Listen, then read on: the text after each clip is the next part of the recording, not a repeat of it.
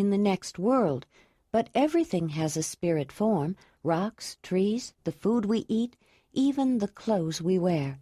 The elan of a person doesn't want to return naked or empty-handed. That's why Shevanar was dressed in his ceremonial clothes and given the tools of his craft and his hunting weapons to take with him. He will be given food, too. Ayla nodded. She speared a rather large piece of meat, took one end in her teeth, then, holding the other, cut off the piece in her mouth with her knife and put the rest back on her scapula bone plate. She chewed for a while with a thoughtful expression, then swallowed. Shevanar's clothes were beautiful. So many little pieces all sewn together into a pattern like that, she commented. Animals and designs. It almost seemed to tell a story. In a way it does, Willamar said, smiling. That's how people are recognized, distinguished from one another. Everything on his ceremonial outfit means something. It has to have his Alandan and his mates, and, of course, the Zelandonii Abalon. Ayla looked puzzled. I don't understand those words. What's an Alandan or a Zelandonii Abalon? She asked. Everyone looked at Ayla with surprise. They were such commonly used terms, and Ayla spoke Zelandonii so well it was hard to believe she didn't know them. Jondalar looked a bit chagrined. I guess the words never came up, he said. When you found me, Ayla, I was wearing Sharamadoi clothes, and they don't have quite the same way of showing who a person is. The Mamutoi have something similar, but not the same. A Zelandonii Abalon is well, it's like those tattoos on the sides of Zelandoni's and Marthona's forehead, the man tried to explain. Ayla looked at Marthona, then Zelandoni. She knew all the Zelandonia and the leaders had an elaborate tattoo made up of squares and rectangles of different colors, sometimes embellished with additional lines and swirls, but she'd never heard a name for the mark. Perhaps I can explain the meaning of the words, Zelandoni said. Jondalar looked relieved. I suppose we should start with elan. You do know that word. I heard you use it today, Ayla said. It means something like spirit or life force, I think. But you didn't learn this word before? Zelandoni asked, scowling at Jondalar. Jondalar always said spirit. Is that wrong? Ayla said. No, it's not wrong. And I suppose we do tend to use elan more when there is a death or a birth, because death is the absence or end of elan, and birth is the beginning, the Danyar said. When a child is born, when a new life comes into this world, it is filled with elan, the vital force of life, the one who was first said. When the child is named, a Zelandoni creates a mark that is a symbol for that spirit, that new person, and paints it or carves it on some object, a rock, a bone, a piece of wood. That mark is called an abalon. Each abalon is different and is used to designate a particular individual. It might be a design made of lines or shapes or dots, or a simplified form of an animal, whatever comes to mind when the Zelandoni meditates about the infant. That's what Kreb, the Mogur, used to do, meditate, to decide what a new baby's totem was, Ayla said, surprised. She wasn't alone. You are talking about the clan man who was the Zelandoni of your clan? The Danyar asked. Yes, Ayla said, and nodded. I'll have to think on that, the large woman said, more astounded than she wanted to let on. To continue, the Zelandoni meditates, then decides on the mark. The object with the mark on it, the symbol object, is the Alandan. The Zelandoni gives it to the baby's mother to keep safe until the child is grown. When they pass into adulthood, the mother gives her children their Alandans as part of their coming-of-age ceremony. But the symbol thing, the Alandan, is more than just a material object with designs painted or engraved on it. It can hold the elan, the life force, the spirit, the essence of each member of the cave, much the way a Danyi can hold the mother's spirit. The Zelandon has more power than any other personal item. It is so powerful that in the wrong hands it can be used against a person to create terrible afflictions and adversity. Therefore, a mother keeps her children's Zelandons in a place known only to her, and perhaps her mother or her mate. Suddenly Ayla realized that she would be responsible for the Zelandon of the child she was carrying. Zelandonii explained that when the Zelandon was given to a child who had reached adulthood, that person would hide it in a place known only to the new adult, often quite far away. But an innocuous object, like a stone, would be picked up from close by as a surrogate and given to a Zelandonii, who customarily put it in a crack in a stone wall of a sacred place, perhaps a cave, as an offering to the Great Mother. While the thing that was offered seemed insignificant, its meaning was much greater. It was understood that Donnie could trace the surrogate back to the original symbol thing, and from that to the person to whom it belonged, without anyone, not even a Zelandonii, knowing where the Zelandon was hidden. Willamar tactfully added that the Zelandania as a whole were highly respected and considered trustworthy and beneficial. "But they are very powerful," he said. "For many people a touch of apprehension is part of the respect they command, and any individual Zelandonii is only human. A few have been known to misuse their knowledge and abilities, and some people fear that given the opportunity, one of those might be tempted to use a powerful object like the Zelandon against someone they disliked, or to teach a person a lesson if they felt they had been wronged. I have never known it to happen, but people do like to embellish stories. If anyone disturbs a person's symbol thing, it could make a person sick or even die. Let me tell you an elder legend," Marthona said. "In the past, it is said, some families used to put all their symbol things together in the same place. Sometimes even entire caves put them all in one place. There was one cave that put all their symbol things together in a special little cave in the side of a hill near their shelter. It was considered such a sacred place that no one would dare to disturb them. One very wet spring, an avalanche washed down the slope, destroying the cave and everything in it. The people blamed each other and stopped being cooperative. Without each other's help, life became very difficult. The people scattered, and the cave died. So people learned that if someone disturbed all the Zelandons, or even if they were dislodged by natural shifts caused by water, wind, or earth movements, the family or cave had serious problems. That is why each person needs to hide her own symbol thing." "It is all right to put surrogate stones together," Zelandonii added. "The mother appreciates them, and she can trace them back, but they are just little tokens, not the real Zelandons." Ayla was delighted with the legend. She had heard people talk about the elder legends, but she didn't realize they were stories told to help people understand things they needed to know. They reminded her of stories that old Dorf used to tell Brun's clan in the winter. Then the Danyer continued. "The Abalon is a symbol or mark or pattern that always has life force associated with it. It is used specifically to identify or characterize someone from some group. The Zelandonii Abalon identifies all of us and is the most significant. It is a symbol made of squares or rectangles, often with variations and embellishments. It may be different colors, or made of different materials, or even different numbers of squares, but it must have the basic shapes. Part of this is a Zelandonii Abalon," she said, pointing to the mark tattooed on the side of her forehead. Ayla noticed that 3 rows of 3 squares were part of the design. "The squares tell anyone who sees it that my people are Zelandonii. Because one can count 9 of them, the mark also identifies me as a member of the 9th cave. There is more to this tattoo, of course," she continued. It also marks me as a member of the Zelandania and declares that I am considered by the other Zelandania as first among those who serve the Great Earth Mother.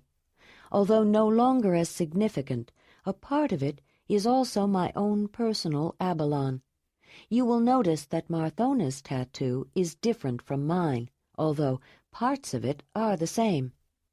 Ayla turned to examine the former leader's tattoo. Marthona tilted her head to show it better. "There are the 9 squares," Ayla said, "but the mark is on the other side of her forehead, and there are other marks, more curved. Now that I look at it, one of them seems to have the shape of a horse, from the neck, across the back, and down the hind legs." "Yes," Marthona said. "The tattoo artist was very good and captured the essence of my Abalon. Though more stylized so that it could work with the whole pattern, it is very close to the mark on my Elandon, which is a horse, but simplified like that." "Our tattoos tell you something about each of us," Zelandonii said. "You know that I serve the mother because mine is on the left. You know that Marthona is, or was, a leader of her cave because hers is on the right side of her forehead. You know we are both Zelandonii because of the squares, and that we are of the 9th cave. I think Manvelar's tattoo had 3 squares, but I don't remember if I could count up to 14 squares on Brahmaval's forehead," Ayla said. "No, you couldn't," Zelandonii said.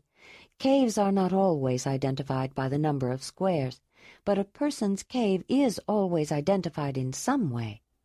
Brahmaval's tattoo has 14 dots in a certain shape." "Not everyone has tattoos," Ayla said. "Willamar has a small one on the middle of his forehead, but Jondalar doesn't have one at all." "Only people who are leaders have tattoos on their foreheads," Jondalar said. "Zelandonii is a spiritual leader. Mother was a cave leader. Willamar is the trade master. It is an important position, and his advice is often asked, so he is also considered a leader." Though most people would rather show who they are with their clothes, like Shevanar, some people have tattoos on other places, their cheeks or chins, even hands, usually someplace that shows and is not covered up by clothes. Not much point in putting an identifying mark where no one can see it. The other tattoos often show something a person wants to be recognized for, but usually it's a personal achievement, not a primary tie relationship," Marthona said. "Among the Mamutoi, the Mamuti, that's like Zelandania, have tattoos on their cheeks, but not squares. They use chevrons," Ayla said. "They start with a diamond shape, which is like a square turned so that it points up and down, or half of that, a triangle. They particularly like downward-pointing triangles. Then they repeat the pointed shape, like one point nestled inside another. Sometimes they connect them and make zigzags. All those symbols have meanings, too. Mamut was just starting to teach them to me the winter before I left." Zelandonii and Marthona caught each other's eyes and nodded a slight acknowledgment. The Danyar had talked with the former leader about Ayla's abilities and suggested that she perhaps ought to consider affiliating with the Zelandania in some way. They both agreed that it might be better for her and everyone else. "Then Shevanar's tunic has his mark, his Abalon, and the Zelandonii Abalon," Ayla stated, as though learning a lesson by rote. "Yes. He will be recognized by everyone, including Dani. The Great Earth Mother will know that he is one of her children who lived in the southwest region of this land," Zelandonii said. "But that is only part of the design on Shevanar's ceremonial tunic. The entire outfit has meaning, including the necklaces. Besides the Zelandonii Abalon, part of the pattern includes the 9 squares that identify his cave and other patterns that define his lineage. There are symbol marks for the woman he mated, the Abalons of her children born to his hearth. His craft, spear-making, is represented, and of course his own symbol mark. His Abalon is the most personal, and personally powerful element of all. His ceremonial outfit, which are his burial clothes now, are, I suppose you could say, a visual display of his names and ties. Chevanar's ceremonial outfit is particularly nice, Marthona said. It was created by the old pattern maker, who is gone now. He was very good. Ayla had thought the clothing of the Zelandonii was very interesting, some of it quite beautiful, particularly Marthona's things, but she'd had no idea of the complexity of the meanings associated with it. Some things had seemed too ornate for her taste. She had learned to appreciate the pure form and usefulness of the things she made, just as her clan mother did. Occasionally she varied the pattern in a basket she was weaving, or showed off the grain of the wood in a bowl or cup she carved and sanded smooth, but she had never added decorations. Now she was beginning to understand how the clothes and jewelry that people wore, as well as their facial tattoos, characterized and identified them. Chevanar's ensemble, for all that it was highly decorated, was one that she felt had a balanced and pleasing pattern. She was surprised, however, when Marthona said that it had been created by an old man. Chevanar's clothes must have taken a lot of work. Why would an old man spend so much time making clothes? Ayla asked. Jondalar smiled. Because the old man's craft was designing ceremonial and burial clothing. That's what a pattern maker does. The old man didn't make Chevanar's ceremonial clothes. He planned how they would go together, Marthona said. There are so many aspects to include. It takes a special skill and an artistic eye to put them together in a pleasing way. But he could arrange to have the clothes made. Several people had worked closely with him for many years, and the team was in great demand. Now one of them plans the clothing, but she isn't as good, not yet.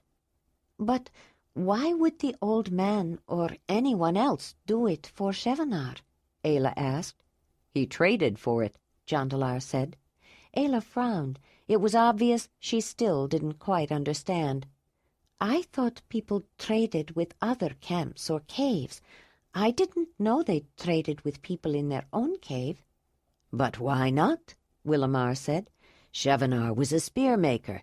He was known for his well-made spears, but he couldn't arrange all the elements and symbols he wanted to show on his ceremonial outfit in a way that pleased him.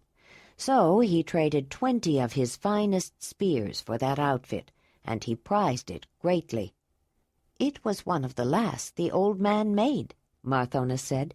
After his eyes no longer allowed him to practice his craft, he traded Chevanar's spears one by one for other things he wanted, but he saved the best one for himself. His bones are now buried in sacred ground, but he took that spear with him to the spirit world. It was one that had both his and Chevanar's abalons on it. If he is especially pleased with his handiwork, Jondalar explained, along with the abalon of the person it is being made for, a spear-maker sometimes incorporates his own symbol mark within the design carved or painted on it. Ayla learned during the hunt that certain marks on spears were very important. She knew that every spear carried a mark of its owner, so that there would be no doubt who had killed which animal. She didn't know that it was called an abalon, or that it was so important to the Zelandonii. She had seen one dispute resolved because of the marks. 2 spears had found the same animal, but only one was embedded in a vital organ. Though each spear bore the owner's symbol mark, she had heard the hunters talking about the spear-makers. They always seemed to know who made each spear, whether or not it bore the mark of the one who made it. The style of the spear and the decorations on it declared the maker. "What is your abalon, Jondalar?" she asked. "It's not anything specific, it's just a mark. It looks like this," he said. He smoothed out the dry dirt nearby, and with his finger drew a line, then a second line that started parallel with the first line, but converged to a point at the end. A small line joined the 2 lines near the pointed end. "I always thought that when I was born, The Zelandonii couldn't think of anything that day, he said. He looked at the first and grinned. Or maybe it's the tail of an ermine, white with a black tip. I always liked those little ermine tails. Do you think my Abalon could be an ermine? Well, your totem is a cave lion, Ayla said, just like mine. I think your Abalon can be anything you say it is. Why not an ermine?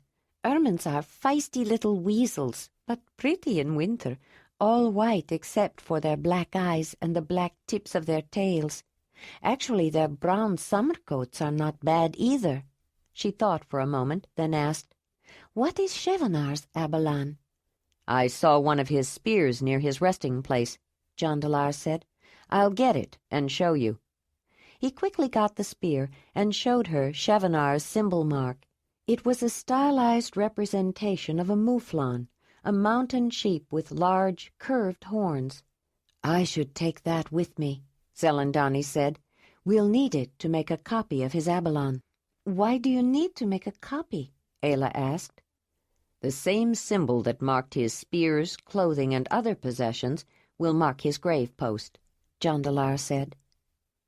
As they walked back toward their dwellings, Ayla thought about the discussion and drew a few conclusions on her own. Though the symbol object, the Elandon itself, was concealed, the symbol mark, the Abalon that had been made on it, was known not only to the person it symbolized, but to everyone else.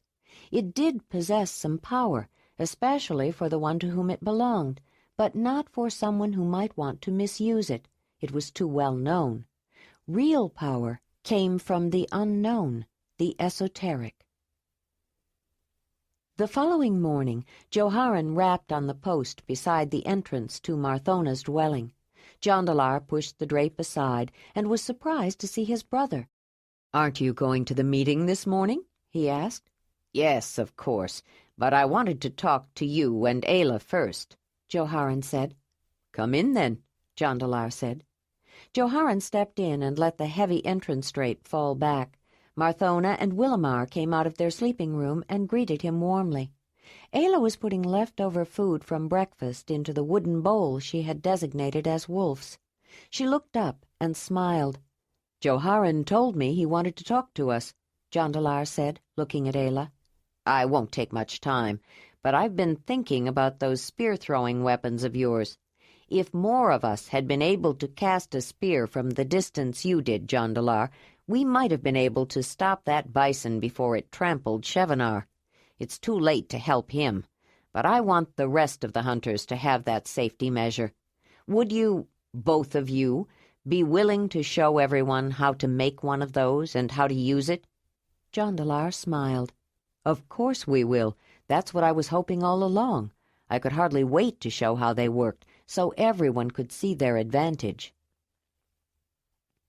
All of the residents of Marthona's dwelling, except Falara, walked with Joharan to the meeting area near the south end of the huge abri. By the time they reached it, a good number of people had already arrived. Messengers had been sent to the Zelandonii of the caves that took part in the hunt to meet and talk about the burial ceremony. Besides the spiritual leader of the 9th, the Zelandonii of the 14th cave, the 11th, the 3rd, the 2nd, and the Zelandonii of the 7th were there. Most of those to whom the people looked for leadership also made an appearance, as well as several others who were interested. "The spirit of the bison has claimed one of us in return for her own," the large Danyer said. "It is a sacrifice we must make if she demands it." She looked at the people who were nodding their heads in acknowledgement. Her commanding presence was never so evident as when she was with other Zelandonii. Then it became apparent that she was first among those who served the mother. As the meeting continued, a couple of the Zelandonii got into a small difference of opinion about a minor point, and the first was allowing the dispute to run its course. Joharan found his mind straying from the talk about Chevanar's burial to a consideration of where to set up practice targets. After talking to Ayla and Jondalar, Joharan decided to encourage his hunters to make spear throwers and start practicing even before they left for the summer meeting. He wanted them to become skilled in Jondalar's new weapon as quickly as possible. But not today. He knew there would be no using of weapons this day. This was the day the spirit of Shevanar, his Elan, would be guided to the next world. Zelandonii's mind was also occupied with other thoughts, though she appeared to be seriously considering the points of view being offered. She had been thinking about Jondalar's younger brother ever since she was given the stone with the opalescent face from his grave far to the east. But she had been waiting for an appropriate time. She knew that both Jondalar and Ayla would have to be involved in the process, and making contact with the next world was fearsome enough under any circumstances, especially for those who were not trained to deal with it. It could be dangerous, even for those who were. It was safer when there were many people around during the ceremony to aid and support those who would be making the contact directly. Since he was killed during a hunt that involved most of the nearby caves, Shevanar's burial would have to be a major ceremony that would include and invoke the protection of the entire community. This might be a good time to make an attempt to enter more deeply into the spirit world to search for Thanalin's vital force, Zelandonii thought. She glanced at Ayla and wondered how the foreign woman would react. Ayla continually surprised the Danyar with her knowledge, her competence, and even her commendable attitude. The old Danyar had been flattered when the young woman came to her to ask if there was anything more she could have done for Shevanar, especially considering the skill she had shown. And it was surprisingly appropriate for the young woman to suggest that Jondalar take a stone from his brother's burial place, considering that she was unfamiliar with their practices, Zelandonii thought. The stone that had presented itself to him was certainly unique. It seemed entirely ordinary until one turned it over and saw that bluish opalescent face with the fiery red points. That opalescent blue is undoubtedly an aspect of clear, she thought, and red is the color of life, the most important of the Mother's 5 sacred colors. That little stone is clearly an object of power. Something will have to be done with it after we are through with it. She was only half listening to the disagreement when it came to her that the unique stone from Thanalin's grave was rather like a surrogate stone. With it, the mother could trace Thanalin's Elan. The best and safest place for it would be in a crack of a sacred cave near the surrogate stones of his family. She knew where almost all of the surrogate stones of the 9th cave were, and many of those from the other caves. She even knew the hiding places of some actual Elandans besides her own. There had been a few unusual circumstances that had required her to step in and assume the duties of a parent, and take responsibility for the Elandans of some children, and she'd had to hide the symbol things for a few people who were incapable, either mentally or physically, of hiding their own. She never spoke of those, and would never for any reason try to take advantage of her knowledge. She was well aware of the dangers, to herself as well as the person the Elandan represented. Ayla's mind was beginning to wander too.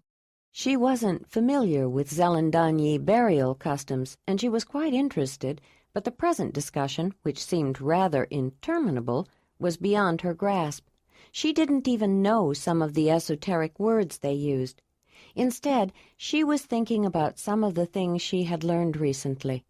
It had been explained that people were usually buried in sacred ground, though burial grounds changed after they acquired a certain number of graves.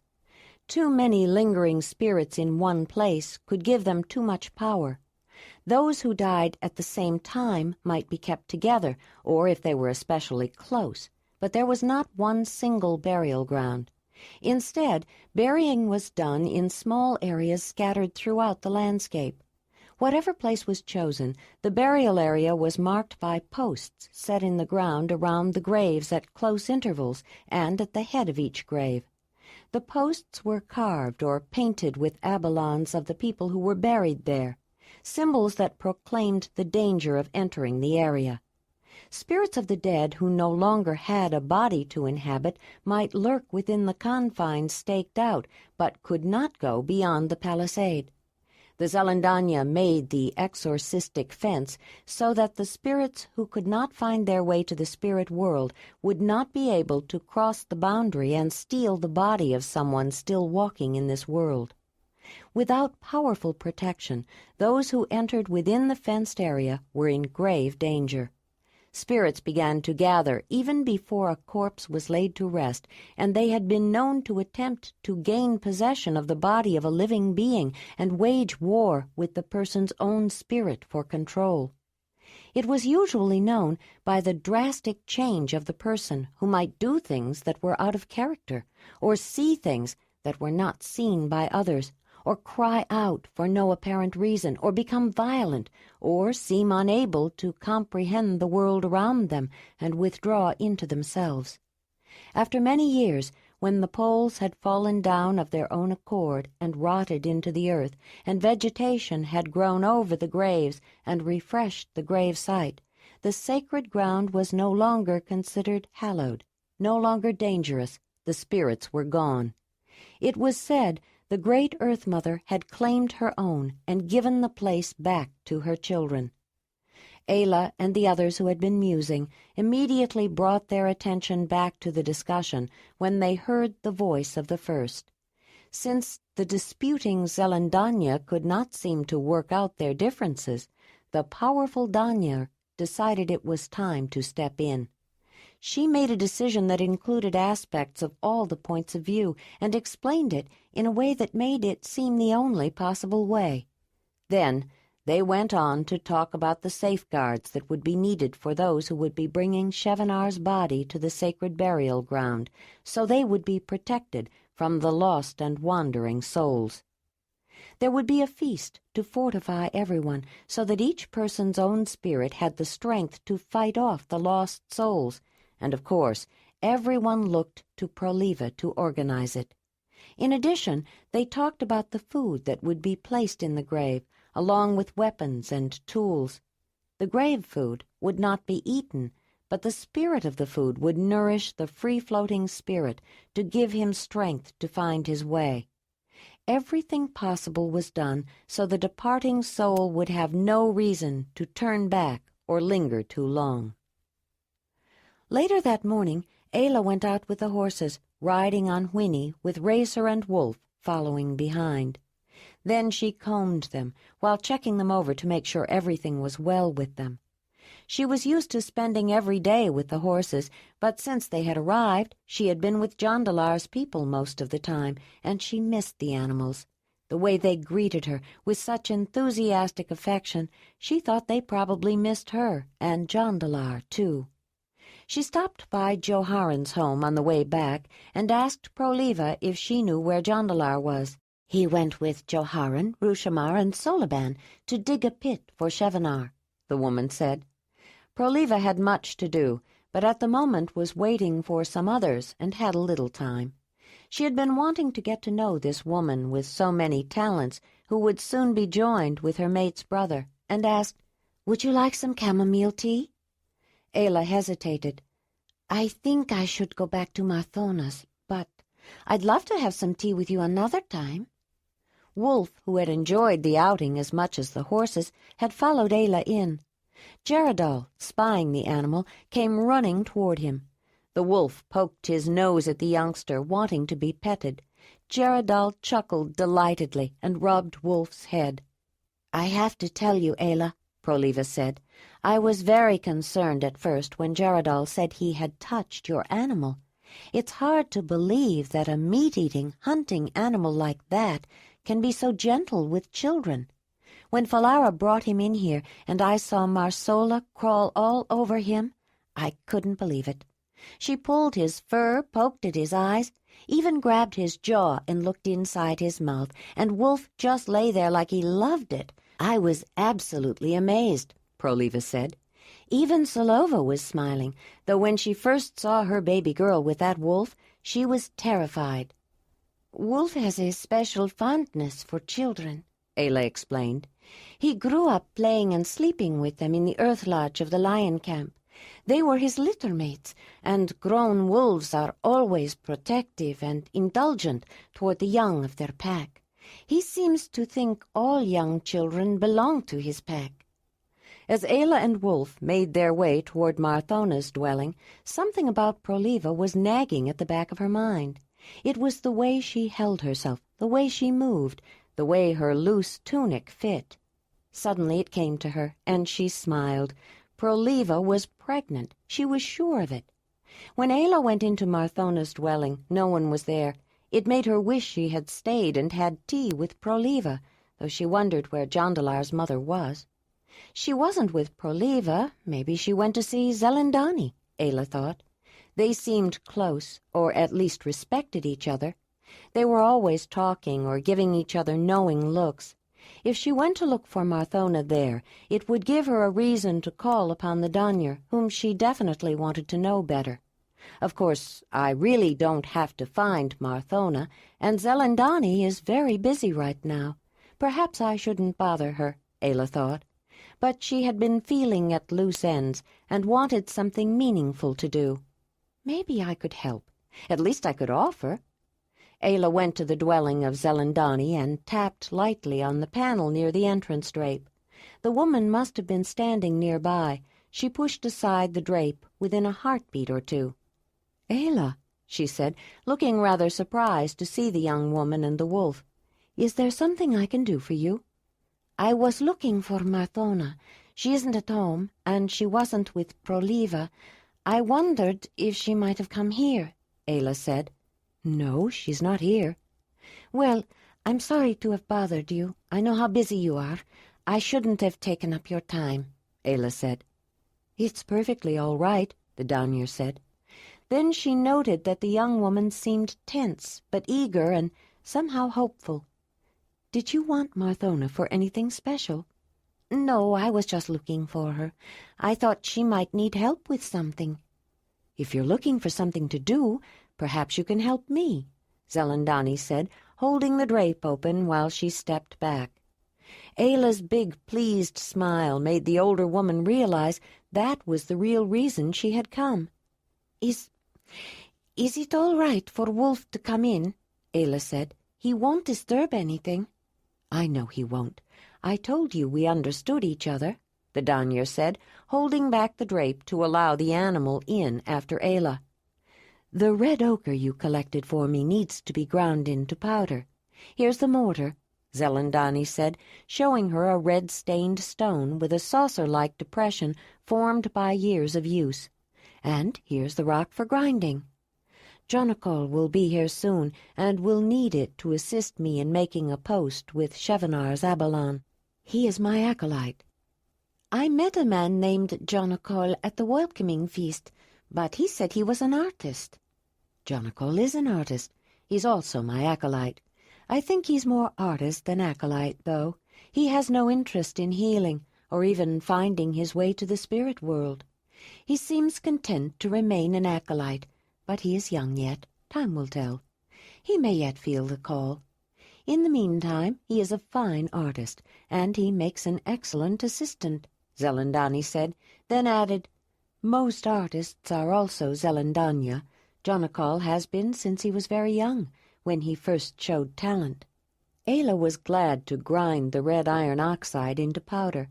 It was a way to be of help without special training, but the repetitious physical activity left her mind free to think. She wondered about the Zelandonii, and why artists like Jondalar would be brought into the group when they were so young. They couldn't possibly know anything about what it was or meant. Why would artists need to be part of the Zelandonii? While she was working, Jondalar came in. He looked at Ayla and then the wolf with some surprise. Wolf lifted his head up, then glanced at Ayla, tensing to rise if she signaled. She motioned a sign that meant the man was welcome. The wolf relaxed, but continued to be watchful. "Ayla came over to help Jondalar," Zelandonii said. "I understand you have met." "Yes, the first night she was here. Greetings, Ayla," Jondalar said. Ayla finished grinding the red lumps into fine powder and gave the mortar, grinding stone, and the red powder to Zelandonii, hoping the woman would give her something else to do. But it soon became evident that they were both waiting for her to go. "Is there anything else you would like me to do?" she finally asked. "Not right now," the Danyer said. Ayla nodded, then signaled to Wolf and left. Marthona was still gone when she returned to the dwelling, and with Jondalar away, she didn't know what to do. "I should have stayed and had tea with Proleva," she thought. Then she decided, why not go back? Ayla wanted to get to know the accomplished and admired woman. After all, they were going to be related. She was the mate of Jondalar's brother. Maybe I could even bring a nice tea, Ayla thought, something with dried linden flowers to add a nice fragrance and a little sweetening. I wish I knew if a linden tree grew nearby. Chapter 15. The men were nearly finished digging the grave pit, and glad of it. The Zelandonii had invoked strong protection for them before they left, to make the ground ready to receive the body of Shevanar, including pouring red powdered ochre over their hands. But each of them still had trembled privately when they crossed the invisible barrier marked by the carved and red-painted posts. The 4 diggers wore large leather hides with no shaping and totally devoid of decoration, sort of a blanket with a hole through the middle for their heads. A face-covering hood went over their heads with holes cut out for their eyes, but not their mouths or nose holes, bodily openings that invited the entry of a spirit. The covering was intended to hide their identity from any spirits that might be lurking nearby, looking for a living body to inhabit. There could be no abalons, no symbols or designs of any kind to announce who was encroaching upon the sacred ground and disturbing the spirits. They did not speak, for even the sound of their voices could give them away. Digging a grave trench was not a job that was easy to delegate, and Joharan had decided that since he was the one who was responsible for organizing the ill-fated hunt, he ought to be one of the diggers. He had chosen his 2 aides, Solaban and Rushamar, and his brother Jondalar, to assist him. Though the 4 men knew each other well, they sincerely hoped it was not apparent to any lingering elans. It was hard work chopping up the hard ground with the stone mattocks. The sun was high overhead, and they were sweaty and hot. It was difficult to breathe inside the leather hoods, but not one of the strong, fearless hunters even considered removing them. Any one of them could face up to a charging rhinoceros and dodge aside at the last moment, but it took far more courage to brave the unseen dangers of the hallowed burial ground. None of them wanted to stay in the enclosure haunted by spirits any longer than necessary, and they worked as fast as they could, scooping out the dirt loosened by the mattocks. The shovels they used were made of the large flat bones, scapulas or pelvises of the bigger animals with one side tapered, then smoothed with a round stone and river sand to a fairly sharp edge to make shoveling easier. The opposite end was attached to a long branch. The dirt was placed on leather hides similar to the ones they wore, so it could be pulled away from the edge of the pit to make room for the many people who would be crowding close. Joharan nodded to the others when the last few shovels full of loose earth were pitched out of the hole. It was deep enough. They gathered up the tools and quickly left.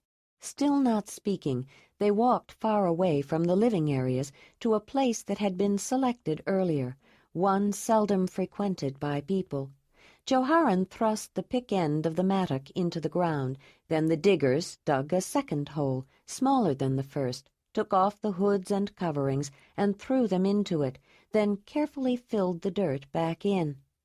The digging tools would be returned to the special place they were kept, but the diggers were careful not to let any part of the tools touch any part of their own naked bodies, except for their ochre-reddened hands. They went directly to a special small cave near the valley floor in the cave-pocked limestone cliffs. A carved post with the Zelandonii abalon and other markings was planted in the ground in front of it. They went in, replaced the burial digging tools, and quickly left, grasping the post with both hands and murmuring a few sounds under their breaths, asking for the protection of the mother as they went. Then they followed a snaking path to another cave in the highland.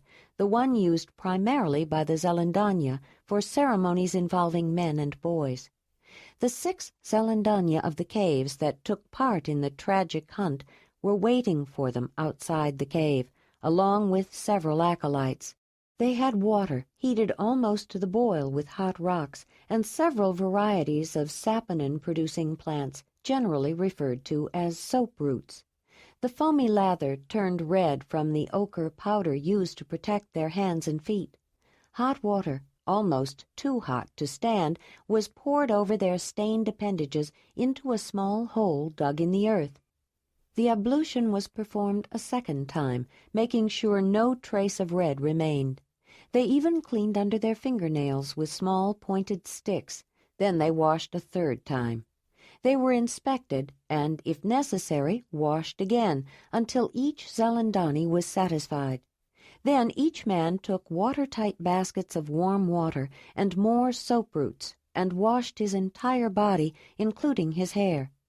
Only when they were finally declared purified and were allowed to don their own clothing did they breathe easier.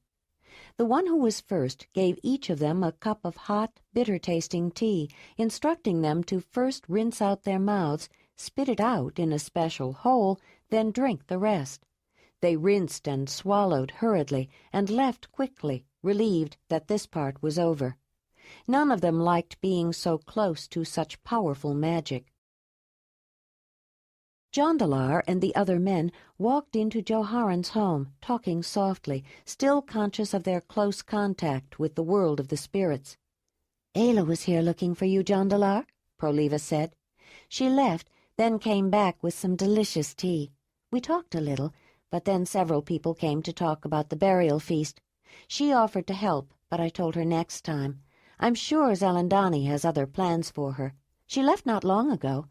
I have to go, too. There's some food and hot tea for you in the cooking room." "Did Ayla say where she was going?" Jondalar asked. "To your mother's." "Thank you. I'll go see what she wanted." "Have a bite to eat first. That was hard work," Proliva said. He ate quickly, washed it down with some tea, then started out.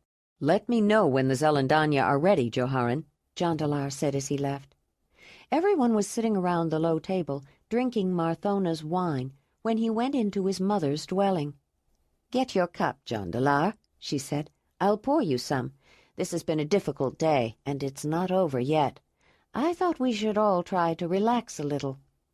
"You look all scrubbed and clean, Jondalar," Ayla said. "Yes, and am I ever glad that's over. I want to do my part, but I hate digging in hallowed ground," Jondalar said, and felt a shudder. "I know how you feel," Willamar said. "If you were digging, why are you so clean?" Ayla asked.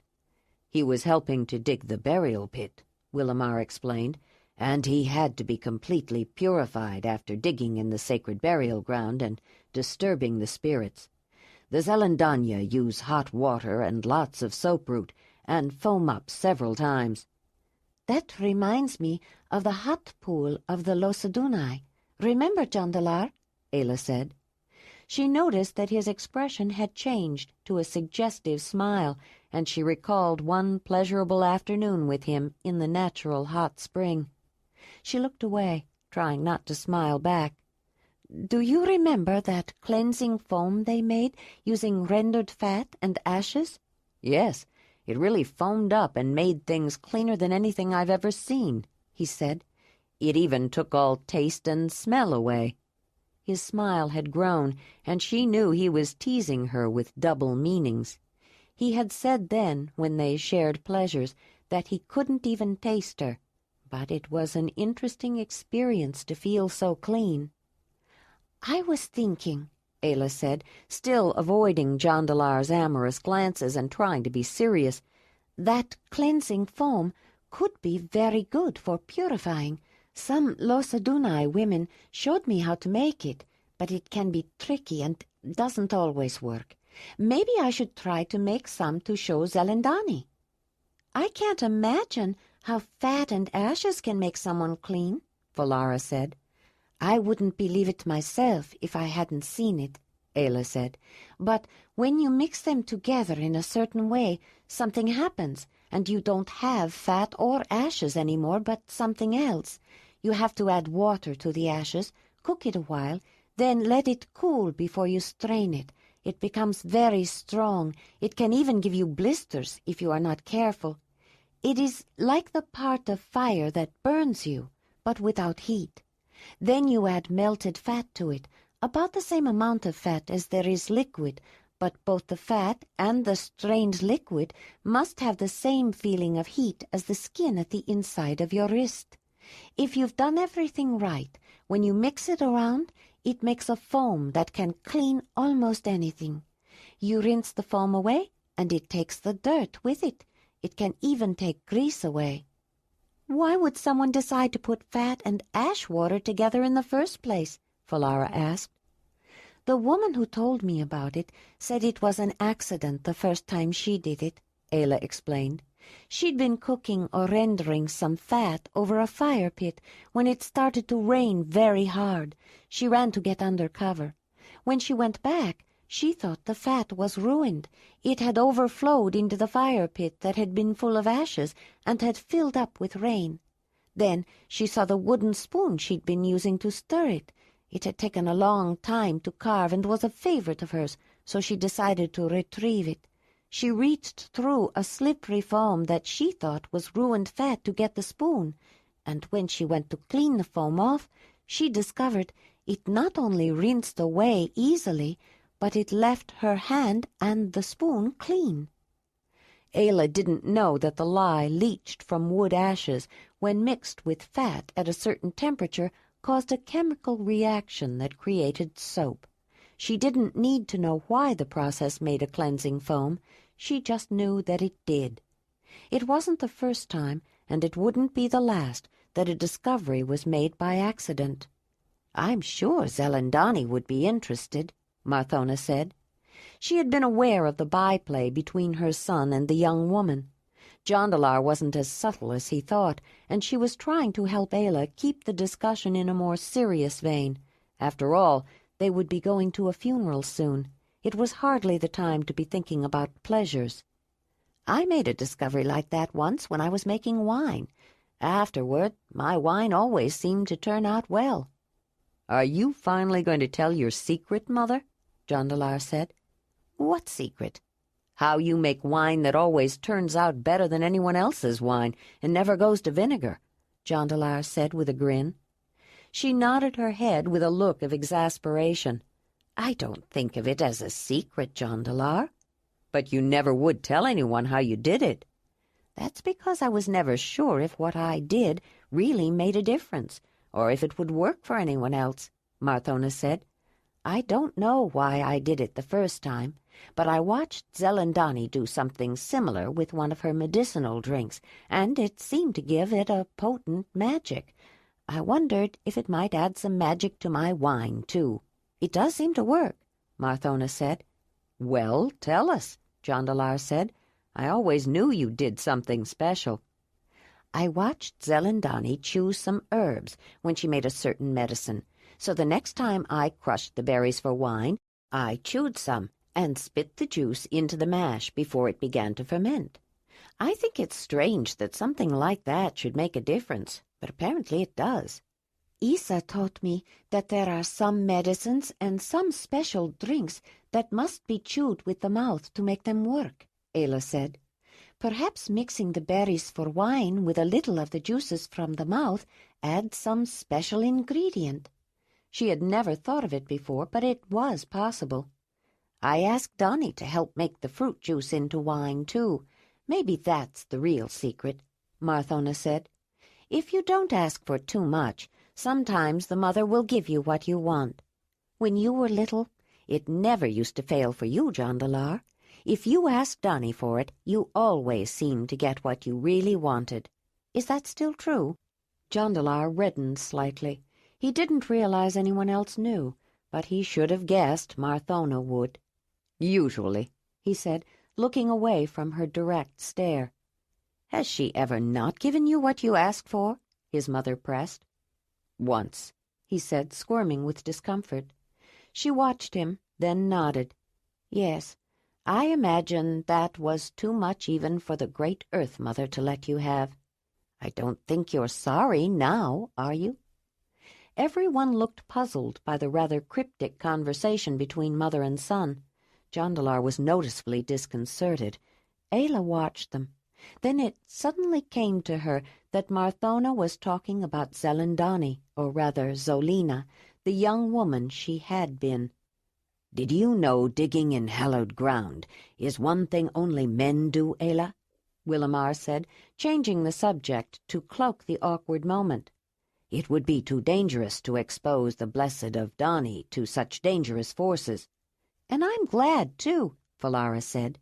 "It's bad enough to have to clean and dress a person whose spirit is gone. I hate having to do that. I was so happy when you asked me to look after Wolf earlier today, Ayla. I invited all my friends over and told them to bring their little sisters and brothers. Wolf met a lot of people." "No wonder he's so tired," Marthona said, glancing toward the wolf who was in his sleeping place. "I'd go to sleep after a day like that." "I don't think he's sleeping," Ayla said. She knew the difference between his resting and sleeping postures. "I'm sure you're right, though. He is tired. He does love little ones, but they wear him out." They all turned with a start at a gentle knock on the panel beside the entrance, though they had been expecting it. "The Zelandonii are ready." It was Joharan's voice. The 5 of them inside quickly swallowed the last of their wine and went out. Wolf followed them out, but Ayla tied him with the special rope to a firmly planted stake not far from Marthona's dwelling to keep him away from the burial ceremony that everyone would be attending. Many people had already gathered around the burial shelter. There was a soft hum of conversation as people greeted each other and talked, but in low voices. The wall panels had been removed, and Chevenar's body was exposed for all to see, lying on the grass mat shroud and netted hammock that would be folded around him later to carry him to the burial place. But first he would be carried to the gather field, which was large enough for all the people from the 6 caves in the region that had taken part in the hunt to come together. Jondalar had gone off with his brother and several others shortly after they reached the area. Marthona and Willamar knew their parts in the forthcoming rituals and hurried to take their places. Ayla didn't know what to do and was feeling at a loss. She decided she would stay in the background and observe, and hope she wouldn't do anything that might embarrass her or Jondalar's family. Falara introduced the foreign woman her brother had brought back to some of her friends, several young women, and 2 young men. Ayla was talking to them, or at least trying to. They had already heard so many stories about her, they were awestruck and either tongue-tied with shyness or babbling to overcompensate. She didn't hear her name being called at first. "Ayla, I think they want you," Falara said when she noticed Zelandonii coming toward them. "You'll have to excuse her," the Danyer said to Ayla's young admirers a bit abruptly. "She needs to be in front with the Zelandonii." Ayla followed the woman. Behind her, the young people were even more impressed. When they were out of hearing range of the youngsters, the woman spoke softly to Ayla. "The Zelandonii don't eat at a burial. You will walk with us, but then you will join Jondalar and Marthona at the head of the line to get your food for the feast." Ayla didn't question why she would be walking with the fasting Zelandonii, but eating with Jondalar's family, though she thought about it later. She had no idea what was expected of her. She could only follow when they started across the bridge up to Down River and continued on to the gather field. The Zelandonii did not eat because it was necessary to fast to communicate with the next world, which would be necessary during the burial. Afterward, the first planned to make an extended metaphysical excursion to contact the Elan of Thonolin. It was always difficult to travel to the next world, but she was accustomed to it now and knew what she had to do. Fasting was a part of the life of the Zelandonii, and she sometimes wondered why she continued to grow in size when often she did not eat. Perhaps she made up for it the next day, but it did not seem to her that she ate more than others. She was aware that many people felt that her tremendous size contributed to her presence and her mystique. Her only objection was that she was beginning to find it more difficult to move comfortably. Bending over, climbing a slope, and sitting on the ground, or rather getting up again, were all harder. But the mother seemed to want her to be substantial, and if it was her wish, the donyar was willing. From the food being spread out near the high wall at the back, far away from the place where the body was placed, it was evident that many people had been working very hard to prepare it. "This is like a small summer meeting," Ayla heard someone say, and thought, if this is small, how big is a Zelandonii summer meeting? With something close to 200 people from the 9th cave alone, plus the people from 5 other caves, all of them rather populous, Ayla knew she would never be able to remember all of them. She didn't think there were even enough counting words for all of them. She could only think of them as something like a herd of bison when they came together for mating or migrating. When the 6 Zelandonii and the 6 leaders of the caves arranged themselves around the burial shelter, which had been taken down, carried to the field, and erected again, people began to sit down on the ground and grow quiet. Someone had filled a large plate with choice portions from the feast, including a whole shank of bison. The one who was first picked it up and held it high for everyone to see. Then she placed it beside Shevanar's body. "The Zelandonii hold this feast in your honor, Shevanar," she said, addressing the dead man. "Please join us in spirit, so that we may wish your Elan good journey as you travel to the next world." Then the rest of the people lined up to take their portions. Most of the time, when there was a feast, people fell into line at random, but this was a formal public occasion, one of the few times when there was a specific order. People lined up according to their understood but seldom displayed status in order to announce their place in this world to the spirits of the next, and to assist the Elan of Shevanar in making the difficult transition. The grieving mate, Rallona, and her 2 children were first, since it was Shevanar's funeral, followed by his brother, Ranako. Joharan and Proliva and Geradol filed behind them, then Marthona and Willamar, along with Folara, Jondalar, the highest-ranking members of the 9th cave, and Ayla. Ayla didn't know it, but she had presented quite a problem. As a foreigner, her status in the cave should have been last. If she and Jondalar had been officially promised in a recognized ceremony, it would have been easier to place her among Jondalar's high-ranking family. But their upcoming mating was only understood, and her acceptance into the cave was not even formally sanctioned yet. When it came up, Jondalar made it clear that wherever Ayla was placed, he would stay with her. If she was placed last in line, then he would stand last in line. A man's status originally came from his mother until he mated. Then it might change. Normally, before a mating was officially authorized, the families, and sometimes the leaders and Zelandonii, engaged in matrimonial negotiations, which involved many aspects. For example, gift exchanges were agreed upon, whether the couple would live with his cave, her cave, or some other cave, and the setting of a bride price, since her status was considered the most valuable. One of the important aspects of the negotiations was the status of the new couple. Marthona was convinced that if Jondalar stood at the end of the line, it could be misunderstood, not only by the Zelandonii, but by the spirits of the next world, to mean that he had lost status for some reason, or that Ayla's position was so low his status could not be negotiated any higher. That was why Zelandonii insisted that she walk to the feast with the Zelandonii. Even as a foreigner, if she was recognized as one of the metaphysical elite, it gave her prestige, ambiguous though it was. And though the Zelandonii did not eat at a burial feast, she could be shifted into the line with Jondalar's family before anyone could object. Though some people might realize that a subterfuge had been perpetrated, once it was done, her place was proclaimed to both this world and the next, and it would be a little late to change it. Ayla herself was completely unaware of the small deception exercised on behalf of Jondalar and her, and in fact those who engaged in it felt it was an insignificant transgression. Both Marthona and Zelandonii, for different reasons, were convinced that Ayla was genuinely a person of high status. It was just a matter of making it known. While the family was eating, Larimar came around and poured some barma into their cups. Ayla remembered him from the first night. She had come to understand that while the beverage he made might be appreciated, the man himself was often disparaged, and she wondered why. Ayla watched him as he poured liquid from a water bag into Willimar's cup.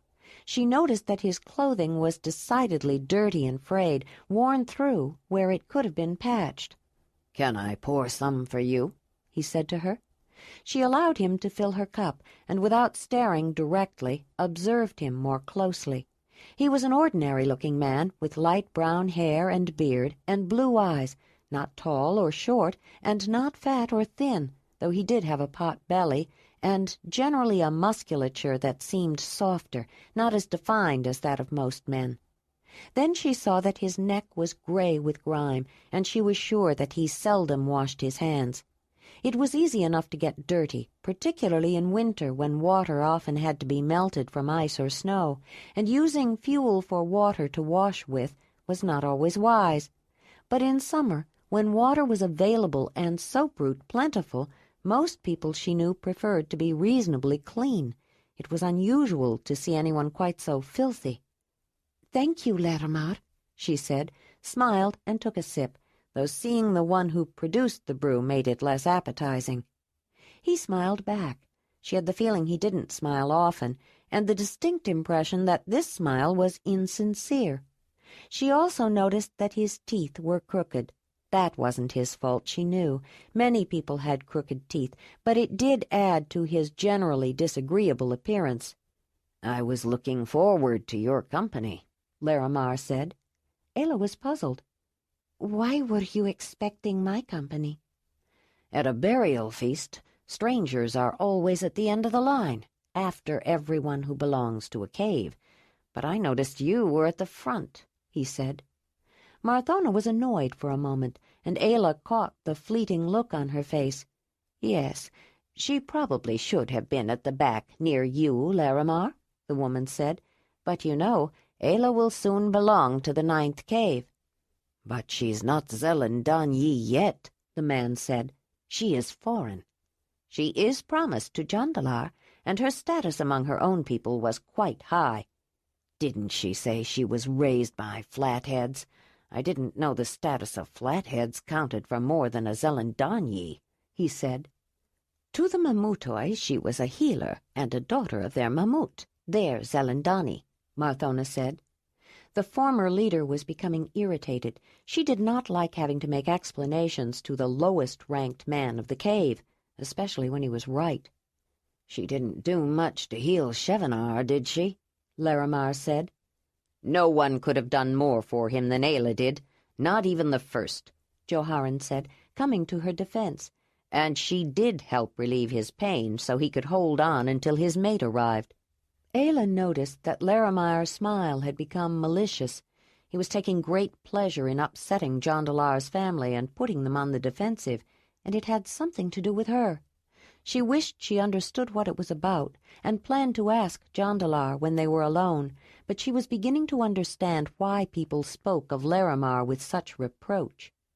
The Zelandonii were beginning to gather around the burial shelter again, and people were taking their plates to a far corner of the gather field and scraping the remains onto a pile of leftovers. The midden would be left, and once the people were gone, the discarded meat and bones would be taken by various scavengers, while the vegetal matter would decay back into the ground. It was a common method of disposal. Larimar walked with Jondalar's family to the refuse heap. Ayla was sure it was to cause them a little more chagrin, then went his own way, with a distinct swagger. After people had gathered around the burial shelter again, the one who was first picked up the tightly woven basket of red ochre that Ayla had powdered. "There are 5 sacred colors. All other colors are aspects of those primary colors. The first color is red," the large Danyer began. "It is the color of blood, the color of life. Some flowers and fruits show the true color of red, but they are ephemeral. Red seldom stays true for long. As blood dries, it darkens, becomes brown. Brown is an aspect of red, sometimes called old red. The red ochres of the land are the dried blood of the great Mother Earth, and though some can be almost as bright as new red, they are all old red. Covered with the red of blood from your mother's womb, you came into this world, Shevanar. Covered with the red earth of the great Mother's womb, you shall return to her to be born again into the next world, as you were born into this one," the first said, as she sprinkled the body of Shevanar liberally from head to toe with the powdered red iron ore. "The fifth primary color is dark, sometimes called black," Zelandonii said, making Ayla wonder what the second, third, and fourth sacred colors were. "Dark is the color of night, the color in deep caves, the color of charcoal after fire has burned the life out of wood. Some say charcoal black is really the darkest shade of old red. It is the color that overcomes the color of life as it ages. Just as life becomes death, red becomes black, dark.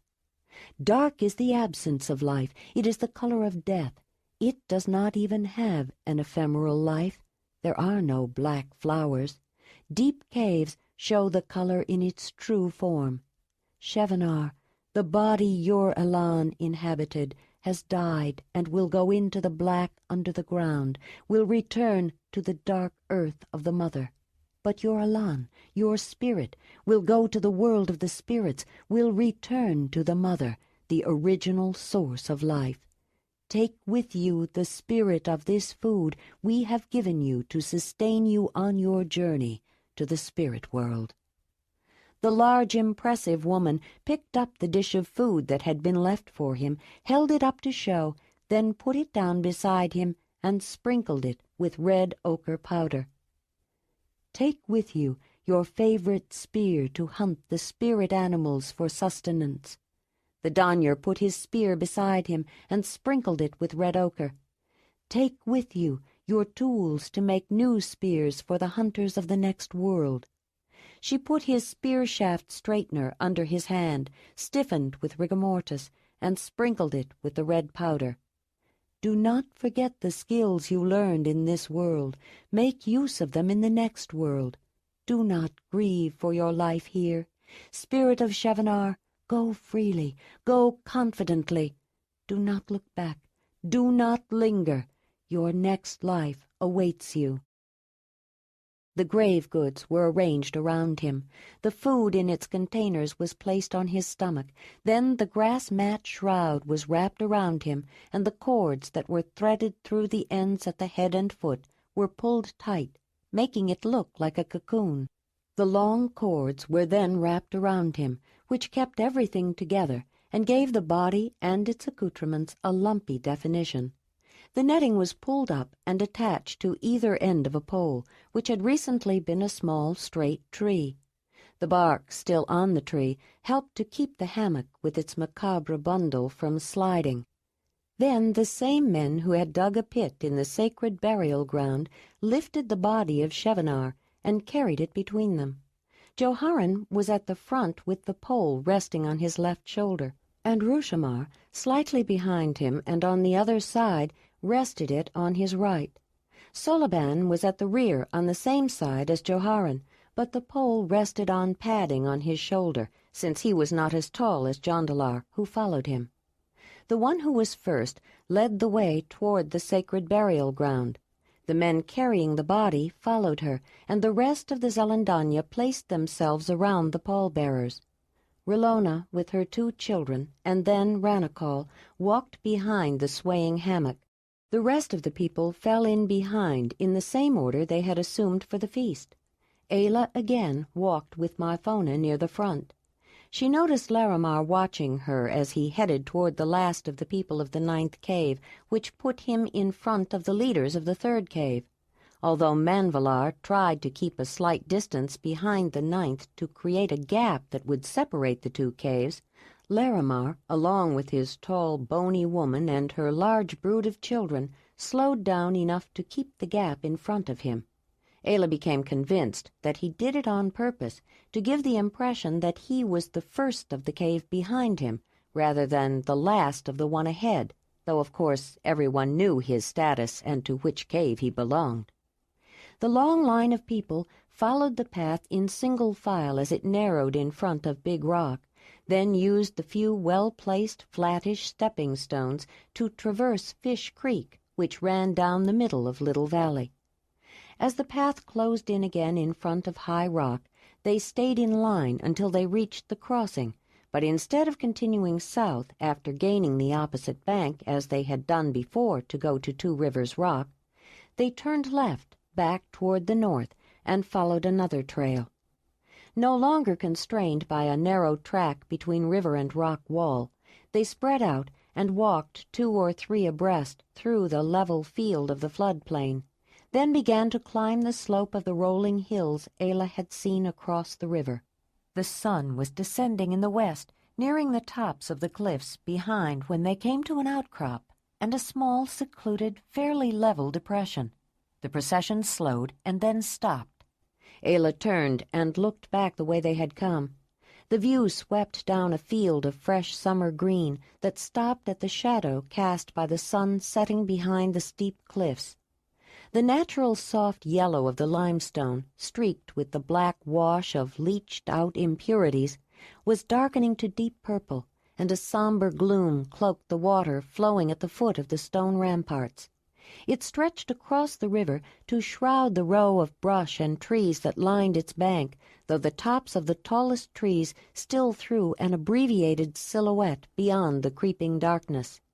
Seen from this perspective, the wall of stone, fringed at the top with grass and an occasional bush, displayed a unified, moody grandeur she hadn't expected, and she tried to identify the places whose names she had learned. Toward the south, crowding close to the water's edge, the sheer walls of High Rock and Big Rock straddled Little Valley. The cliffs that pulled back to create the recessed rear wall of the gather field led then to the sculptural relief of the shelters in the cliff of Down River, and then, just as the river took a sharp turn to the east, the huge overhanging stone ledge that housed the ninth cave. As they started to move again, Ayla noticed several people carrying torches. "Should I have brought a torch, Willamar?" she asked the man walking beside her. "It will probably be dark before we return." "It's supposed to be dark," Marthona said. She was walking on the other side of Willamar. "And there will be many torches there. When people leave the burial ground, they will light torches to find their way, but they will not all go in the same direction. Some will go one way, some another. Some will go down to the river, and some uphill toward a place we call Lookout. As Chevenar's Elan and any other spirits that are near watch us go, they may try to follow us. We need to confuse them, so that if they manage to get beyond the boundaries, they won't know which lights to follow." As the procession approached the burial ground, Ayla noticed the moving light of flickering fire from behind the outcrop and an aromatic scent detectable from quite a distance away. They moved around the obstruction toward a circle of lit torches that produced as much smoke as light. Drawing closer, she saw the boundaries, a circle of carved poles just beyond the torches that surrounded and defined the sacred area. "The torches have a very strong smell," she commented. "Yes, the Zelandonii make special torches for burials. It keeps the spirits contained, so people can enter the burial ground without danger. Or perhaps I should say without as much danger," Marthona explained. "And if there is a smell, the torches make it easier to bear." The Zelandonii of the 6 caves placed themselves at equidistant intervals around the inside of the circle, offering another layer of protection. The one who was first stood at the head of the grave pit.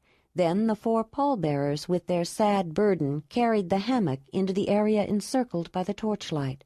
The two men in front walked around the right side of the hole they had dug until they faced the first, and stopped, leaving the other two men at the foot. The four men waited silently, holding the body in the burial hammock hanging over the grave. Other family members and the leaders of Chevenar's cave filled up the area within the torch-lit circle. The rest of the people crowded around the outside of the boundaries created by the carved poles. Then the Zelandonii of the 9th cave stepped forward. She paused, and for a moment all was still. Not a single sound was made by the entire throng. Into the silence came the distant roar of a cave lion, followed by the cackle of a hyena, which seemed to set the mood. The next sound she heard was eerie and high-pitched. Ayla was stunned. She felt a shiver down her back. She was not alone. She had heard the otherworldly music of a flute before, but not for a long time. Manon had played the instrument at the Mamutoi summer meeting. She recalled that she had performed the traditional burial rituals of the clan for Rydach, the boy who reminded her of her own son, because they would not allow the child of mixed spirits that Nezi had adopted to have a Mamutoi burial. But Manon had played his flute in spite of them as she moved through the silent, formal sign language to implore the great cave bear and her totem spirit to take Rydach to the next world of the clan. She found herself remembering Isa's burial, when Moguer had made those signs in his modified one-handed way over her grave. Then Ayla recalled his death. She had gone inside the cave after the earthquake and found him with his skull crushed by falling stones, lying on top of Isa's burial cairn. She made the signs for him, since no one else had dared to go into the cave with the earthquake still rumbling aftershocks. But the flute evoked another memory. She had heard the instrument before she ever heard Manon play his flute. It was during the ritual cave bear ceremony at the clan gathering. The Moguer of another clan had played a similar instrument, though the high-pitched warbling sound that symbolized the spiritual voice of Ursus had a different tonal quality from the one Manon had played and the one she heard now. She was distracted from her thoughts by the first, who began to speak in a rich, resonant voice. "Great Earth Mother, first progenitor, you have called your child back to you. He was called in sacrifice to the spirit of Bison and the Zelandonii, your children who live in the southwest of this land, ask that this one life be enough. He was a brave hunter, a good mate, a maker of fine spears. He honored you well in this life. Guide him back to you safely, we beseech you. His mate grieves for him, her children loved him, the people respected him. He was called to serve you while in his prime. Let the spirit of Bison be satisfied, O Donnie. Let this one be enough." "Let it be enough, O Donnie," the rest of the Zelandonii intoned. It was repeated again by the people of all the gathered caves, more or less in unison. The measured beat of something pounding on something began. The sound was slightly dulled, or at least not as crisp, because several instruments were playing together. The objects consisted of skins stretched very tight over one side of circular hoops, with a handle to hold it. The eerie sound of the flute joined in, weaving in and around the steady beat of the drums. The evocative tone seemed to encourage the emotional release of tears. Rallona began to cry and keen her misery and grief once more. Soon all the people were wailing and keening, with tears in their eyes. Then a voice joined in, a full, sonorous contralto singing without words, but fitting into the rhythm of the drums and blending with the flute, sounding almost like an instrument. The first time Ayla heard anyone sing was when she went to live with the Mamutoi. Most of the lion camps sang, at least along with a group. She had enjoyed listening to them and tried to join in, but singing was something she couldn't seem to do. She could hum in a kind of monotone, but she could not carry a tune. She recalled that some people were much better singers than others, and had admired them, but she had never before heard so rich and vibrant a voice. The voice belonged to Zelandonii, the one who was first, and Ayla was overwhelmed. The two men who held the pole in front shifted around to face the two men behind. Then they lifted the pole from their shoulders and began to lower the swaying burial hammock. The grave pit was not very deep, and the small tree pole was longer than its length. By the time both ends of the hammock were on the ground, the body was already resting on the bottom of the hole. They untied the slack cords of the netting and dropped them in as well. They dragged the hide upon which the earth from the grave had been piled closer to the hole again, and wedged the tree pole upright into the grave below the foot, using some of the loose dirt to support it. Another, shorter pole was placed at the head of the man, one that had been carved and painted with red ochre in the shape of Chevenar's Abalon. His identifying mark would indicate the place where he was buried and act as a warning that his body was laid to rest there and that his Elan might still be nearby. R'hllona walked forward stiffly, trying to stay in control of herself. She went to the pile then, almost angrily, grabbed some dirt in each hand and threw it into the grave. Two older women helped each of her two children to do the same, then picked up handfuls themselves and dropped it on the wrapped body. Then all the people came forward, each taking a couple of handfuls of earth and tossing it into the grave. By the time everyone had passed by adding their dirt, the hole was filled in and loose earth was heaped into a mound. A few went back to add a little more. Then, suddenly, R'hllona fell to her knees, and tears nearly blinding her, she threw herself on the soft earth over the grave, heaving great sobs. Her eldest child walked back to her and stood there crying, knuckling his eyes to wipe away tears. Then the youngest, looking lost and bewildered, ran to the grave and pulled on her mother's arm, trying to make her get up and comfort her. Ayla wondered where the two older women were and why no one tried to help and console the children. Chapter 16. After a while, Ayla saw the mother begin to respond to the young child's fearful sobs. R'hllona pushed herself away from the grave and, without even brushing herself off, took her daughter into her arms. The older one sat down and wrapped his arms around his mother's neck.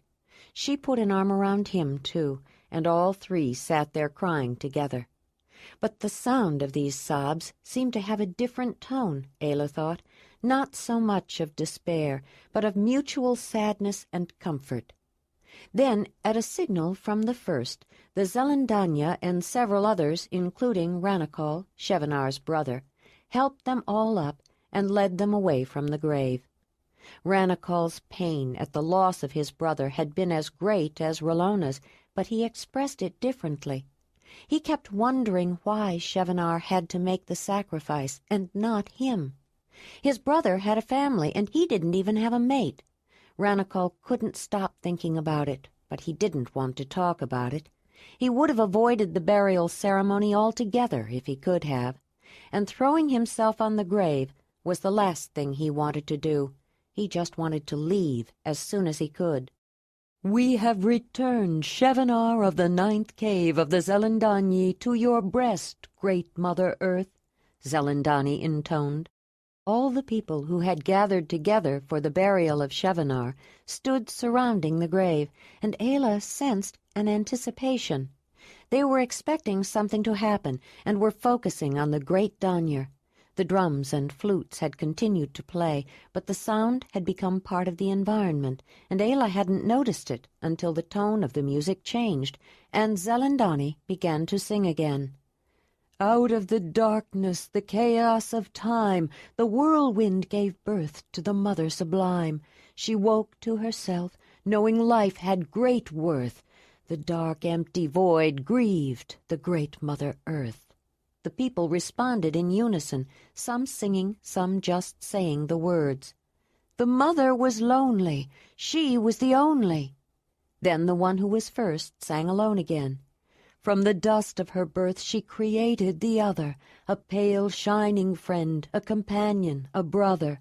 They grew up together, learned to love and to care, and when she was ready, they decided to pair. And the people responded again with the next line. Around her he'd hover, her pale, shining lover. Ayla realized this was a familiar and understood story song that everyone knew and had been waiting for. She was already caught up in it and wanted to hear more. She listened while Zelandonii continued to sing the first part, and the people responded with the last line. She was happy at first with her one counterpart, then the mother grew restless, unsure in her heart.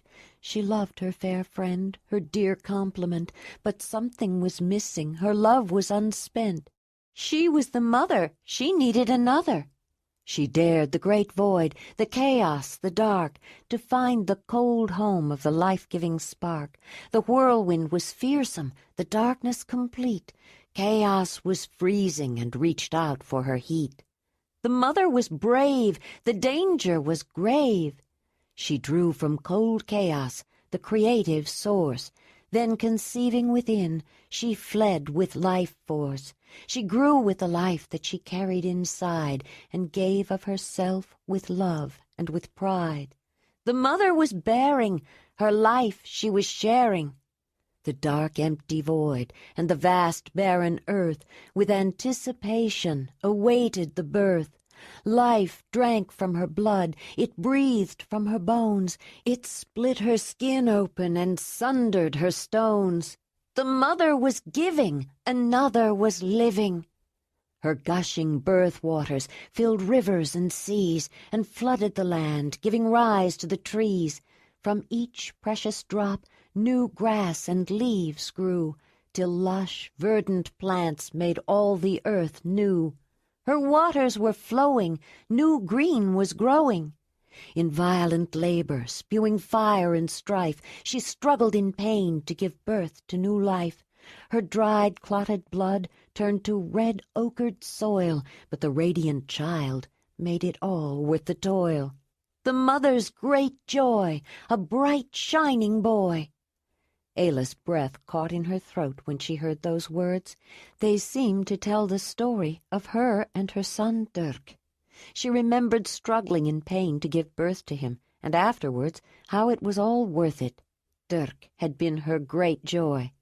Zelandonii continued in her magnificent voice. Mountains rose up, spouting flames from their crests. She nurtured her son from her mountainous breasts. He suckled so hard, the sparks flew so high, the mother's hot milk laid a path through the sky. His life had begun, she nourished her son. This story seems so familiar, Ayla thought. She shook her head as though trying to make something fall into place. Jondalar, he told me some of this on our journey here. He laughed and he played, and he grew big and bright. He lit up the darkness, the mother's delight. She lavished her love, he grew bright and strong, but soon he matured, not a child for long. Her son was near grown, his mind was his own. She took from the source for the life she'd begun. Now the cold, empty void was enticing her son. The mother gave love, but the youth longed for more, for knowledge, excitement, to travel, explore. Chaos was her foe, but her son yearned to go. Ayla's mind kept nagging at her. It's not just Jondalar, she thought. I feel as if I know this, or at least the essence of it. But where could I have learned it? Then something clicked. Losaduna.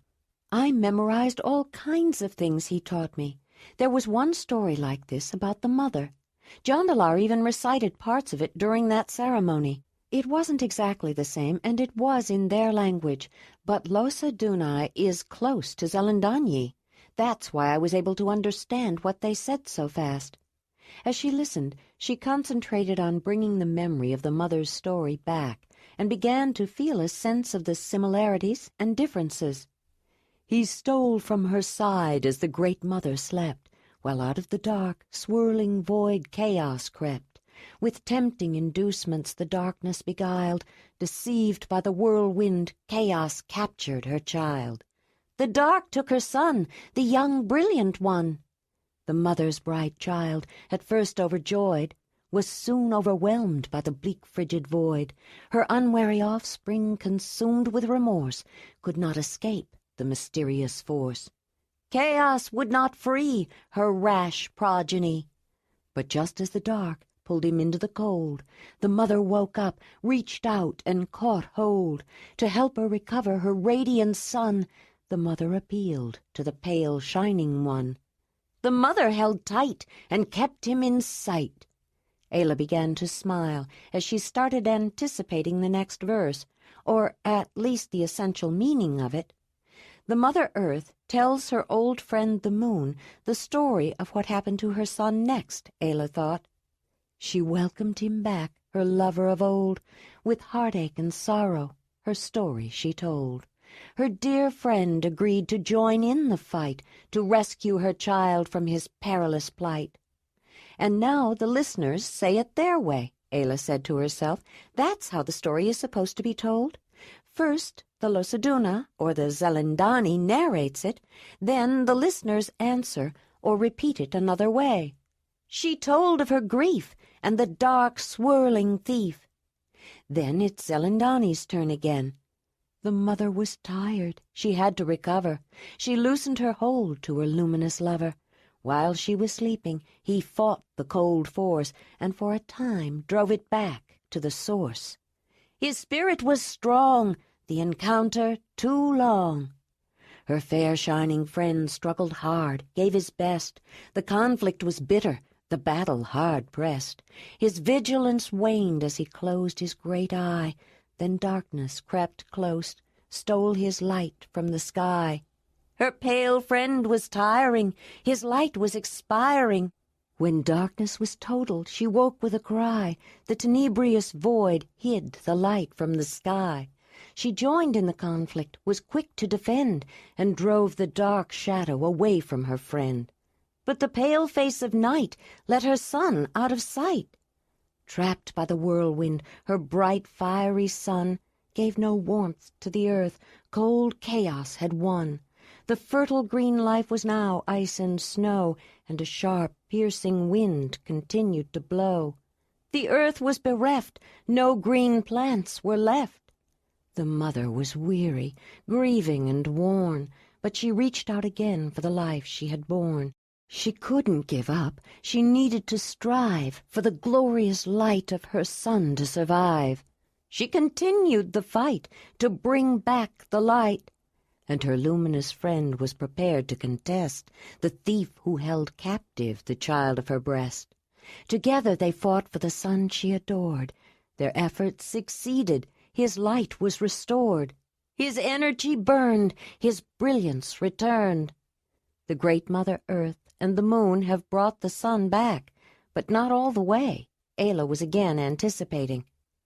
But the bleak, frigid dark craved his bright, glowing heat. The mother defended and would not retreat. The whirlwind pulled hard. She refused to let go. She fought to a draw with her dark, swirling foe. She held darkness at bay, but her son was away. Was the Zelandonii version longer than the Losadunai story? Or did it just seem that way, Ayla thought. Maybe singing the story makes it seem longer, but I really like the singing. I wish I understood it more. I think the songs change sometimes. The singing of some verses doesn't sound the same as other verses. When she fought the whirlwind and made chaos flee, the light from her son glowed with vitality. When the mother grew tired, the bleak void held sway, and darkness returned at the end of the day. She felt warmth from her son, but neither had won. The great mother lived with a pain in her heart that she and her son were forever apart. She ached for the child that had been denied, so she quickened once more from the life force inside. She was not reconciled to the loss of her child. When she was ready, her waters of birth brought back the green life to the cold, barren earth, and the tears of her loss, abundantly spilled, made dewdrops that sparkled and rainbows that thrilled. Birth waters brought green, but her tears could be seen. I really like this next part, but I wonder how Zelandonii will sing it, Ayla thought.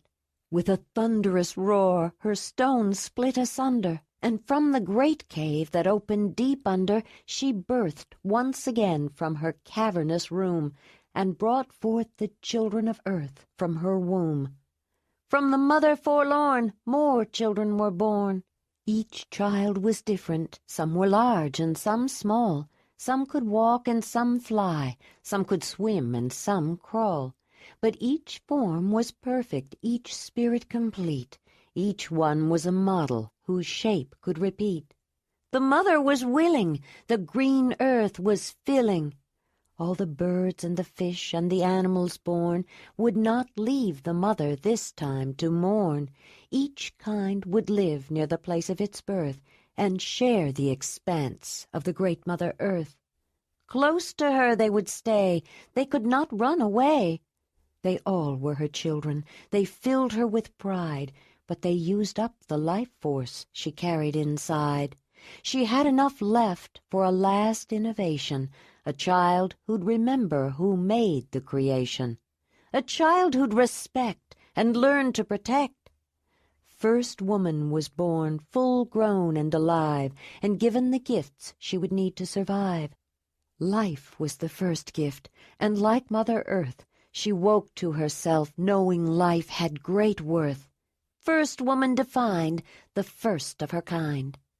Next was the gift of perception, of learning, the desire to know, the gift of discerning. First woman was given the knowledge within that would help her to live and pass on to her kin. First woman would know how to learn, how to grow. Her life force near gone, the mother was spent. To pass on life's spirit had been her intent. She caused all of her children to create life anew, and woman was blessed to bring forth life too. But woman was lonely. She was the only. The mother remembered her own loneliness, the love of her friend and his hovering caress. With the last spark remaining, her labor began. To share life with woman, she created first man. Again she was giving, one more was living. To woman and man the mother gave birth, and then for their home she gave them the earth, the water, the land, and all her creation. To use them with care was their obligation. It was their home to use, but not to abuse.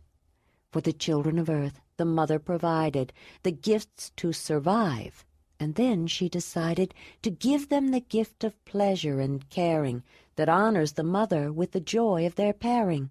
The gifts are well earned when honors returned. The mother was pleased with the pair she created. She taught them to love and to care when they mated. She made them desire to join with each other. The gift of their pleasures came from the mother. Before she was through, her children loved too. Earth's children were blessed. The mother could rest.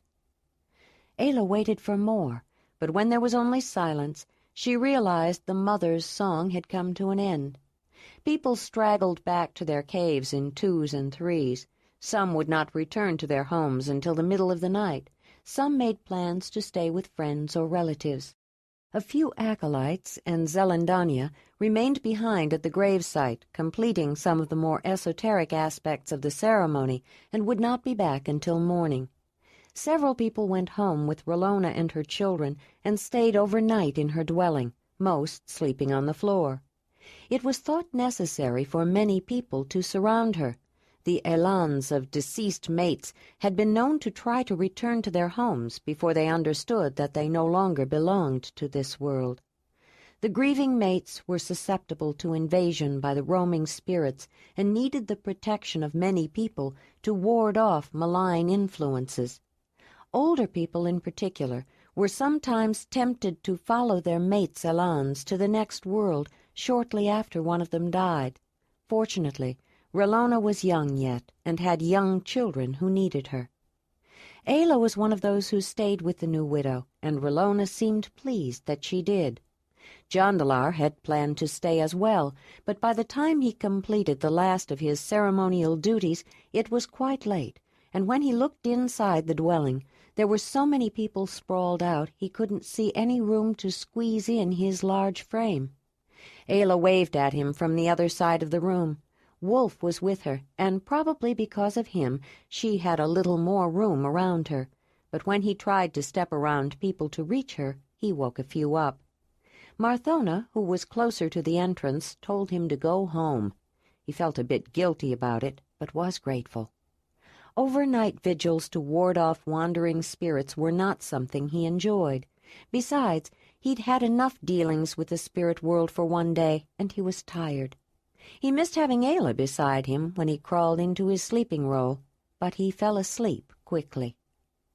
When she returned to the 9th cave, the one who was first went immediately into her dwelling. She would soon be making another journey to the next world, and wanted to meditate to prepare for it. She took off her chest plaque and turned it around to the plain, undecorated side. She did not want any interruptions. She would not only try to guide Chevenar's spirit to the world beyond, she planned to search for the Elan of Thonolin as well, but for that she would need both Jondalar and Ayla. Jondalar awoke with a strong urge to make some tools.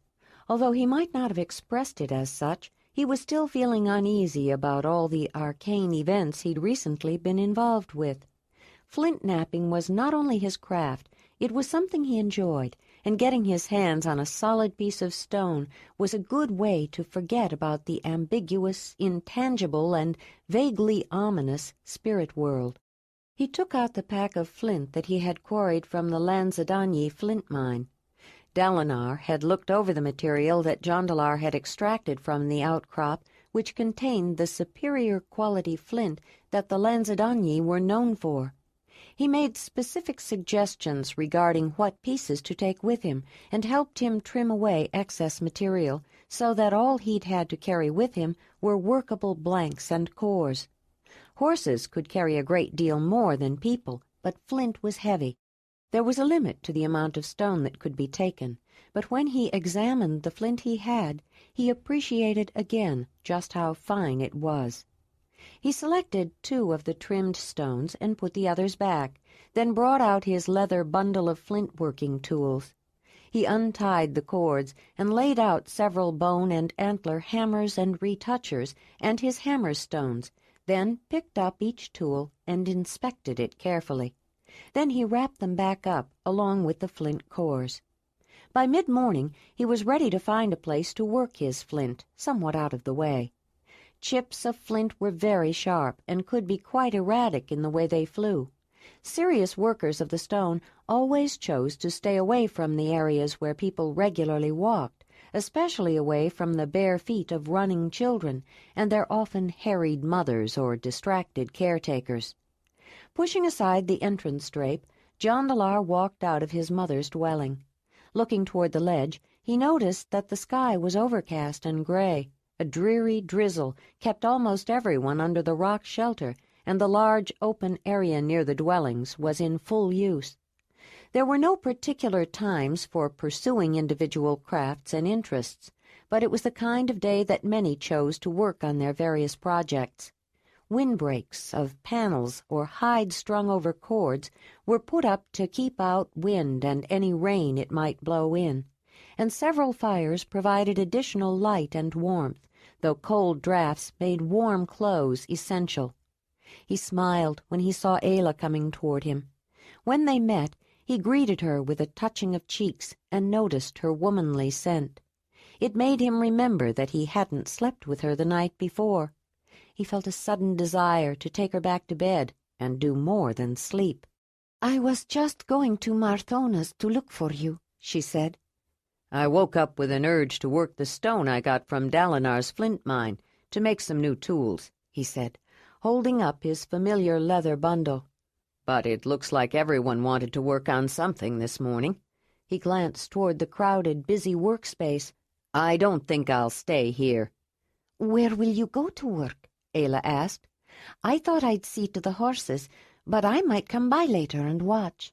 "I think I'll go down river. There are usually a lot of tool makers there," he said. Then, thinking about it, he added, "Do you want me to help you with the horses?" "Not unless you want to," Ayla said. "I'm just going to check on them. I don't think I'll ride today, but I may take Folara with me and see if she wants to try sitting on Winnie. I told her she could sometime, and she said she'd like to." "It might be fun to see how she does, but I really would like to work on some tools today," Jondalar said. They walked together as far as the working area. Then Jondalar went on toward downriver, while Ayla and the wolf stopped to look for Folara. The drizzle had turned to a steady rain, and while she waited for it to let up, she found herself watching first one person and then another as they worked on their various projects. She had always been fascinated with different crafts and skills and was easily distracted. It was a busy but relaxed atmosphere. Certain aspects of every craft required intense concentration, but repetitive elements allowed time to chat and visit. Most people were pleased to answer her questions, show her their techniques, and explain their methods. When Ayla saw Folara, she was in the middle of stringing a loom with Marthona and not able to come to a good stopping place easily, though she would have liked to go. Ayla wouldn't have minded staying to see how the stringing was done, but she felt the horses needed attention. She promised Folara they would visit the horses another time, and when the rain let up, she decided to go out before it started again. Winnie and Racer were in fine fettle, and delighted to see her and Wolf when she found them, quite a distance back in Wood River Valley. They had discovered a small green meadow in the middle of the forested glen, with a clear spring that had formed a pond, and a place under some trees to stand when it rained. The red deer that were sharing it with him broke away at the sight of the woman and the wolf at the same time that the horses neighed and ran toward them. "Those deer have been hunted," Ayla thought. "They might have stopped and eyed Wolf, but it's not likely that full-grown deer in their prime would run from a single wolf. The wind is taking my scent right to them, and I think they have found more to fear from human hunters." The sun had come out, and she found some of the previous year's dried flower heads of teasel and used the prickly herb top to curry the horses' coats. When she was done, she noticed Wolf stalking. She reached for her sling, which was tucked into her waist-thong, and a pebble from the rocky edge of the pond, and when he scared up a couple of hares, she got one of the large rabbits with her first try. She let Wolf get the other. A cloud cast a shadow over the sun. She looked up and noticed the placement of the sun in the sky and realized that the time had passed quickly. Things had been so busy the past few days, she felt good having no demands on her or her time. But when it started to sprinkle, she decided to ride Winnie back to the 9th cave. Racer and Wolf followed. She was glad she had when the rain came down in earnest just as she arrived at the shelter. She led the horses up to the stone front porch and walked them past the living area and down toward the more unused area. She passed by some men sitting around a fire, and though she didn't recognize the game, from their actions she guessed they were gambling. They stopped and watched her as she walked by. She thought they were very rude to stare at her the way they did, and she made a point of showing better manners by avoiding looking at them. But she did have the clan woman's skill of glancing unobtrusively, yet taking in a great deal of information with quick glimpses. She noticed that they were making comments to each other, and she thought she smelled Barma. Farther on, she saw some people in various stages of curing hides, both bison and deer. They probably found the usual work area too crowded, too, she thought.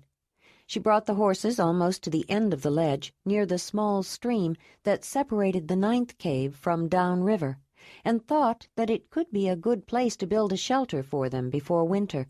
She'd have to talk to Jondalar about it.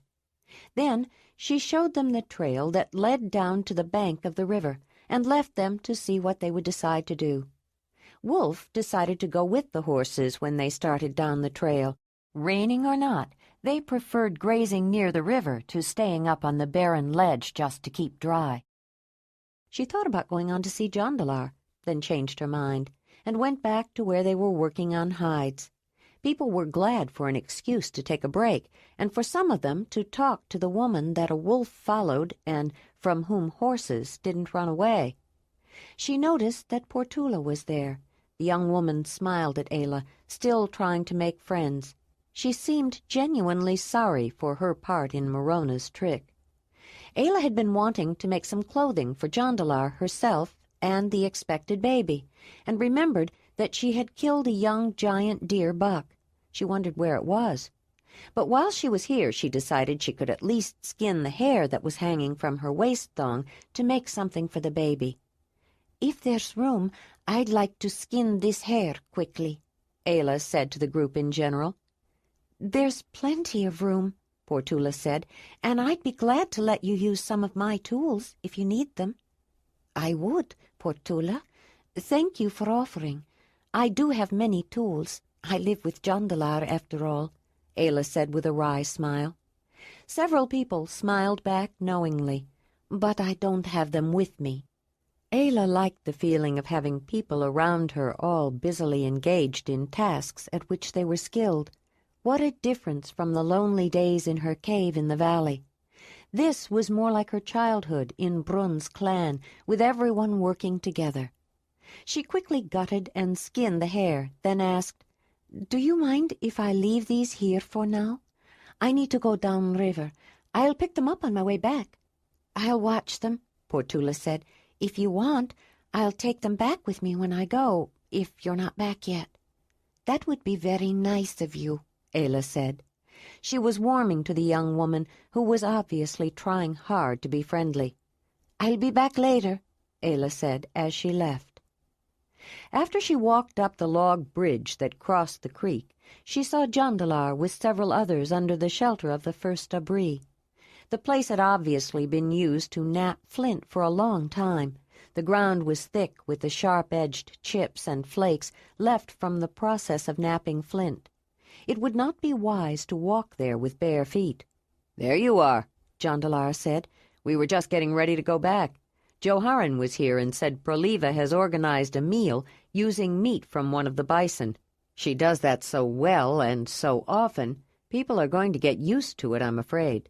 But everybody's been busy today, and she decided it would be easier. You can walk back with us, Ayla." "I didn't realize it was so close to midday," she said. As they started toward the 9th cave, Ayla saw Joharan ahead of them.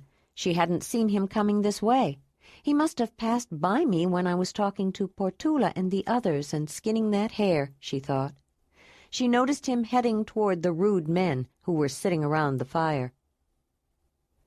Joharan had seen Laramar and some of the others gambling when he was hurrying to tell the craftspeople at Downriver about the meal that Proliva had arranged. He recalled thinking how lazy they were, gaming while everyone else was busy, probably using wood someone else had collected. But when he saw them on the way back, he decided he ought to tell them too. They were members of the 9th cave, even if they didn't contribute much. The men were deep in conversation when he approached and didn't see him coming. As he drew near, he overheard one of them saying, "What can you expect from someone who says she learned how to heal from flatheads? What can those animals know about healing?" "That woman is no healer. Chevenar died, didn't he?" Laramar agreed. "You weren't there, Laramar," Joharan interrupted, trying to keep his temper under control. "As usual, you couldn't be bothered to join the hunt." "I was sick," the man said defensively. "Sick from your own Barma," Joharan said. "I'm telling you, no one could have saved Chevenar. Not Zelandonii, not the most skilled healer that ever lived. He had been trampled by a bison.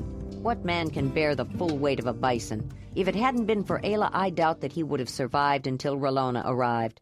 She found a way to ease his pain. Ayla did as much as anyone could.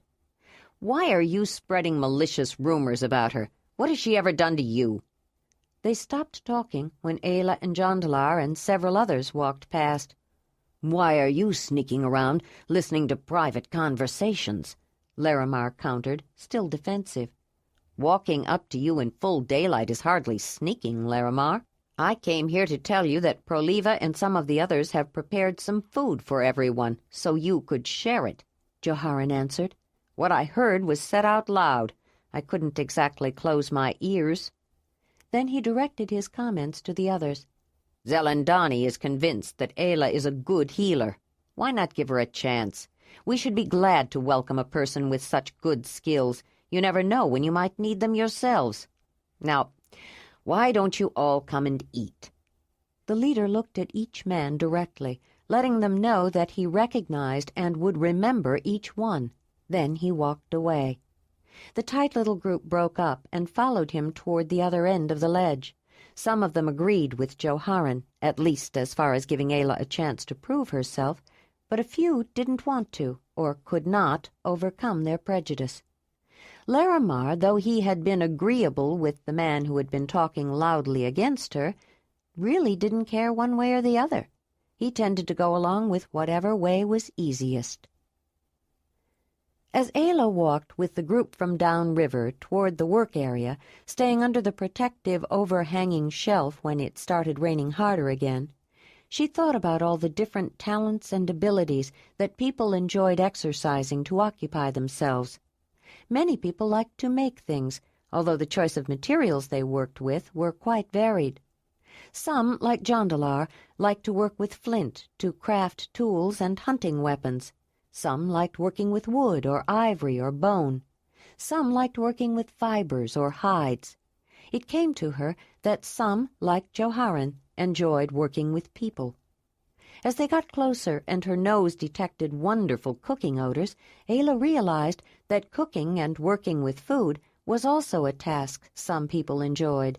Proliva's penchant for organizing community gatherings was obviously something she enjoyed, which was probably the reason for this impromptu feast. Ayla thought about herself and what she liked to do best. She was interested in many things and enjoyed learning how to do things she had never done before. But more than anything else, she loved being a medicine woman, a healer. The meal was being served near the large area where people were working on their projects, but as they approached, Ayla noticed that an adjacent area was being set up for a task that may not have been quite as enjoyable, but needed to be done. Several nets for drying the meat they had hunted had been stretched out a couple of feet above the ground between upright posts. There was a layer of soil on the stone surface of the abri and its front porch, shallow in some areas, but deep enough to support posts in others. Some uprights were permanently wedged into cracks in the stone or supported by post holes dug into the soil. Piles of rocks were often added for additional bracing. Other similar constructions, obviously made for the same purpose, were simply pegged and lashed together, making them essentially portable food drying racks. They could be lifted up and leaned against the back wall to get them out of the way when not in use. But when meat or vegetables needed to be dried, the portable frames could be placed anywhere on the floor they wanted.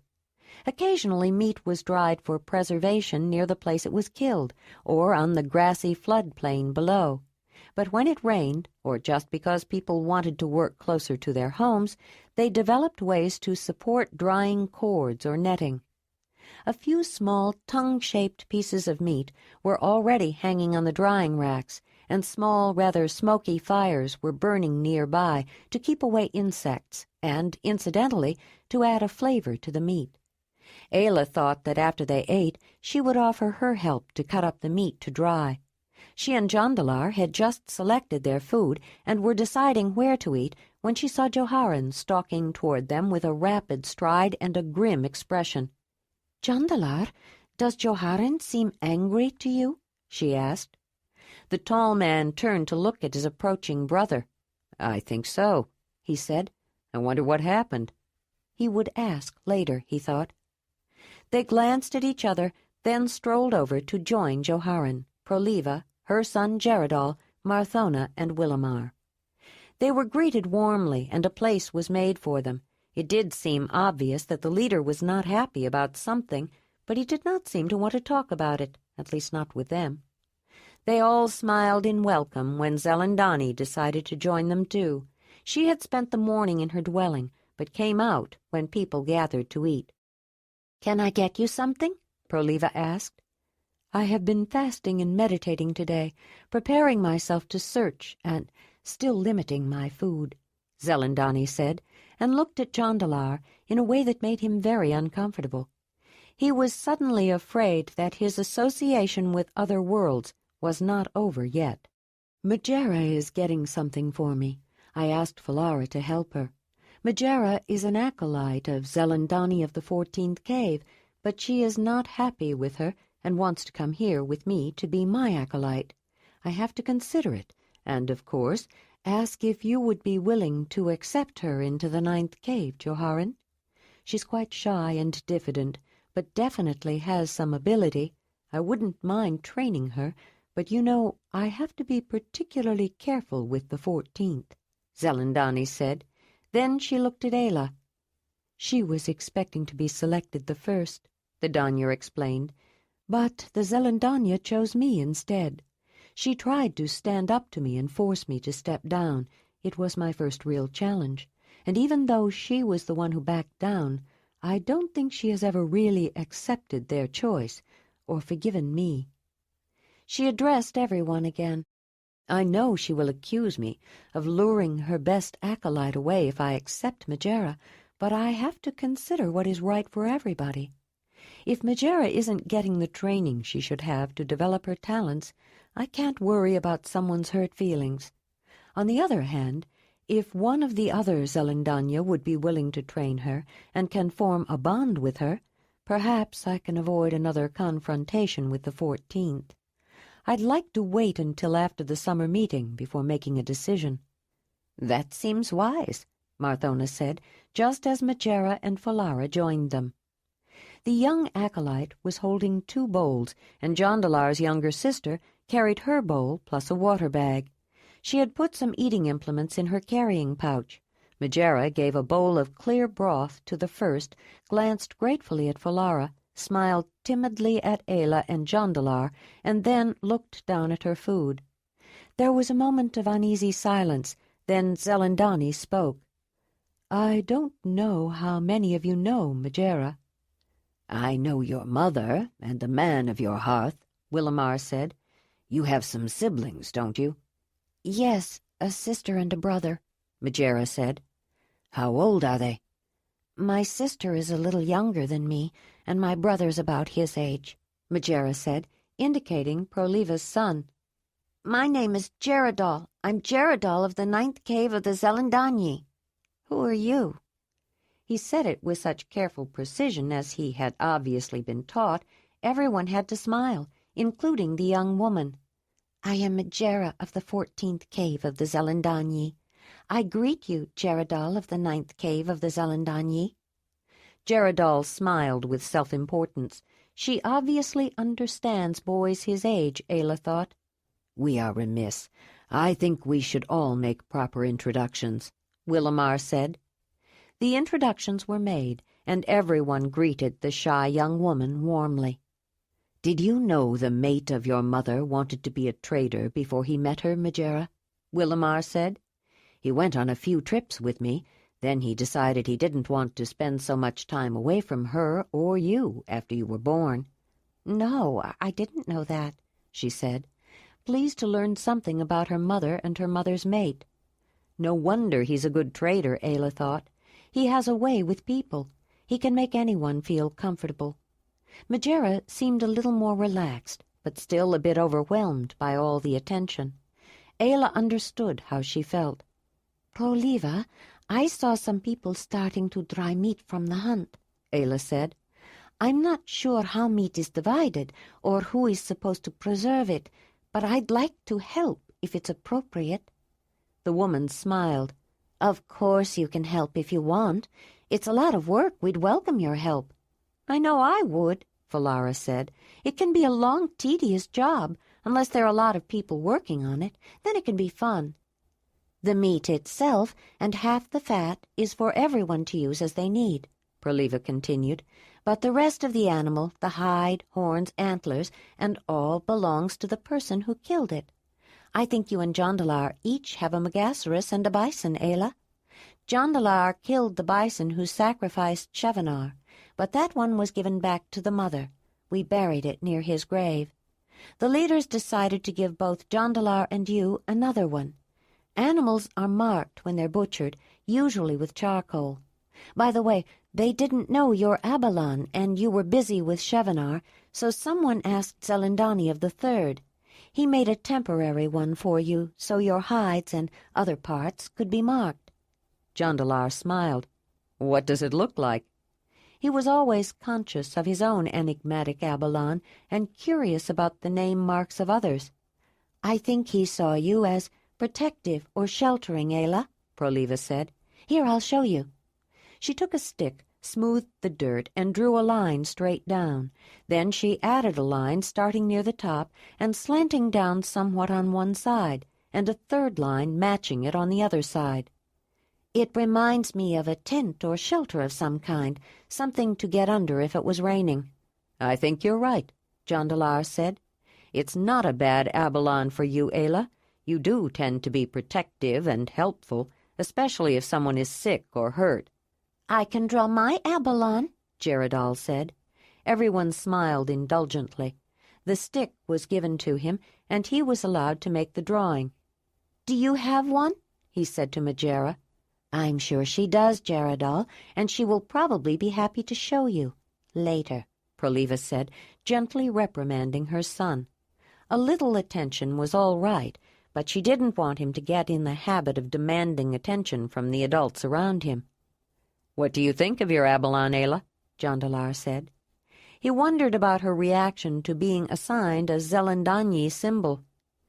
Since I didn't get an Elendan with an Abalon marked on it when I was born, at least not that I can remember, Ayla said, it's as good a mark as any. I don't mind using it as my Abalon. Did you ever get any kind of mark from the Mumutoi? Proliva asked, wondering if Ayla already had an Abalon. It was always interesting to learn how other people did things.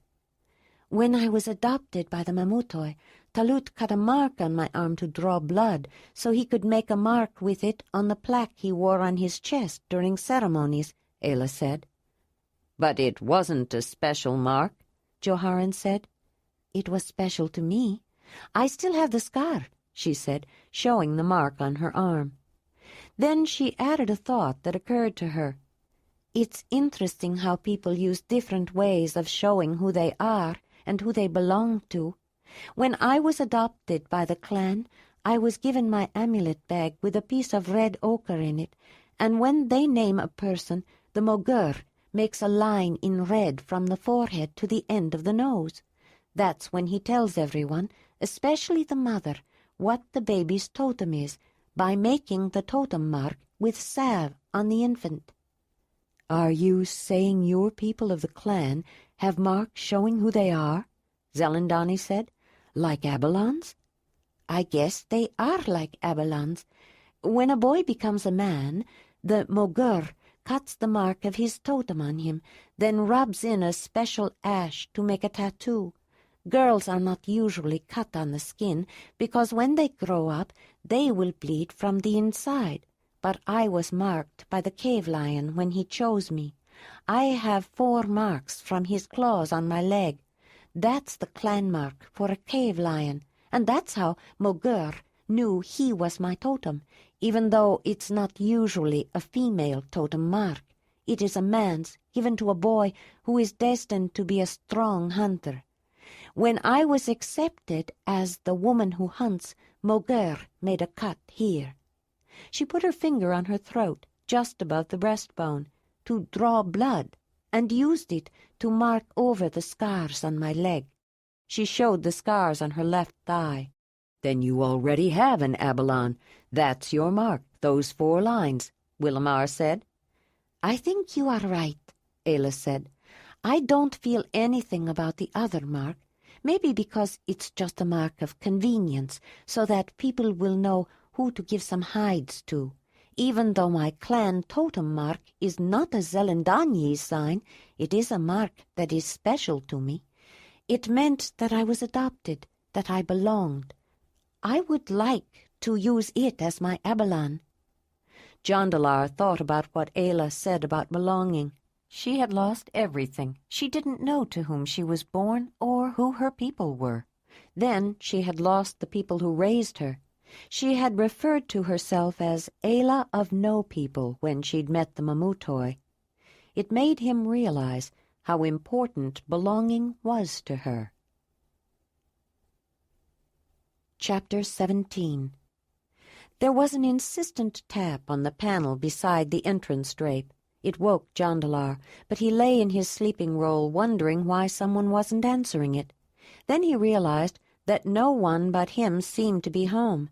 He got up and called out, "Be there in a moment," while he was putting on a few clothes.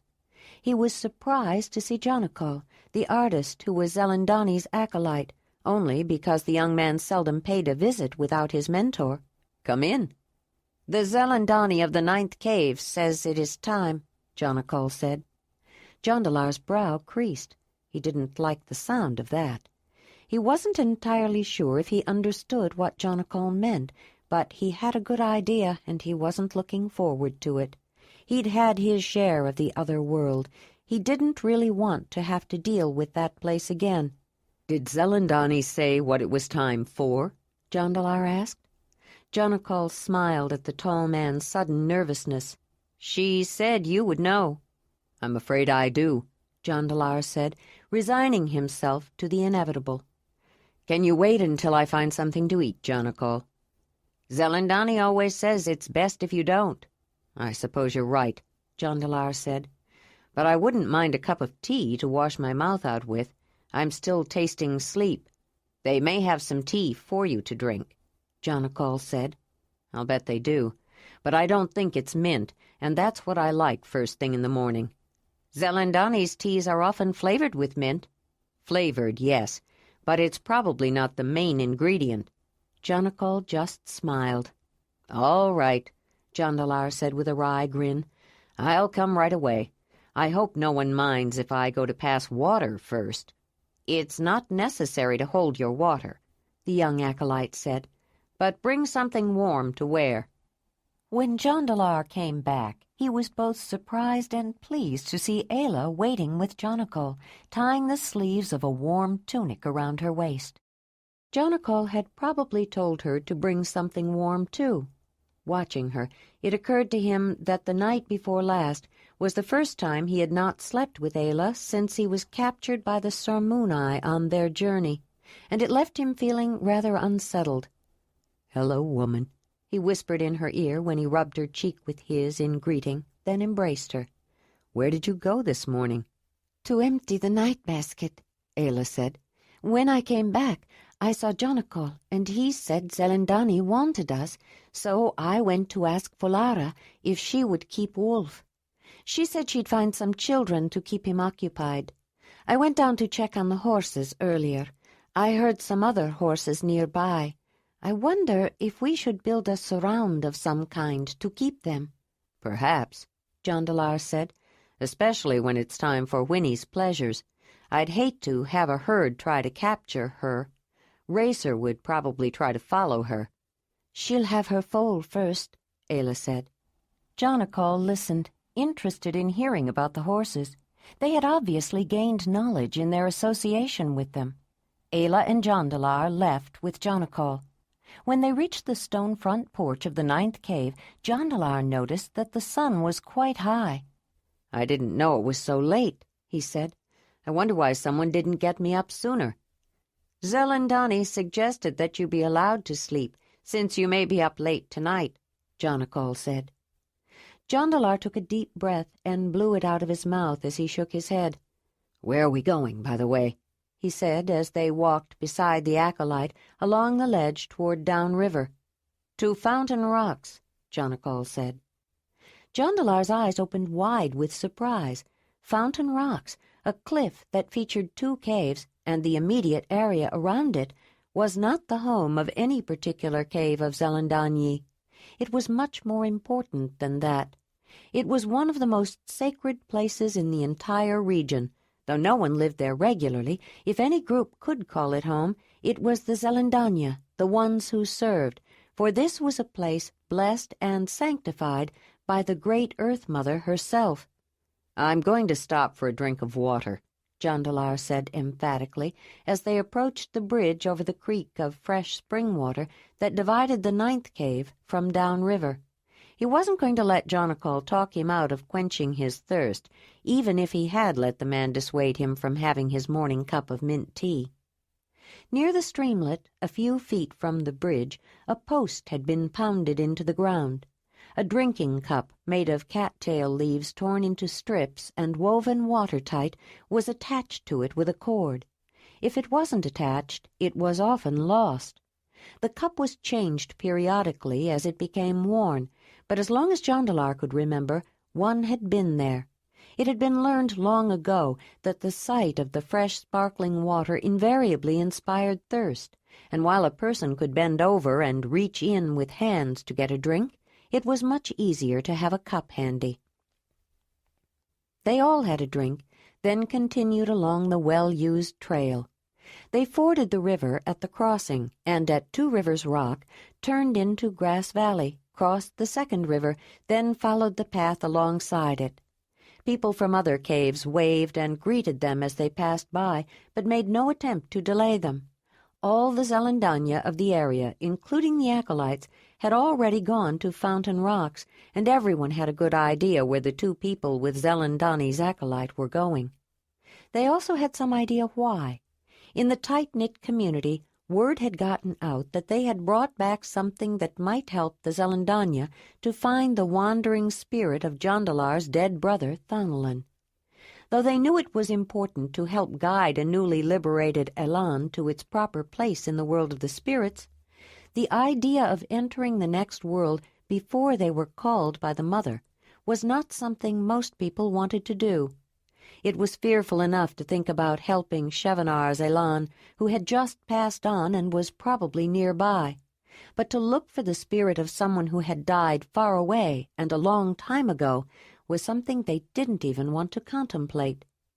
Not many, except for the Zelandonii, and not all of those, would have wanted to trade places with Jondalar or Ayla. Most people were happy to let the ones who served the Mother deal with the world of the spirits.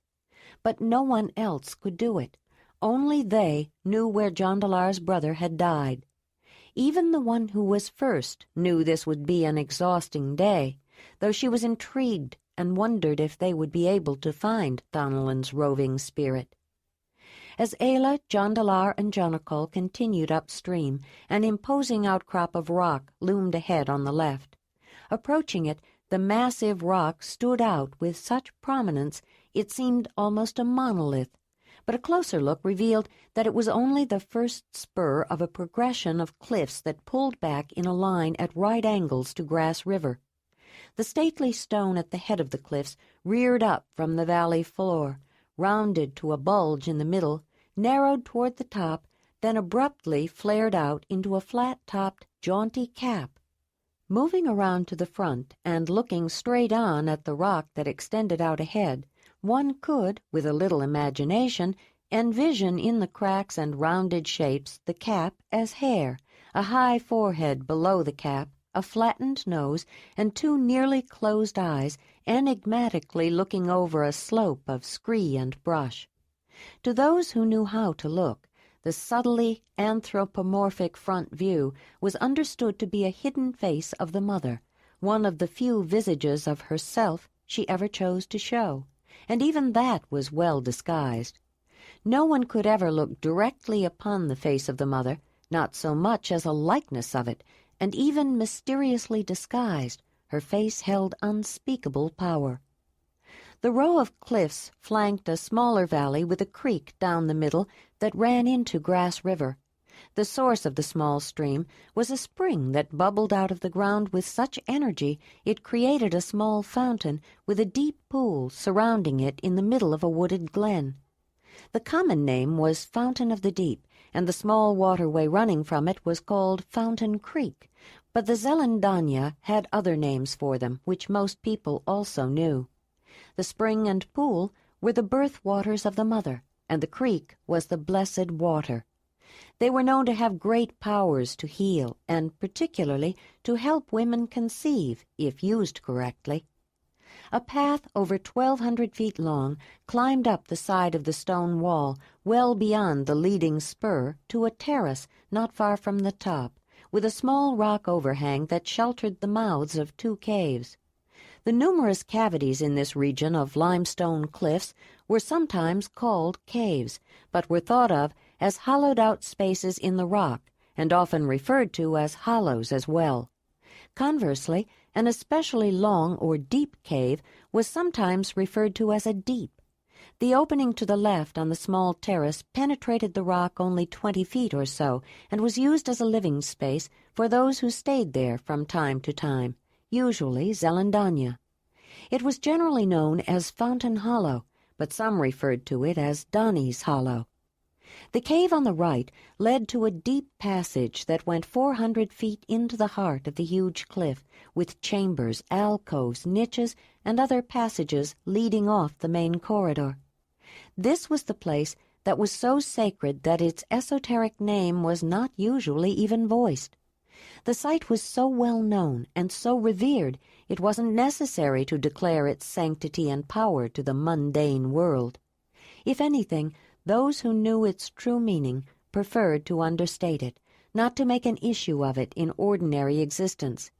That was the reason people referred to the cliffs simply as Fountain Rocks, and why the cave was called the Deep Cave in Fountain Rocks, or sometimes Donnie's Deep. It was not the only sacred site in the region. Most caves had some measure of sanctity attached to them, and some places outside of caves were also blessed. But the Deep Cave in Fountain Rocks was one of the most exalted. Jondalar knew of a few others that equaled Fountain Rocks, but none was more important. As they continued up the cliff with Jondalar felt a combination of excitement and dread and, as they approached the terrace, a frisson of fearful anticipation. This wasn't something he really wanted to do, but for all his apprehension, he did wonder if Zelandonii could find the free spirit of his brother, what would be expected of him, and how it would feel. When they reached the high terrace in front of the caves, 2 more acolytes met them, a man and a woman. They had been waiting just inside the mouth of the deep cave on the right. Ayla paused for a moment and turned around to see where she had come from. The lofty stone porch overlooked Fountain Creek Valley and part of Grass Valley with its river, and the panorama was impressive. But somehow, when they entered the passage, the closer views within the dark cavity were more daunting. Especially in daytime, stepping into the cave brought an immediate transformation, a shift in perspective from an open, expansive view to a close, narrow corridor, from stone-reflecting sunlight to disquieting dark. The change went beyond the physical or external. Especially to those who understood and accepted the inherent power of the place, it was a metamorphosis that went from easy familiarity to apprehensive fear, but also a transition into something rich and wondrous. Only a few feet of the ingress could be seen from the light outside, but as eyes became accustomed to the diminished light at the entry, the rock walls of the constricted passage suggested the way into the shadowy interior. A small vestibule just beyond the opening held a lighted stone lamp resting on a projecting piece of the wall, and several unlit lamps. In a natural stone niche below it were torches. Jondalar and the other young man picked up a lamp, then a thin, dry stick which they held to the flame of the burning lamp until it ignited. With it they each lit the moss wicks that were resting against the edge of the bowl of a lamp opposite the handle, soaking in the slightly congealed fat. The woman lit a torch and beckoned to them. "Watch your footing," she said, holding the torch lower to show the uneven floor and the wet, glistening clay that filled in some of the spaces between the rocks that were jutting up. "It can be slippery." When they started into the passage, picking their way carefully across the uneven floor, there was still a suggestion of light from the outside. It diminished quickly. After something more than 100 feet, the darkness was complete, held back only by the soft glow of small flames. A sigh of moving air strayed down from the stalactites suspended from the ceiling, bringing a chill of fear as the tiny lights of the lamps flickered. They knew that once into the depths, if the fire went out, a blackness more complete than the darkest night would obscure all vision. Only hands and feet on cold, damp rock could show the way, and might lead only to a dead-end passage rather than the way out. A deeper black on the right, no longer reflecting the small flames off damp stone walls, indicated that the distance to that side had increased, perhaps a niche or another passageway. Behind them and ahead, the tenebrious gloom was palpable, the blackness almost suffocatingly thick. The wisp of air was the only manifestation of a corridor that led back to the outside. Ayla wished she could reach for Jondalar's hand. As they proceeded, the lamps the acolytes carried were not the only light. Several shallow, bowl-shaped stone lamps had been placed on the floor at intervals along the dark corridor, casting a light that seemed amazingly bright in the darkness within the cave. A couple of them were sputtering, however. They either needed more fat to melt into the bowl or a new moss wick, and Ayla hoped someone would tend to them soon. But the lamps gave Ayla an eerie sense that she had been in this place before, and an irrational fear that she would be again. She didn't want to follow the woman in front of her. She had not thought of herself as one who feared caves, but there was something about this one that made her want to turn around and run, or touch Jondalar for reassurance. Then she remembered walking the dark corridor of another cave, following the small fires of lamps and torches, and finding herself watching Kreb and the other Mogurs. She shivered at the memory, and suddenly realized that she was cold. "You might want to stop and put on your warm clothing," the woman in front said, turning back and holding up the lamp for Ayla and Jondalar. "It's rather cold deep in a cave, especially in summer. In winter, when it's snowy and icy outside, it actually feels rather warm. The deep caves stay the same all year." The stop for something as ordinary as putting on her long-sleeved tunic had steadied Ayla. Although she had been ready to turn around and run out of the cave, when the acolyte started walking again, Ayla took a deep breath and followed her. Although the long passageway had seemed narrow and the temperature had become progressively colder, after another 50 feet the rocky corridor closed in even more. A greater humidity in the air was verified by a sheen of moisture reflected off the walls, the stalactite icicles projecting down from the ceiling, and their stalagmitic mates growing up from the floor. At slightly more than 200 feet into the dark, damp, and chilly cave, the floor of the passageway ascended, not blocking the way, but making it difficult to proceed. It was tempting to turn back here, to think this was far enough, and many a faint heart had. It tested determination to continue beyond this point. Holding the torch, the woman in front climbed up the rocky incline to a small, constricted opening higher up. Ayla watched the wavering light as she climbed, then breathed deeply and started up over sharp stones until she reached the woman. She followed her through a narrow aperture, scrambling over more rocks to get through the opening that descended into the heart of the stone cliff. The nearly subliminal passage of air in the first section was noticeable now only for its lack. After the confined gap, no movement of air could be detected at all. The first indication that someone had come this way before was 3 red dots painted on the left-hand wall. Not long afterward, Ayla saw something else in the flickering light of the torch the woman in front held. She couldn't quite believe her eyes, and wished the acolyte would stop for a moment and hold the light closer to the left wall. She stopped and waited for the tall man behind her to catch up. "Jondalar," she said in a quiet voice, "I think there is a mammoth on that wall." "Yes, there is more than one," Jondalar said. "I think if there wasn't something that Zelandonii felt was more important to do right now, this cave would be shown to you with the proper ceremony. Most of us were brought in here when we were children. Not young children, old enough to understand, but still children. It's frightening but wonderful when you see this place for the first time, if it's done right. Even when you know it's all part of the ceremony, it's exciting." "Why are we here, Jondalar?" she asked. "What is so important?" The acolyte in front had turned around and come back when she noticed she wasn't being followed anymore. "Didn't anyone tell you?" she said. "Jondalar just said that Zelandonii wanted Jondalar and me," she said. "I'm not absolutely certain," Jondalar said, "but I think we're here to help Zelandonii locate Thonalin's spirit, and if he needs it, to help him find his way.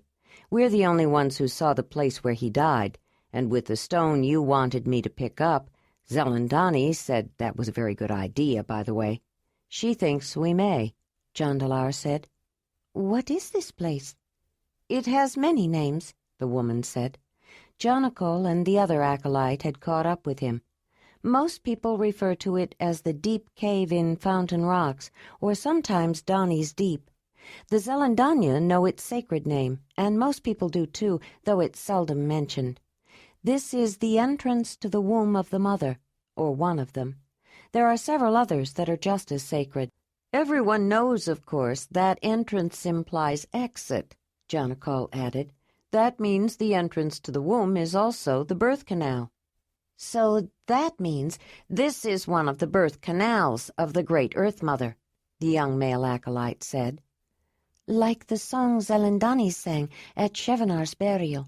This must be one of the places from which the mother brought forth the children of the earth," Ayla said.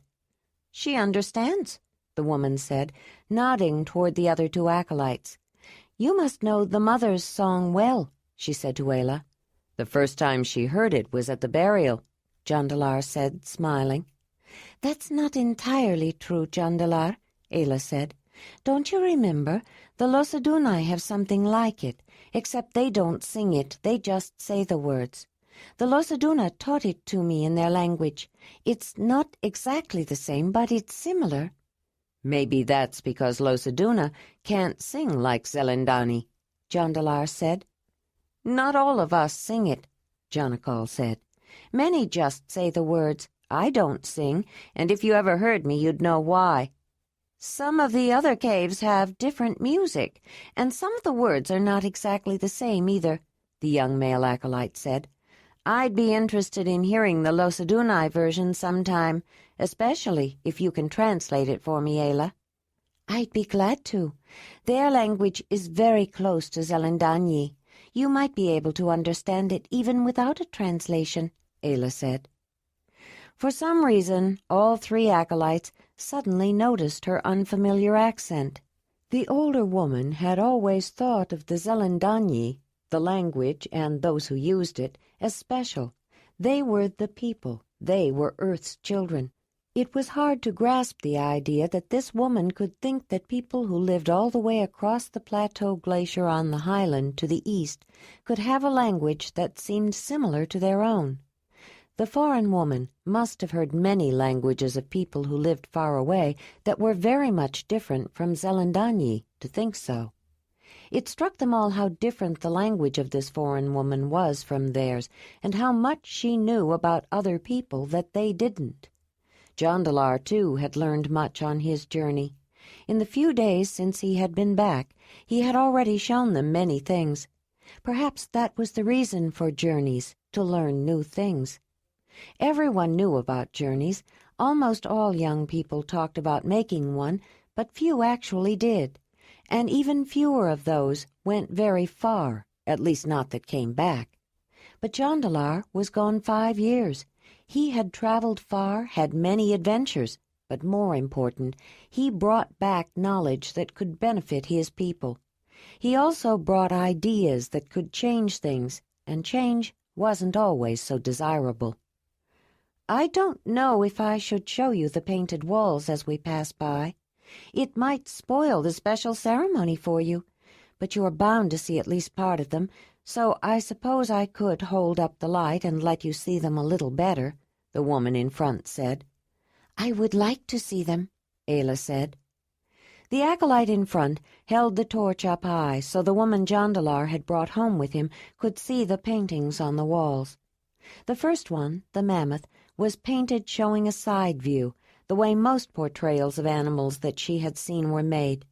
The hump on the head followed by a second hump high on the withers, but slightly lower down the sloping back, made it easy to recognize. That configuration was the distinctive feature of the great woolly beast, even more than its curving tusks and long trunk. It was painted in red, but shaded in reddish brown and black to show the contours and precise anatomical detail. It was facing the entrance and was so perfectly made that Ayla half expected the mammoth to walk out of the cave. Ayla didn't quite understand why the painted animals looked so lifelike or fully appreciate what it had required, but she couldn't resist looking closer to see how it was done. It was an elegant and accomplished technique. A flint tool had been used to cut a fine, distinct outline of the animal with exacting detail into the limestone wall of the cave, paralleled by a painted black line. Just outside of the engraved line, the wall had been scraped to show the light ivory tan natural color of the stone. It highlighted the outline and the colors with which the mammoth had been painted, and contributed to the three-dimensional quality of the work. But it was the paint within the outline that was so remarkable. Through observation and training from those who first conceived of the idea of taking a living animal and reproducing it on a two-dimensional surface, the artists who had painted the walls of the cave had gained a surprising and innovative knowledge of perspective. The techniques had been passed down, and though some artists were more skilled than others, most of them used shading to convey the sense of lifelike fullness. As Ayla moved past the mammoth, she had the eerie sensation that the mammoth had also moved. She felt impelled to reach for the painted animal and touch the stone, then closed her eyes. It was cold, slightly damp, with the texture and feel of any limestone cave. But when she opened her eyes, she noticed that the artist had used the stone wall itself to advantage in the incredibly realistic creation. The mammoth had been placed on the wall in such a way that a rounded shape of the stone became fullness of the belly, and a concretion of stalactite adhering to the wall that suggested a leg was painted as the back of a leg. In the flickering light of the oil lamps, she noticed that when she moved, she saw the animal from a slightly different angle, which changed the way the natural relief of the stone appeared and threw shadows to a slightly different position. Even standing still, watching the reflections of the fire move on the stone, she had the impression that the animal painted on the wall was breathing. She understood then the reason that the mammoth had seemed to shift when she moved, and knew that if she hadn't examined it carefully, she could easily be convinced that it had. She was reminded of the time at the clan gathering when she had to prepare the special drink Isa taught her to make for the Mogurs. The Mogur had shown her how to stand in the shadows so she would not be noticed, and told her exactly when to move out of them, which made it seem that she suddenly appeared. There was method to the magic of those who dealt with the world of the spirits, but there was magic, too. She had felt something when she touched the wall, something that she couldn't quite explain or understand. It was a hint of that certain strangeness she had occasionally felt ever since she had inadvertently swallowed the leavings of the Mogur's drink and followed them into the cave. From that time on, she occasionally experienced disturbing dreams and sometimes unsettling sensations, even when she was awake. She shook her head to rid herself of the feeling, then looked up and saw that the others were watching her. Smiling diffidently, she pulled her hand away from the stone wall quickly, afraid she had done something wrong, then looked toward the woman who held the torch. The acolyte said nothing as she turned to lead the way along the passage. The lights from the small flames glinted faintly off damp walls, with eerie hints of reflections as they moved quietly in single file along the corridor. There was a tingle of apprehension in the air. Ayla was sure they were going into the very heart of the steep limestone cliff, and was glad to be with other people, sure she would get lost if she were alone. She trembled with a sudden flash of fear and foreboding, and a sense of what it might be like to be in a cave alone. She tried to shake off the feeling, but the chill in the dark, cool cave was not easy to dispel. Not far beyond the first one, there was another mammoth, then more mammoths, then 2 small horses, painted primarily in black. She stopped to look at them more closely. Again, a line perfectly defining the shape of a horse was engraved in the limestone, highlighted by a line painted in black. Within the line, the horses were painted black, but as with the rest of the paintings, the shading gave them a surprising realism. Ayla noticed then that there were paintings on the right wall of the passage as well, some facing out and some in. Mammoths predominated. It seemed that a herd of mammoths was painted on the walls. Using the counting words, Ayla counted at least 10 on both sides of the passage. There may have been more. As she was continuing down the dark corridor, looking at the paintings momentarily lighted as she passed by, she was brought to a halt by the arresting scene of 2 reindeer greeting each other on the left wall. She had to see them better. The first reindeer facing into the cave was male. He was painted in black, with the definitive shape and contours of the animal accurately rendered, including his huge antlers, though they were suggested by the arcing shapes rather than precisely painted with all their points. His head was lowered, and to Ayla's wonder and surprise, he was tenderly licking the forehead of a female. Unlike the majority of deer, female reindeer also had antlers, and in the painting, as in life, hers were smaller. She was painted in red, and her knees were bent so she could lower herself to accept his gentle caress. The scene manifested a genuine sense of tenderness and caring, and it made Ayla think of Jondalar and herself. She had never thought of animals being in love before, but these seemed to be. It nearly brought her to tears, she was so moved. The acolyte guides allowed her to spend some time. They understood her reaction. They, too, were moved by this exquisite scene. Jondalar was also staring in wonder at the painted reindeer. "That's a new one," he said. "I thought there was a mammoth there." "There was. If you look closely at the female, you can still see some of the mammoth underneath," the young man in the rear explained. "Jondalar made that," the woman in front said. Both Jondalar and Ayla looked at the artist acolyte with new respect. "Now I understand why you are Zelandonii's acolyte," Jondalar said. "You are extraordinarily gifted." Jondalar nodded to acknowledge Jondalar's comment. "We all have our gifts. I'm told you are an extraordinarily gifted flint knapper. I look forward to seeing some of your work. In fact, there's a tool I've been trying to get someone to make for me, but I can't quite seem to explain it to any of the tool makers so they understand. I was hoping Dalinar would be coming to the summer meeting so I could ask him." "He is planning to come, but I'll be glad to give your idea a try if you like," Jondalar said. "I enjoy a challenge." "Perhaps we can talk tomorrow," Jondalar said. "Can I ask you something, Jondalar?" Ayla said. "Of course." "Why did you paint the deer on top of the mammoth?" "That wall, that place drew me to it," Jondalar said. "It's where I had to put the reindeer. They were in the wall and wanted to come out." "It is a special wall. It leads beyond," the woman said. "When the first sings there or a flute is played, that wall answers. It echoes, resonates to the sound. Sometimes it tells you what it wants." "Did all these walls tell someone to make paintings on them?"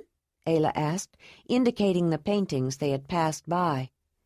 "That's one reason this deep is so sacred. Most of the walls talk to you if you know how to listen. They lead you places if you're willing to go." "No one ever told me this before, not in exactly this way. Why are you telling us now?" Jondalar asked. "Because you will have to listen, and perhaps go through, if you're going to help the first find the elan of your brother Jondalar," the woman said. Then she added, "The Zelandonii have been trying to understand why Jondalar was inspired to make these figures here. I'm beginning to get an idea." The woman smiled enigmatically at Jondalar and Ayla, then turned to walk deeper into the cave. "Oh, before you go on," Ayla said to the woman, touching her arm to detain her, "I don't know what to call you. Can I ask your name?" "My name isn't important," she said. When I become Zelandonii, I will be giving it up anyway. I am the first acolyte to the Zelandonii of the second cave. Then I suppose I could call you Acolyte of the Second, Ayla said. Yes, you could, although the Zelandonii of the second has more than one acolyte. The other two are not here. They've gone ahead to the summer meeting. Then perhaps first acolyte of the second? If it pleases you, I will respond to that name. What should I call you? Ayla asked the young man who brought up the rear. I've only been an acolyte since the last summer meeting, and, like Jondalar, I still use my own name most of the time. Perhaps I should give you a formal greeting and introduction. He held out both his hands. I am Michaelan of the 14th cave of the Zelandonii, second acolyte of the Zelandonii of the 14th cave, and I welcome you, he said. Ayla took his hands in hers. I greet you, Michaelan of the 14th cave of the Zelandonii. I am Ayla of the Mamutoi, member of the lion camp, daughter of the mammoth hearth, chosen by the spirit of the cave lion, protected by the cave bear, friend of the horses, Winnie and Racer, and the hunter, Wolf. I seem to have heard that some people to the east refer to their Zelandania as the mammoth hearth, the woman acolyte said. You're correct, Jondalar said. They are the Mamutoi. Ayla and I lived with them for a year, but I'm surprised anyone here has heard about them. They live far away. She looked at Ayla. If you are a daughter of the mammoth hearth, that explains some things. You are Zelandonii. No, I am not, Ayla said. The mammoth adopted me to the mammoth hearth. I wasn't called, but he was starting to teach me some things before I left with Jondalar. The woman smiled. You would not have been adopted if you were not meant to be. I am sure you will be called. I don't think I want to be, Ayla said. That may be, the first acolyte of the second said, then turned and continued leading them into the heart of Fountain Rocks. Ahead, they began to see a glow, and as they approached, it grew almost brilliant. After the total darkness of the cave, with only a few small lights, their eyes had adapted, and any greater illumination was all but dazzling. The corridor opened out, and Ayla saw several people waiting in an enlarged area. It seemed almost crowded, and as she reached the area and recognized people she had met, she realized that everyone there was Zelandania, except for Jondalar and her. The large woman from the 9th cave was sitting on a seat someone had brought in for her. She got up and smiled. "We've been waiting for you," said the first. She gave both of them a hug that was held at a slight distance, and Ayla suddenly understood that it was a formal embrace, a greeting one gave to close associates in public. One of the other Zelandania nodded to Ayla. She responded with a nod to the short and slightly built man she identified as Zelandonii of the 11th, the one who had impressed her with his strong grip and self-confidence. An older man smiled at her, and she smiled back at Zelandonii of the 3rd, who had been so kind and supportive when she was trying to help Chevenar. She recognized most of the others only as people she had met and greeted. A small fire had been made on top of some stones that had been brought in for the purpose. They would be taken back out when they left. A partially filled water bag was on the ground beside a good-sized wooden cooking bowl full of steaming water. Ayla watched a young woman use a pair of bent wood tongs to fish out a couple of cooking stones from the bottom of the cooking bowl, then add more from the fire. The steam billowed out as the hot rocks touched the water. When she looked up, Ayla recognized Majera and smiled at her. Then the one who was first added some material from a pouch. She's making a decoction, cooking it, not just steeping a tea, Ayla thought. There is probably some root or bark in that drink, something strong. The next time hot stones were added, the billowing steam filled the air with a strong aroma. The mint was easy to detect, but she smelled other odors and flavors which she tried to identify, and suspected that the mint was there to cover the taste of something less pleasant. A couple of people spread a heavy leather covering on the damp and rocky floor near the seat that the first had occupied. "Ayla, Jondalar, why don't you come over here and make yourselves comfortable?" the large woman said, indicating the leather. "I have something for you to drink." The young woman who was tending the potion in the cooking bowl brought out 4 cups in preparation. "It's not quite ready yet, but you might as well relax." "Ayla has been enjoying the wall paintings," Jondalar said. "I think she might like to see more of them. It might be more relaxing than sitting there waiting until that drink is ready." "Yes, I would like to see more," Ayla added quickly. She found herself suddenly feeling rather anxious about drinking some unknown decoction that she knew was intended to help her find some other world. Her past experience with similar drinks had not been especially agreeable. Zelandonii observed her closely for a while. She knew Jondalar well enough to understand that he would not have made the suggestion without good reason. He must have noted that the young woman was showing some distress, and she did seem to be agitated. "Certainly, Jondalar. Why don't you show her the painted walls?" the first said. "I'd like to go with them," Jondalar said. He wasn't feeling very calm himself. "And maybe the torch carrier could come with us." "Yes, of course," said the first acolyte of the second, picking up the torch she had put out. "I'll need to relight it." "There is some fine work on the wall behind the Zelandonii, but I don't want to bother them," Jondalar said. "Let me show you something interesting down this corridor." He led them down a passageway that turned off to the right from the main one. Immediately on the left, he stopped in front of another panel of reindeer and a horse. "Did you do these, too?" Ayla asked. "No, my teacher did. She used to be Zelandonii of the Second, before Kimaran's sister. She was an exceptional painter," Jondalar said. "She was good, but I think the student has outdone the teacher," Jondalar said. "Well, for the Zelandonii, it is not so much the quality, although it is appreciated. It is the experience. These paintings are not just for looking at, you know," the first acolyte of the second said. "I'm sure that's true," Jondalar said with a wry smile. "But for me, I think I like the looking more. I must admit I'm not exactly waiting eagerly for this ceremony. I'm willing, of course, and I think it may be interesting, but for the most part I'm happy to let the Zelandonii have the experience." Jondalar grinned at his admission. "You are not alone in that feeling, Jondalar. Most people would rather stay firmly in this world.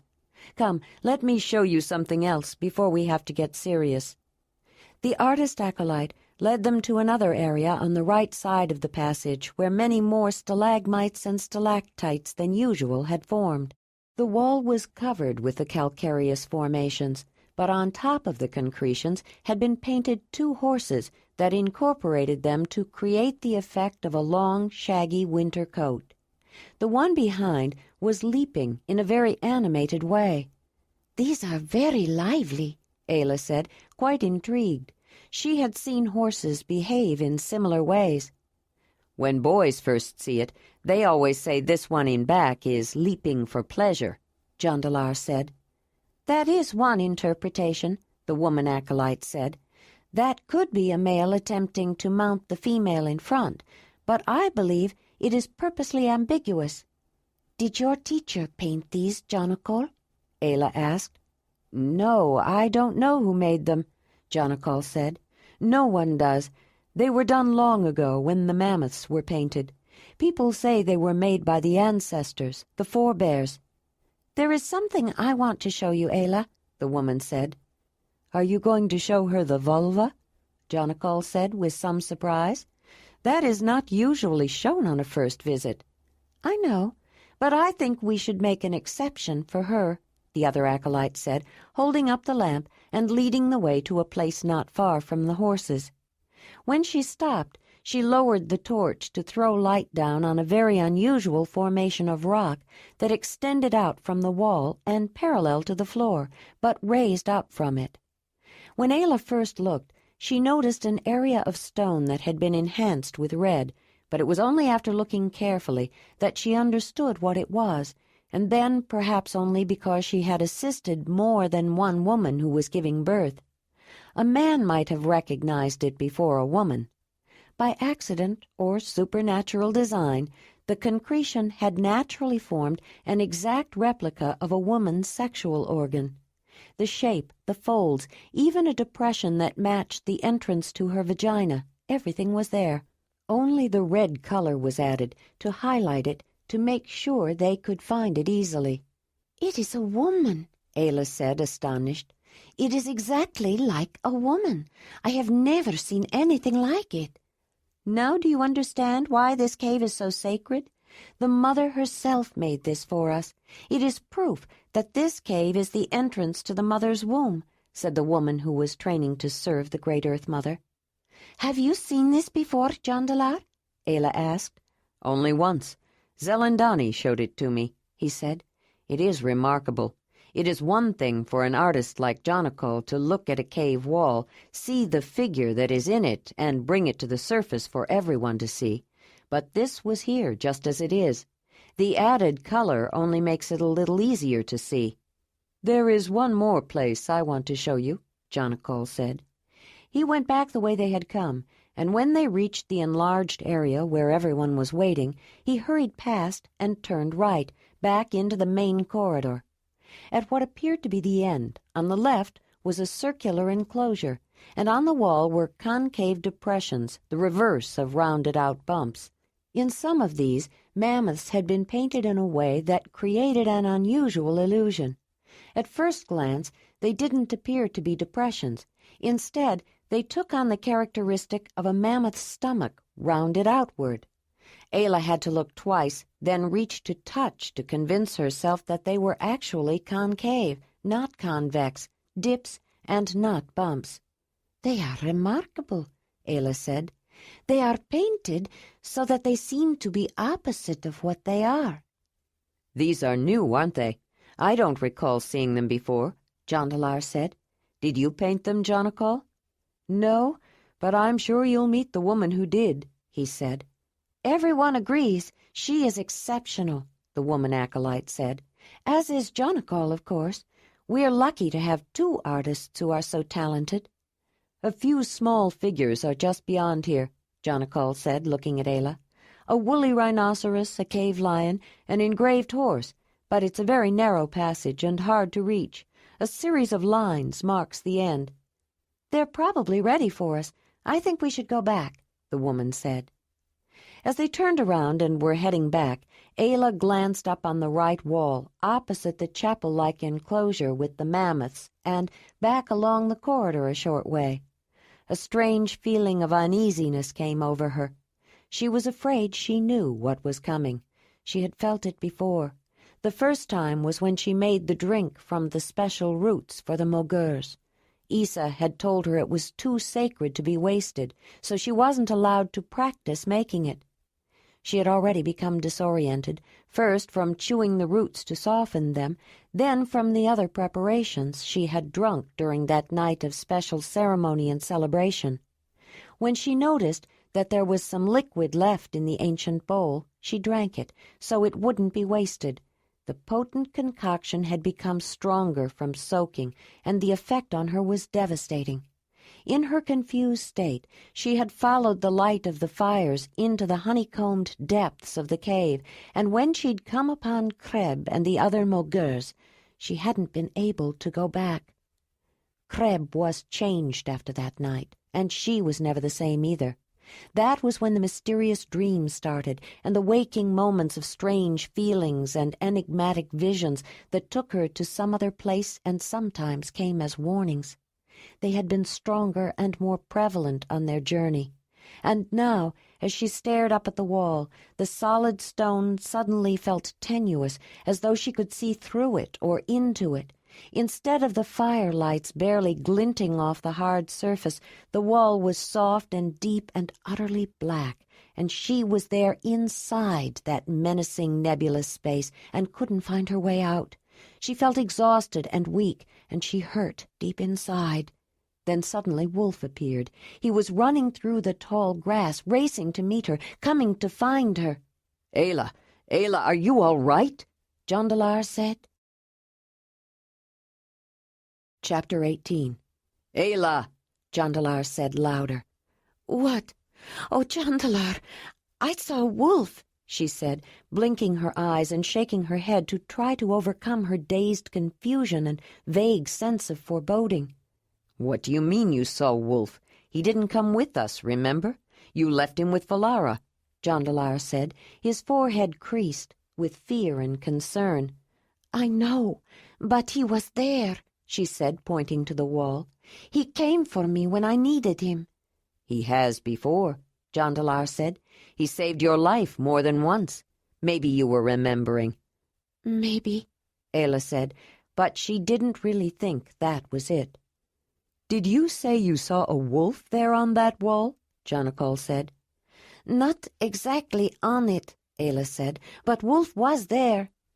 I do think we need to go back, the woman acolyte said, but she was staring at her with a speculative expression. There you are, Zelandonii of the Ninth said when they returned to the widened area of the corridor. Are you feeling more relaxed now and ready to proceed? She was smiling, but Ayla had the distinct impression that the large woman was impatient and not entirely pleased. After her vivid memory of the time when she drank some liquid that altered her perceptions and her moment of displacement when she saw Wolf in the wall, Ayla was, if anything, feeling less inclined to drink some kind of beverage that would put her into some other kind of reality or next world. But she didn't feel that she had a choice. It's not easy to feel relaxed in a cave like this, Ayla said, and it frightens me to think about drinking that tea, but if you think it is necessary, I'm willing to do what you want. The first smiled again, and this time it seemed genuine. Your honesty is refreshing, Ayla. Of course it's not easy to relax here. That's not the purpose of this place. And you're probably right to have some fear of this tea. It is very powerful. I was going to explain to you that you will feel strange after you drink it, and its effects are not entirely predictable. The effects usually wear off in a day or so, and I don't know of anyone who's been harmed by it, but if you'd rather not, no one will hold it against you. Ayla frowned in thought, wondering if she should refuse, but though she was glad she had been given the choice, it made it harder to say no. If you want me to, I am willing, she said.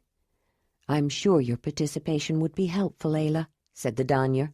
Yours as well, Jondalar, but I hope you understand, you also have the right to refuse.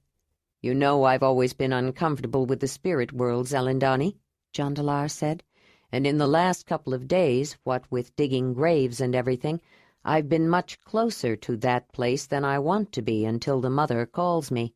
But I was the one who asked you to help Thonolin, and I can do no less than help you in any way I can. In fact, I'll be just as glad to get it all over with. Then why don't you both come over here and sit down on this leather pad, and we'll proceed, said the first among those who served the great Earth Mother. When they sat down, the young woman ladled the tea into cups. Ayla glanced at Majera and smiled. She smiled back, shyly, and Ayla realized that she was quite young. She seemed nervous, and Ayla wondered if it was the first time for her to be participating in this kind of ceremony. Probably the Zelandonii were using this occasion as a teaching experience. Take your time, they were told by Zelandonii of the Third, who was assisting the acolyte in handing them the cups. It tastes strong, but with the mint it's not too bad. Ayla took a sip and thought not too bad was a matter of opinion. Under any other circumstances she would have spit it out. The fire in the hearth was out, but the beverage was rather hot, and she thought that whatever else was in it actually made the mint taste bad. Besides, this wasn't really a tea. It had been boiled, not steeped, and boiling never did bring out the best qualities of mint. She wondered if there weren't other, more compatible, innocuous, or healing herbs that might blend with the primary ingredients in a pleasanter way. Licorice root, perhaps, or linden flowers added later, after it was boiled. In any case, it wasn't a taste to savor, and she finally just drank it down. She saw that Jondalar had done the same, and so did the first. Then she noticed that Megera, who had boiled the water and ladled the beverage, had also drunk a cup. "Jondalar, is this the stone you brought with you from Thanalin's burial?" the first said, showing him the small, sharp-edged, ordinary-looking gray stone with one iridescent blue opal face. "Yes, it is," he said. He would recognize that stone anywhere. "Good. It is an unusual stone, and I'm sure it still carries a trace of your brother's elan. Take it in your hand, Jondalar, and then hold hands with Ayla, so that the stone is held by both of you. Move close to my seat, and with your other hand take my hand. Now, Megera, you move up close to me and take my hand, and Ayla, if you will come a little closer, you and Megera can hold hands." Megera must be a new acolyte, Ayla thought. I wonder if it is her first time for something like this. It's my first time with the Zelandonii, although that time at the clan gathering with Kreb was probably similar, and of course what I did with Mammut was. She found herself recalling her last experience with the old man of the lion camp who interceded with the spirit world, and it did not make her feel better. When Mammut found out she'd had some of the special clan roots that the Mogurs used, he wanted to try them, but he was unfamiliar with their properties, and they were stronger than he had thought. They were both nearly lost to the deep void, and Mammut warned her against ever using them again. Though she did have more of those roots with her, she didn't plan to take them. The four who had consumed the drink were now facing each other, holding hands. The first sitting on a low padded stool, the rest sitting on the leather mat on the ground. The Zelandonii of the 11th brought an oil lamp and placed it in the middle of them. Ayla had seen similar lamps, but found herself quite intrigued by it. She was already beginning to feel some effects from the drink as she stared at the stone that held fire. The lamp was made of limestone. The general shape, including the bowl-like section and the handle extension, had been pecked out with a much harder stone, like granite. Then it was smoothed with sandstone and decorated with symbolic markings etched in with a flint burin. 3 wicks were resting against the side of the bowl opposite the handle at different angles, each with one end sticking out of the liquid fat, and the rest of the absorbent material soaking in it. One was quick-starting and hot-burning lichen that melted the fat.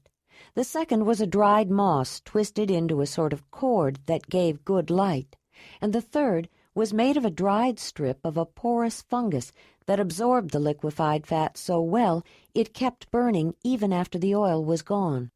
The animal fat that was used for the fuel had been rendered in boiling water so that the impurities fell to the bottom, leaving only pure white tallow floating on top after the water cooled. The flame burned clean, with no visible smoke or soot. Ayla glanced around and noted, somewhat to her dismay, that a Zelandonii was putting out an oil lamp, and then she saw another going out. Soon all the lamps were out except for the one in the center. Seeming to defy its diminutive size, the light from the single lamp spread out and lit the faces of the 4 people holding hands with a warm golden glow.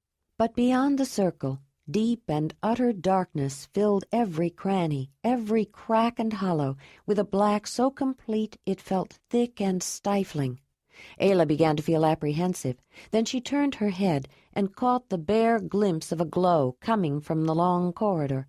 Some of the lamps that had guided their way must still be lit, she thought, and let out a breath that she didn't know she was holding. She was feeling very strange. The decoction was taking effect quickly. It seemed as though things around her were slowing down, or that she was going faster. She looked at Jondalar and found him staring at her, and she had the strangest sense that she almost knew what he was thinking. Then she looked at Zelandonii and Megera and felt something too, but it was not as strong as her feeling with Jondalar, and she wondered if she was imagining it. She became conscious of hearing music, flutes, drums, and people singing, but not with words. She wasn't quite sure when or even from where it originated. Each singer maintained a single note or series of repetitive notes until he or she ran out of breath, and then would take a breath and start again. Most singers and the drummers repeated the same thing over and over, but a few exceptional singers varied their song, as did most of the flute players. Beginning and ending at each person's own choosing meant that no two people started or stopped at the same time. The effect was a continuous sound of interweaving tones that changed as new voices began and others ended, with an overlay of divergent melodies. It was sometimes atonal, sometimes closely harmonic, but overall a strangely wonderful, beautiful, and powerful fugue. The other three people in her circle were singing as well. The first, with her beautiful, rich contralto, was one who varied her tones in a melodic way. Megera had a pure high voice and a simple, repetitive set of tones. Jondalar also sang a repetition of tones, a chant he had obviously perfected and was happy with. Ayla had never really heard him sing before, but his voice was rich and true, and she liked the sound. She wondered why he didn't sing more.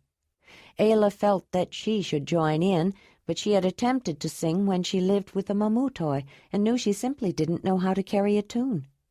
She never learned as a child, and it was a little late to learn now. Then she heard one of the men nearby who just crooned in a monotone. It reminded her of when she was living alone in her valley and used to hum a similar monotone at night while she rocked herself to sleep. The leather cloak that she had used to hold her son to her hip crumpled up into a ball and held close to her stomach. Very softly she began to hum her low-pitched monotone and found herself rocking very slightly. There was something soothing about the music. Her own humming relaxed her, and the sounds of the others gave her a comforting, protected feeling, as though they were supporting her and would be there for her if she needed them. It made it easier for her to give in to the effects of the drink, which was having a strong influence on her. She became acutely aware of the hands she was holding. On her left, the hand of the young woman was cool, moist, and so softly compliant the grip was slack. Ayla clasped Megera's hand, but felt almost no return hold. Even her grasp was young and shy. In contrast, the hand on her right was warm, dry, and slightly calloused from use. Jondalar held her hand with a firm grip as she held his, and she was extremely conscious of the hard stone held between them, which was slightly disconcerting, but his hand made her feel secure. Though she couldn't see it, she was sure the flat opal side was against her palm, which meant that the triangular ridge on the side opposite was in his. As she concentrated on it, the stone seemed to be warming, matching their body heat, adding to it, feeling as though it were becoming a part of them, or they a part of it. She remembered the chill she'd felt when she first entered the cave, and that the cold intensified as they got farther into its depths. But at the moment, sitting on the padded leather and dressed in her warm clothes, she did not feel cold at all. Her attention was caught by the fire in the lamp. It made her think of the pleasant heat of fire in a hearth. She stared at the small flickering flame, became fixated on the bit of incandescence to the exclusion of everything else. She watched the small yellow light as it fluttered and trembled. With every breath she took, she seemed to control the flame. As she watched closely, she saw that the light wasn't entirely yellow. To keep it still while she studied it, she held her breath. The small fire was rounded in the middle, with the brightest yellow part starting near the end of the wick and tapering up to a point. Inside the yellow was a darker area that began below the end of the wick and narrowed into a cone as it rose up within the bit of fire. Below the yellow, at the bottom where the flame began, the fire had a hint of blue. She had never looked at the fire of an oil lamp with such intensity before. When she started breathing again, the lambent fire seemed to be playing with the lamp, moving to the meter of the music. As it danced over the glossy surface of the melted tallow, its light reflecting from the fuel, the flame grew more radiant. It filled her eyes with its softly glowing luminescence until she could see nothing else. It made her feel airy, weightless, carefree, as though she could have floated up into the warmth of the light. Everything was easy, effortless. She smiled, laughed softly, then found herself looking at Jondalar. She thought about the life that he had started growing inside her, and a sudden flood of intense love for him welled up and overflowed. He could not help but respond to her glowing smile. As she watched him begin to smile back, she felt happy, loved. Life was full of joy, and she wanted to share it.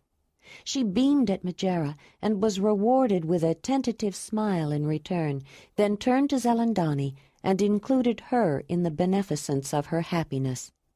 In a dispassionate corner of her mind that seemed to have distanced itself from her, she seemed to be watching everything with a strange clarity.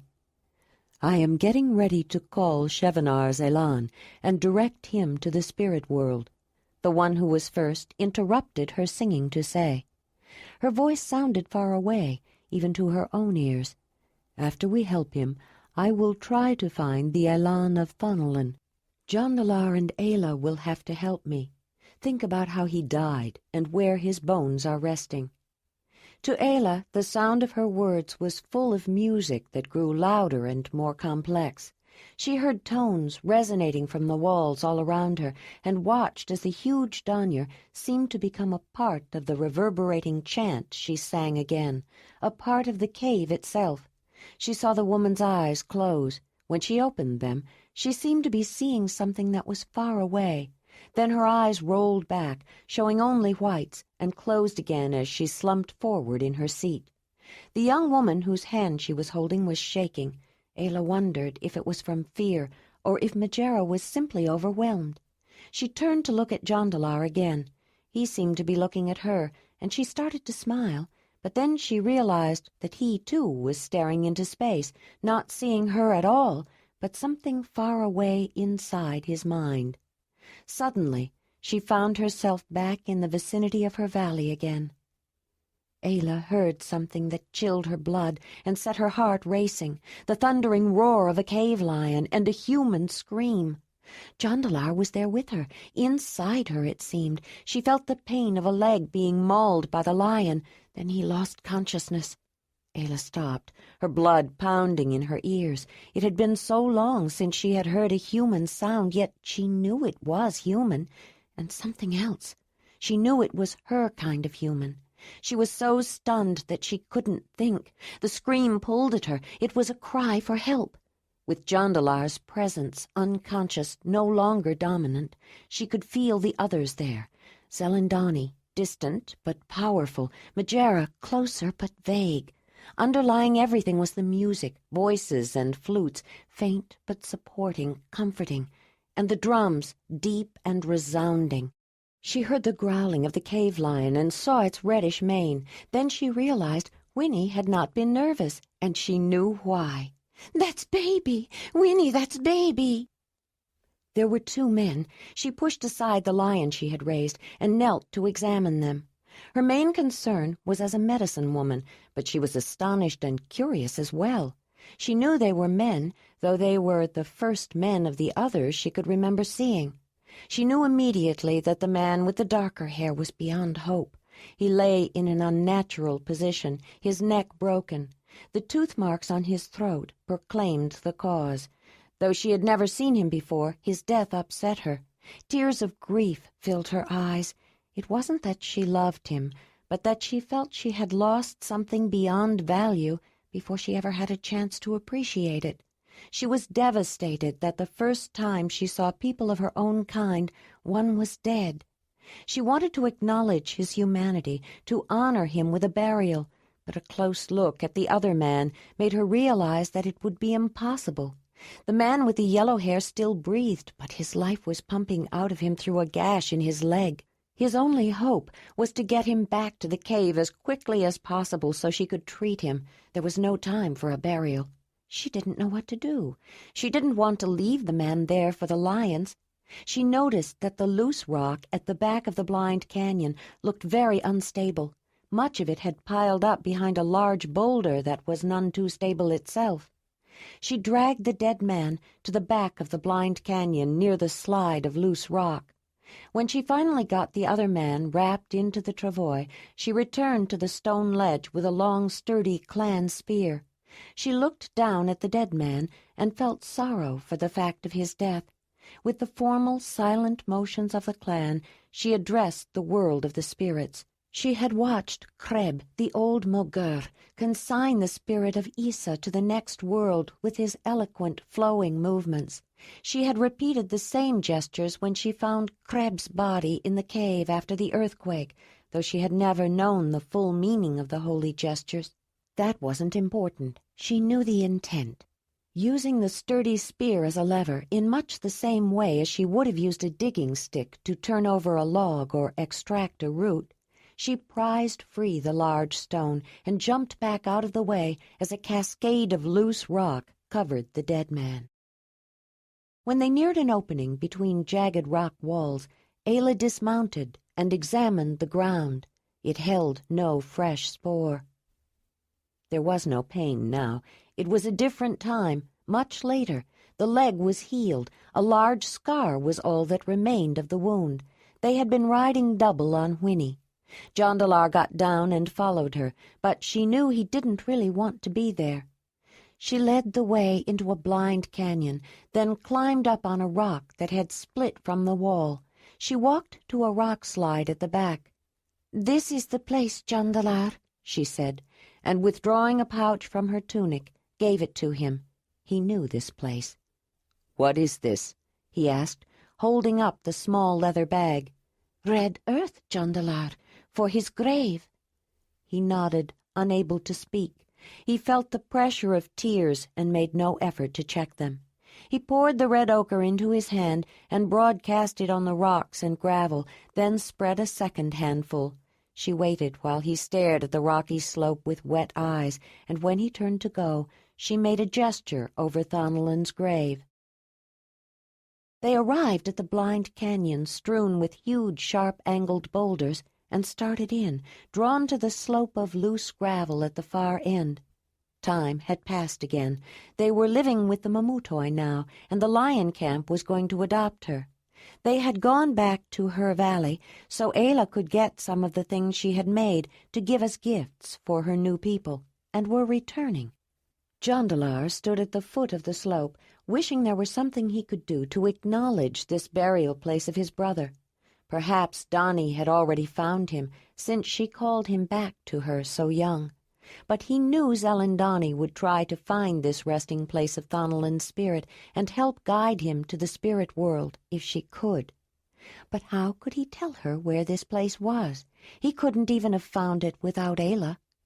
He noticed Ayla had a small leather pouch in her hand, one similar to the kind she wore around her neck.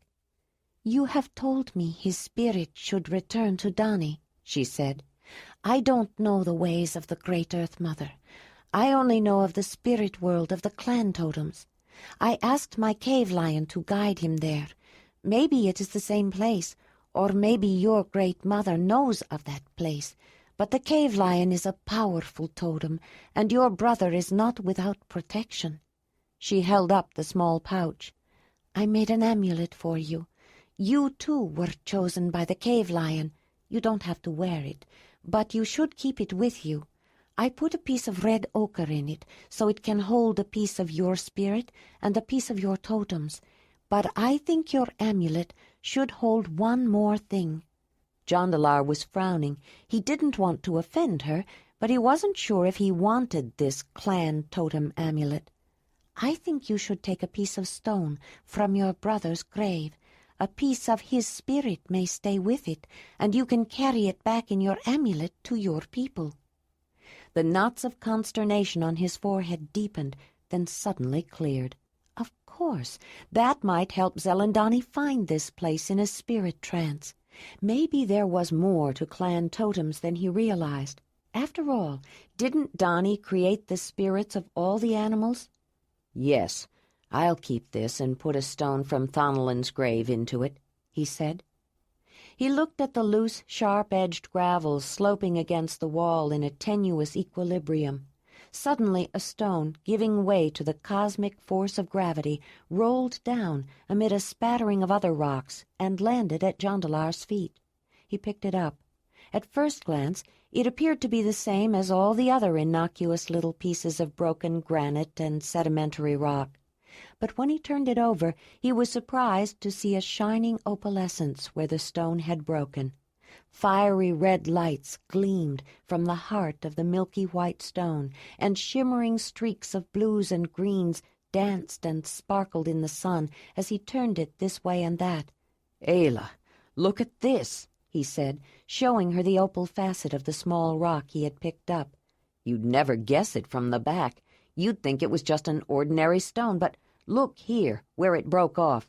The colors seem to come from deep inside, and they're so bright it almost seems alive." "Maybe it is, or maybe it is a piece of the spirit of your brother," she said. Ayla became aware of Jondalar's warm hand and the stone pressing against her palm. Its heat increased, not enough to cause discomfort, but enough to make her notice it. Was it Thonalan's spirit that was trying to be noticed? She wished she'd had a chance to get to know the man. The things she'd heard about him since she arrived indicated that he had been well liked. It was a shame that he'd died so young. Jondalar had often said that Thonalan was the one who had wanted to travel. He had gone on the journey only because his brother was going, and because he didn't really want to mate Morona. "Oh, Donnie, Great Mother, help us to find our way to the other side, to your world, to the place beyond, and yet within the unseen spaces of this world. As the dying old moon holds the new within its slender arms, the world of the spirits, of the unknown, holds this world of the tangible, of flesh and bone, grass and stone, within its unseen grasp. But with your help, it can be seen, it can be known." Ayla heard the plea, sung in the strange muted chant by the huge woman. She had noticed that she was getting dizzy, though that was not quite the word to describe her sensations. She closed her eyes and felt herself falling. When she opened them again, lights were flashing from within her eyes. Though she had not really paid attention to them when she was looking at the animals, she realized now that she had seen other things, signs and symbols marked on the walls of the cave, some of which matched the visions in her eyes. It didn't seem to matter now whether her eyes were open or closed. She felt that she was falling into a deep hole, a long, dark tunnel, and she resisted the sensation, tried to keep control. "Don't fight it, Ayla. Let go," the great Danyer said. "We are all here with you. We will support you. Donnie will protect you. Let her take you where she will. Listen to the music. Let it help you. Tell us what you see." Ayla dove through the tunnel head first, as though she were swimming under water. The walls of the tunnel, of the cave, began to shimmer, then seemed to dissolve. She was looking through them, seeing into them, beyond them, to a grassland, and in the distance many bison.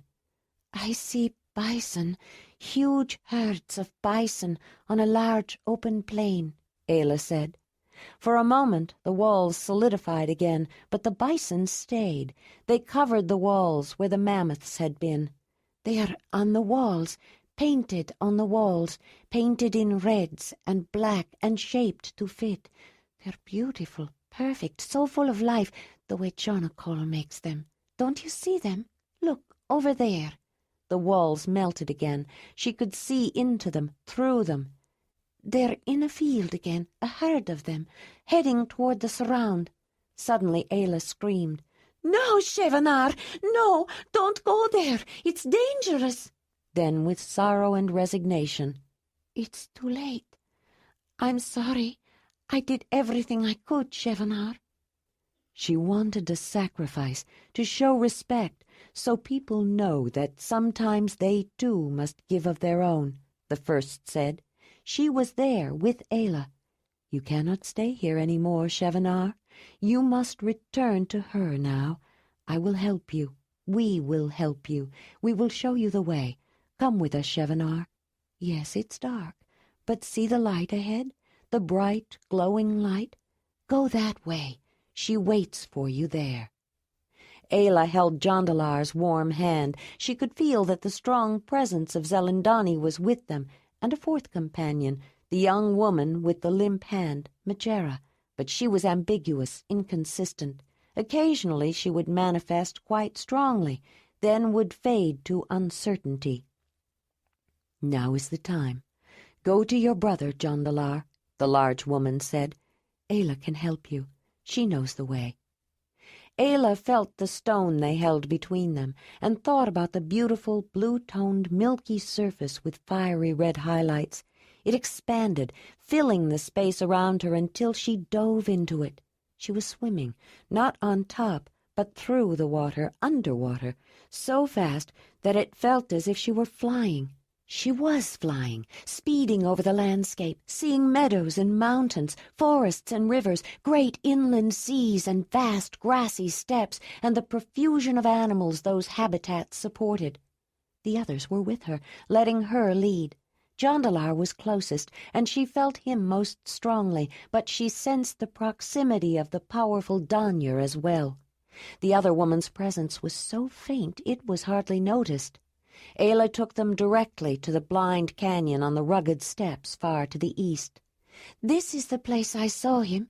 I don't know where to go from here," she said. "Think of Thonalin. Call to his spirit, Jondalar," Zelandonii said. "Reach out to your brother's elan."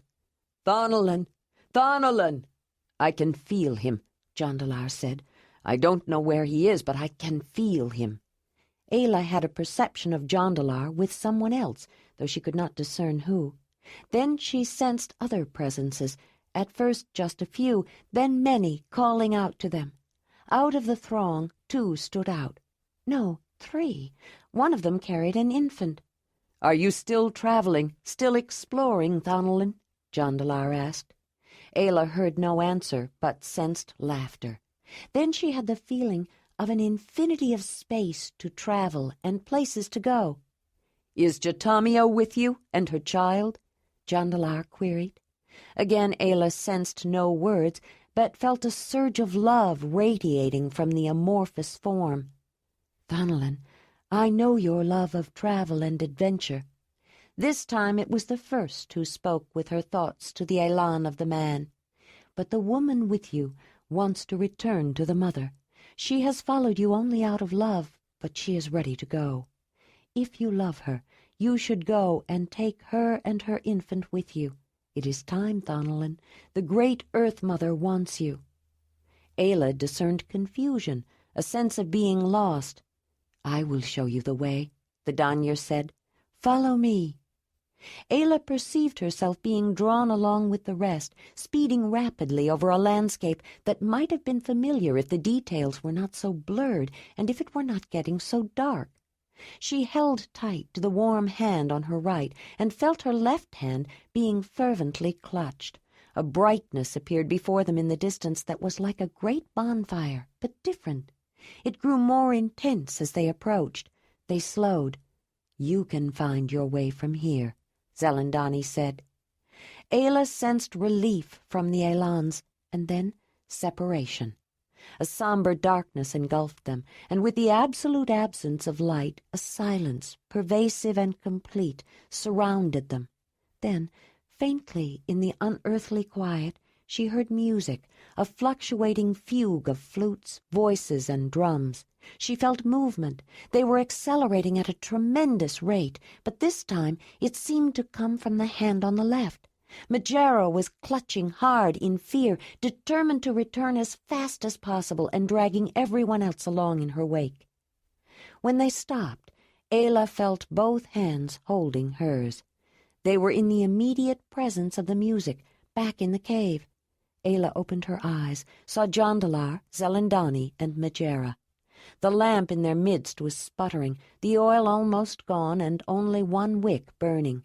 In the darkness beyond, she saw the small fire of a lamp move, seemingly by itself, and shivered. Another lamp was brought forward and exchanged for the dying light in the center. They were sitting on the leather pad, but now, even in her warm clothing, she felt chilled. They let go of each other's hands, though Ayla and Jondalar held on for a beat or two longer than the rest, and began to shift positions. The one who was first joined in with the singers and brought the musical fugue to a close. More lamps were lit, and people started moving around. Some stood up and stamped their feet. "I want to ask you something, Ayla," the large woman said. Ayla looked at her expectantly.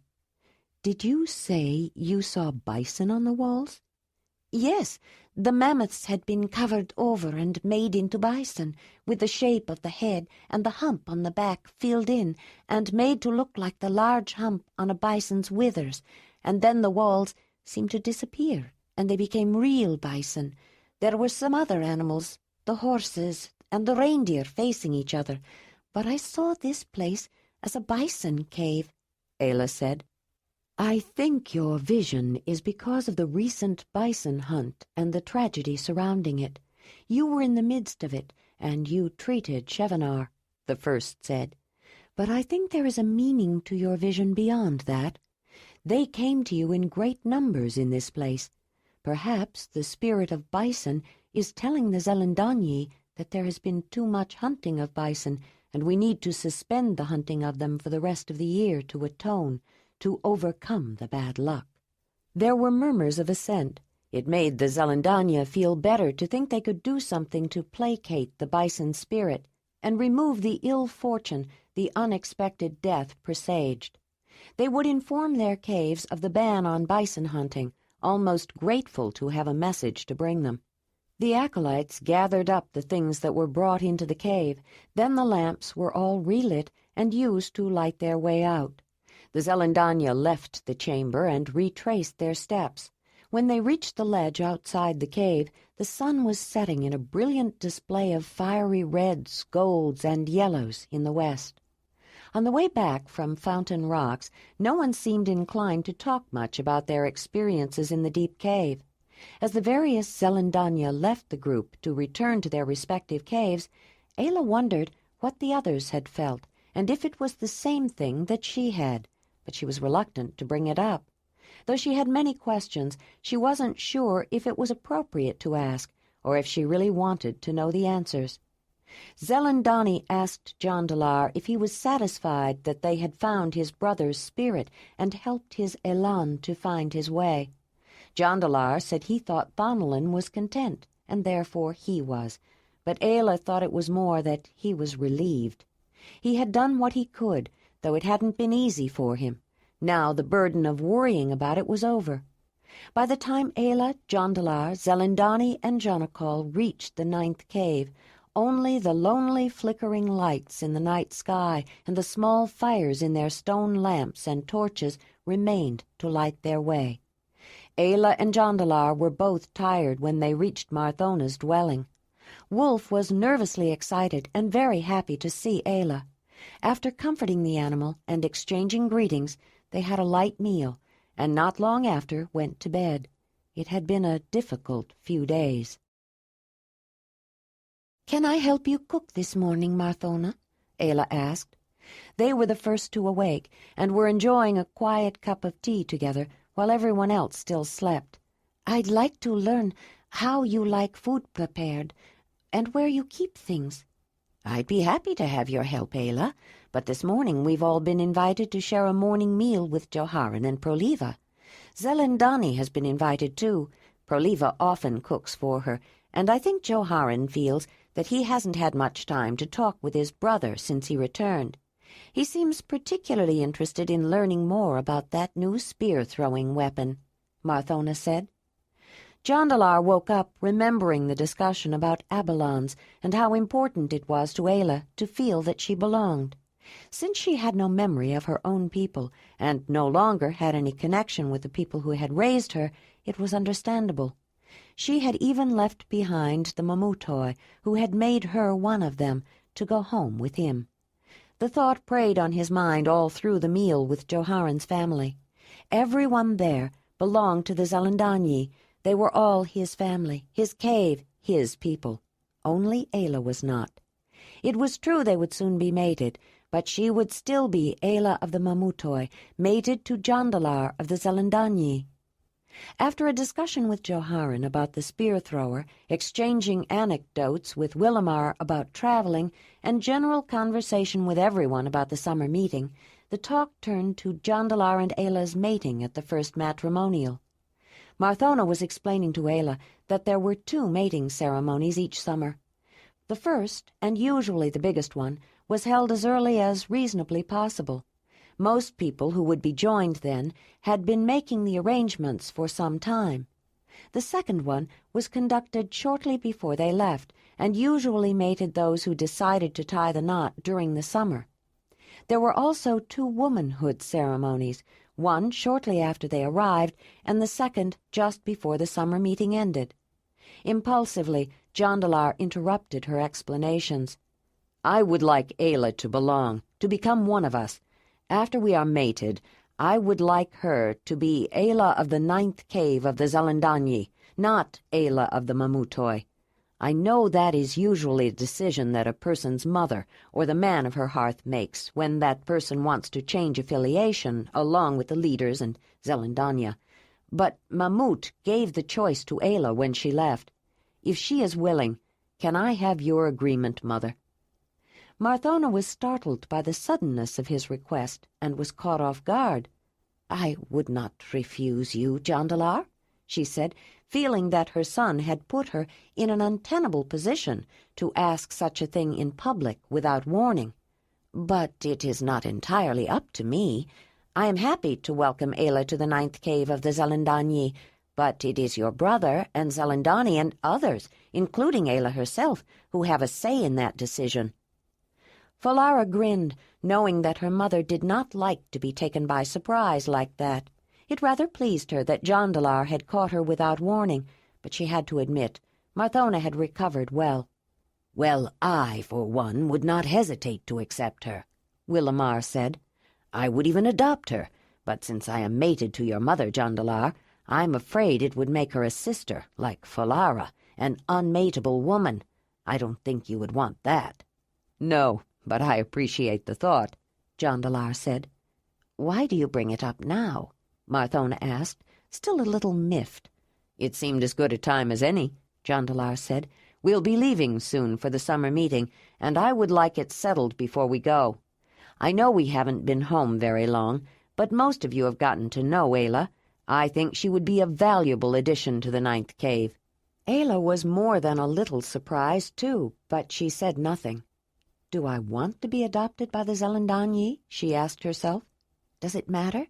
If Jondalar and I are going to be mated, I will be the same as one whether I have the name or not. He seems to want it. I'm not sure why, but maybe he has a good reason. He knows his people much better than I do." "Perhaps I should tell you something, Jondalar," Joharan said. "I think to those of us who know her, Ayla would be a more than acceptable addition to our cave. But not everyone feels that way. When I was walking back from downriver, I decided to tell Larimar and some others about the bison feast, and when I approached, I overheard them talking. I'm sorry to say they were making disparaging remarks, in particular about her healing skills and treatment of Chevenar. They seem to feel that anyone who learned healing from the clan could not know much. It's their prejudice talking, I'm afraid. I told them no one, not even Zelandonii, could have done more, and I must admit they made me angry. That's not always the best time to make a point." So that's why he was so angry, Ayla thought. The knowledge gave her mixed feelings. She was upset by what those men said about Issa's healing abilities, but pleased that Joharan had spoken up for her. "All the more reason to make her one of us now," Jondalar said. "You know those men. They do nothing but gamble and drink Larimar's Barma. They haven't even bothered to learn a craft or a skill, unless you consider gambling one.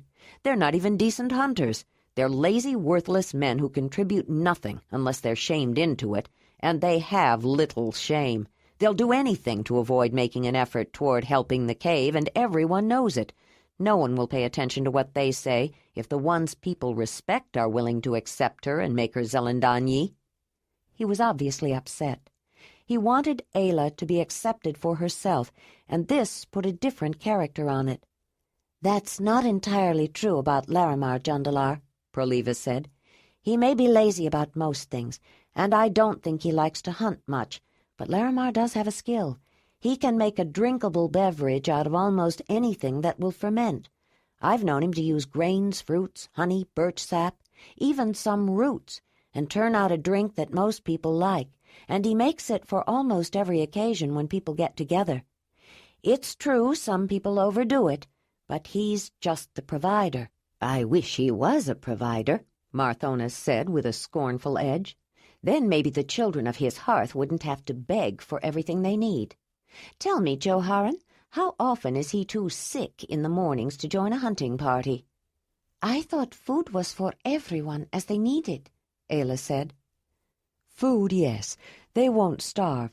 But for everything else, they have to depend on the goodwill and generosity of other people," the first said. "But if, as Prolivas says, he has the skill to make a very good drink that everyone likes, can't he exchange that for whatever his family needs?" Ayla said. "He could, yes, but he doesn't," Prolivas said. "What about his mate? Can't she convince him to contribute to his family?" Ayla said. "Tramita? She's even worse than Larimar. All she does is drink his barma and produce more children that she doesn't take care of," Marthona said. "What does Larimar do with all the drink he makes if he doesn't trade it for things for his family?" Ayla wanted to know.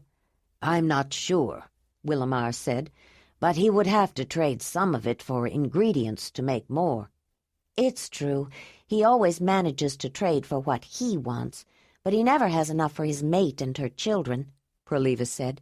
"It's a good thing that Tramita doesn't seem to mind asking people to give her things for her poor children." "And he does drink a lot of it himself," Joharan said. "Tramita does, too. I think he gives a good measure away. There's always a bunch around him hoping for drinks. I think he likes to have them around. He probably thinks they're his friends, but I wonder how long they'd stay if he stopped giving them barma." "Not long, I'd guess," Willamar said. "But I don't think Larimar and his friends are the ones to decide whether Ayla becomes Zelandonii." "You are right, Trade Master. I think there's no question that we would have no problem accepting Ayla, but maybe we should let Ayla decide," Zelandonii said. "No one has asked her if she wants to be a woman of the Zelandonii." All heads turned to look at her. Now she was the one who felt uncomfortable. It was a while before she said anything, which made Jondalar a bit nervous. Maybe he had misjudged her. Maybe she didn't want to become Zelandonii. Maybe he should have asked her first before he started this, but with all the talk about matrimonials, it seemed an appropriate time. Finally, Ayla spoke. "When I decided to leave the Mamutoi and go with Jondalar back to his home, I knew how the Zelandonii felt about the clan, the people who raised me, and I knew that you might not want me. I admit I was a little afraid to meet his family, his people." She stopped for a moment, trying to gather her thoughts and find the right words to say what she felt. "I'm a stranger to you, a foreign woman with strange ideas and ways. I brought animals that live with me and asked you to accept them. Horses are animals that are usually hunted, and I wanted you to make a place for them. I have just been thinking today that I would like to make a covered shelter for them at the south end of the 9th cave, not far from downriver. During the winter, the horses are used to having a refuge that is out of the weather.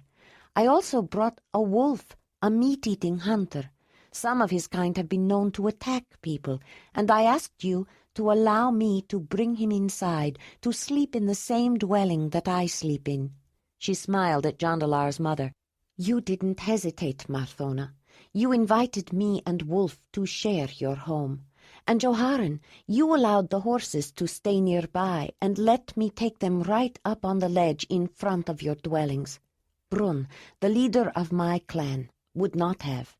You all listened when I explained about the clan, and you didn't turn me away. You were willing to consider that the ones you call flatheads might be people, perhaps a different kind of people, but not animals. I didn't expect that you would be so thoughtful, but I am grateful. It's true that not everyone has been kind, But many more of you have defended me, though you hardly know me. I've been here only a short time. It may be because of Jondalar, because you trust that he would not bring someone who would try to harm his people, or that you could not accept." She stopped for a moment, closed her eyes, then continued. "For all my fears about meeting Jondalar's family and his people, the Zelandonii, when I left, I knew there would be no turning back. I didn't know how you would feel about me, but it didn't matter. I love Jondalar. I want to spend my life with him. I was willing to do whatever was needed, to put up with whatever I had to be with him. But you have welcomed me, and now you ask if I want to become Zelandonii." She closed her eyes to maintain her control and tried to swallow the fullness in her throat. "I have wanted that since I first saw Jondalar, and wasn't even sure if he would live. I grieved for his brother, not because I knew him, but because I recognized him. It troubled me that I would never have an opportunity to know one of the first people of my own kind that I could remember seeing. I don't know what language I spoke before the clan found me and took me in. I learned to communicate the way the clan does, but the first language I can remember speaking is Zelandonii. Even if I don't speak it quite right, I think of it as my language. But before we could even speak to each other, I wished that I was one of Jondalar's people so that I would be acceptable to him, so that someday he might consider me for his mate. Even if it was his second or third woman, it would have been enough. You ask me, do I want to be a Zelandonii woman? Oh, yes, I want to be a Zelandonii woman. With all my heart, I want to be a Zelandonii woman. I want that more than I have ever wanted anything in my life," she said, her eyes sparkling with tears. There was a stunned silence. Without even realizing how he got there, Jondalar had taken the few steps to reach her and take her in his arms. He felt so much for her, there were no words to convey it. He thought it was amazing that she could be so strong and yet so vulnerable. There wasn't a person there who wasn't moved. Even Jaredal had some understanding of what Ayla said. Falara's cheeks were wet with tears, and several others were close to it. Marthona was the first to regain her composure. "I, for one, am happy to welcome you to the 9th cave of the Zelandonii," she said, hugging her in a spontaneous gesture. "And I'll be glad to see Jondalar settle down with you, though there may be several women who would wish otherwise. Women have always loved him, but I sometimes doubted that he would find a woman he could love. I thought that he might not choose someone from among our people, but I didn't think he would have to travel so far. Now I know there must have been some reason that he did, because I understand why he loves you. You are a rare woman, Ayla." They started talking about the summer meeting again, and when they would be leaving, and Zelandonii mentioned that they still had time to have a small ceremony to bring Ayla into the 9th cave and make her a Zelandonii woman. Just then there was an urgent knocking on the panel next to the entrance, but before anyone could respond, a girl burst in and ran to Zelandonii, obviously very distressed. Ayla thought she could count perhaps 10 years, but was surprised at how tattered, stained, and dirty her clothes were. "Zelandonii," she said, "they told me you were here. I can't get Boligan up." "Is he sick? Did he hurt himself?" "I don't know."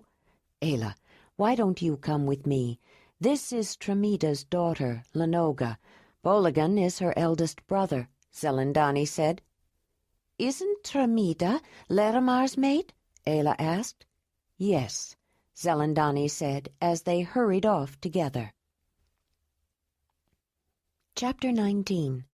As they neared Larimar and Tramida's home, Ayla realized she had passed by it many times, but hadn't paid attention. The stone shelter of Jondalar's people was so large, housed so many, and so much seemed to have happened since they arrived, it was difficult to take it in all at once. Maybe with so many people it was always this way, but it would take a while for her to become accustomed to it. The dwelling was at the far end of the living sites, set apart from its neighbors and farthest away from most cave activities. The living structure itself was not large, but the family claimed a substantial amount of the surrounding area by spreading out in an untidy array, though it was difficult to distinguish between personal belongings and trash. Some distance away from the dwelling was the place Larimar appropriated to make his fermented brew, which might change in flavor depending upon his ingredients, but could always be counted on. "Where is Boligan, Lenoga?" Zelandonii asked. "Inside. He won't move," Lenoga said. "Where's your mother?" the Danyer asked. "I don't know." When they moved aside the entrance drape, an unbelievably foul smell assaulted them. Except for one small lamp, the only light was the shadowed daylight reflecting off the stone above the roofless dwelling from the great overhanging shelf above the abri, and it was dark inside. "Do you have any more lamps, Lenoga?" Zelandonii asked. "Yes, but no oil," the girl said. "We can tie back the drape for now. He's right here, just inside the entrance, blocking the way," Zelandonii said. Ayla found the tie-back attached to the drape and wrapped it around the post. When she looked inside, she was appalled at the filth. There were no paving stones, and the dirt floor was muddy in places where liquid of some kind had found its way down. From the stench, she thought some of it was probably urine. It appeared that every piece of their household furnishings was strewn across the floor: tattered mats and baskets, pads with the stuffing half gone, piles of leather and woven material that might have been clothing. Bones with most of the meat chewed off were scattered here and there. Flies buzzed around rotting food that was left out. She couldn't guess how many days before, on plates made of wooden slabs that were so rough there were splinters in them. In the light, she saw a rat's nest beside the entrance, containing several squirming, red, hairless newborn with their eyes still closed. Just beyond the entrance, a skinny youth was sprawled on the ground. She had met him briefly before, but now she looked more closely. He could count perhaps 12 years, Ayla thought, and his belt indicated he was coming of age, but he was more boy than man. It was fairly obvious what had happened. Boligan was bruised and battered, and his head was covered with dried blood. "He's been in a fight," Zelandonii said. "Someone dragged him home and left him here." Ayla bent down to check his condition. She touched the pulse in his neck and noticed more blood, then put her cheek near his mouth. She not only felt his breath, she smelled it. "He's still breathing," she told Zelandonii, "but he's badly hurt. The pulsing is weak. His head is injured, and he has lost a lot of blood, but I don't know if the bone is cracked. Someone must have hit him, or he fell on something hard. That may be why he's not waking up, but he smells of Barma, too." "And I don't know if he should be moved, but I can't treat him here," Zelandonii said. The girl walked toward the entrance, carrying on her hip a thin, lethargic baby of about 6 months, who looked as though she hadn't been washed since she was born. A toddler with snot running down his nose was hanging on her leg. Ayla thought she saw another child behind her, but wasn't sure. She seems to be more mother than her mother, Ayla thought. "Boligan all right?" Lenoga said, a worried look on her face. "He's alive, but he is injured. You did right to come and get me," the Danyer said. Zelandonii shook her head with exasperation and a feeling of anger toward Tremida and Larimar. "I'll have to take care of him at my place," she said. Normally, only the most serious maladies were attended to in the Danyer's dwelling. In a cave as large as the 9th, there wasn't room enough for all the people who were sick or injured at one time to move there. Someone with Boligan's injuries, as serious as they were, usually would be cared for in his own home, with Zelandonii going there to treat him. But there was no one at this home to take care of him, and Zelandonii couldn't bear the idea of even entering the place, much less spending any time there. "Do you know where your mother is, Lenoga?" "No." "Where did she go?" Zelandonii said, rephrasing her question. Went to the burial, Lenoga said. Who is taking care of the children? I am? But you're not able to feed that baby, Ayla said, shocked. You can't nurse. I can feed her, Lenoga said, a defensive tone in her voice. She eats food. The milk dried up. Which means Tremida will have another baby within a year, Zelandonii said under her breath. I know babies that young can eat food if they have to, Ayla said sympathetically, feeling a twinge of painful memory. What do you feed her, Lenoga? Mashed up boiled roots, she said. Ayla, will you go tell Joharan what happened and ask him to come here with something to carry Boligan to my dwelling, and some help to carry him? Zelandonii said. Yes, of course. I'll be right back, Ayla said, hurrying away. It was late in the afternoon when Ayla left Zelandonii's dwelling and hurried toward the leaders. She had been helping the Ninth Cave's healer and was going to tell Joharan that Boligan was awake and seemed to be coherent enough to talk. Joharan had been waiting for her. After he left, Proliva said, "Would you like something to eat? You've been with Zelandonii all afternoon." Ayla shook her head and started to go. She opened her mouth to make apologies, but Proliva quickly added, "Or maybe a cup of tea? I have some tea ready. It's chamomile, lavender, and linden flower." "Well, maybe a cup, but I need to get back soon," Ayla said. As she got out her drinking cup, she wondered if the mixture had been suggested by Zelandonii, or whether Proliva realized that it was a good drink for pregnant women. It was innocuous, with only a mildly calming effect. She took a sip of the hot tea the woman ladled into her cup and savored the taste. It did have a nice flavor, and anybody could drink it, not just pregnant women. "How is Boligan?" the leader's maid asked, as she sat down beside Ayla with her own cup. "I think he will be fine. He had a bad knock on the head, bled a lot. I was afraid the bone might have been cracked, but head wounds do tend to bleed heavily. We cleaned him and couldn't find any evidence of a break, but he does have a big swollen lump and other injuries. He needs rest and care right now. It seems obvious that he was in a fight and he was drinking Barma." "That's what Joharan wanted to talk to him about," Proliva said. "The one that worries me even more is that baby," Ayla said. "She needs to be nursed. I think other nursing mothers could give a little of their milk to her. Women of the clan did when—" She hesitated a moment. "A woman lost her milk early. She had been taking care of her mother and grieved too much when she died." Ayla decided to refrain from mentioning that she was the woman who had lost her milk. She hadn't yet told anyone that she'd had a son when she was living with the clan. "I asked Lenoga what she fed her. She said mashed up roots. I know children that young can eat food, but all babies need milk, too. She won't grow right without it." "You're right, Ayla. Babies do need milk. I'm afraid no one has been paying attention to Tremida and her family. We know the children are not very well cared for, but they are Tremida's children, and people don't like to interfere in other people's lives. It's hard to know what to do about them, so most of us just ignore them." "I didn't even know she had lost her milk," Proliva said. "Why didn't Laramar say something?" Ayla asked. "I doubt that he even noticed. He doesn't pay any attention to the children, except Boligan occasionally. I'm not sure he even knows how many there are," Proliva said. "He goes there only to eat and sleep, and sometimes not even for that, which may be for the best. When they're together, Laramar and Tremida argue all the time.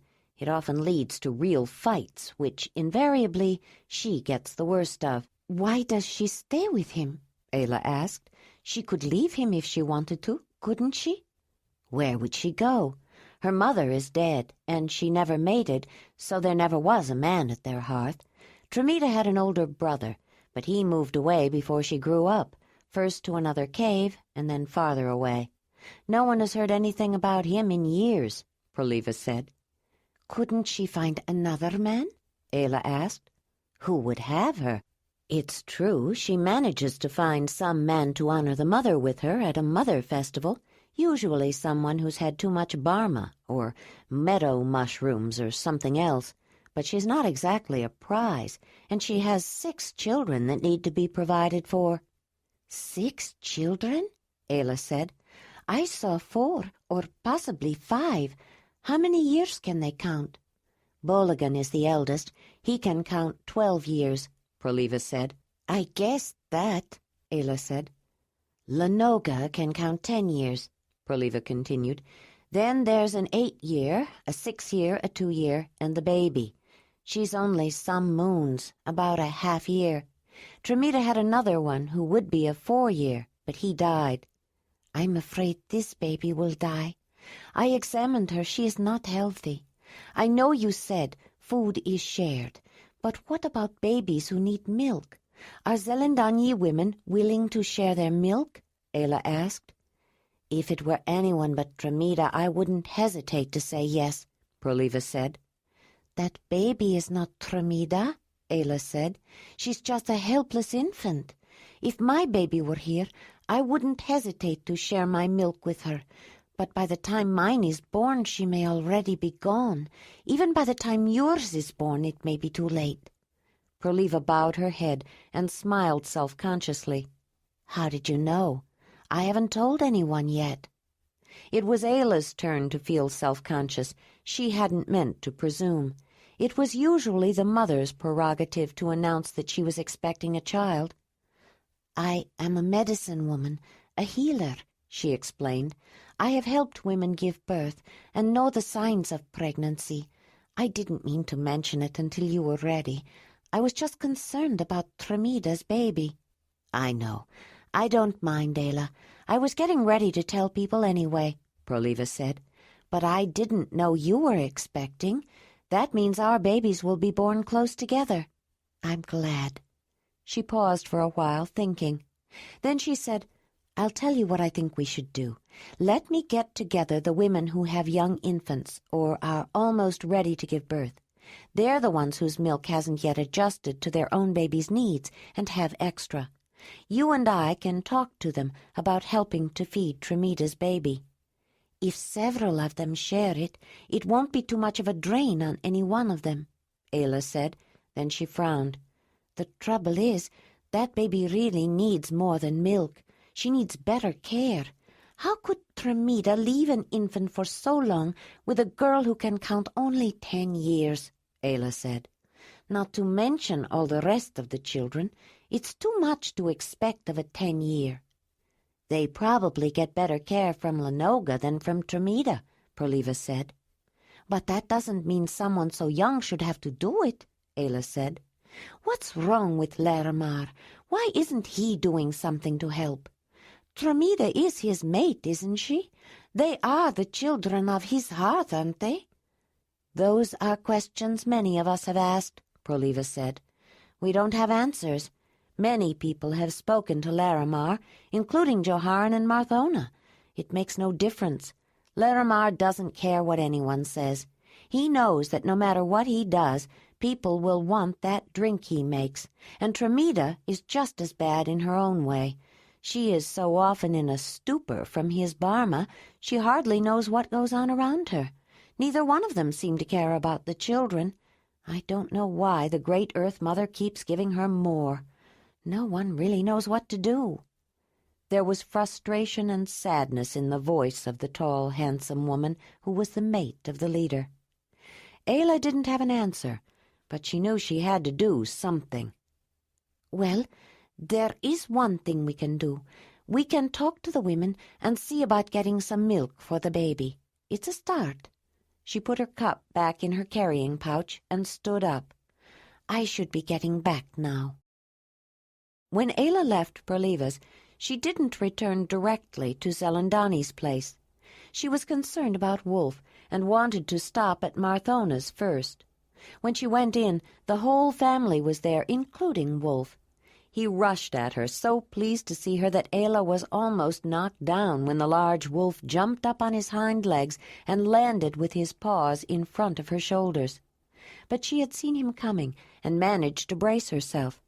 She allowed him to give her the canine greeting to the leader of the pack, licking her neck and taking her jaw gently in his teeth.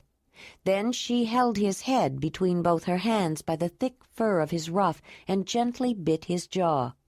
She looked into his adoring eyes and buried her face in his fur. She was glad to see him, too.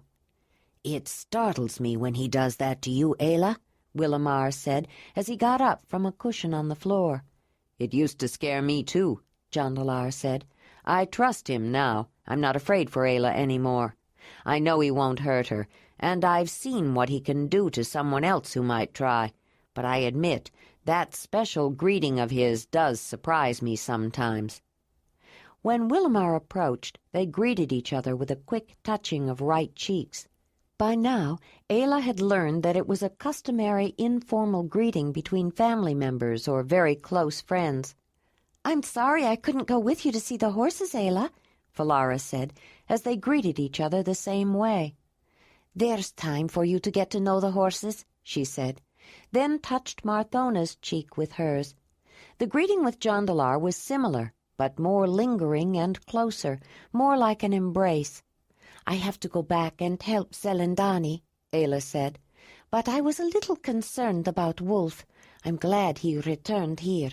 It means he feels that this is his home, even if I'm not here." "How is Boligan?" Marthona asked. "He is awake and able to talk, finally. I just came to tell Joharan." Ayla wondered if she should mention her concerns about Tremida's baby. She was a stranger still, and maybe it wasn't appropriate for her to bring it up. It could be construed as criticism of the ninth cave, but nobody else seemed to know about the situation, and if she didn't say something, who would? "I talked to Proliva about another thing that bothers me," she said. There were looks of interest from Jondalar's family. "What?" Marthona asked. "Did you know that Tremida's milk has dried up? She hasn't been home since Chevanar's burial, and she left the baby and the rest of her children for Lanoga to care for and feed. That girl can count only 10 years. She can't nurse. All that baby is eating is mashed-up roots. She needs milk. How can a baby grow right without milk? And where is Laramar? Doesn't he care at all?" Ayla said in a rush, blurting it all out at once. Jondalar glanced around at everyone. Falara was aghast. Willamar looked a little stunned, and Marthona was caught off guard, which didn't please her at all. Jondalar had to hold back a smile at the expressions on their faces. He wasn't surprised at Ayla's response to someone who needed help, but Laramar, Tremida, and family had long been an embarrassment to the ninth cave. Most people didn't talk about it, but Ayla had just brought it out into the open. "Proliva said she didn't know that Tremida's milk was gone," Ayla continued. "She's going to get the women together who can help, and we're going to talk to them, explain what the baby needs, and ask them to share some of their milk.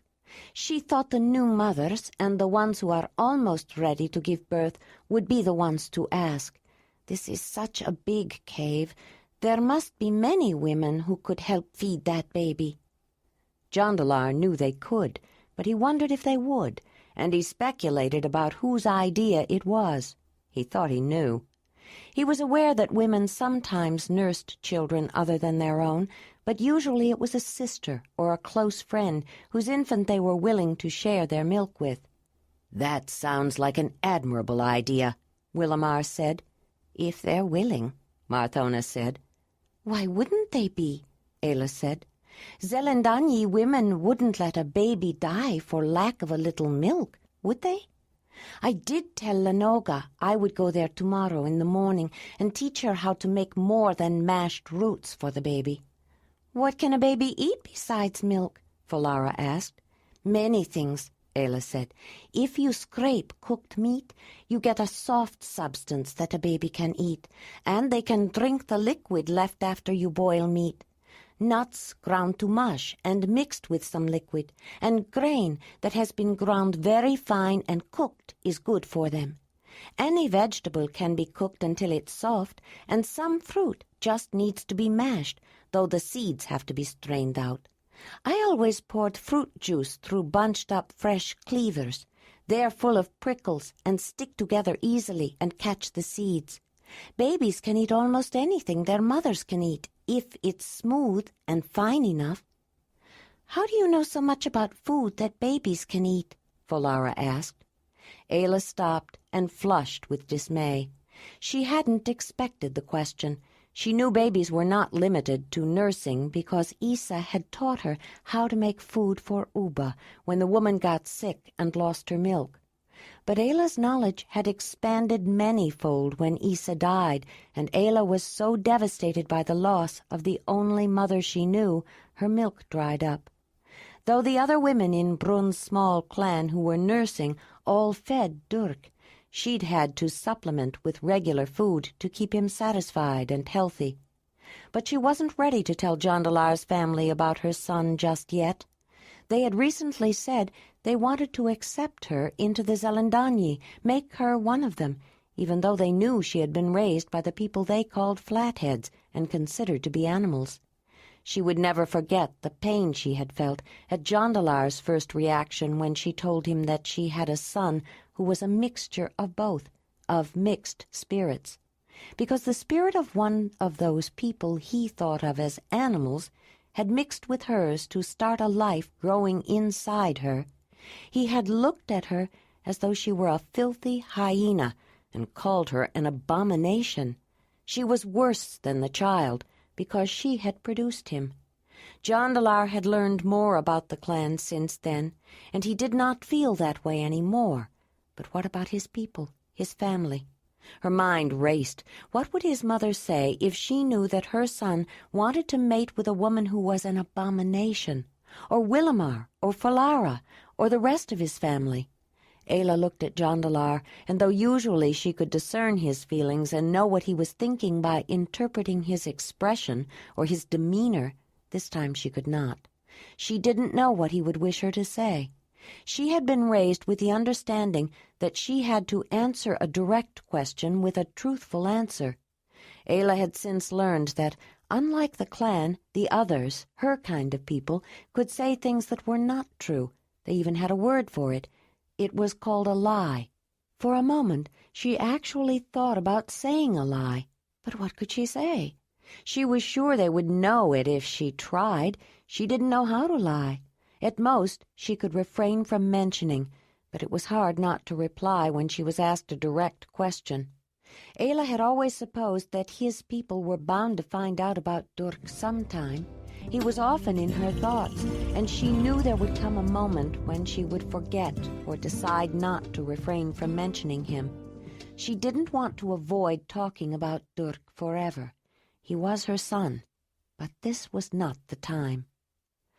I know about making baby food for Lara because after Uba was born, Isa lost her milk early, and she taught me how to make food that Uba could eat.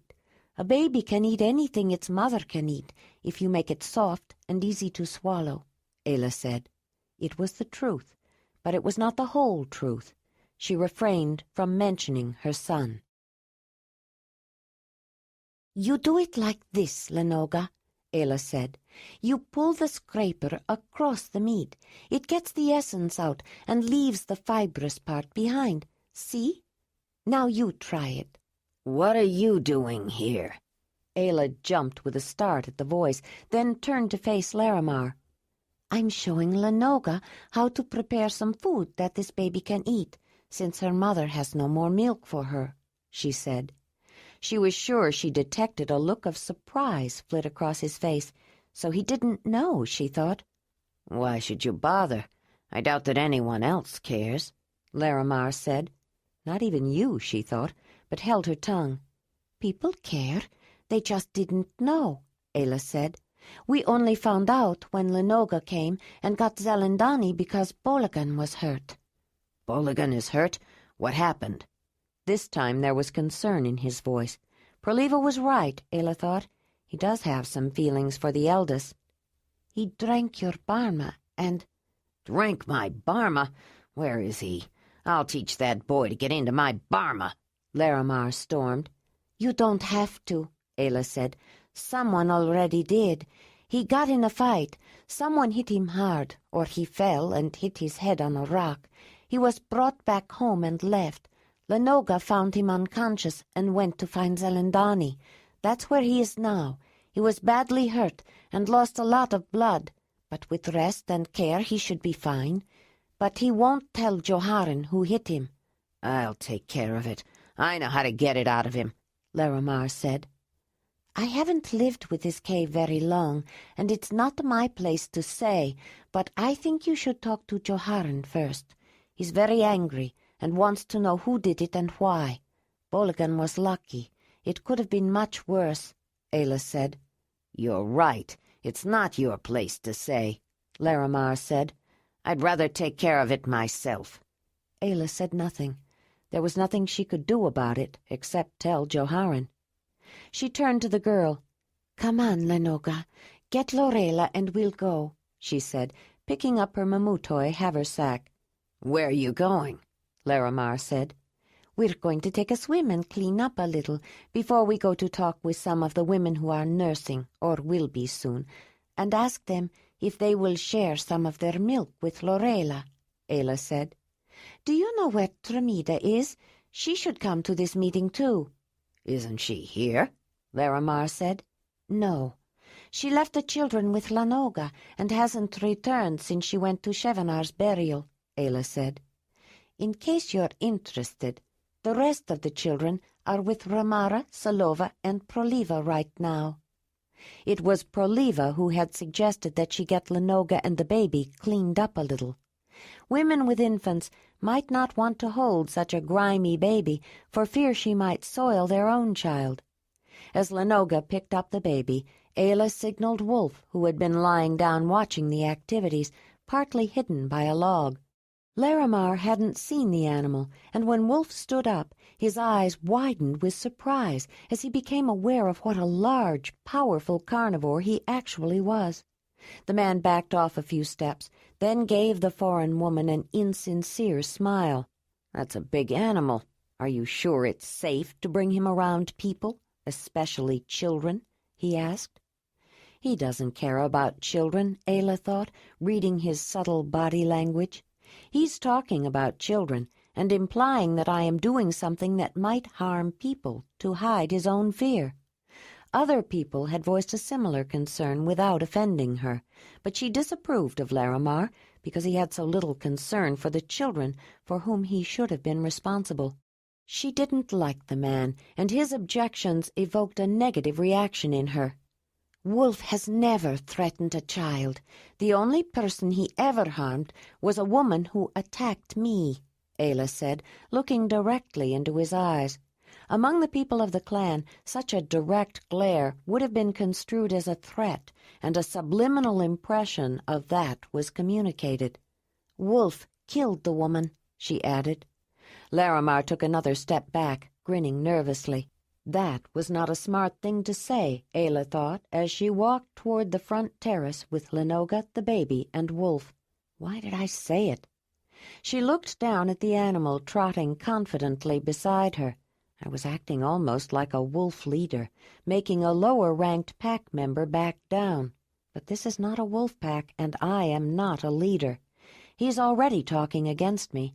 I might be making trouble for myself. When they started down the path at the lower end of the terrace, Ayla offered to carry the baby for a while, but Lenoga said no and shifted Lorela on her hip. Wolf sniffed at the ground, and Ayla noticed hoofprints. The horses had come this way before. She was going to point them out to the girl, but changed her mind. Lenoga didn't talk much, and Ayla didn't want to pressure her into uncomfortable conversation. They reached the edge of the river, and as they continued along the bank of the waterway, Ayla stopped now and then to examine a plant. With a digging stick she carried pushed through her waist thong, she removed several plants with the roots. The girl watched her, and Ayla was going to show her the defining characteristics of the vegetation so she could find it herself, but she decided to wait until after she understood their use. The spring-fed creek that separated the 9th cave from downriver tumbled down from the stone porch in a narrow waterfall, then became a minor tributary of the river. Ayla stopped when they reached the water flowing out of the groove it had worn into the limestone and over the edge in a thin cascade of gurgling, foaming liquid. Somewhat beyond the falls, large stones had broken loose from the limestone wall and created a kind of dam with a small pond behind it. One of the stones had a natural basin with moss-like water plants lining it. The water that filled it came primarily from rain and the backsplashing spray of the waterfall. In the summer, when there was less rain, the water level of the basin was lower, and she thought the sun might have warmed it. She dipped her hand in. As she expected, it was tepid, a little cool, but warmer than the water in the pool, and the water plants made the bottom of the basin soft. Ayla put down her carrying sack. "I brought some food. Do you want to feed Lorela now or later?" she asked. "Now," Lenoga said. "All right, let's eat now," Ayla said. "I have some cooked grain and that meat that we scraped for Lorela. I brought enough food for all of us, even some meaty bones for Wolf. What do you use to feed the baby?" "My hand," she said. Ayla looked at her dirty hands. It didn't matter. She had fed the child with her dirty hands before, but the woman decided to show her anyway. She held up the plant she had collected on the way.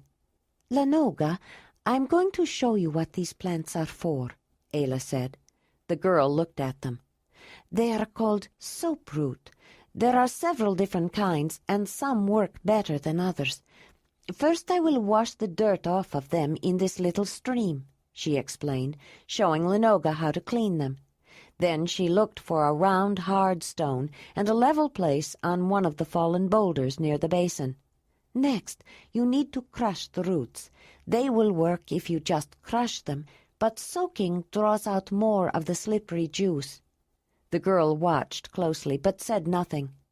Ayla got a small, watertight woven basket out of the pack she carried over one shoulder and moved to the stone basin. Water by itself doesn't always get dirt off very well. Soaproot makes it easier. The water in this basin is a little warmer than the water in the stream. Would you like to feel it?" "I don't know," the girl said, looking at her as if she didn't quite understand. "Lenoga, come here and put your hand in this water," Ayla said. She came closer and put the hand that was not holding the baby in the water. "It's warmer, isn't it? Do you like how it feels?" Ayla said. "I don't know," Lenoga said. Ayla dipped a little of the tepid water into the basket, added the crushed soaproot, and mixed it around with her hand. Then she took out a little of the mashed plant and rubbed her hands together. "Lenoga, put the baby down, pick up some of this soaproot, and do what I am doing," the woman said. The girl watched her, lifted the baby off her hip, put her down in the dirt near her feet, then slowly reached for the soaproot. She dipped it in the water and rubbed her hands together. A little foam started to form, and a brief expression of interest crossed Lenoga's face. The saponin-filled roots did not create an abundance of soapy lather, but it was enough to clean her hands. "Good soaproot should be slippery and make some foam," Ayla said. "Now rinse it off like this. See how much cleaner your hands are?" The girl dipped her hands in the water and then looked at them. Again an expression of interest crossed her face. "Let's eat now." Ayla went back to where her haversack was and took out some packages. One was a carved wooden bowl with a lid, tied on with cordage wrapped around it. She untied the cords, removed the lid, and lightly touched the top of the contents. "It is still slightly warm," she said, showing her the congealed mass of finely ground cooked grains of different varieties. "I collected this grain last fall when Jondalar and I were on our journey. There are some rye seeds and wheat seeds, and some oats. I added a little salt while it was cooking. The little black seeds come from a plant I call goosefoot, but it has a different Zelandonii name. The leaves are good to eat too. I made this cereal for Lorela. I think there's enough for you and me too, but why don't you see if she likes the meat we scraped first?" The meat was wrapped in some large plantain leaves. Ayla handed it to Lenoga and watched to see what she would do. She opened the package, took some of the mushy substance in her fingers, and put it in the baby's mouth while she was sitting on her hip. The child opened her mouth readily for her sister, but at the first taste she looked surprised. She moved it around in her mouth, examining the taste and texture, and when she finally swallowed it, she opened her mouth for more. She reminded Ayla of a little bird. Lenoga smiled, and Ayla realized it was the first time she had seen the girl smile. Lenoga fed her sister the rest of the meat, then started on the cereal. She took a taste herself first, then put some in the baby's mouth. They both watched her reaction to the new taste. With an expression of intense concentration, she examined it with her mouth, even chewing the somewhat gummy concoction. She seemed to think about it for a moment, then swallowed, and opened her mouth for more. Ayla was amazed at how much the baby was able to eat, but only when she finally stopped opening her mouth did Lenoga put another taste in her own mouth. "If you give her something to hold, does Lorela put it in her mouth?" Ayla asked. "Yes," the girl said. "I brought a little piece of marrow bone. I knew a boy who used to love them when he was a baby," Ayla said, with a smile of fond remembrance and sorrow. "Give it to her, and see if she likes it." Ayla handed her a small piece of deer leg bone, with a hole in the center filled with rich marrow. As soon as Lenoga gave her the bone, the baby put it in her mouth. Again there was that startled look as she stopped and examined the taste, but soon they could hear her making sucking sounds. "Put her down and eat something yourself, Lenoga."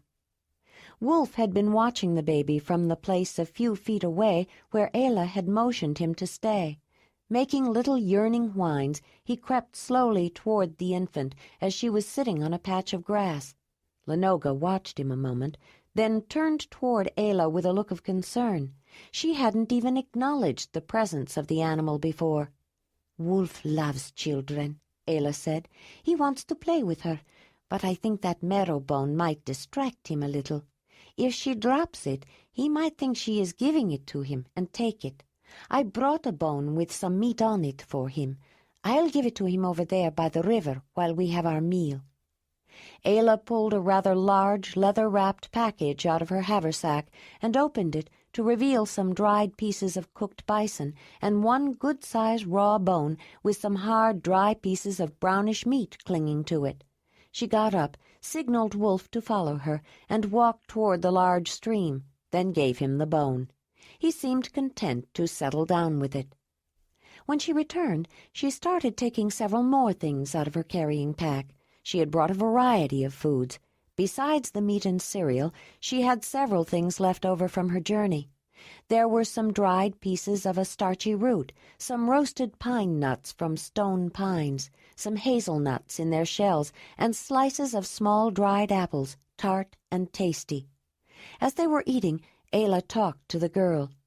"Lenoga, I told you we were going to swim and clean up a little before we go to talk to the women, but I think I should tell you why. I know you've done the best you know how to feed Lorela, but she needs more than mashed roots to be healthy and grow properly. I showed you how to fix other things to feed her, like scraping the meat so she can eat it, even though she doesn't have teeth yet. But what she needs most is milk, at least some milk." The girl watched her while she ate, but did not say anything. "Where I grew up, women always fed each other's babies, and if the milk of one of the mothers dried up, the other women would take turns feeding her baby. Proliva told me that Zelandonii women feed other babies too, but usually only family or close kin. Your mother doesn't have any siblings or cousins who are nursing mothers, so I'm going to ask the women who are nursing or will be soon if they will help. But mothers get very protective of their own babies. They may not want to hold a baby who isn't clean and doesn't smell nice, and afterward hold their own. We need to clean Lorela so she will be fresh and appealing to the other mothers. We are going to use that soap root we used on our hands. I will show you how to bathe her, because you will have to keep her clean. And since you will probably be the one who will have to bring her to the women to nurse her, you need to bathe too. I brought something for you to wear. Proliva got it for me. It's been worn before, but it is clean. The girl who wore it got too big for it." Lenoga did not respond, and Ayla wondered why she said so little. "Do you understand?" she asked. Lenoga nodded and kept on eating, now and then glancing at her sister, who was still working on the marrow bone. Ayla thought the baby was starving for foods that offered some of the nourishment she had been lacking. Boiled starchy roots weren't enough for a growing infant. By the time Lenoga had her fill, the baby seemed to be getting sleepy, and Ayla thought they should wash her now and let her sleep later. She put the containers away and stood up, then noticed a distinctive odor. The girl noticed it too. "She messed," Lenoga said. "There's some moss by the little stream. Let's clean her off before we give her a bath," Ayla said. The girl just looked at her. The woman picked the baby up. She seemed surprised, but did not object. Ayla carried her to the runoff creek, knelt down near the edge, plucked a handful of moss growing on nearby stones, dipped it in the water, and holding the baby over her arm, used it to wipe her bottom. With a second handful, she did it again. As she was examining her to make sure she was clean, the baby produced a warm stream. Ayla held her over the ground until she was done, washed her with moss again, then handed her to Lenoga. "Bring the baby to the basin, Lenoga. It's time to get her cleaned up. Why don't you put Lorela in here?" Ayla said, indicating the water-filled stone depression. The girl gave her a puzzled look, but didn't move. Her brow wrinkled in thought. Ayla studied her. She didn't think the girl lacked intelligence, though she hardly spoke, but more that she didn't seem to understand what to do. Suddenly, Ayla remembered a time when she first lived with the clan that she hadn't known what to do, and it made her think. She had noticed that the girl seemed to respond best to direct statements. "Lenoga, put the baby in this water," she said. It was not a conversational request, but a statement, almost a command. Lenoga moved slowly toward the stone basin, started to lift the naked baby from her hip, but seemed a little reluctant to let go of her sister. Ayla picked Lorela up from the back, holding her under the arms so that she faced Lenoga, let her feet dangle, and slowly lowered her into a sitting position in the middle of the water in the stone depression. The lukewarm water was a new sensation to the child and coaxed her to explore her surroundings. She reached into the water, then pulled her hand out and looked at it. She tested it again, this time accidentally splashing a little, which caused her to look again. Then she pulled her hand out and stuck her thumb in her mouth. Well, she didn't cry, Ayla thought. It's a good start. "Put your hand in this basket, Lenoga, and feel how slippery the water is because of the soap root." The girl did as she was told. "Now, hold some in your hand, and let's rub it on Lorela." As both pairs of hands rubbed the slippery liquid with bits of root on the baby, she sat still, but with a little frown on her face. It was a new, but not totally unpleasant sensation. "Now we need to wash her hair," Ayla said, thinking this might be more difficult. "We'll start by rubbing some soap root on the back of her head. You can wash her ears and neck, too." She watched the girl and noticed that she handled the baby with calm assurance and seemed to be getting more comfortable with the process of bathing her. Ayla stopped for a moment with a sudden realization. I wasn't much older than Lenoga when I had Durk. Perhaps I could count a year or two more, that's all. Of course, I had Isa to teach me how to take care of him, but I learned. "Next, lay her on her back, support her with one hand, don't let her face get in the water, and wash the top of her hair with your other hand," Ayla told her. She helped Lenoga ease the baby back. Lorela resisted somewhat, but the girl's hands were sure now, and the child didn't object to the warmish water once she was in it, secure in her sister's arms. Ayla helped wash her hair. Then, with her hands still soapy, she washed the baby's legs and bottom. They had been soaking in the water, which in itself was getting a bit slick. "Now wash her face very carefully, just using your hands and the water. Don't let anything get in her eyes. It won't hurt, but it may make her uncomfortable," Ayla said. When they were through, they sat the baby up again. The woman pulled a very soft, pliable, yellowish hide out of her pack, laid it out, lifted the baby out of the water and wrapped her in it. She gave the baby to Lenoga. "Here she is, all clean and fresh." She noticed the girl rubbing the soft suede leather of the drying blanket. "It is nice and soft, isn't it?" "Yes," Lenoga said, looking up at the woman. "That was given to me as a gift by some people I met on our journey. They were called the Sharamodoi, and they were known for making the skins of chamois soft like that. Chamois are animals that live in the mountains near their home. They are something like mountain goats, but they are smaller than ibex. Do you know if there are chamois around here, Lenoga?" "Yes," the girl said. Ayla waited, smiling encouragingly. She had discovered that Lenoga responded to questions or direct commands, but didn't seem to know how to engage in conversation. She didn't know how to talk to people. Ayla kept smiling, waiting. Lenoga frowned, then finally said, "Some hunters brought one." She can talk. She volunteered a statement, Ayla thought, feeling pleased.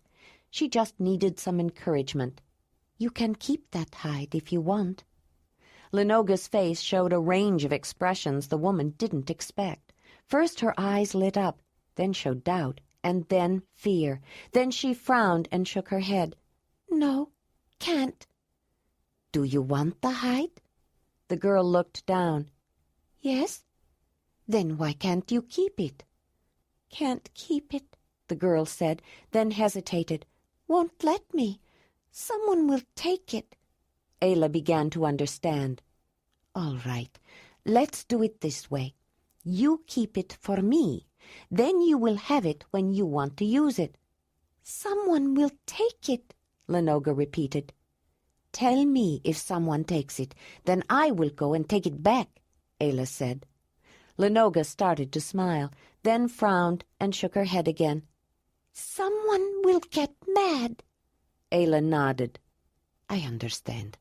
I will keep it then, but remember, any time you want to use it for Lorela or for you, you can come and borrow it. If someone wants to take it, tell them it belongs to me." Lenoga took the soft hide off the baby and put her down on a patch of grass. She gave the hide to the woman. "She'll mess it," she said. "That wouldn't be so bad. We'd just have to wash it. Let's put her on it. It's softer than the grass," Ayla said. She spread it out and laid the baby on it, noticing that it still retained a slight but pleasant smoky odor. After a hide was cleaned and scraped, it was processed, often with the brains of the animal, then worked and stretched while it dried to a beautiful, soft, napped finish. The nearly white hide was then tanned over a smoky fire. The wood and other fuel that was burned determined the color of the hide, usually tan with a brownish or yellowish hue, and to a slight degree the texture of the finished piece. The tanning wasn't done primarily for the color, however. It was done to maintain elasticity. While a hide might be soft before tanning, if it got wet and wasn't worked and stretched again, it would dry stiff and hard. But once the smoke coated the collagen fibers, a change took place that kept the leather soft even through a washing. Smoke tanning was what made animal hides truly usable. Ayla noticed that Lorela's eyes were closing. Wolf had finished with his bone and had moved closer while they were washing the baby, too curious to stay away. Ayla had glanced up and seen him. Now she signaled him to come closer, and he ran toward them. "It's our turn to bathe," Ayla said. She looked at the animal. "Wolf, watch Lorela. Watch the baby." Her hand signals told him the same thing. It wasn't the first time the wolf had been left to guard a sleeping child. Lenoga had a slight frown of concern. "He'll stay right here and make sure nothing harms her, and he'll let us know if she wakes up. We will be right over there in that pond behind the stone dam. You will be able to see them. We're going to wash ourselves the same way we washed Lorela, but our water will be colder," Ayla added with a smile. The woman picked up her haversack and the basket of soaking soap root on their way to the pond. She took off her clothes and stepped in first. She demonstrated how to clean herself and helped Lenoga wash her hair, then took out 2 more pieces of the hide toweling and a long-toothed comb she had gotten from Marthona.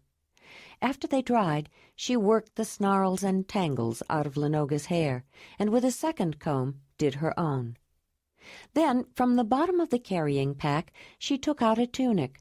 Though it had been used, it was not worn. It looked new, and had a simple decoration of fringes and some beadwork. Lenoga looked at it with longing, and then touched it softly. She smiled when Ayla told her to put it on. "I want you to wear this when we go to see the women," Ayla said.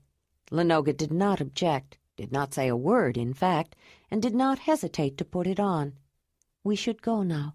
It's getting late. They're probably waiting for us." They followed the path back up to the stone terrace and started toward the living section and Proliva's dwelling. Wolf fell back, and as Ayla turned to find him, she noticed he was looking back the way they had come. She followed his gaze and saw a woman and a man some distance behind. The woman weaved and stumbled as she walked. The man stayed beside her, but not very close. The one time he caught her when she almost fell down. When the woman turned toward Larimar's living space, Ayla realized she was Lenoga's and Lorela's mother, Tremida.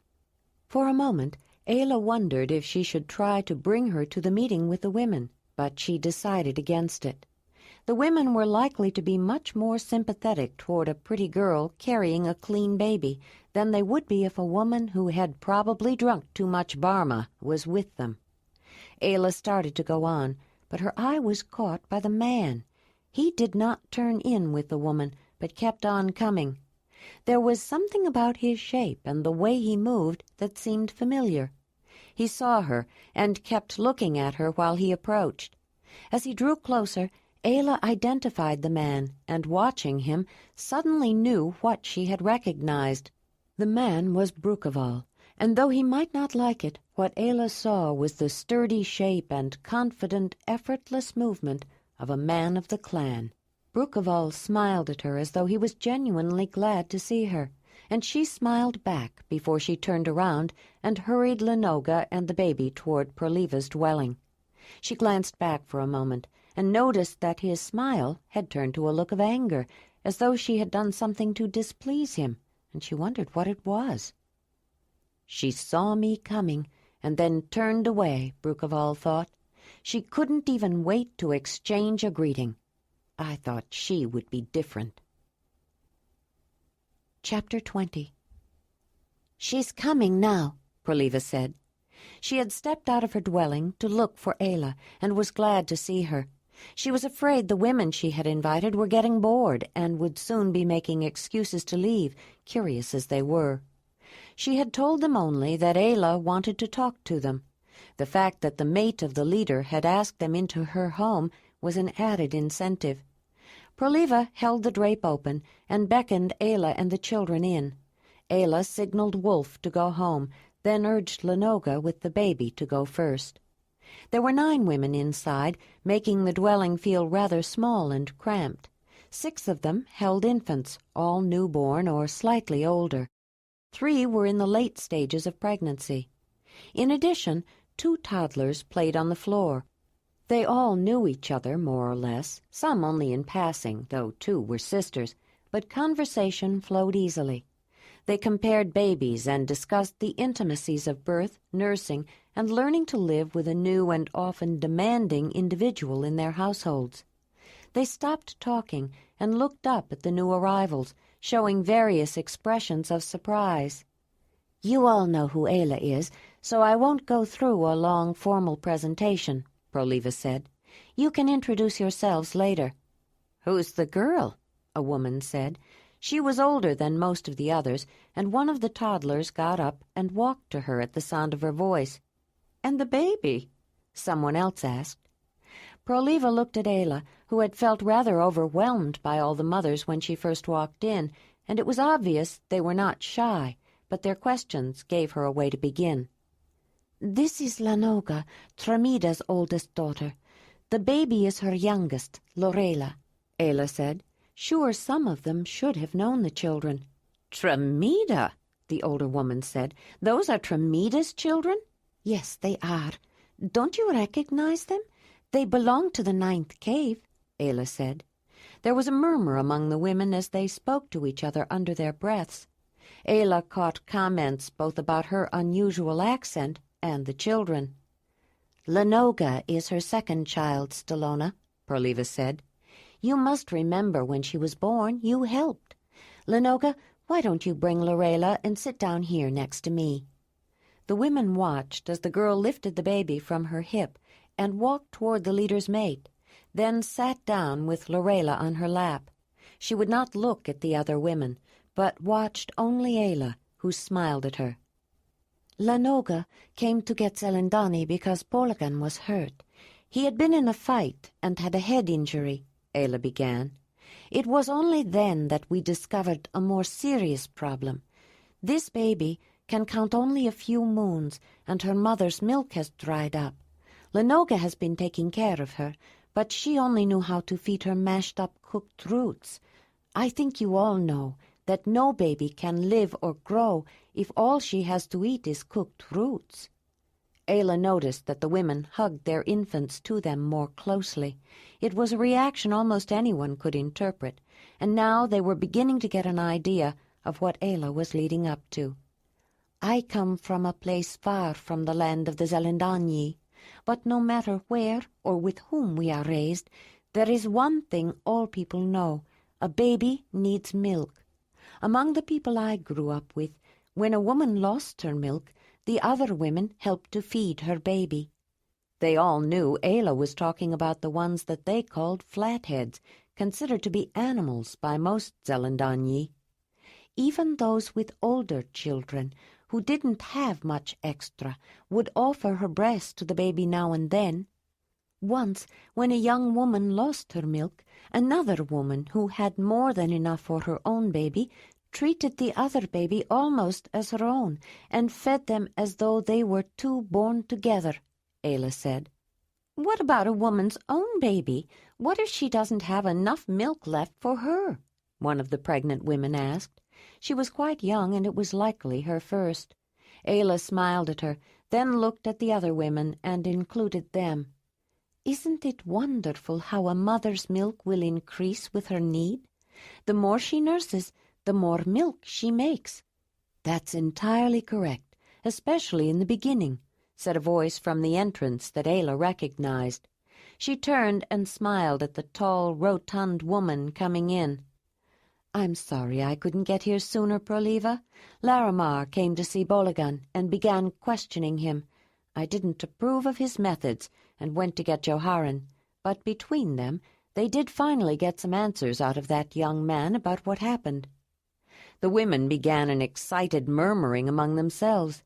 They were very curious and hoped Zelandonii would say more, but knew it wouldn't do any good to ask. She would tell them only as much as she wished them to know. Proliva removed a tall, watertight basket half full of tea from a stone block off to the side and put a stuffed pad on it. It was Zelandonii's permanent seat in the leader's dwelling, put to other uses when she wasn't there. When the Donyar sat down, she was handed a cup of the beverage. She took it and smiled at everyone. If the space had seemed crowded before, it felt absolutely crammed with the addition of the big woman, but no one seemed to mind. To be at a meeting with both the mate of the leader and the first among those who served the mother made the women feel important.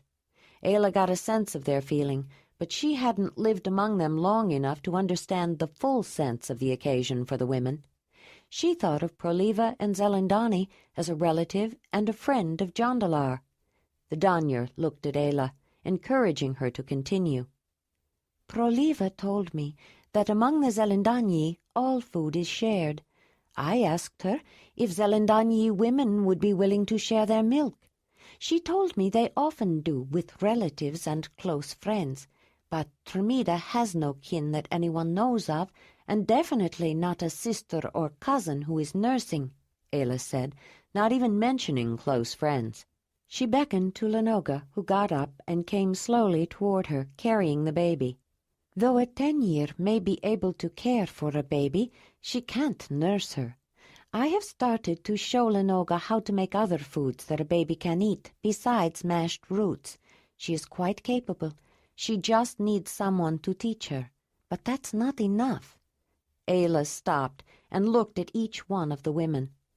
"Are you the one who cleaned them up, too?" Stelona, the older woman, asked. "Yes, we went to the river and bathed, just as you do," Ayla said. Then she added, "I have come to know that Tremida is not always looked upon with favor, and perhaps with reason, but this baby is not Tremida. She is just an infant who needs milk, at least some milk." "I will tell you frankly," Stelona said. She had become, in effect, a spokeswoman for the group. "I wouldn't mind feeding her once in a while, but I do not want to go into that dwelling, and I'm not terribly interested in visiting with Tremida." Proliva turned aside to hide a smile. Ayla did it, she thought. She's got one commitment. The rest will come through, or at least most of them. "You won't have to go to extra effort. I have already talked to Lenoga. She will carry her sister to you. We can work out a routine. With many to help, it won't be much drain on any one woman," Ayla said. "Well, bring her here," the woman said. "Let's see if she still knows how to nurse. How long has it been?" "Since sometime in spring," Ayla said. "Lenoga, take the baby to Stelona." Lenoga avoided looking directly at the other women as she headed toward the older woman who had given the baby sleeping in her lap to the pregnant woman beside her. With experienced ease, Stelona presented her breast to the baby. She nuzzled around for a while, seemingly eager, but no longer familiar with the position. But when Lorela opened her mouth, the woman put her nipple in. She mouthed it for a while, then finally began to suckle. "Well, she took hold," Stelona said. There was a general sigh of relief and smiles all around. "Thank you, Stelona," Ayla said. "I suppose it's the least one can do. She does, after all, belong to the 9th cave," Stelona said. "She didn't exactly shame them into it," Proliva said, "but she made them feel that if they didn't help, they would be worse than flatheads. Now they can all feel virtuous about doing what is right." Joharan got up on an elbow and looked at his mate. "Would you feed Tremida's baby?" he asked. Proliva rolled onto her side and pulled a cover up over her shoulder.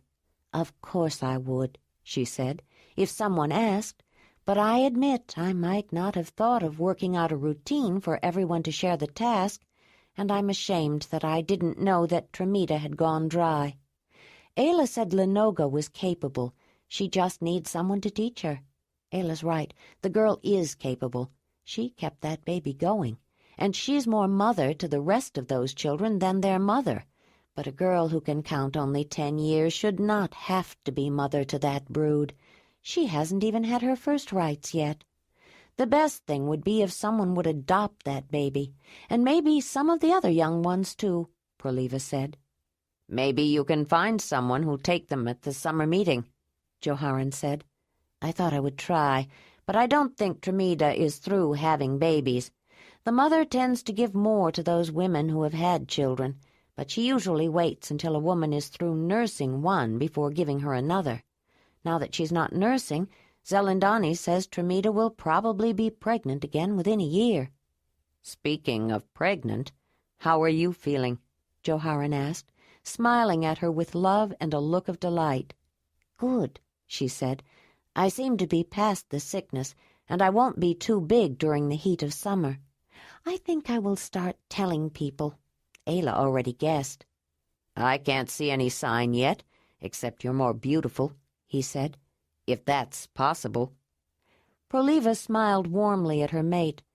Ayla apologized for mentioning it before I was ready to announce it. It was just a slip. She said she knew the signs because she's a medicine woman, which is what she sometimes calls a healer. She does seem to be a healer, but it's hard to believe she could have learned so much from—" "I know," Joharan said. "Could the ones who raised her really be the same as the ones around here? If they are, it worries me. They have not been treated well. I wonder why they haven't retaliated. And what would happen if they should decide to strike back some day?" "I don't think it's something we have to worry about now," Perleva said, "and I'm sure we'll learn more about them as we get to know Ayla better." She paused, turning her head toward Jaredal's sleeping place, and listened. She had heard a sound, but he was quiet now. Probably a dream, she thought, and turned back to her mate. "You know, they want to make her a Zelandonii woman before we leave, so it will be done before she and Jondalar are mated." "Yes, I know. Don't you think it's a little too soon? It seems as though we've known her much longer than we have, but it wasn't that long ago that they arrived," Joharan said. "I don't usually mind doing what my mother proposes. She doesn't make suggestions often, for all that she's still a powerful woman. And when she does, it's generally something I hadn't thought of, but makes sense. When the leadership was turned over to me, I wondered if she could really give it up. But she wanted me to take it as much as the rest, and she has always been very careful not to interfere. But I can't see a good reason to acknowledge Ayla so quickly. She'll be considered one of us when she mates Jondalar anyway." "But not in her own right. Only as the mate of Jondalar," Perleva said. "Your mother is concerned about standing, Joharan. Remember Shevanar's burial? As an outsider, Ayla should have walked at the back, but Jondalar insisted he would walk with her wherever she walked. Your mother did not want her son walking behind Laramar. It would give the impression that the woman he was mating had little status. Then Zelandonii said she belonged with the healers. That's why she was up front. But Laramar didn't like it, and he embarrassed Marthona." "I didn't know that," Joharan said. "The problem is we don't know how to judge Ayla's rank," Perleva said. "Apparently she was adopted by high-ranking Mamutoi, but how much do we know about them? It's not like they're Lanzadonii or even Losadunai. I've never even heard of them before, though some people claim they have. And she was raised by Flatheads. What kind of position does that give her? If a high rank isn't recognized for her, it could bring down Jondalar's status, and that would affect all our names and ties, Marthona's, yours, mine, all his kin." "I hadn't thought of that," Joharan said. "Zelandonii is pushing to get her recognized, too. She is treating Ayla as though she is a member of the Zelandania and an equal. I'm not sure what her reasons are, but she also seems determined to have her seen as a woman of high standing." Perleva turned her head again in the direction of her son at a sound he was making. It was an automatic reaction that she hardly noticed. He must be having lively dreams, she thought. Joharan was considering her comments, feeling rather pleased that his woman was both accomplished and astute. She was a real help to him, and he valued her talents. Just now it was her talent to clarify his mother's motivations that he appreciated. He was a good listener and communicator in his own way. That was one reason why he was a skillful leader. But he didn't have her innate sense of the repercussions and innuendos of a situation. "Will it be enough to have just us declaring acceptance?" Marthona asked, leaning forward. "Joharan is leader, you are former leader and advisor, Willamar is trade master, and you are first," Marthona said. "But in spite of rank, we're all kin except you, Zelandonii, and everybody knows that you are a friend." "Who would object?" "Laramar would." Marthona was still vexed and somewhat embarrassed that Laramar had caught her in a breach of etiquette, and her face showed her irritation. "He'd make an issue of it, just to make trouble. He did it at the burial." "I wasn't aware of that. What did he do?" the large woman said. The two women were in her dwelling, drinking tea and chatting quietly. The Danyar was glad her latest patient had finally gone home, giving her back her privacy, where she could meditate in solitude and speak privately. He let me know that Ayla should have been at the end of the procession. "But she is a healer, and belonged with the Zelandonii," the Danyar said. "She may be a healer, but she is not Zelandonii, whether she belongs there or not, and he knows it." "But what can he do?" "He can bring it up. He is a member of the Ninth Cave. There may be others who feel as he does, but would hesitate to mention it. If he does, those others may go along with him. I think we should get more people to agree to accept her," Marthona said with a note of finality. "You may be right. Whom do you suggest?" Zelandonii said. She took a sip of tea and frowned in thought. "Stelona and her family might be a good possibility," the former leader said. "According to Proliva, she was the first to agree to feeding Tremida's baby. She's respected, well-liked, and not related." "Who will ask her?" "Joharan can. Or perhaps I should, woman to woman. What do you think?" Marthona said. Zelandonii put her cup down and her frown deepened. "I think you should talk to her first, feel her out," she said. "Then, if she seems agreeable, Joharan should ask her, but as a member of the family, not as leader. That way it won't be as though he's making an official request and bringing the pressure of his leadership to it. It will be more that he is asking a favor." "Which he would be," Marthona said. "Of course. But just the fact that it's the leader who is making the request brings the force of his position to it. We all know his rank. It doesn't need to be mentioned.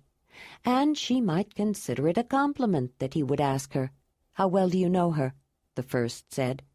"I know her, of course.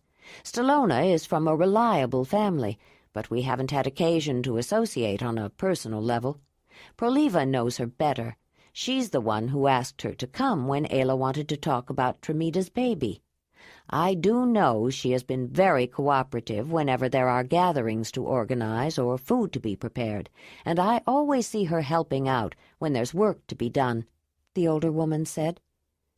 "Then you should include Proliva and take her with you when you go to see Stelona," Zelandonii said.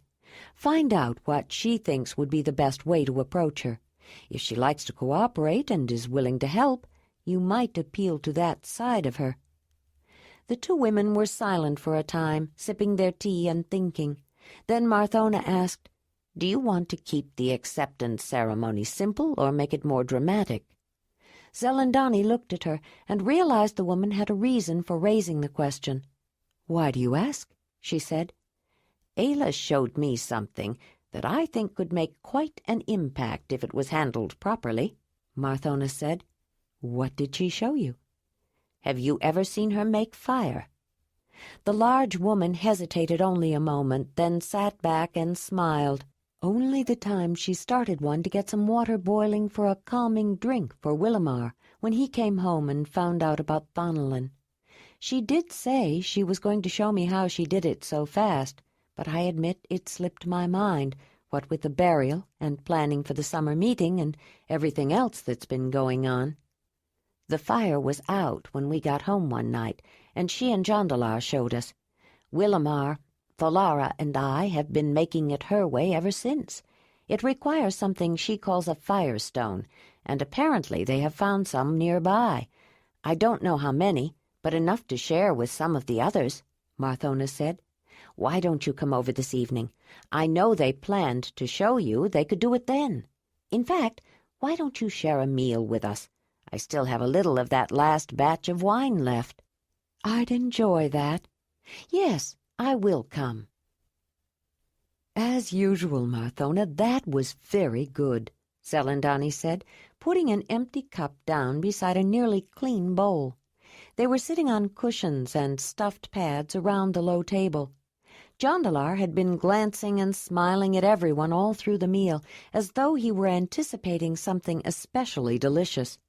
The Danyar admitted to herself that it did make her curious, though she had no intention of showing it.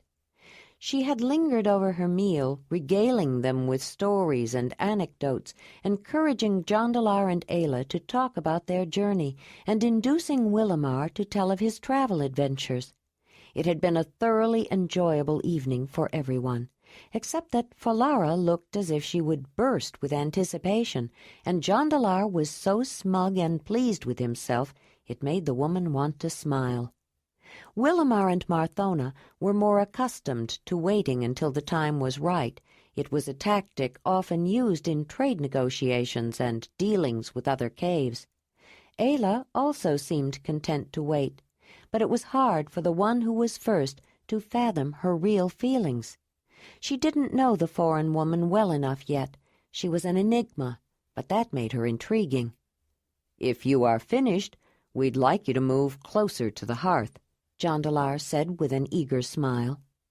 The large woman hoisted herself up from the stack of pads upon which she was sitting and walked toward the cooking hearth. Jondalar rushed to pick up the pads and put them down near the fireplace, but Zelandonii remained standing. "You might want to sit, Zelandonii," Jondalar said. "We're going to be putting all the fires out, and it will be as dark as a cave in here." "If you prefer," she said, seating herself on the stack of pads. Marthona and Willamar took their cushions with them, and also sat while the younger people collected all the oil lamps and placed them around the hearth, including, Zelandonii was a little surprised to notice, the one from in front of the Danyi in the niche. Just bringing them all together made the rest of the dwelling much darker. "Is everyone ready?" Jondalar said, and when the three who were waiting nodded, the others began to snuff out the small flames. No one spoke as each one went out. The shadows deepened until the encroaching darkness overtook every glimmer of light and permeated the entire space, creating an eerie sense of close, impenetrable thickness in the intangible air. It was as dark as a cave, but in the dwelling, which moments before had been filled with a warm, golden glow, the effect was eerie, unnerving, and curiously more frightening than in the cold deeps. Darkness was expected there. It wasn't that fires did not go out inside a dwelling, but that all the illumination was not purposely put out. It felt as if they were tempting chance. The mystic impact was not lost on the first. But as time passed and eyes adjusted to the darkness, Zelandonii noticed that the deep black was slightly less. She still could not see the shape of her own hand in front of her eyes, but above the roofless dwelling on the underside of the overhanging shelf, the light from other fires was faintly reflected into neighboring spaces. It wasn't much, but it was not quite as dark as a cave. She would have to remember that, she thought. Her thoughts were distracted by a light nearby that was startling to eyes grown accustomed to the profound dark.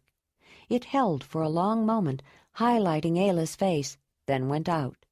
But a moment later a small flame had started and was soon blazing. "How did you do that?" she said. "Do what?" Jondalar said, grinning widely. "Start that fire so fast." Zelandonii could see that everyone was smiling now. "It's the firestone," Jondalar said, and held one out to show her. "When you strike it with flint, it makes a long-lasting, very hot spark, and with good dry tinder, if you aim it just right, it will catch and make a flame. Here, let me show you how it works." He made up a tinder bundle with fireweed fuzz and some shaved pieces of wood held in dried grass. The first got up from her padded seat and sat down on the floor near the fireplace. She preferred to sit on raised seats or chairs because it was easier to get up, but that didn't mean she couldn't get down if she wanted to or felt it was important enough. And this fire-making trick was. Jondalar demonstrated, then gave the stones to her. She tried it a few times with no success, frowning deeper with each attempt. "You'll get the technique," Marthona encouraged. "Ayla, why don't you show her?" Ayla took the flint and iron pyrite, set the fire bundle just so, and carefully showed the woman the position of her hands. Then she struck off a spark that landed on the tinder. It sent up a thin wisp of smoke, which she crushed out. Then she gave the stones back to Zelandonii. The woman held them in front of her and started to strike, but Ayla stopped her and changed the position of her hands. She tried again. This time she watched a hot spark land close to the tinder and changed her own hand position slightly and struck. This time the spark found the tinder. She knew what to do then. She picked up the bundle, held it close to her face, and blew. The tiny start turned bright red. The second breath of air turned the fireweed down into a small flame, and the third caught the shaved wood on fire. The donyar put it down and started feeding it small pieces of wood, and then larger ones.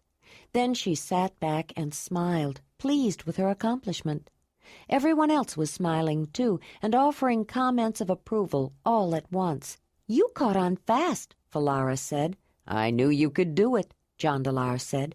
"I told you, it's just a matter of technique," Marthona said. "Well done," Willamar said. "Now try it again," Ayla said. "Yes, that's a good idea," Marthona said. The one who was first among those who served the mother dutifully did as she was directed. She made fire the second time, but then had trouble the third, until Ayla showed her that she wasn't drawing a good spark, and how to strike the stones at a different angle. After the third successful try, she stopped, got up, and sat down again on her padded seat and looked at Ayla. "I will work on this at home," she said. "The first time I do it in public, I want to be as sure as you. But tell me, where did you learn to do this?" Ayla told how she had absent-mindedly picked up a stone that was on the rocky beach of the valley where she lived, rather than the hammerstone she had been using to make a new tool to replace one that had broken. Since her fire had gone out, the hot spark and bit of smoke gave her the idea to try to relight her fire that way. To her surprise, it worked. "And is it true there are some of those firestones around here?" the donyar asked. "Yes," Jondalar answered, full of excitement. "We collected all that we could find from her valley and hoped to find more on our journey. We never did, but Ayla stopped to get a drink at that small stream in Wood River Valley and found some there. Not many, but where there are some, there must be more."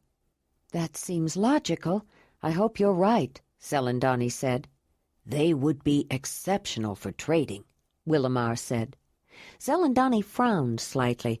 She had been thinking more of the dramatic aspects for ceremonies, but that would require that they remain inaccessible to everyone except the Zelandonii, and it was already too late for that. "You're probably right, Trade Master, but perhaps not right away," she said.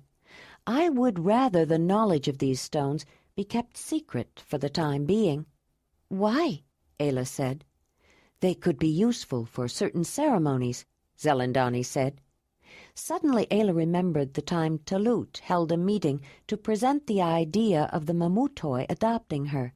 To the surprise of both Talut and Tuli, the brother-sister headman and head woman of the lion camp, since they had both sponsored her, one man had objected.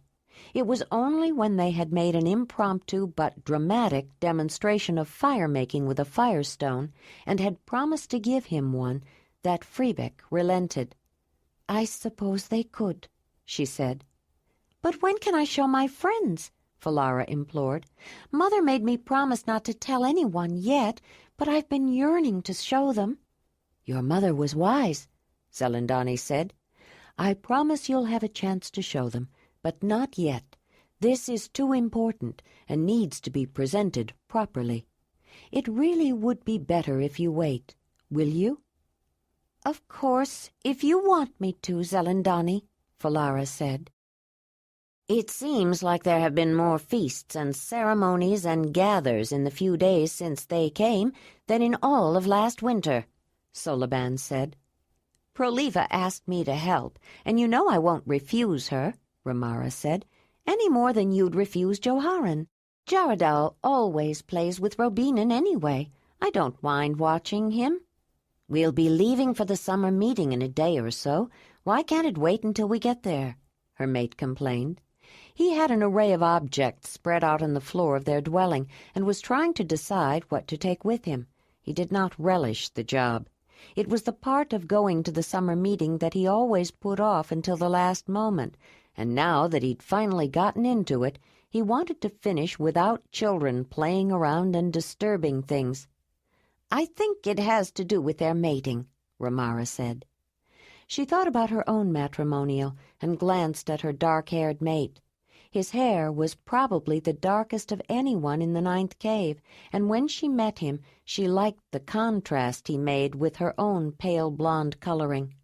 Soloban's hair was almost black, though his eyes were blue, and his skin was so pale that he often sunburned, especially early in the summer season. She also thought he was the most handsome of all the men of the cave, even compared to Jondalar. She understood the appeal of the tall blond man with the extraordinary blue eyes, and when she was younger, like most women, she had been infatuated with him. But she learned what love was when she met Soloban. Jondalar didn't seem quite so attractive since his return, perhaps because he gave all his attention to Ayla. Besides, she rather liked the woman. "Why can't they get mated just like everyone else?" Soloban said, obviously feeling grouchy. "Well, they aren't just like everyone else. Jondalar just returned from a journey that was so long no one expected him to come back, and Ayla isn't even Zelandonii. But she really wants to be. At least that's what I heard," Ramara said. "When she mates him, she'll be the same as Zelandonii anyway," Soloban said.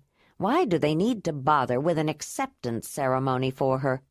"It's not the same. She wouldn't be Zelandonii. She'd be Ayla of the Mamutoi mated to Jondalar of the Zelandonii. Whenever she was introduced, everyone would know she was a foreigner," she said. "She just has to open her mouth and everyone knows it anyway," he said. "Making her Zelandonii isn't going to change that." "Yes, it will. She might talk like a stranger, but when people meet her, they would know that she isn't a foreigner anymore," Ramara said. Ramara looked at the tools, weapons, and clothing covering every flat surface. She knew her mate and understood the real reason for his irritability, and it had nothing to do with Ayla or Jondalar. She smiled to herself and said, "If it wasn't raining out, I'd take the boys to Wood River Valley to watch the horses. All the children like to do that. They don't usually get a chance to see animals up close." Soloban's frown deepened. "That means they'll have to stay here, I suppose." Ramara flashed a teasing grin. "No, I don't think so. I thought I'd go to the other end of the shelter where everyone is cooking and getting things prepared, and help the women who are watching the children so their mothers can work. The boys can play with the others who are their age. When Praliva asked me to watch Jaredal, she meant she wanted me to be particularly aware of him. All the mothers do that. The watchers have to know who they are responsible for, especially when children get to be about Robinan's age. They get more independent and sometimes try to go off on their own," Ramara said, watching her mate's frown ease. "But you should get done before the ceremony. I may have to bring the boys here afterwards." Soloban looked around at the neatly organized assortment of his personal things and the rows of antler, bone, and ivory trimmed to about the same size. Then he shook his head. He still didn't know precisely what to take with him, but it was this way every year. "I will," he said, "as soon as I get everything set out so I can see what I want to take to the summer meeting for myself and what I want to take to trade." Besides being one of Joharan's close aides, Soloban was a maker of handles, especially knife handles. "I think most everyone is here," Praliva said, "and it stopped raining." Joharan nodded, went out from under the overhang that had protected them from the cloudburst, and jumped up on the speaking stone at the far end of the shelter. He looked at the people starting to gather around, then smiled at Ayla. Ayla smiled back, but she was feeling nervous. She glanced up at Jondalar, who was looking at the crowd forming around the large raised stone. "Weren't we here not very long ago?" Joharen said with an ironic smile. "When I first introduced her to you, we didn't know much about Ayla, except that she had traveled here with my brother Jondalar and had an unusual way with animals. We've learned much more about Ayla of the Mamutoi in the short time that she's been here. I think we all suspected that Jondalar planned to mate the woman he brought home with him, and we were right. They will join at the first matrimonial of the summer meeting. Once they are mated, they will live with us at the 9th cave, and I, for one, welcome them." There were several comments of agreement from the assembly. "But Ayla is not a Zelandonii.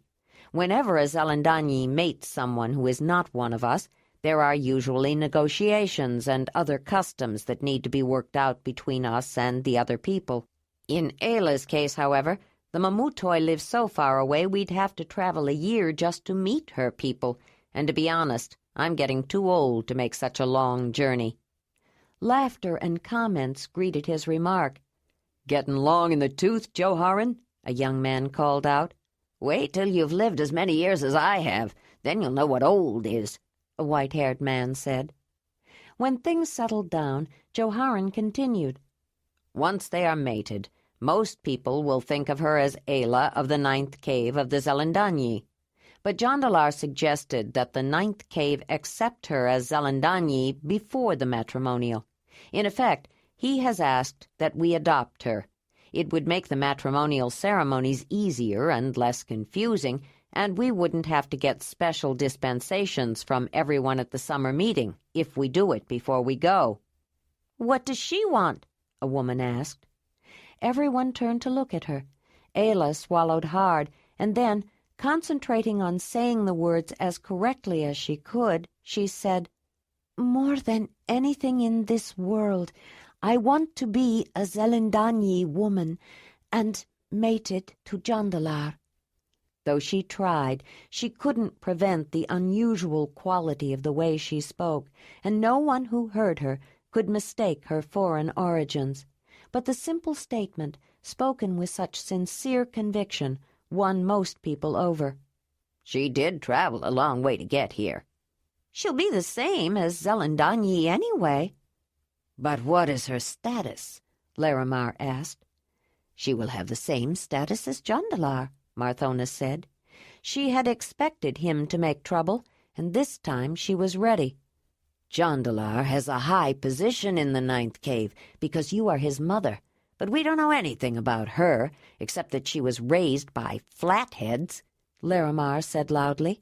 "She was also adopted by the highest-ranked Mamut, which is what they call a Zelandonii. She would have been adopted by the leader if the Mamut had not spoken for her," Marthona said. "Why does there always seem to be one who objects?" Ayla said to Jondalar in Mamutoi. "Are we going to have to make fire with a firestone and then give him one to persuade him, like Freebeck at the lion camp?" Freebeck turned out to be a good man. Somehow I don't think Larimar will. Jondalar murmured back. "That's what she says. How do we know?" Larimar said, continuing his loud objections. "Because my son was there, and he says the same thing," Marthona replied. "The leader, Joharen, doesn't doubt them." "Joharen is family. Of course Jondalar's brother isn't going to doubt her. She will be part of your family, and you all want her to have a high status," Larimar said.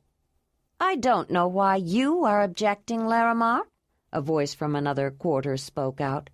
People turned and were surprised to see that it was Stelona. "If it wasn't for Ayla, your mate's youngest daughter would probably have starved to death. You didn't tell us that Tremita got sick and lost her milk, or that Lenoga was trying to keep her alive with mashed-up roots.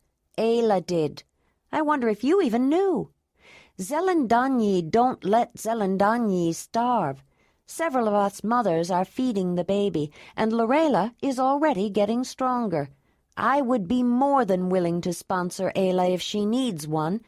She is a woman the Zelandonii would be proud to claim." Several other women spoke up, defending Ayla, all nursing mothers holding their infants. The story of Ayla and Tremita's baby had started to spread. But not everyone knew the entire story.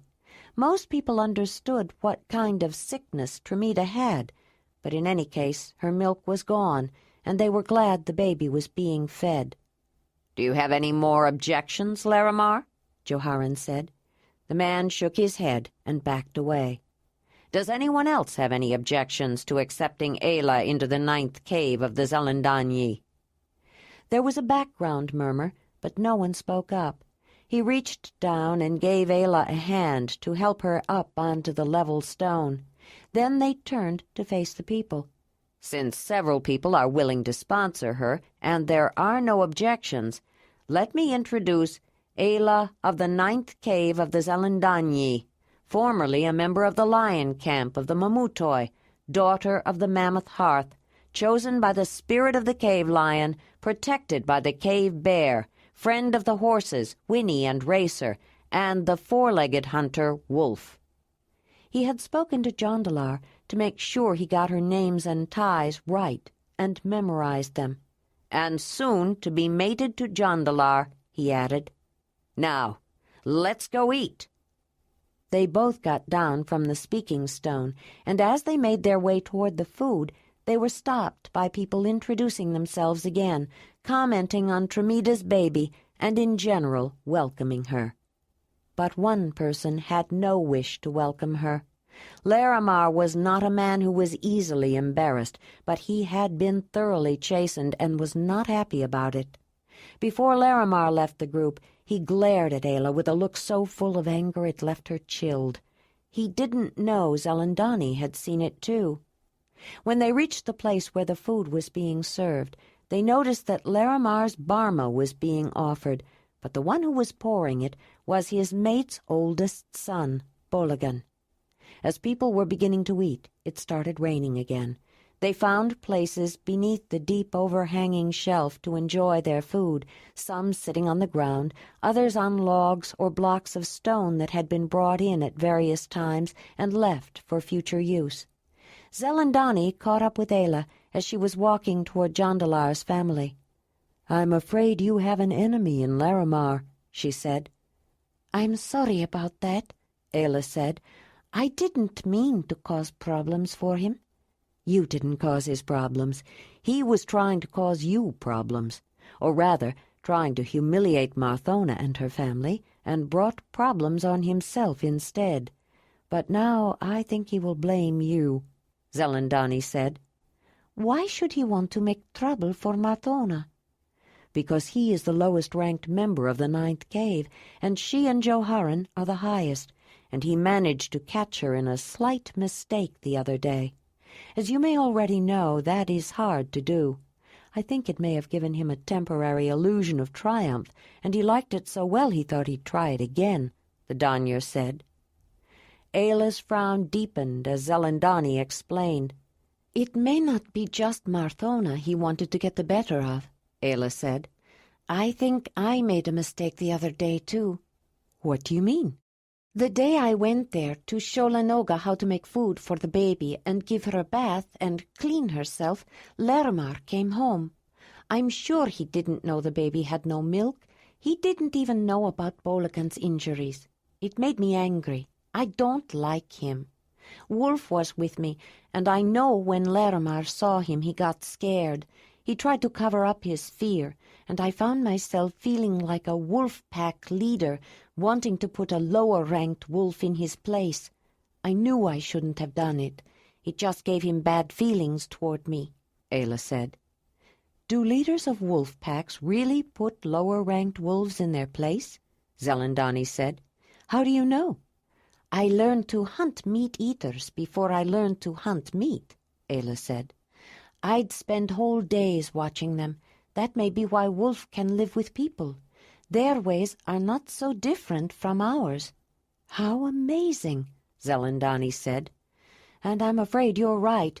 You created some bad feelings, but it wasn't entirely your fault. At the burial, you were among the highest ranked of the 9th cave, which is where I thought you belonged.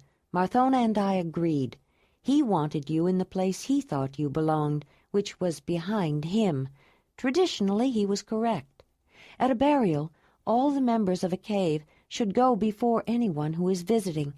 But you're not exactly a visitor. First, you were with the Zelandonii because you are a healer, and they always go first. Then you were with Jondalar and his family, which is also where you belong, as everybody agreed today. But at the burial, he mentioned it to Marthona and caught her off guard. That's why he thought he'd triumphed. Then, without even knowing it, you put him in his place. He thought he could get back at both of you through Marthona, but he seriously underestimated her. "There you are," Jondalar said. "We were just talking about Larimar." "So were we," Ayla said. But she doubted that their conversation had brought out the same insights, partly because of her own doing, and partly because of circumstances she wasn't aware of. She had created an enemy. Another one, she realized. She hadn't wanted to cause bad feelings in any of Jondalar's people, but in the short time she had been there, she had made 2 people angry at her. Morona hated her too. She realized she hadn't seen the woman for some time, and wondered where she was. Chapter 21. The people of the 9th cave had been making preparations for their annual trek to the summer meeting of the Zelandonii since they returned from the last one. But as the time of their departure drew near, activities and anticipation became more intense. There were final decisions about what to take with them and what to leave behind. But it was the process of closing down their dwellings for the summer that always made them aware that they were leaving and would not be back until cold winds blew. A few people would stay behind for one reason or another, temporary or more serious illness, to finish a project, to wait for someone. Others would return occasionally to their winter home, but most would be gone all summer. Some people would stay close to the place that had been chosen for the summer meeting, but many would travel to different places for diverse reasons throughout the warm season. There would be hunting trips, harvesting treks, visits to relatives, sojourns to group meetings of other Zelandonii, and travels to neighboring peoples. Some young people would venture farther afield and go on journeys. Jondalar's return with new discoveries and inventions, a beautiful and exotic woman with rare talents and exciting stories, would encourage some of those who had been thinking about it to decide to go on a journey of their own. And some mothers, who knew that his brother had died far away, would be unhappy that Jondalar had returned and caused such excitement. The evening before they planned to leave, the entire 9th cave was eager and restless. When Ayla thought about the summer meeting, where she and Jondalar would be mated, she could hardly believe it was really true. Sometimes she would wake up and be almost afraid to open her eyes, for fear that it might be just a wonderful dream, and she would find herself back in the small cave in her lonely valley. She thought often of Isa, wishing that somehow the woman she regarded as her mother could know that she would soon have a mate, and that she had finally found her people, at least the ones she chose to be her people. Ayla had long ago accepted the fact that she would never know the people to whom she was born, or even who they were, and realized that it didn't matter. When she was living with the clan, she had wanted to be one of them, a woman of the clan. Which clan was not important. But when she finally understood that she was not clan and never would be, then the only distinction that mattered was that she was one of the others, in her mind, kin to all of the others. She had been happy to be Mamutoi, the people who had adopted her, and she would have been content to be Sharamadoi, the people who had asked Jondalar and her to stay and live with them. She wanted to be Zelandonii only because they were Jondalar's people, not because they were any better than, or even very different from, any of the others. During the long winter, when most people stayed close to the 9th cave, many of them spent time making gifts that they would be giving to people when they saw them again at the next summer meeting. When she heard people talking about gifts, Ayla decided to make some too. Though she'd had only a short time to work on them, she made small tokens that she planned to give to those people who had been especially kind to her, and who she knew would be giving gifts to her and Jondalar for their matrimonial. She had a surprise for Jondalar, too. She had brought it with her all the way from the summer meeting of the Mamutoi. It was the one thing she insisted on taking with her through all the adversities and hardships of their journey. Jondalar was planning a surprise of his own. He had discussed with Joharan the best place to establish a home for Ayla and himself within the abri of the 9th cave of the Zelandonii, and he wanted it to be ready for Ayla when they returned in the fall. To that end, he had been making arrangements. He talked with the fabricators of outside wall panels and the people who were best at the construction of the lower stone walls, with those who were skilled at stone paving and the ones who made interior room division panels, with the specialists in making all the components required to erect a dwelling. Planning their future home involved some complicated trading and bargaining. First, Jondalar agreed to trade some good stone knives for fresh hides from several people, mostly from the recent Megasaurus and bison hunts. The blades of the knives would be knapped by him, but they would be hafted in finely made handles fabricated by Soliban, whose work Jondalar especially admired. In return for the handles, Jondalar had agreed to produce several burins, chisel-like flint carving tools, to the handle-maker's specific requirements. Long talks between the two men that included drawings made with charcoal on birch bark had created an understanding of what was wanted. Some of the skins Jondalar acquired would be used to make the rawhide panels Jondalar needed for his dwelling, and some would compensate Shavola, the panel maker, for her time and effort. He also promised to make her a couple of special leather-cutting knives, some hide scrapers, and some wood-cutting tools. He made similar arrangements with Zelandonii's acolyte, the artist Jonakol, to paint the panels, which would incorporate Jonakol's own ideas of design and composition using basic symbols and animals that all Zelandonii were generally expected to use, along with some that Jondalar wanted. Jonakol also wanted some special tools. He had some ideas for sculpturing limestone in high relief, but he lacked the flint-knapping skill to convert the ideas he envisioned for a special kind of burin with a beaked nose into the tool he wanted. Burins and specialized flint tools were difficult to make in any case. It took a very experienced and skilled flint-knapper to make them well.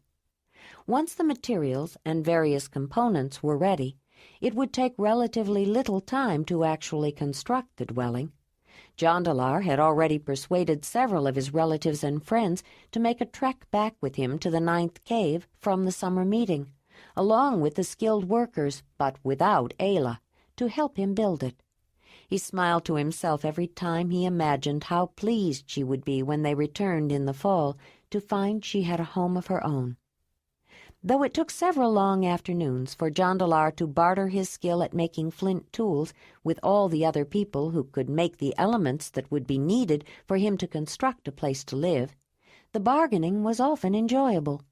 It usually started with pleasantries, then good-natured arguments that sometimes sounded like heated battles or insulting comments, but usually concluded in laughter over a cup of tea or barma or wine or even a meal.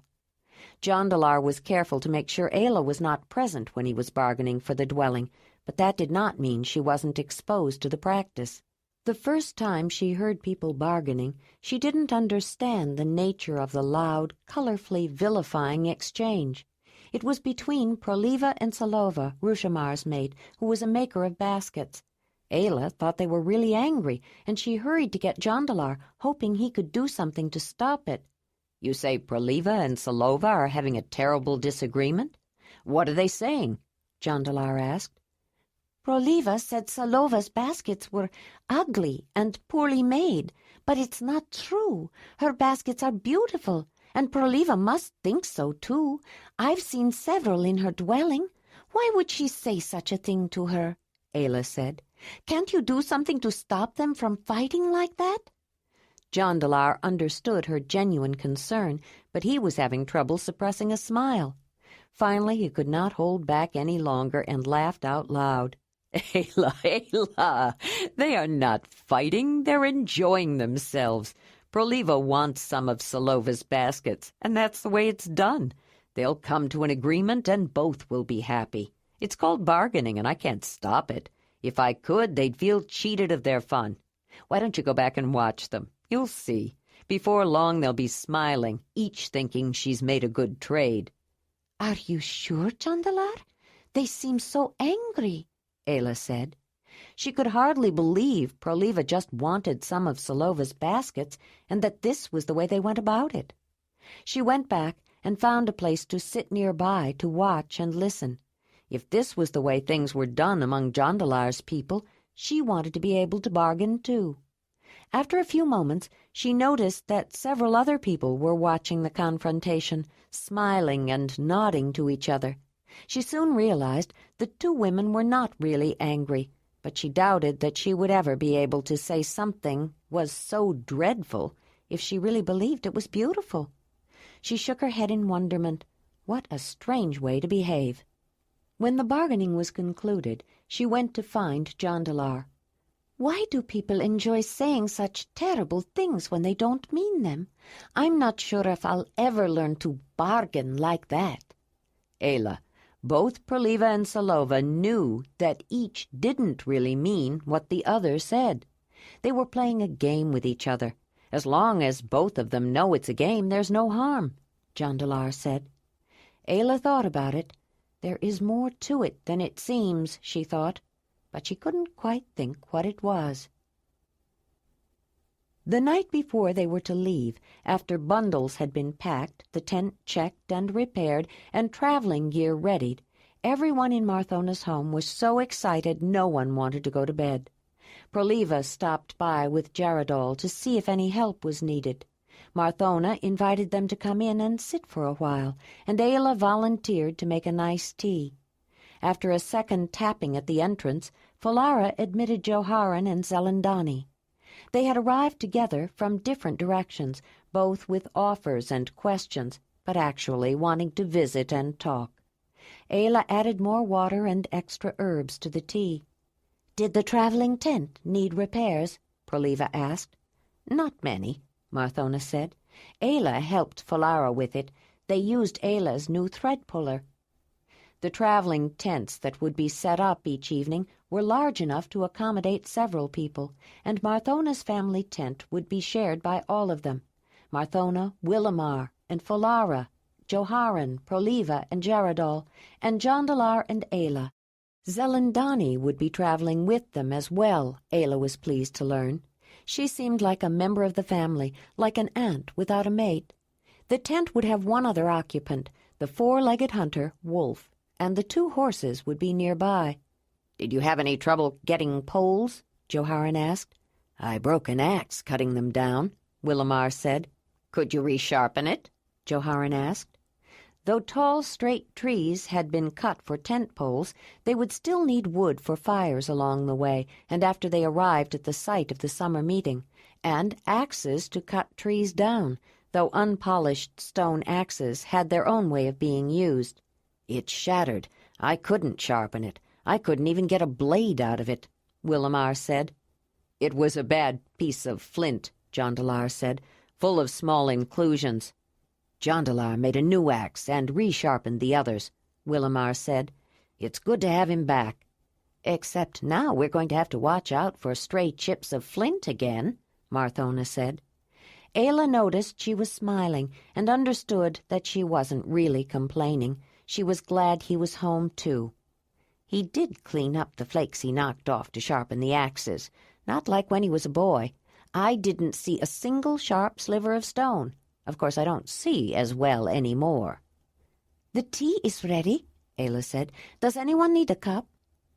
"Jaradol doesn't have one. You should always remember to bring your own cup, Jaradol," Proliva said, reminding her young son. "I don't need to bring my own cup here. Grandam has my own cup for me," Jaradol said. "He's right," Marthona said. "Do you remember where it is, Jaradol?"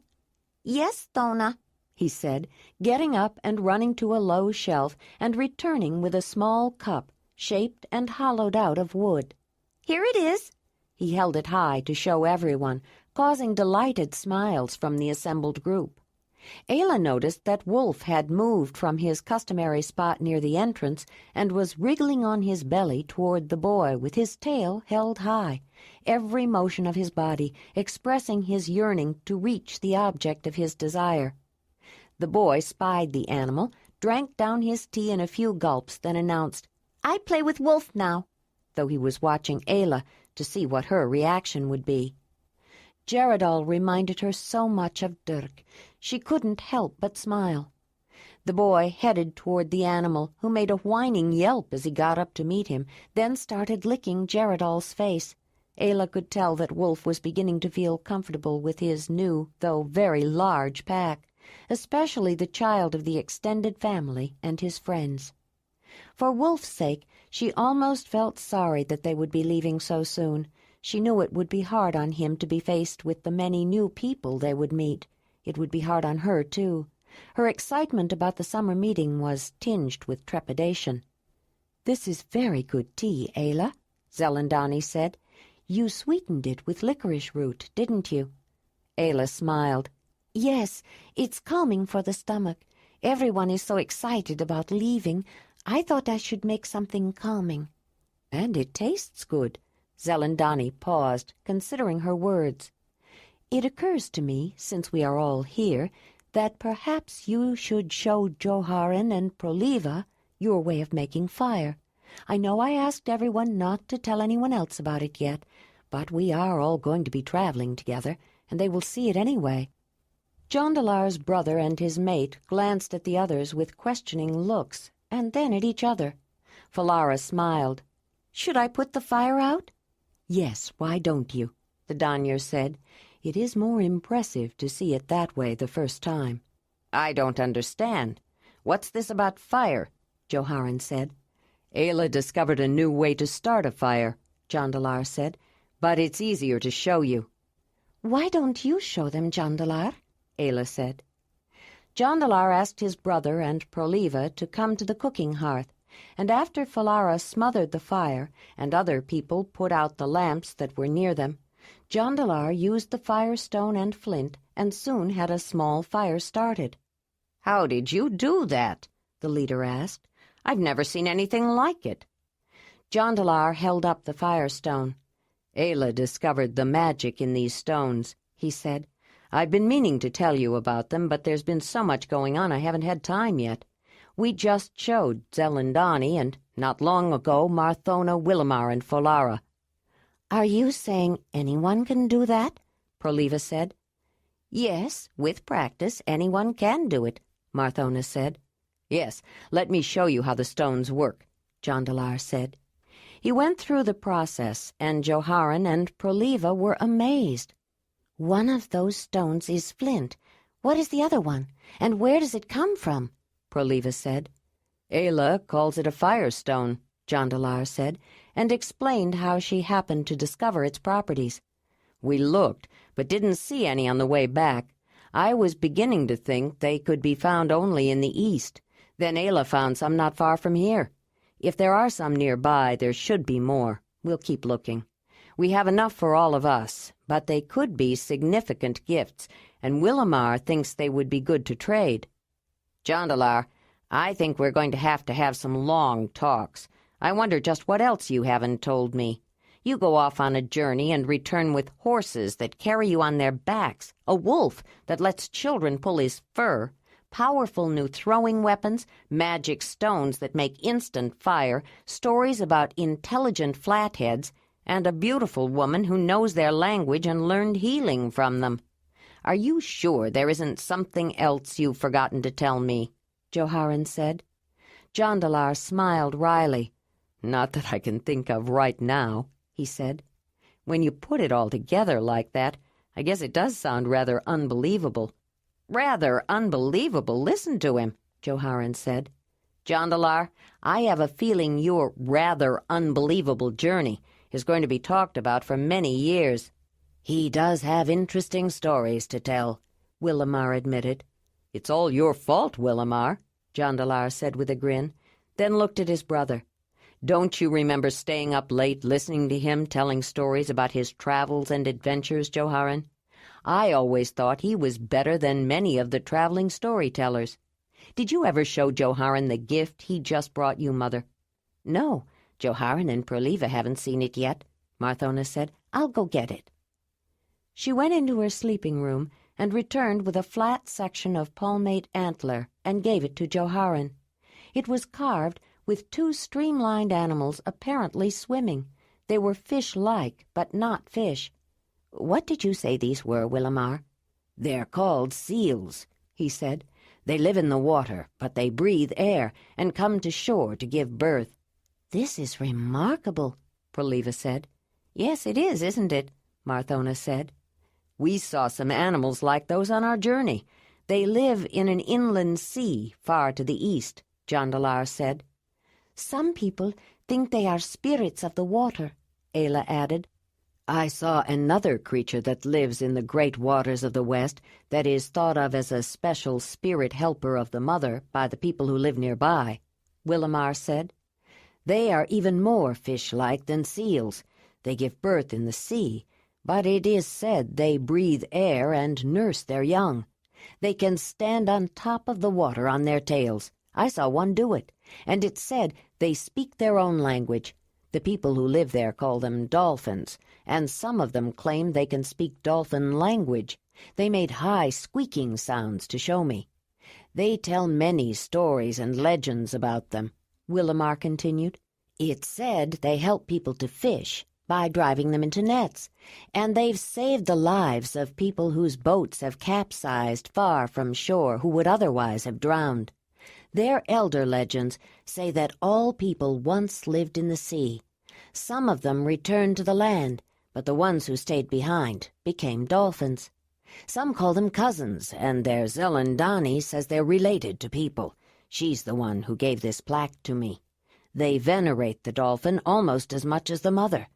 Every family has a Danyi, but everyone also has some dolphin object, a carving like that, or a part of the animal, a bone or tooth. It is considered very lucky." "And you said I had interesting stories to tell, Willamar," Jondalar said. "Fish that breathe air and stand on their tails on top of the water? It almost makes me want to go with you. Maybe next year when I go to trade for salt you can come. It's not such a long journey, especially compared to the one you made," Willamar said. "I thought you said you didn't want to travel again, Jondalar," Marthona said. "And here you are, home only a short time and planning another trip. Have you developed a traveling urge, like Willamar?" "Well, trading missions aren't exactly journeys," Jondalar said, "and I'm not ready to make a trip now except to the summer meeting, but a year is a long way off." Falara and Geradal curled up with Wolf on Falara's bed and tried to stay awake. They didn't want to miss anything, but with a wolf between them, listening to the stories and the soft buzz of conversation, they both fell asleep. The next day dawned with a gray drizzle, but the summer shower didn't dampen the enthusiasm of the cave for the impending trek. Despite staying up late the night before, the members of Marthona's household were up early. They made a morning meal of the food they had set out the night before and then finished packing. The rain eased up and the sun tried to burn off the clouds, but moisture from the night's accumulation on leaves and in puddles made the air foggy, cool, and damp. When everyone who was going had gathered on the front terrace, they started out. With Joharan leading the way, they headed north, walking down from the stone front porch to Wood River Valley. It was a large party, much larger, Ayla observed, than the group from the lion camp when they went to the Mamutoi summer meeting. There were still many people Ayla did not know very well, but by now she at least knew almost everyone's name. Ayla was curious which way Joharan would go. From the ride they took on the horses, she knew that when they started, the floodplain valley on the right bank of the river, the 9th Cave side, was broad. If they headed upstream along the river in its meandering but generally northeast direction, The trees would be close to the water, and a wide expanse of grassy field separated the river from the highlands on both sides and climbed up to the highlands in a gradual slope. However, after a short distance, water hugged steep cliffs on the other side, the left bank, which was on the right-hand side as one traveled toward the source. Left bank and right bank were terms that always referred to the sides of rivers when going downstream in the direction of the flowing current. They were traveling upstream. Jondalar had told her that the next closest community of Zelandonii was only a few miles away, but that they would need a raft to complete the trip if they stayed close to the river because the course of the waterway changed. Farther upstream it curved in a more northerly direction, and the lay of the land forced the water to the wall of the cliff on the right bank, their side, with no space for even a narrow path after it turned north, and finally east again before the next debris was reached. The people of the ninth cave usually took an overland route to visit their nearest northern neighbors. The leader turned up the path beside the Wood River tributary to the shallow crossing, then cut directly across Wood River Valley. Ayla noticed that they were not following the route she and Jondalar had taken with the horses shortly after they arrived. Instead of cutting across to the narrow valley with the steep, dry stream bed, Joharan took a trail that was parallel to the river, leading to the flat lowlands of the right bank. They turned left through grass and brush and started up the gradual slope, then switchbacked in a zigzag up the face of the highland. Ayla kept track of Wolf out of the corner of her eye as he ran ahead, following his nose. She recognized most of the plants she saw and registered in her mind their uses and where they were growing. There's a stand of black birch over there by the river, she thought. The bark can help prevent miscarriage. And here's some sweet rush, which can cause one. And it's always good to know where willow grows. A decoction of the bark is so good for headaches and the aching bones of the elderly and other pains. I didn't know there was marjoram around here. It makes a nice tea, adds a good flavor to meat, and it's good for headaches, too, and helps a baby's colic. I'll have to remember this for later. Dirk didn't suffer from colic much, but some babies do. The trail steepened as they reached the sharper incline near the top, then opened out to the high level field. When they reached the windy plateau, she walked a ways ahead to the edge, then stopped to rest and wait for Jondalar, who was having a little trouble leading Racer and his travois up the steep rocky path with the abrupt turns. Whinny cropped a few blades of fresh grass while they waited.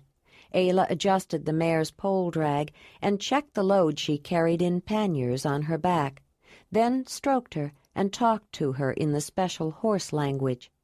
Ayla looked down at the river and its floodplain and the long line of people, young and old, straggling up the trail, then the view beyond. The elevated plateau offered an expansive panorama of the surrounding countryside and a misty, illusionary scene below.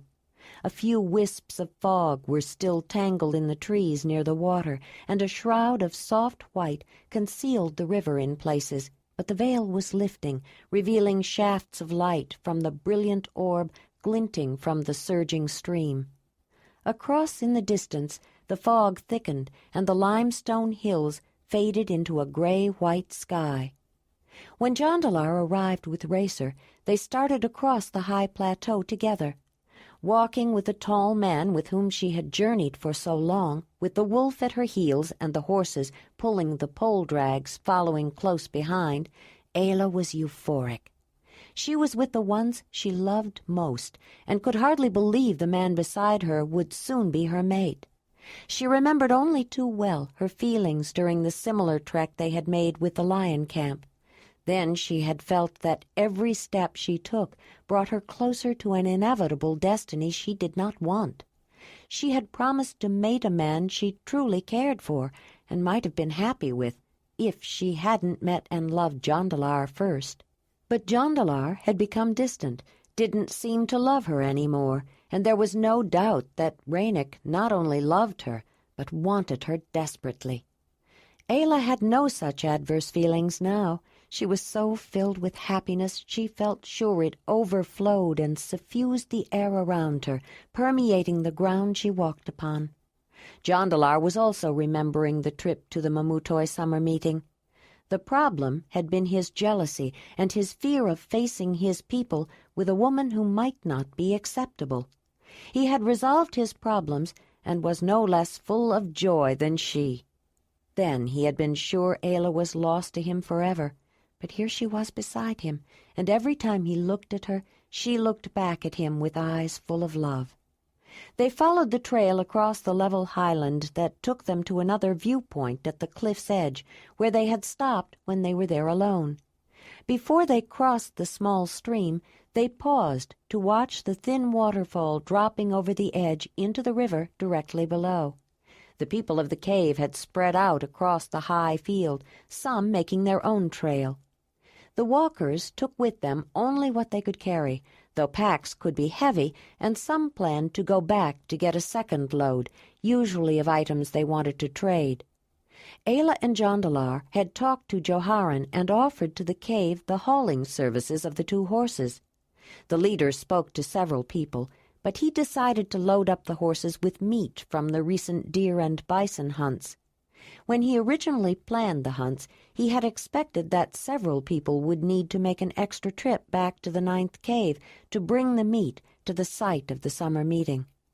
Using the horses saved them the trouble, and for the first time he realized that trained horses could be more than a novelty. They could be useful. Even the help they had provided on the hunt and Jondalar's fast trip back to the 9th cave to tell Zelandonii and Chevenar's mate about the tragic accident had not given him the full awareness of their potential benefit. He understood better when he and several others were saved a trek back to the 9th cave, but with the horses traveling so close, he also became aware that the animals required extra work. Winnie was used to the pole drag. She had pulled a travois during most of their journey. Racer was less accustomed to hauling a load and was more unmanageable. Joharan had seen that his brother had to work with the horse, especially turning on the trail where the poles restricted his movement. It required patience to keep the young stallion calm and lead him around obstacles while maintaining the load intact. At the 9th cave, Ayla and Jondalar had started out near the front of the group, but by the time they crossed the small stream and angled northwest again, they were closer to the middle. They reached the place where Ayla and Jondalar had turned back before, where the path began to descend. This time they followed it as it twisted and turned along the easiest grade, winding through brush, open grassland, and in a protected dip, trees. They reached a rock shelter that was so close to the water, part of it extended over the water. They had traveled just under 2 miles in actual distance, though the steep climbs made the journey longer. The shelter had a front porch that was so close to the edge of the river a person could dive into water from it. The shelter was called Riverfront and faced south. It extended from west to east, all the way to a southward-turning meander of the river that swung back around on itself so close it would have joined at the neck of the loop it formed if it hadn't been for the finger of highland between. Though it appeared to be a habitable shelter, no cave lived there, though travelers, especially those on rafts, sometimes stopped off. The water was a little too close, and it sometimes overflowed into the shelter when the river flooded. The 9th cave didn't stop at riverfront, but climbed back up the cliff behind the shelter. The trail continued north, then curved around toward the east. About a mile after leaving riverfront, the trail headed down a fairly steep grade to the valley of a small stream that was usually dry in summer. After crossing the muddy stream bed, Joharan stopped, and everybody rested while he waited for Jondalar and Ayla. Several people made small fires to boil water for a hot tea. Some took out traveling food, especially those with children, and had a snack. "We need to make a choice here, Jondalar," Joharan said. "Which way do you think we should go?" Because the river meandered through its valley, crowding close to cliff walls on first one side and then the other, It was sometimes easier to travel between caves across the highlands. To reach the next site, however, there was another possibility. "From here there are 2 ways we can go," Jondalar said. "If we follow this trail across the top of the cliffs, we'll have to climb up this slope, go across the highland for about half the distance we've already come, then go down again until we come to another little stream. It usually has water, but it's shallow and easy to cross. Then we have another steep climb that traverses the front of the cliff overlooking the river, then down again. The river runs through the middle of a large grassy field there, the floodplain. We'll stop and visit with the 29th cave, probably overnight." "But there's another way to go," Joharen said. "The 29th cave is called 3 Rocks because they have 3 shelters, not right next to each other, but spaced around the river and the large floodplain. 2 of them are on this side, the 3rd is on the other side of the river." Joharen pointed to the slope ahead. "Instead of climbing this, we can turn east to the river. It turns north ahead, and you have to cross to the other side because the water runs right next to the cliffs on this side. But there's a long, shallow stretch that's easy to get across, and the 29th cave keeps stepping stones there, as we do at the crossing. We go along the other side for a while, then the river turns east again and crowds the cliffs on the other side, so you have to cross back over, but it spreads out and gets shallow again, and that crossing also has stepping stones. We can stop at 2 of the shelters on this side to visit, but we have to cross over again to get to the 3rd and biggest one, because that is probably where we'll stay, especially if it rains. If we go that way, we have to climb. If we go this way, we have to cross running water," Jondalar finished for him. "What do you think would be the best way with the horses and the pole drags?" "It's easy to cross rivers with the horses, but if it's very deep, the meat on the pole drags can get wet, which means it could spoil if it's not dried out again," Ayla said. "On our journey, we had the poles attached to the bowl boat, so it always floated up when we had to cross rivers. But didn't you say we have to cross the river at least once anyway?" Jondalar walked behind Racer's pole drag. "I was thinking, Joharen, if we can get a couple of people to walk back here behind the horses and lift up the ends of the poles just enough to keep them out of the water, I think we could get across without getting anything wet." "I'm sure we could find people to do that. There are always a few young men who like to splash through the water whenever there's a crossing anyway. I'll go ask around," Joharen said. "I think most people would rather not climb any more than they have to, with the loads they're all carrying." When Joharen left, Jondalar decided to check Racer's lead rope. He stroked the horse, gave him some grain that he had in a pouch. Ayla smiled at him. She was paying attention to Wolf, who came to see why they stopped. She felt the special bond she and Jondalar had formed on their journey. Then it occurred to her that they had another. They were the only people who understood the connection that could develop between a person and an animal. "There is another way to go upriver. Well, 2 more," Jondalar said while they were waiting. "One is to pole up by raft, but I don't think that would work too well with the horses. The other is to go along the top of the cliffs on the other side of the river. You have to take the crossing, and it's actually easier to go all the way to the 3rd cave and start from there. They have a good path to the top of 2 Rivers Rock that continues as a trail across the highland. It's more level than this side, only a few minor dips. There aren't as many tributaries on that side of the river, but if you plan to stop at the 29th cave, you have to come down and cross the river again. That's why Joharen decided to stay on this side." While they rested, Ayla asked about the people they were going to visit.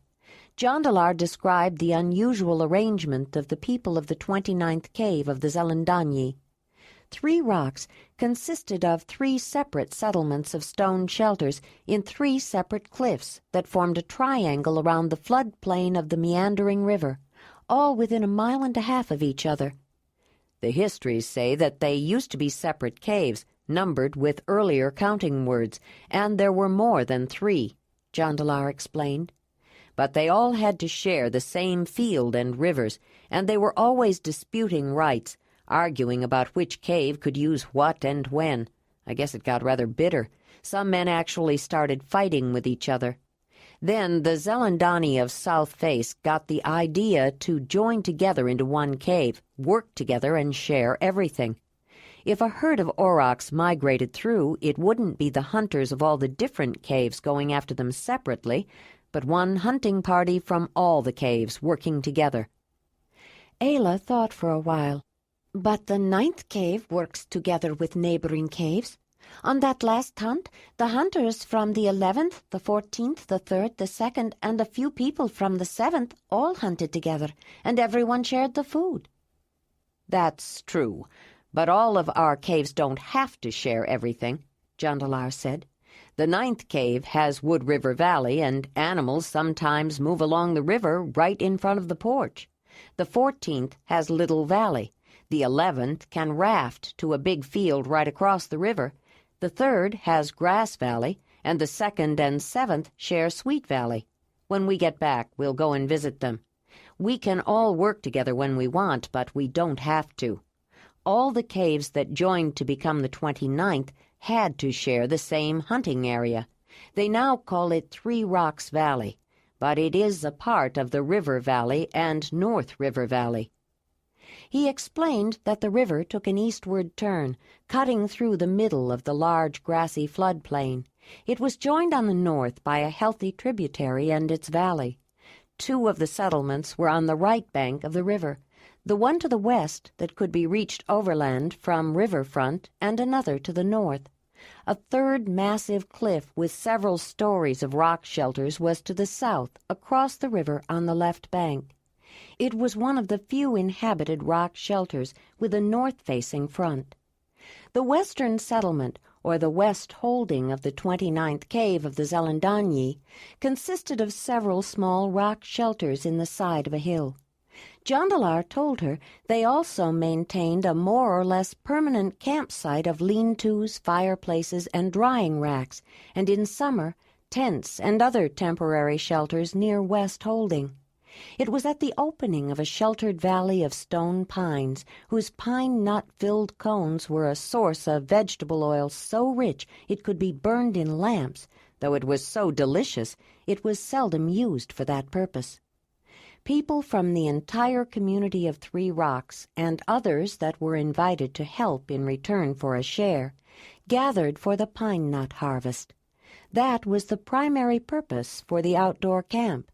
But it was also near a very good fishing spot that lent itself to fish traps and weirs. It was used quite often by the community all through the warmer part of the year, and usually not closed down until the freeze stilled the river for the winter. Though people lived in the various rock shelters of West Holding all year, and the nut harvest, which was the original reason the campsite was established, was in autumn, the first tents went up at the beginning of the warm season to work the fish traps, and everyone always talked about going to summer camp. The western settlement came to be known as summer camp.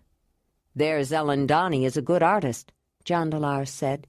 "In one of the shelters she has engraved animals on the walls. Maybe we'll have time to visit her. She makes small carvings to carry, too, but we'll be back here for the nut harvest anyway." Joharan returned with 3 young men and 1 young woman, who had volunteered to walk behind the travois and lift the poles out of the water when they crossed rivers. They all seemed rather pleased to have been chosen to perform the task. Joharan had no trouble finding people who were willing. The problem was making the selection. Many people wanted to get closer to the horses and the wolf and learn more about the foreign woman. It would give them something interesting to talk about at the summer meeting. On the more level terrain, except during the actual water crossings, Jondalar and Ayla were able to walk side by side, leading the horses. Wolf, as usual, did not follow as closely. He liked to explore when he traveled, running ahead and falling behind, following his curiosity and the scents his sensitive nose detected.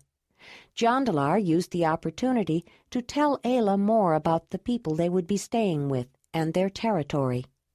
He talked about the large tributary coming down from the north called North River that joined the river on the right bank. The northern side of the grassy floodplain that was enlarged by North River's valley, as well as by the continually expanding upstream valley of the river itself. Jutting out between the valleys of the tributary and the primary was the oldest living site of the community, the northern settlement, formerly the north holding of the 29th cave of the Zelandonii, but referred to as South Face. To reach it from summer camp, he told her, they used a path that led to stepping stones across the tributary, but now they were approaching it along the river. Ahead, on a hill overlooking the open landscape, was a triangular-shaped cliff that held 3 south-facing terraces arranged like steps, one over the other. Though it was within 1.5 miles of all the living sites that made up the Three Rocks community, several auxiliary sites were much closer and now considered themselves part of the north holding of the 29th cave. He explained that a well-used trail traversed easily up the hillside in 2 switchbacks to the middle level, which was the main living site of South Face. The upper small abri, which overlooked much of the large valley, was used as a lookout and was usually referred to as the South Face Overlook, or simply the Overlook. The lowest level was semi-subterranean and used more for storage than everyday living. Among other food and supplies, the nuts collected at summer camp were kept there. Some of the other abri that were part of the South Face settlement complex had their own descriptive names, such as Long Rock, Deep Bank, and Good Spring, referring to the natural spring that welled up nearby. Even the storage area has a name, Jondalar said. It's called Bear Rock. The old people tell the story that was told to them when they were young. It's part of the histories. It's about a very hard winter and a cold, wet spring when they ran out of all their stored food. The lower rock storage area was Bear Rock. Then the last gasp of winter howled in with a driving blizzard. Everyone went hungry for a while.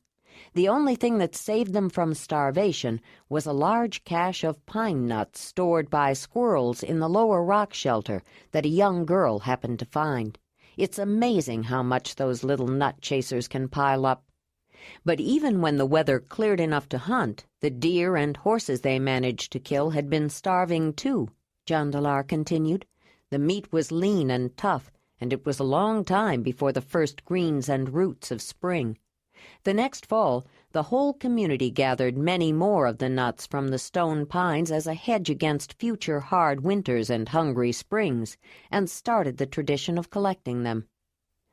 The young people who had helped them keep the food dry while crossing rivers crowded in close so they could hear Jondalar as he talked about their closest neighbor to the north. They didn't know that much about them either, and listened with interest. About 1.5 miles away and across the river, they could see the south holding of the 29th cave of the Zelandonii, the largest and most unusual cliff in the region. Though north-facing sites were seldom utilized as living spaces, this one on the south side of the river was too inviting to be ignored.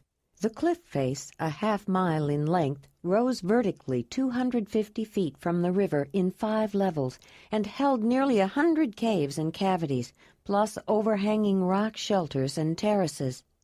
Grand views of the valley could be seen from all the terraces, so a specific shelter or cave to use as a lookout was not needed. But the cliff did offer a different, unique view. In one section of a lower terrace that projected over a quiet backwater of the moving stream, it was possible to look down and see one's reflection in the still water. It's not named for its size, as you might think, Jondalar said. It's named for that unusual view. It's called Reflection Rock. The cliff was so huge that most of the possible living sites were not even occupied. It would have been as crowded as a marmot mound if they had been. The natural resources of the surrounding area would not have supported so many people. They would have depleted whole herds and stripped the landscape of vegetation. But the huge cliff was an exceptional place, and those who lived there knew that the mere sight of their home left strangers and first-time visitors gaping with awe.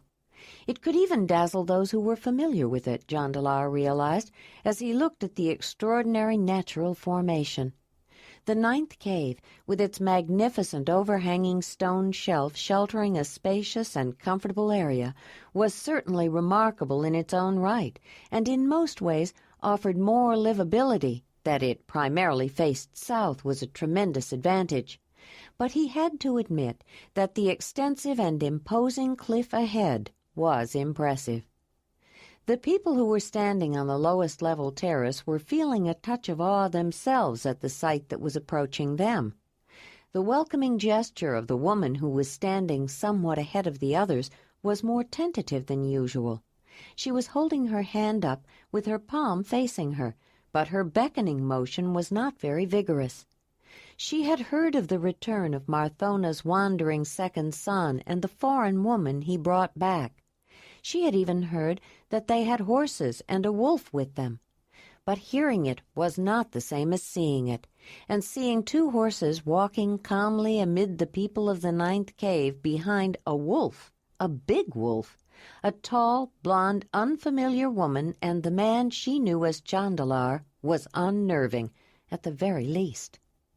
Joharan looked aside to cover up a smile he couldn't help making when he saw the woman's expression, though he understood entirely how she felt. It wasn't so long ago that he had experienced the same frisson of fear at the same uncanny sight.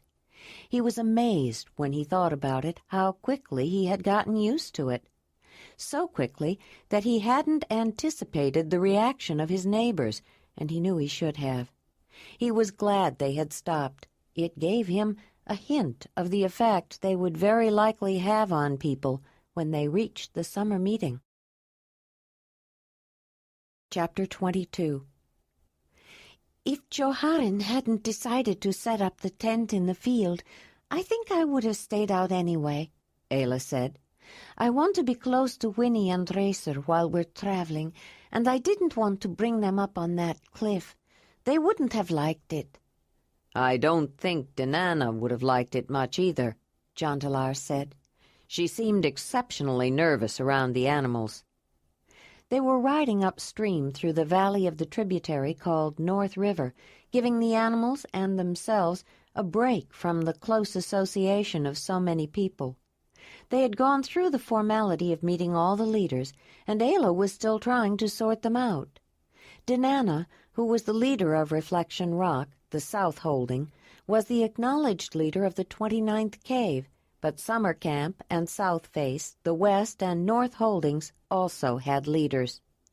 Whenever there were decisions to make which concerned all of 3 rocks, the 3 leaders worked together to reach a consensus, but it was presented by Dinana, because the rest of the Zelandonii leaders insisted that if the 29th Cave was going to call itself one cave, then they should have just one leader to speak for them.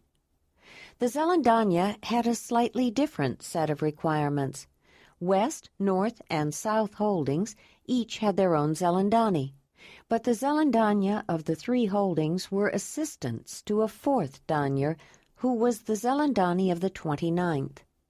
Because there was a great enough distance between the holdings, it was reasonable that each would want their own Zelandonii, and one who was a good healer, especially during the seasons of cold and stormy weather.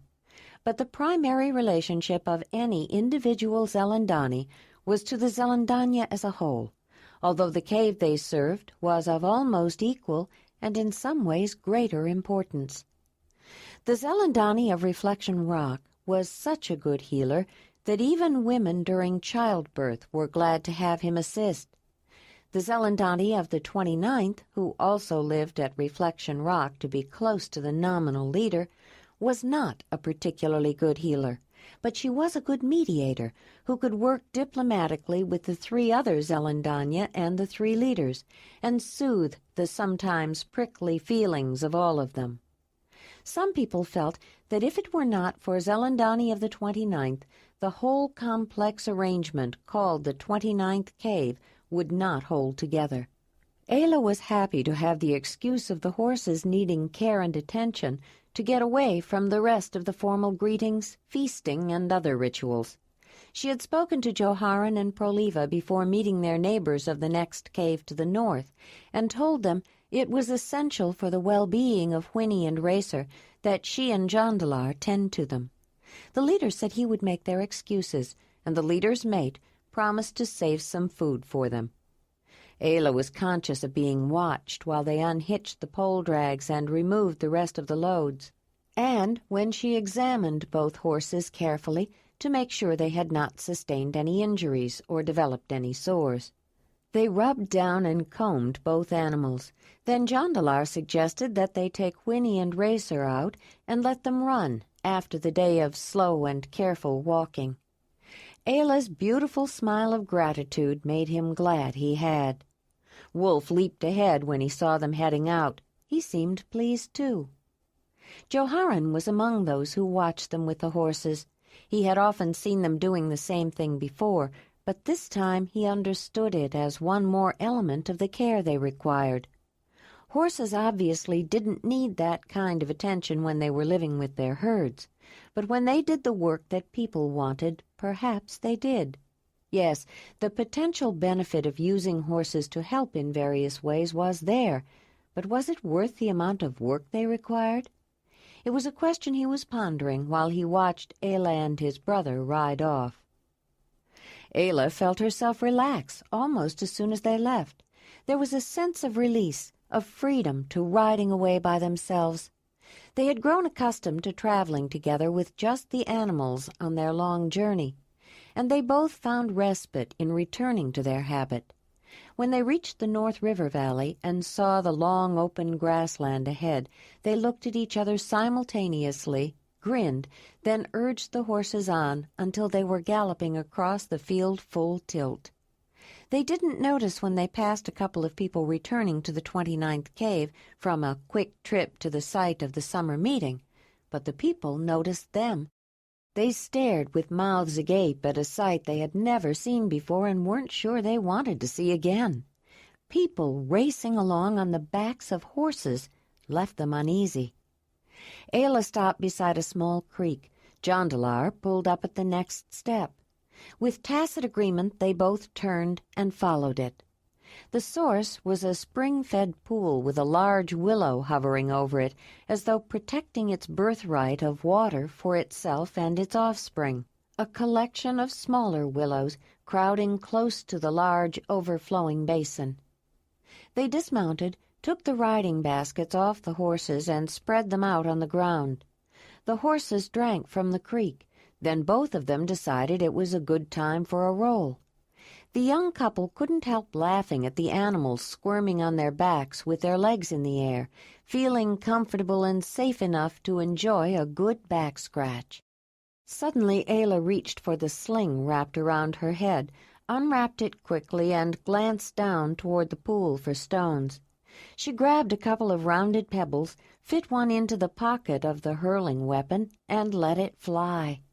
Without looking, she grabbed the leather strap again, pulled it through her hand to the end, brought both ends together, and had another stone ready to go, just as a second bird was taking to the air. She brought it down, then went to retrieve her 2 willow ptarmigan. "If it was just the 2 of us, and we were going to set up camp here, we'd have our evening meal," Ayla said, holding up her trophies. "But it's not just the 2 of us, so what are you going to do with them?" Jondalar said. "Well, the feathers of the ptarmigan are the warmest and lightest, and the feather markings are rather nice this time of year. I could make something for the baby," she said, "but I'll have time to make baby things later. I think I'll give these to Dinana. After all, this is their territory, and she seems so anxious about Whinny and Racer and Wolf that I think she wishes we hadn't come. Maybe a gift will make her feel better." "Where did you learn to be so wise, Ayla?" Jondalar said, looking at her with love and warmth. "That's not wisdom. That's just sense, Jondalar." She looked up and felt herself become lost in the magic of his eyes. The only place she had ever seen such a rich blue color was in the deep pools of glaciers. but his eyes were not icy. They were warm and full of love. He put his arms around her, and she dropped the brace of birds to reach up and kiss him. It seemed like a long time since he had held her like this.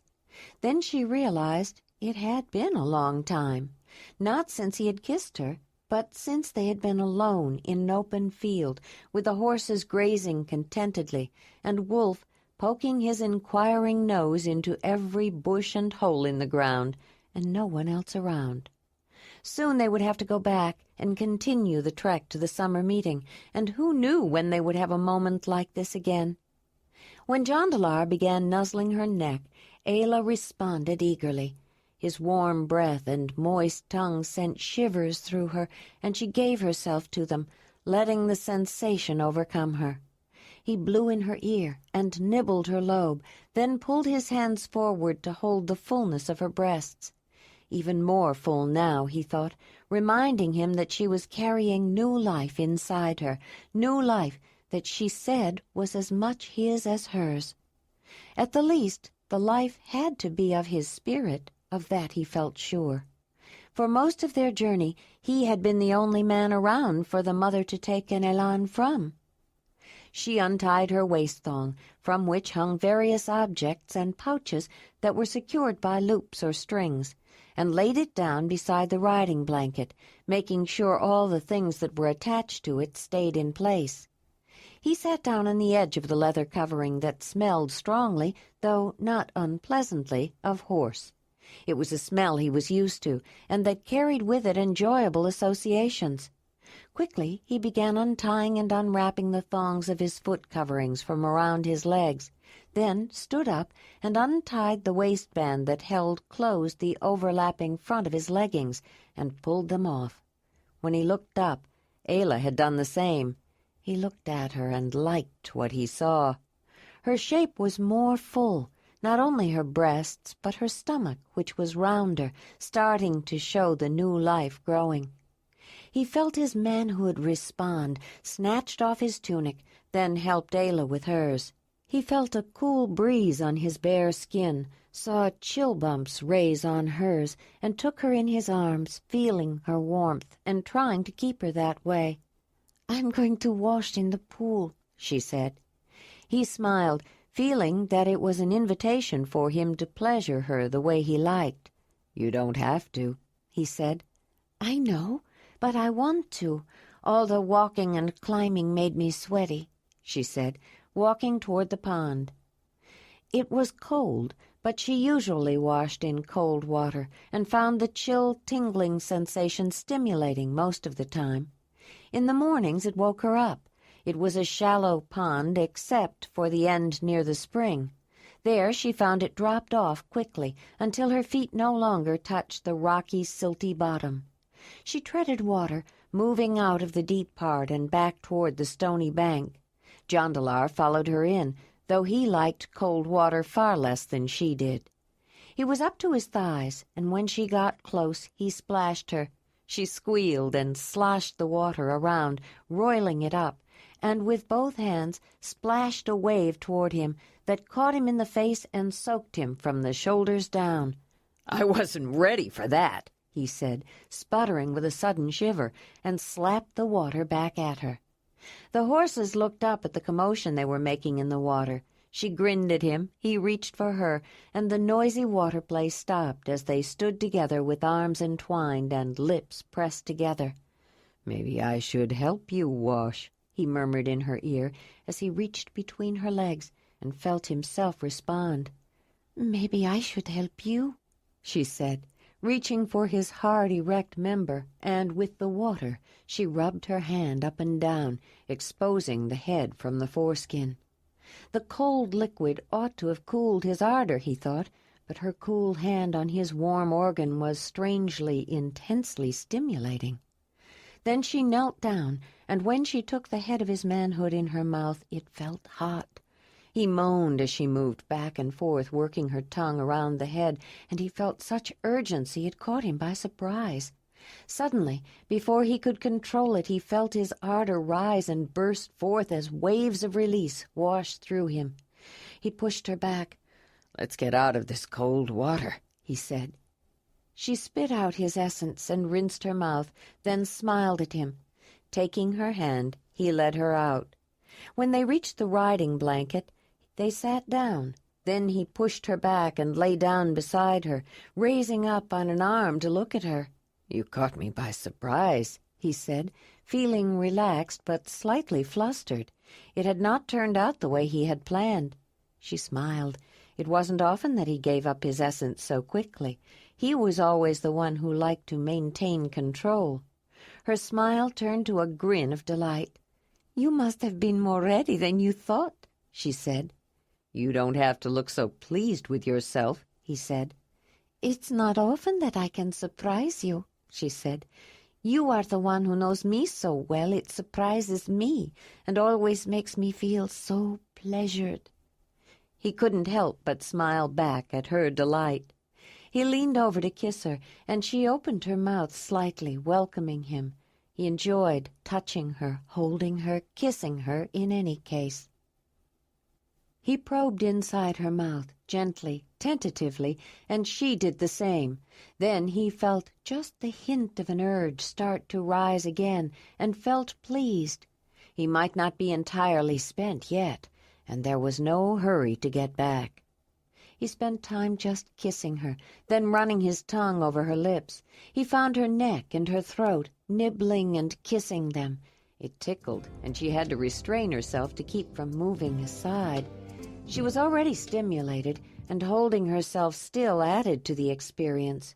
When he started to move lower, kissing her shoulder and her inner arm all the way to the elbow, she could hardly stand it and wanted more at the same time.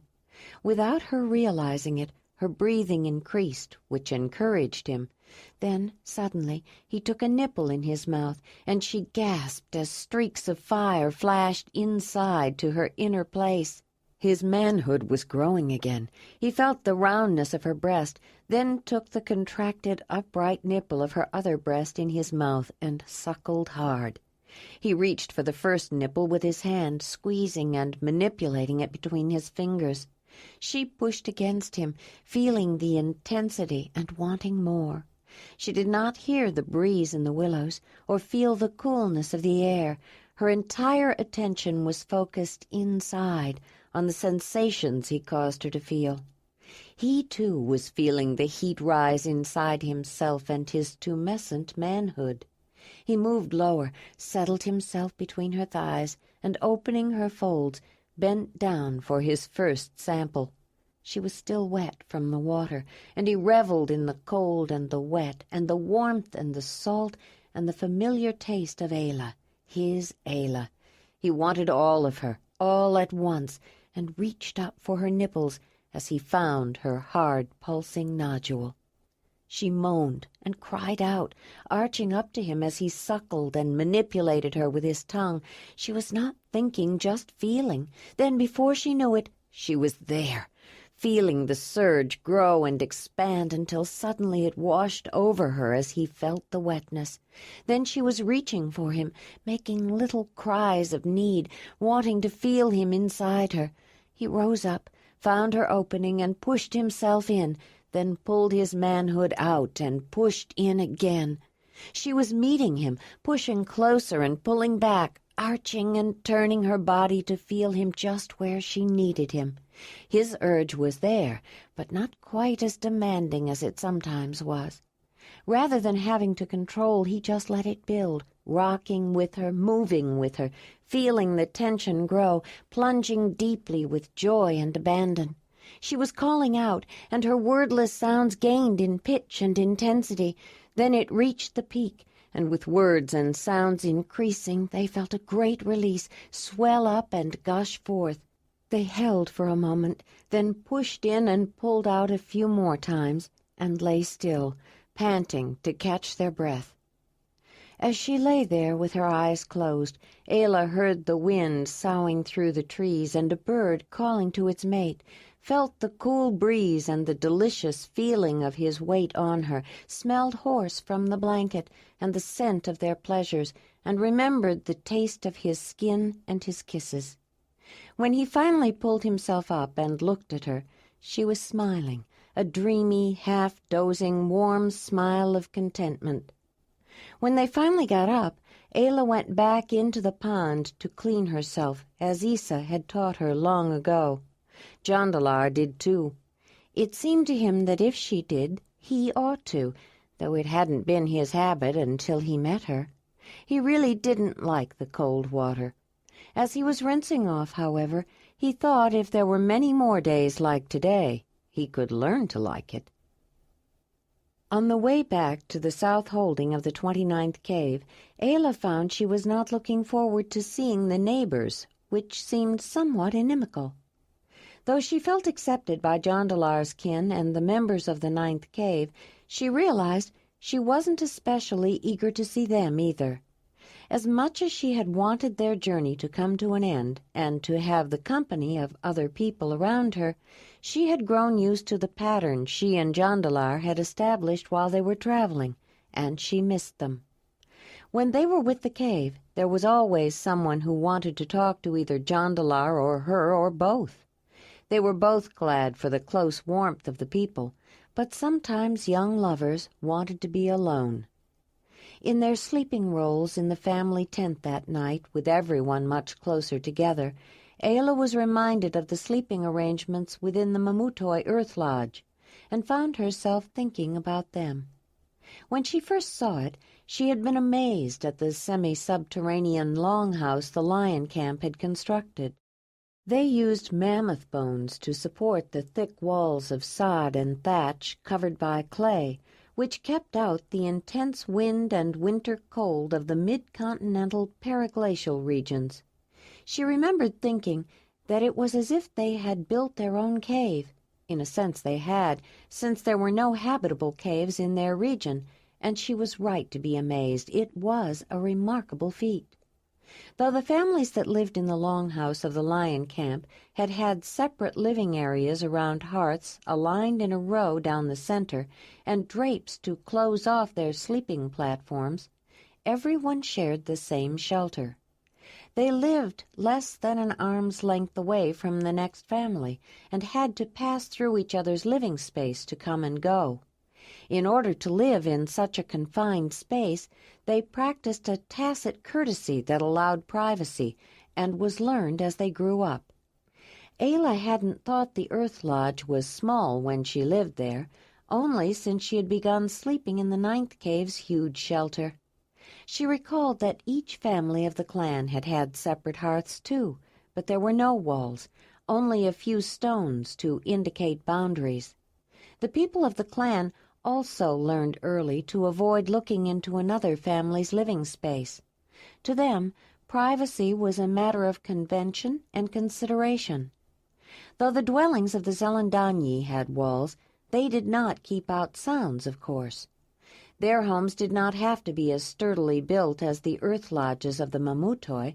Their natural shelters of stone protected them from most of the elements. The Zelandonii structures primarily conserved heat inside and blocked winds that strayed under the overhanging cliff shelf. Walking through the living area under the abri, snatches of conversation could often be heard from inside each home, but the Zelandonii learned to ignore the voices of their neighbors. It was like the people of the clan, who learned not to see into the neighboring hearth, and the unspoken courtesy of the Mamutoi. Thinking about it, Ayla realized that in the short time she had lived there, she had already learned not to hear people from the neighboring dwellings anymore, most of the time. As the young couple were snuggling together, with Wolf beside them, hearing quiet murmurs from the other sleeping rolls, Ayla said, "I like the Zelandonii way of making a separate dwelling for each family, Jondalar, of having a home apart from others." "I'm glad you do," he said, feeling even more pleased with himself for making arrangements to have a home ready for her when they returned from the summer meeting, and for keeping it a secret so he could surprise her with it. As she closed her eyes, Ayla was thinking about having her own dwelling some day, with walls. To her, the walls of the Zelandonii dwelling afforded a measure of privacy unknown to the clan or even to the Mamutoi. The internal partitions enlarged on that privacy. Although she had been lonely, Ayla had learned to enjoy her solitude in her valley, and traveling alone with Jondalar had reinforced her desire to put something between herself and other people. But the closeness of the dwellings gave her the security of knowing that there was always someone nearby. If she wanted to, she could still hear the comforting sounds of people settling down for the night, sounds she had heard all her life, low voices talking, a baby's cry, a couple making love. She had hungered for those sounds when she lived alone, but in the 9th cave there was also a place to get off by oneself. Once inside the thin walls of each dwelling, it was easy to forget that anyone else was around, but the undercurrent of background sounds gave her a fundamental feeling of security. She thought the way the Zelandonii lived was just right. When they started out the next morning, Ayla noticed that their number had grown. Many people from the 29th cave had joined them, though not, she noticed, the people from Reflection Rock, or at least none she recognized. When she mentioned the increase to Joharan, he said most of the summer camp, nearly half of South Face, and a few from Reflection Rock would be traveling with them. The rest would start out in the next day or so. She recalled that Jondalar had mentioned something about returning to summer camp to help with the pine nut harvest, and got the impression that the 9th cave had closer ties with West Holding than with the other holdings of the 29th cave. From Reflection Rock, as they proceeded along the river upstream, they would first head due north at the beginning of a broad bend that curved around to the east, then curved south and east again, making a second large loop that ended up going north again, making an extensive S-curve. The waterway then continued with easier meandering curves toward the northeast. There were a few small stone shelters at the northern end of the first loop that were used as temporary stopping places when people were traveling or hunting. But the next settlement was at the southernmost end of the second loop, where a small stream joined the river through Old Valley, the home of the 5th cave of the Zelandonii. Unless they were traveling by raft, which required poling upstream for almost 10 miles, it was easier to reach Old Valley from Reflection Rock by going directly cross-country rather than following the river around the generous bend to the north and back again. Overland, the home of the 5th cave was only a little more than 3 miles east and somewhat north, though the trail itself, taking the easiest way across the hilly terrain, was not quite so direct. When Joharan came to the head of the clearly marked trail, he veered away from the river and started up a path that traversed the side of a ridge, then crossed a rounded top where it met the high trail coming from the 3rd cave at Two Rivers Rock, and went down the other side to the level of the river again. As they walked, Ayla was interested in learning more about the 5th cave and decided to try to encourage Jondalar to talk about them. If the 3rd cave is known for its hunters, and the people of the 14th cave are recognized as good fishers, what is the 5th cave known for, Jondalar? She asked. I'd say the people of the 5th cave are known for being very self-sufficient. Ayla noticed that the 4 young people who had volunteered to lift the travois when they were crossing the river the day before were still traveling near them, and crowded in closer when they heard her question. Though they had lived at the 9th cave all their lives and knew the various neighboring Zelandonii caves, they had never heard them described so that a stranger would understand them. They were interested in Jondalar's characterizations. They pride themselves on having skilled hunters, fishers, and experts in every craft, Jondalar continued. They even make their own rafts, and say that they were the first cave to make them, though the 11th cave takes exception to that claim. Their Zelandonii and artists have always been well respected. There are deep carvings on the walls of several of their shelters. Others have painted or carved plaques, mostly of bison and horses, because the 5th cave has a special connection with those animals. Why is this called Old Valley? Ayla asked. because people have lived here longer than most of the other settlements. Their counting number alone shows their age. Only the second and third caves are older than the fifth.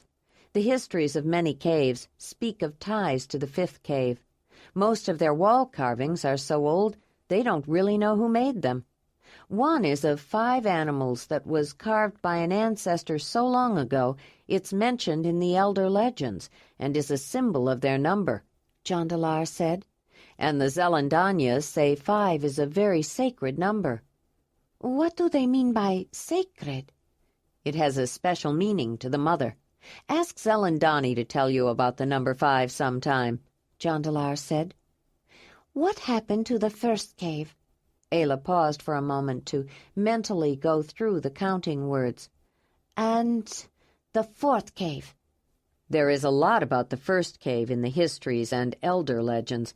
You'll probably hear more at the summer meeting, but nobody knows what happened to the fourth. Most people think it was a tragedy of some kind. Some think an enemy used an evil Zelandonii to cause sickness that made them all die. Others think it might just have been an argument with a bad leader that made most of the people decide to leave and join another cave. But when new people join a cave, it usually becomes part of their history, and no cave's history has any mention of the fourth cave, at least none that are around now, Jondalar said. Some people think the number 4 is unlucky, but the first says it's not the number, only some of its associations that are unlucky. After walking a distance of about 4 miles, they climbed a last rise and approached a narrow valley with a lively stream running down the middle and high cliffs rearing up on both sides that offered 8 rock shelters of various sizes. As the big procession with Joharan in the lead started down a trail to the head of Old Valley, 2 men and a woman came up the same trail and met them. After the formality of greetings, they told the travelers that most of the 5th cave had already left for the summer meeting. "You're welcome to stay, of course, but since it is barely midday, we thought you might want to continue," the woman said. "Who is here?" Joharan asked. 2 oldsters who can't make the trip. One can hardly get out of bed, and a woman who is close to giving birth. Zelandonii didn't think it was safe for her to travel. She's had trouble before. And, of course, these 2 hunters. They will stay until the moon is new."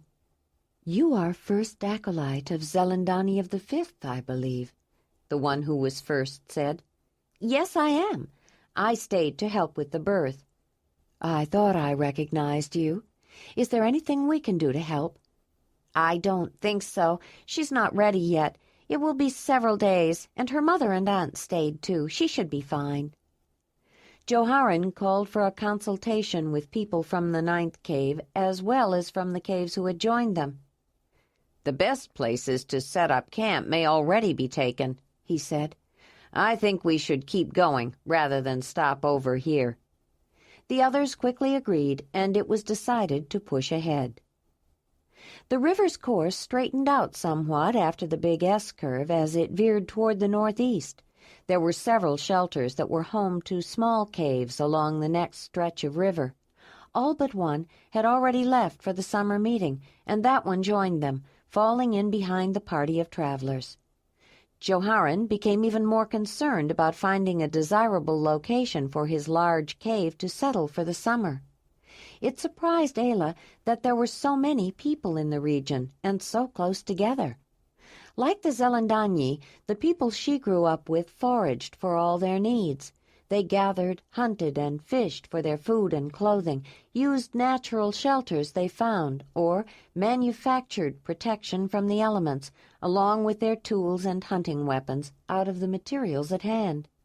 She understood at a deep intuitive level that if more people lived in a region than its resources could support, there would not be enough at all. Some would either have to move or do without. She realized that the land of the Zelandonii had to be extremely rich to provide for so many, but in an analytical corner of her mind she could not help but wonder what would happen to people if things changed. It was the reason the summer meeting was held at a different place every year. Such a large concentration of people depleted the resources of the immediate area, and it would need several years to recover. The meeting this year was not far from the shelter of the ninth cave, perhaps 20 miles upstream if they followed the river closely. But they had saved some of that distance by going more directly cross-country from the 29th cave to the 5th cave. The place they were heading was a little more than 10 miles from Old Valley, and Joharan decided to try to make it without stopping overnight. He thought about calling a meeting to discuss it, to see if he could encourage them to hurry, but there were too many people of different ages and abilities, and their pace was inevitably going to be as fast as the slowest of them could go. A meeting would just slow them down more. Instead, he thought he would try to push them a little more than usual without saying anything. If people started to complain, he would worry about stopping then.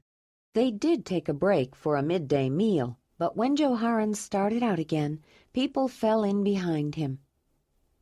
It was not dark yet, but the sun was definitely going down when the river angled right, close to a sloping hillside on the left bank, their right.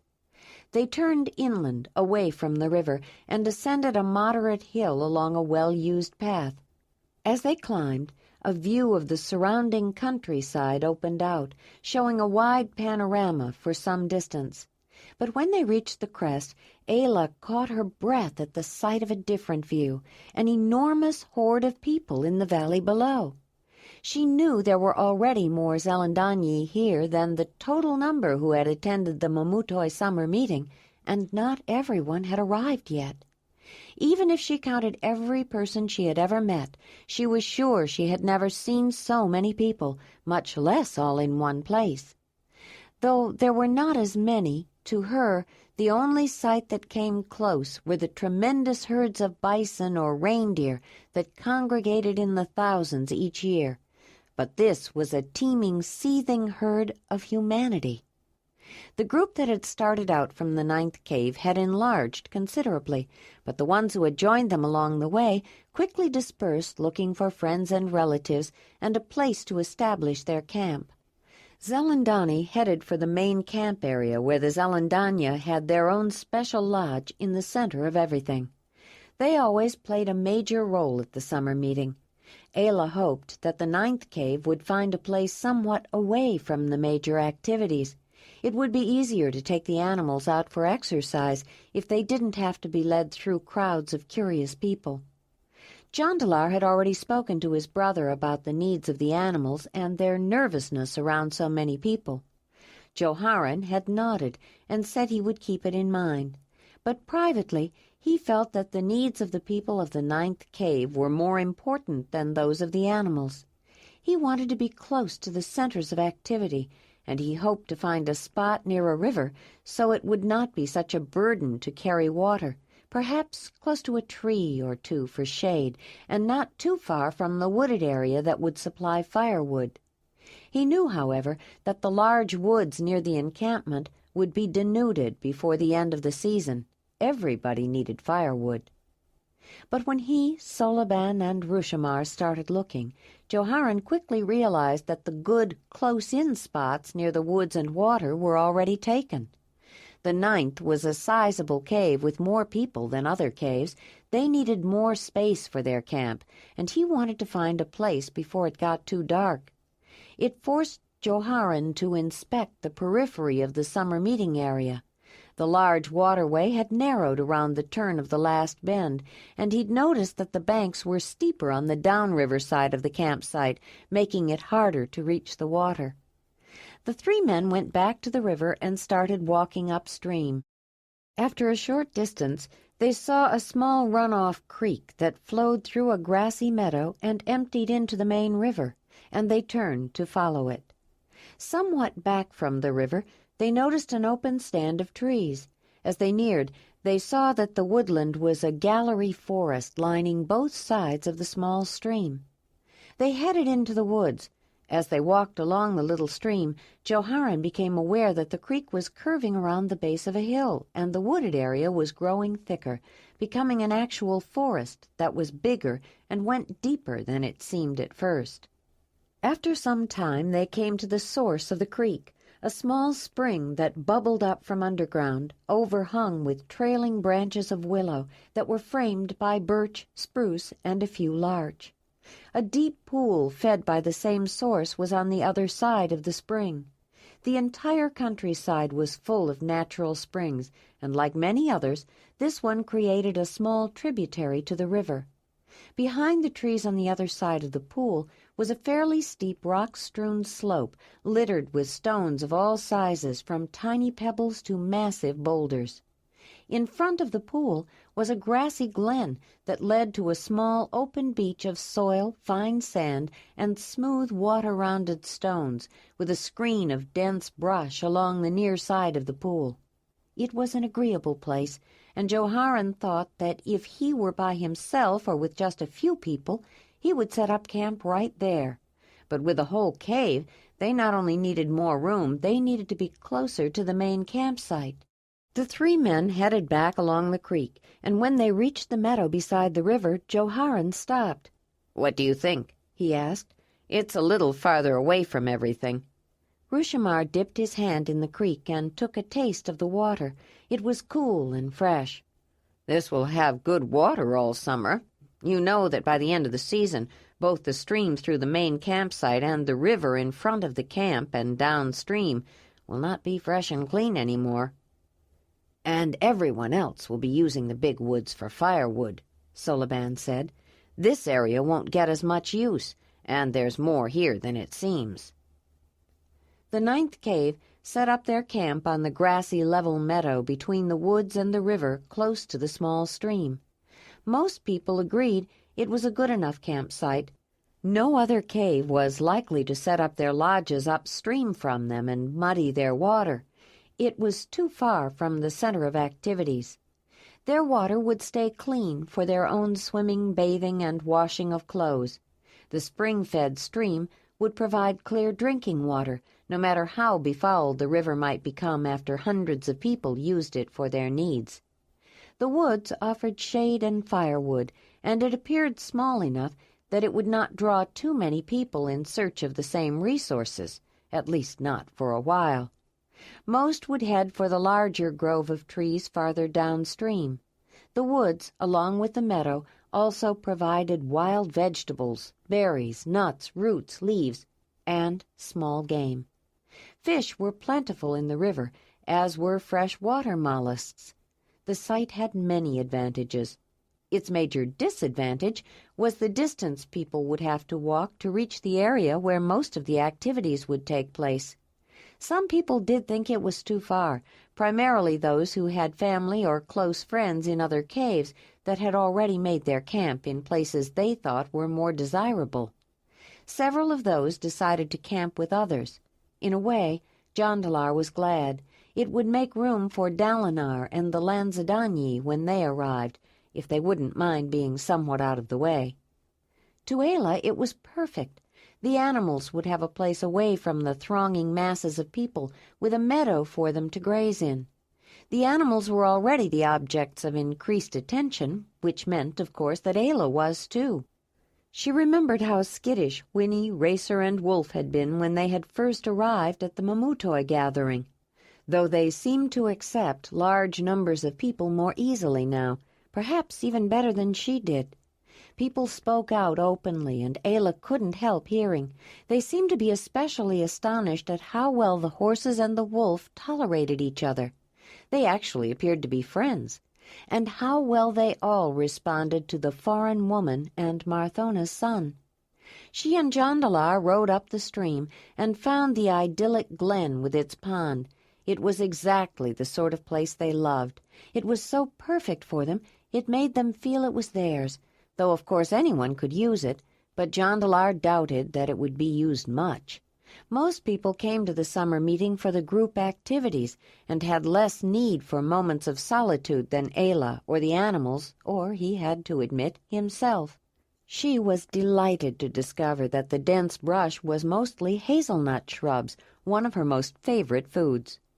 The nuts were not ripe yet, but it looked as if it would be a good crop, and Jondalar was already planning to come back to see if any of the rocks and stones on the slope on the far side of the pond were flint.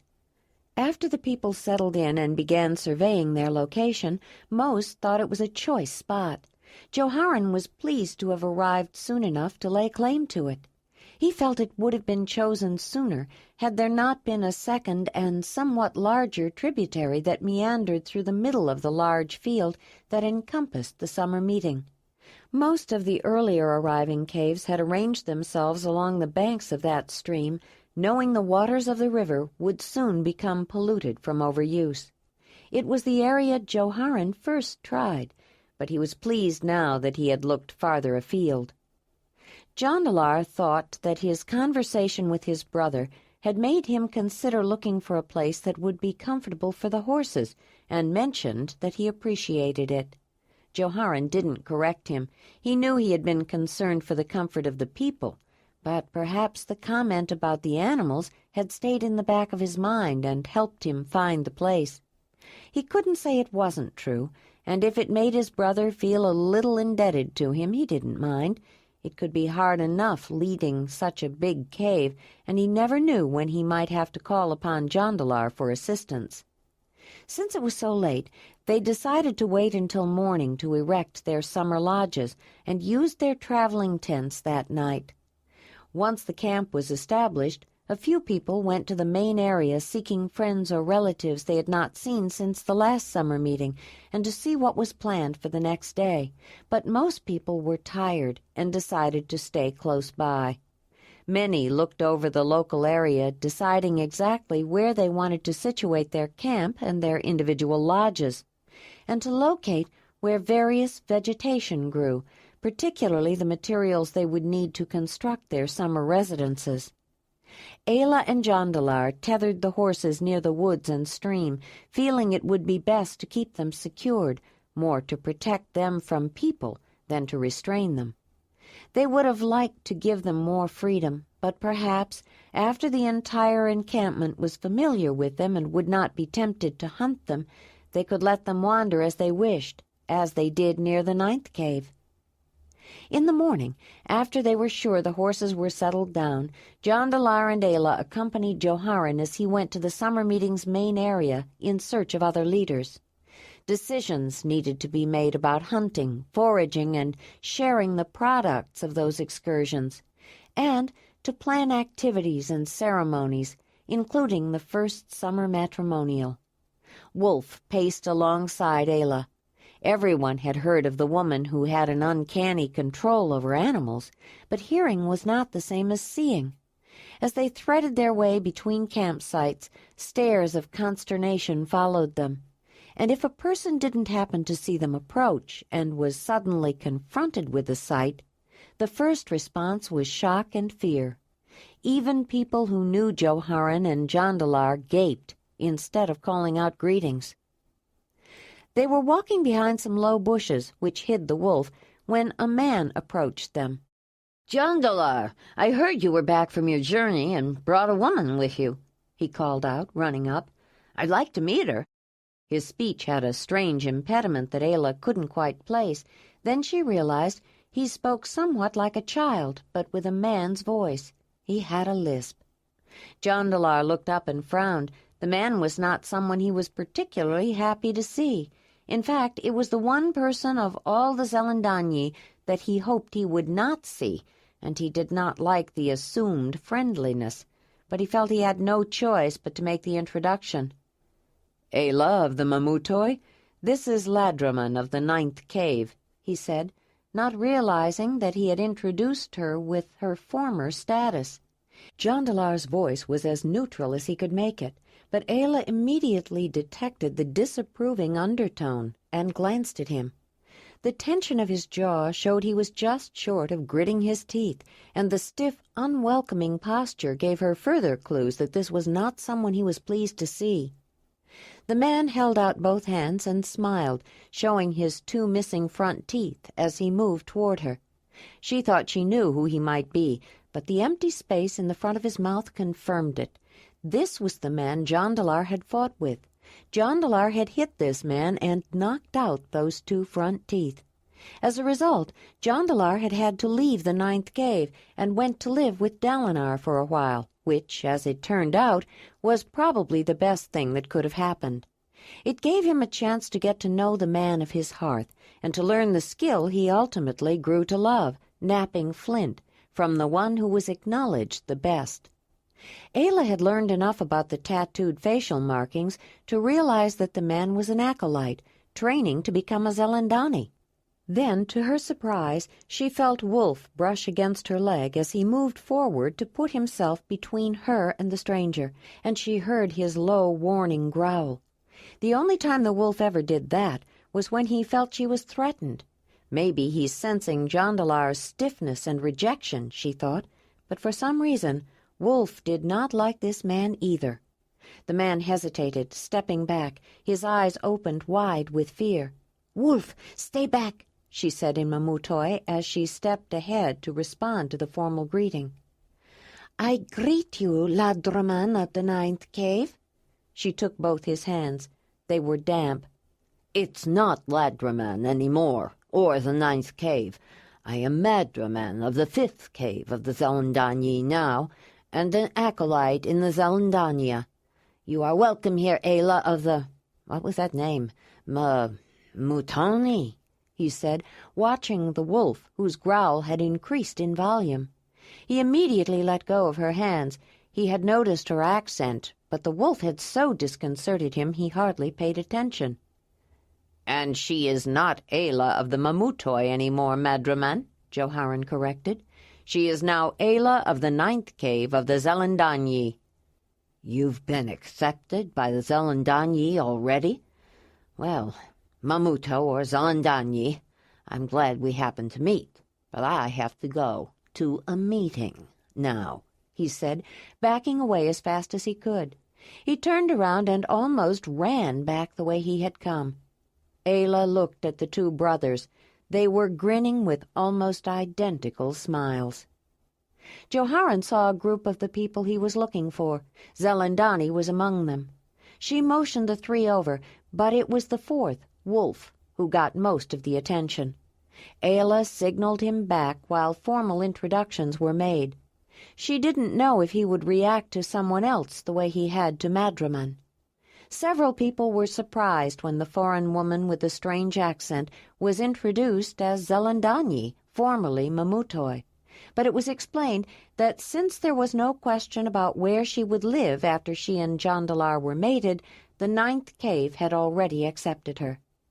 The most important decision, other than deciding to mate, was whether the man would live with the woman's people, or if the woman would go to live with his.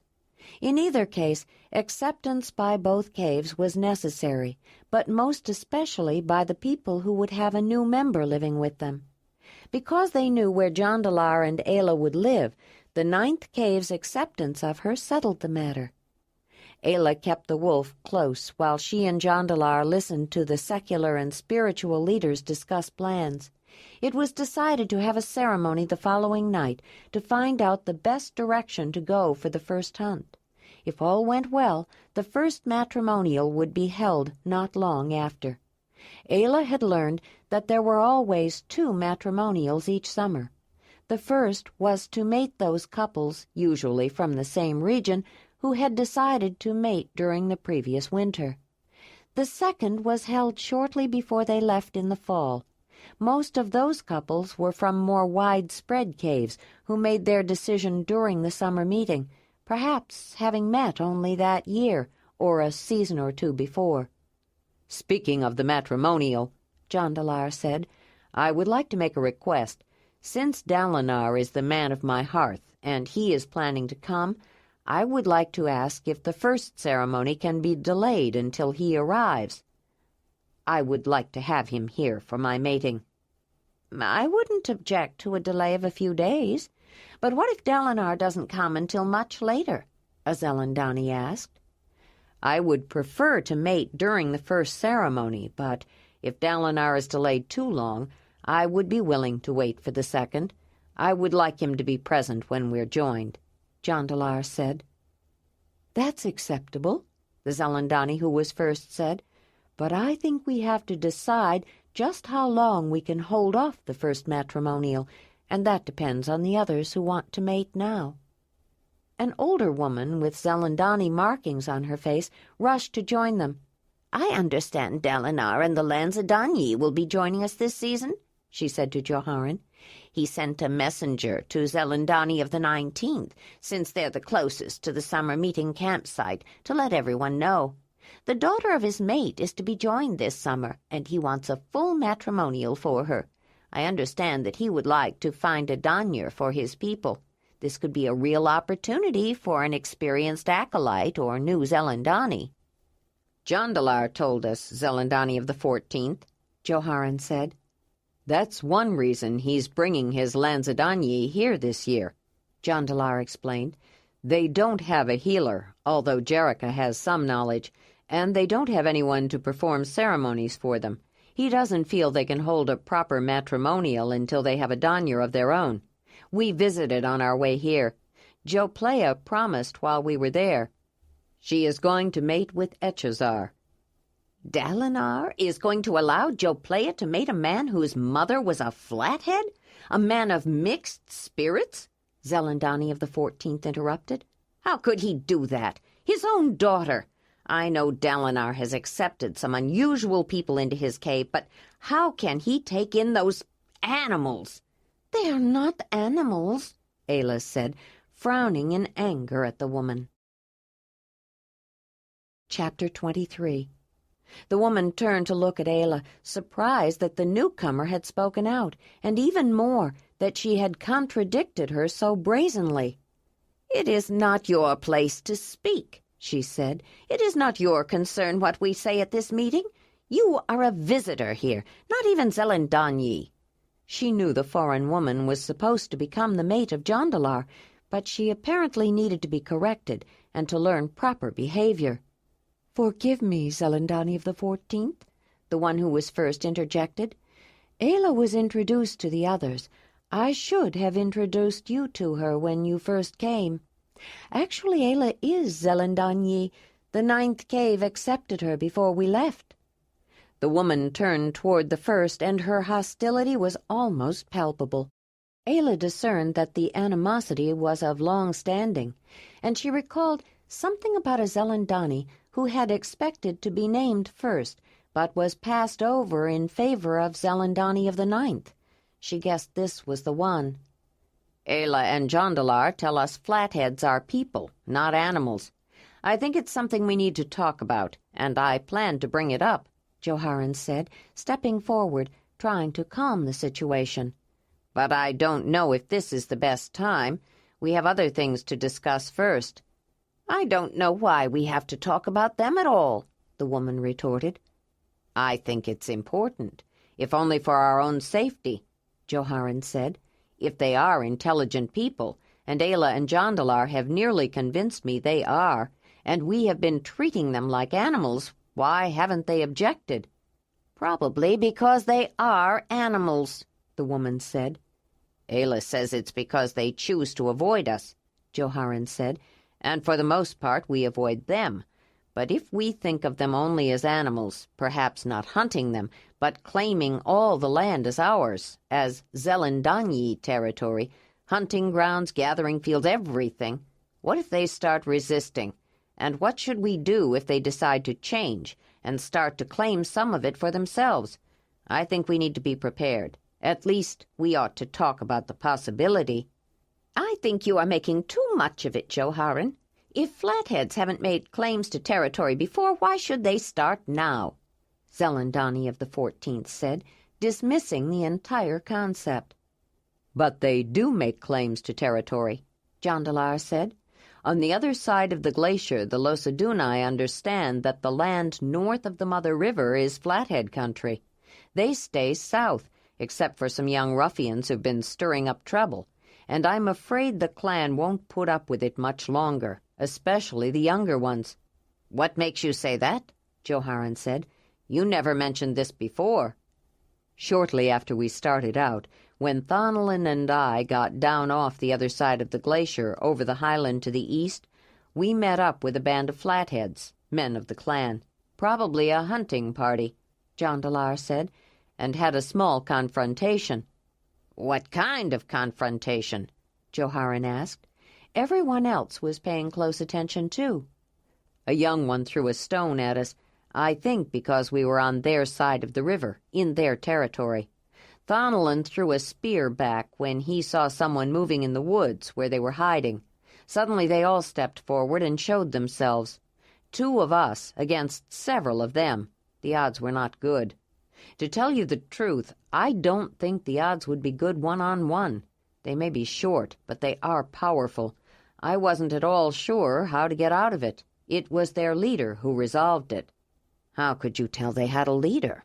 And even if they did, how do you know they weren't just a pack, like wolves?" another man asked. Jondalar thought he recognized him, but wasn't sure. He had been gone 5 years, after all. "Now I know for sure. I've met others since, but even then it was obvious. He told the youngster who had thrown the stone to return Thonelin's spear and retrieve the stone. Then they slipped back into the woods," Jondalar said. "He put everything back the way it was and thought that settled it. Since no one was hurt, I guess it did." "Told the youngster? Flatheads can't talk," the man said. "In fact, they can," Jondalar said. "They just don't talk like we do. They use hand signs mostly. I've learned some of them, and I've communicated with them, but Ayla is much better. She knows their language." "I find that hard to believe," Zelandonii of the 14th said. Jondalar smiled. "I did it first, too," he said. "I never saw one up close before that encounter. Have you?" "No, I can't say that I have, and I have no desire to," the woman said. "I understand they rather resemble bears." "They don't resemble bears any more than we do. They look like people, a different kind of people, but there is no mistaking them. That hunting party was carrying spears and wearing clothes. Did you ever see bears do that?" Jondalar asked. "So they are clever bears," she said. "Don't underestimate them. They're not bears or any other kind of animal. They are people. Intelligent people," Jondalar said. "You said you communicated with them. When?" asked the man Jondalar couldn't quite place. "Once, when we were staying with the Sharamadoi, I got into trouble on the Great Mother River. The Sharamadoi lived beside her, not too far from the end where she empties into Barren Sea. When you first get down off the glacier, the mother is hardly a stream, but where they live she is huge, so wide in places she almost looks like a lake. But though she can seem placid and smooth, she has a deceptively deep, swift, and strong current. But then so many other rivers, large and small, have flowed into her that when you see her from the home of the Sharamadoi, you know why she's called the Great Mother River." Jondalar was getting into storytelling mode, and people were listening with rapt attention. "The Sharamadoi make excellent watercraft out of huge logs that are dug out and shaped to make a shell with pointed ends. I was practicing to control a small dug-out boat using a paddle when I lost control." Jondalar made a deprecating smile that showed his chagrin. To be honest, I was showing off a little. They usually keep a line with one end attached to the boat and a hook with bait ready all the time in their boats, and I wanted to prove to them that I could catch a fish. The trouble is, fish in a river that big match its size, especially sturgeon. The rivermen don't call it fishing when they go after the big ones. They say they're hunting sturgeon. "I once saw a salmon nearly as big as a man," someone called out. "Some sturgeon near the end of the Great Mother River are bigger than the length of 3 tall men," Jondalar said. "When I noticed the fishing gear, I threw out a line, but I was not lucky. I caught one, or rather a big sturgeon caught me. Because the line was fastened to the boat, when that fish started swimming, he took me with him. I lost the paddles and had no control. I reached for my knife to cut the line, but the boat hit something and knocked it out of my hand. The fish was strong and fast. He tried to dive and almost swamped me a couple of times. All I could do was hang on while that sturgeon pulled me upriver." "What did you do?" "How far did you go?" "How did you stop it?" Voices called out. It turned out that the hook did injure the fish and was causing it to bleed. It finally wore him out. But by then he had dragged me across a wide part of the river and quite a ways upstream. When he gave up the fight, we happened to be in the arm of a little backwater shoal. I got out and swam to land, grateful to feel something solid under my feet. "It's a good story, Jondalar, but what does it have to do with flatheads?" Zelandonii of the 14th said. He smiled at her, giving her all his attention. I was just getting to that part. I was on land, but I was soaked and shivering with cold. I didn't have a knife to cut wood. I didn't have anything to make fire. Most of the wood on the ground was wet, and I was really getting chilled. Suddenly, standing in front of me was this flathead. He had just the start of a beard, so he couldn't have been very old. He beckoned me to follow him, though I wasn't sure what he meant at first. Then I noticed smoke in the direction he was going, so I followed him, and he led me to a fire. Jondalar said. "Weren't you afraid to go with him? You didn't know what he might do," another voice called out. More people were joining them, Jondalar noticed. Ayla had been aware of the gathering crowd, too. By then I was so cold I didn't care. All I wanted was that fire. I squatted down, getting as close as I could to it. Then I felt a fur being laid across my shoulders. I looked up and saw a woman. When she saw me, she ducked behind a bush and hid, and though I tried, I couldn't see her. From the glimpse I got of her, I think she was older, maybe the young man's mother. When I finally warmed up, Jondalar continued, he led me back to the boat and the fish, belly up near the bank. It wasn't the biggest sturgeon I ever saw, but it wasn't small, at least the length of 2 men. The young clan man took out a knife and cut that fish in half, lengthwise. He made some motions to me which I didn't understand at the time, then wrapped up half that fish in a hide, flung it over his shoulder, and carried it off. Just about then, Thonelin and some rivermen came paddling upstream and found me. They had seen me being pulled upriver and came looking for me. When I told them about the young flathead, just like you, Zelandonii of the 14th, they didn't want to believe me. But then they saw the half-fish that was left.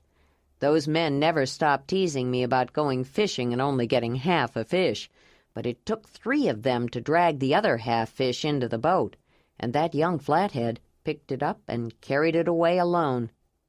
"Well, that's a good fish story, Jondalar," Zelandonii of the 14th said. Jondalar looked at her directly, with the full intensity of his amazing blue eyes. I know it sounds like a fish story, but I promise you it's true. Every word," he said with earnest sincerity. Then he shrugged and smiled, adding, "But I can't blame you for doubting. I got a bad cold after that dunking," he continued, "and while I was in bed staying warm by a fire, I had time to think about flatheads. That young man probably saved my life. At least he knew I was cold and needed warmth. He may have been just as afraid of me as I was of him, but he gave me what I needed, and in exchange took half my fish. The first time I saw flatheads, I was surprised that they carried spears and wore clothes. After meeting that young man and his mother, I knew they used fire and had sharp knives and were very strong, but more than that, he was smart.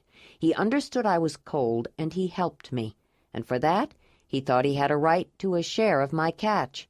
I would have given him the whole thing, and I think he could have hauled it off, too. But he didn't take it all. He shared it." "That is interesting," the woman said, smiling at Jondalar. The unintentional charm and charisma of the decidedly handsome man was beginning to make an impression on the older woman, which was not lost on the one who was first. She would remember it for the future. If she could use Jondalar to ease her relationship with Zelandonii of the 14th, she wouldn't hesitate. The woman had been like a canebrake of sharp thorns ever since she was selected to be first, impeding every decision and obstructing every policy she tried to make. I could tell you about the boy of mixed spirits that was adopted by the mate of the Mamutoi headman of the lion camp, because that was when I learned some of their signs," Jondalar continued. "But I think telling about the man and woman we met just before we started back across the glacier would be more significant, because they live close." "I think you should wait with that story, Jondalar," said Marthona, who had joined them. "It should be told to more people, and this meeting is to make decisions about the matrimonial. That is, if no one objects," she added, looking directly at Zelandonii of the 14th cave and smiling sweetly.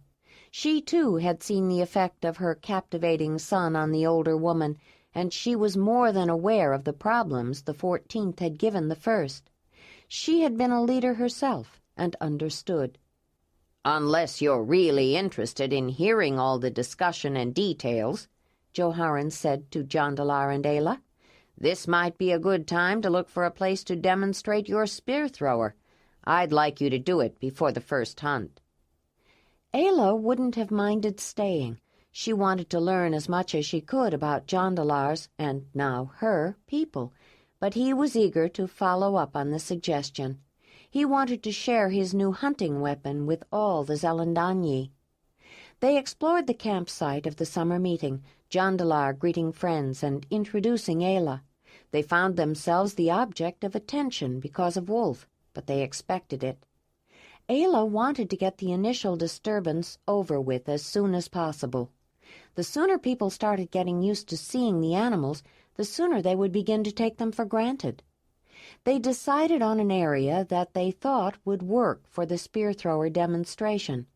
Then they saw one of the young men who had helped hold up the travois when they crossed rivers to keep the goods they were transporting dry. He was from Three Rocks, the west holding of the 29th cave, also known as Summer Camp, and had traveled with them the rest of the way. They chatted a while when his mother came along and invited them to have a meal with them. The sun was already high, and they hadn't eaten since early in the day, and gratefully accepted. Even Wolf was given a bone with some meat on it. They were extended a special invitation to help with the pine nut harvest in the fall. On their way back to their camp, they passed by the large lodge of the Zelandonii. The first was just coming out, and stopped to tell them that all the people who were involved with the first matrimonial that she had spoken with so far were willing to delay the ceremony until the arrival of Dalinar and the Lanzadonii. They were introduced to several of the other Zelandonii, and the people from the 9th cave observed with interest their various reactions to the wolf. By the time they started back to the camp of the 9th cave, the sun was dropping over the horizon in a blaze of gold, coruscating in resplendent beams through red clouds. When they reached the bank of the river, flowing smoothly with hardly a ripple at that point, they continued upstream until they crossed the small creek that joined it. They stopped for a moment to watch the evening sky transform itself in a show of dazzling radiance as gold transmuted into shades of vermilion that waned into shimmering purple, then darkened to deep blue as the first glittering sky fires appeared. Soon the sooty black night became a backdrop to the multitude of blazing lights that filled the summer sky, with a concentrated accumulation wending its way like a path across the vault above. Ayla recalled the line from the mother's song, "The mother's hot milk laid a path through the sky." Is that how it was made, she wondered, as they turned toward the welcoming fires of their nearby camp. When Ayla awoke the next morning, everyone else seemed to be up and gone already, and she was feeling uncharacteristically lazy. Her eyes were accustomed to the dim light inside the dwelling, and she lay in her sleeping roll, looking at the designs carved and painted on the sturdy wooden center pole, and the smudges of soot that already blackened the edges of the smoke hole, until she had to pass water. She felt the need even more often lately. She didn't know where the community waste trenches had been dug, so she used the night basket. She wasn't the only one who had used it, she noticed. I'll empty it later, she thought. It was one of the unpleasant chores that were shared by those who felt it was a duty and those who were shamed into it if it was noticed that they hadn't recently. When she walked back to her sleeping roll to shake it out, she looked more closely around the inside of the summer camp shelter. She had been surprised at the structures that had been made while she and Jondalar were visiting the day before. Though she had noticed the lodges of the people who had set up their camps near the main area, she was still expecting to see the traveling tents, but most people did not use the tents they had traveled with at the summer meeting camp.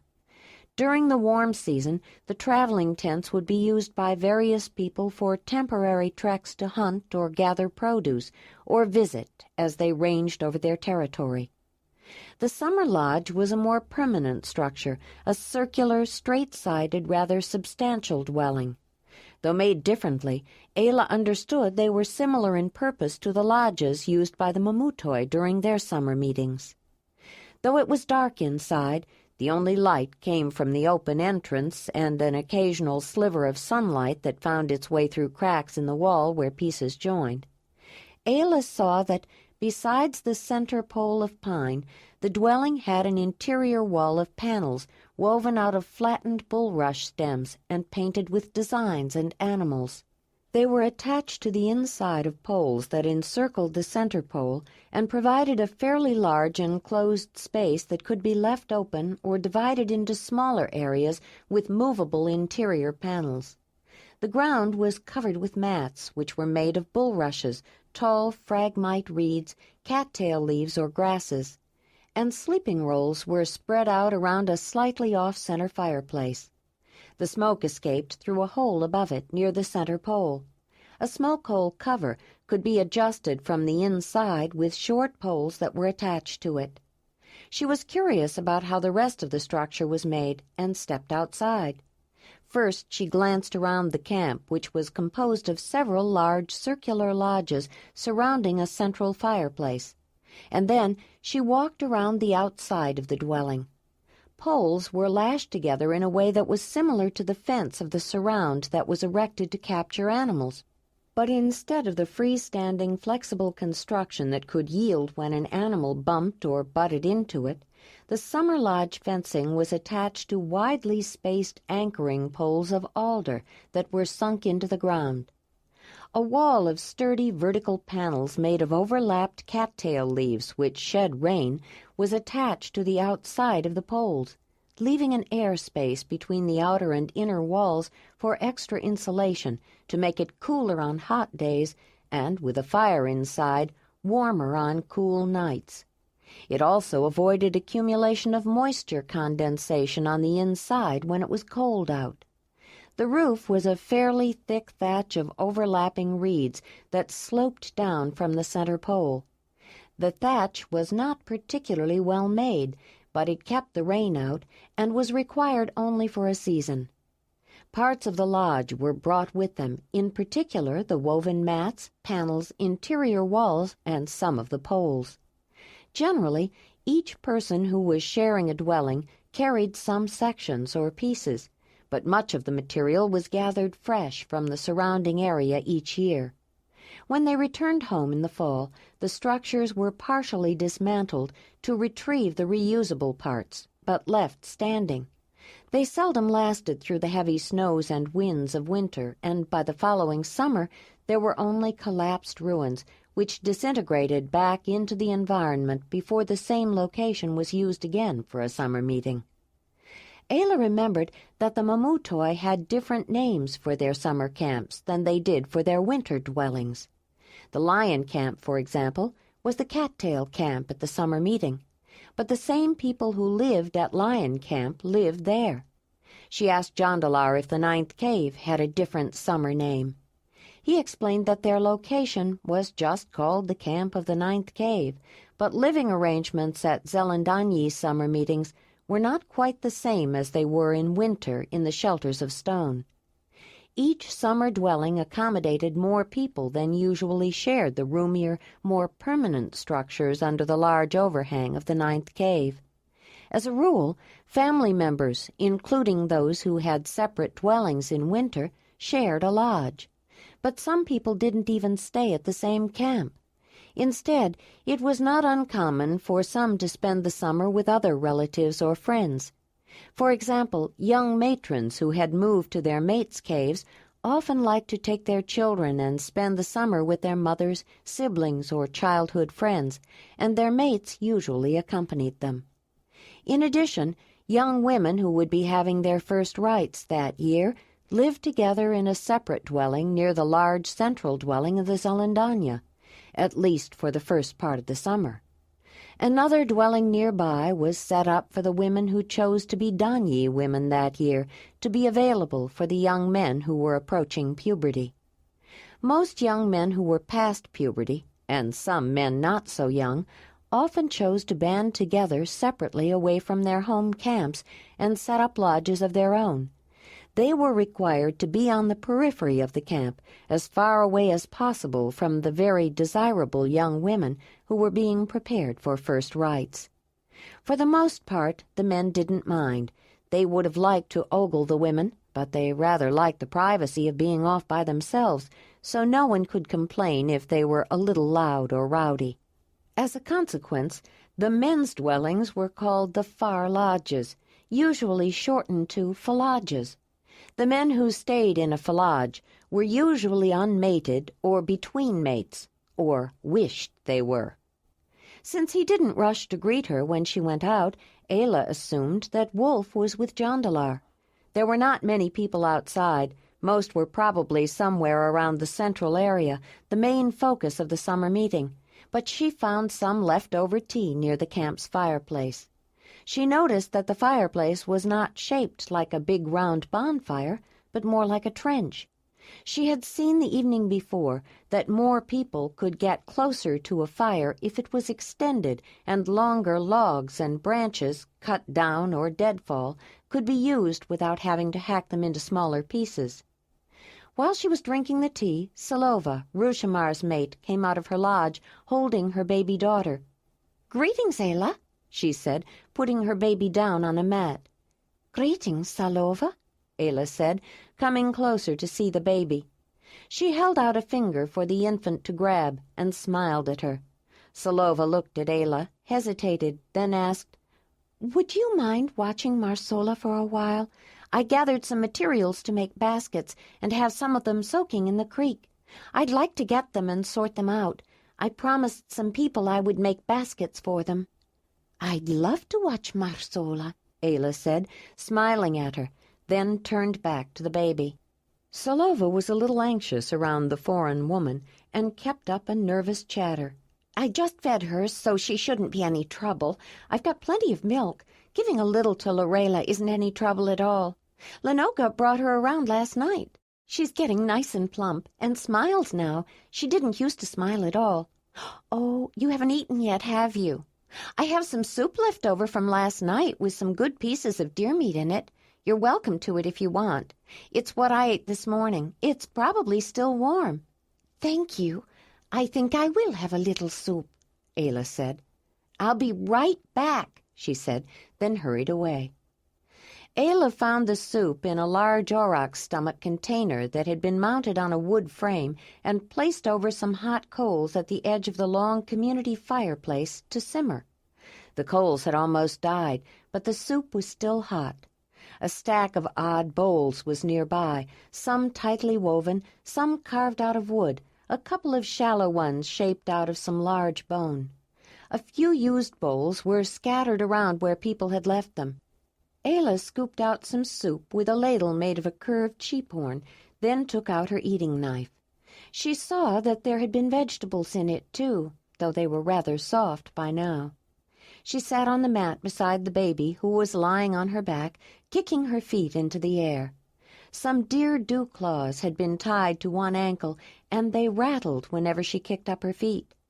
Ayla finished her soup, then picked up the baby, and supporting her head with her hands, held her so that she was looking at her. When Silova came back with a wide, flat basket full of various fibrous vegetation, she saw Ayla talking to her baby and making her smile. It warmed the young mother's heart and made her feel more relaxed around the stranger. "I really appreciate your watching her, Ayla. It gave me a chance to get this ready," Salova said. "It was my pleasure, Salova. Marsola is a wonderful baby." "Did you know that Proliva's younger sister Lavila is getting mated at the first matrimonial, just like you? You always feel a special tie to the people who mate at the same matrimonial as you," Salova said. "Proliva wanted me to make some special baskets for her as part of her matrimonial gift. Would you mind if I watched you for a little while? I've made baskets, but I'd like to know how you make them," Ayla said. "I don't mind at all. I'd like the company, and maybe you can show me how you do it. I always like to learn new ways," Salova said. The two young women sat together, talking and comparing basket-making techniques while the baby slept beside them. Ayla liked the way Salova used materials of different colors and actually wove pictures of animals and various designs into her containers. Salova thought Ayla's subtle techniques that created different textures gave a rich elegance to her seemingly simple baskets. Each gained an appreciation for the other's skill and for each other. After a while, Ayla got up. "I'm going to have to use the trenches. Can you tell me where they are?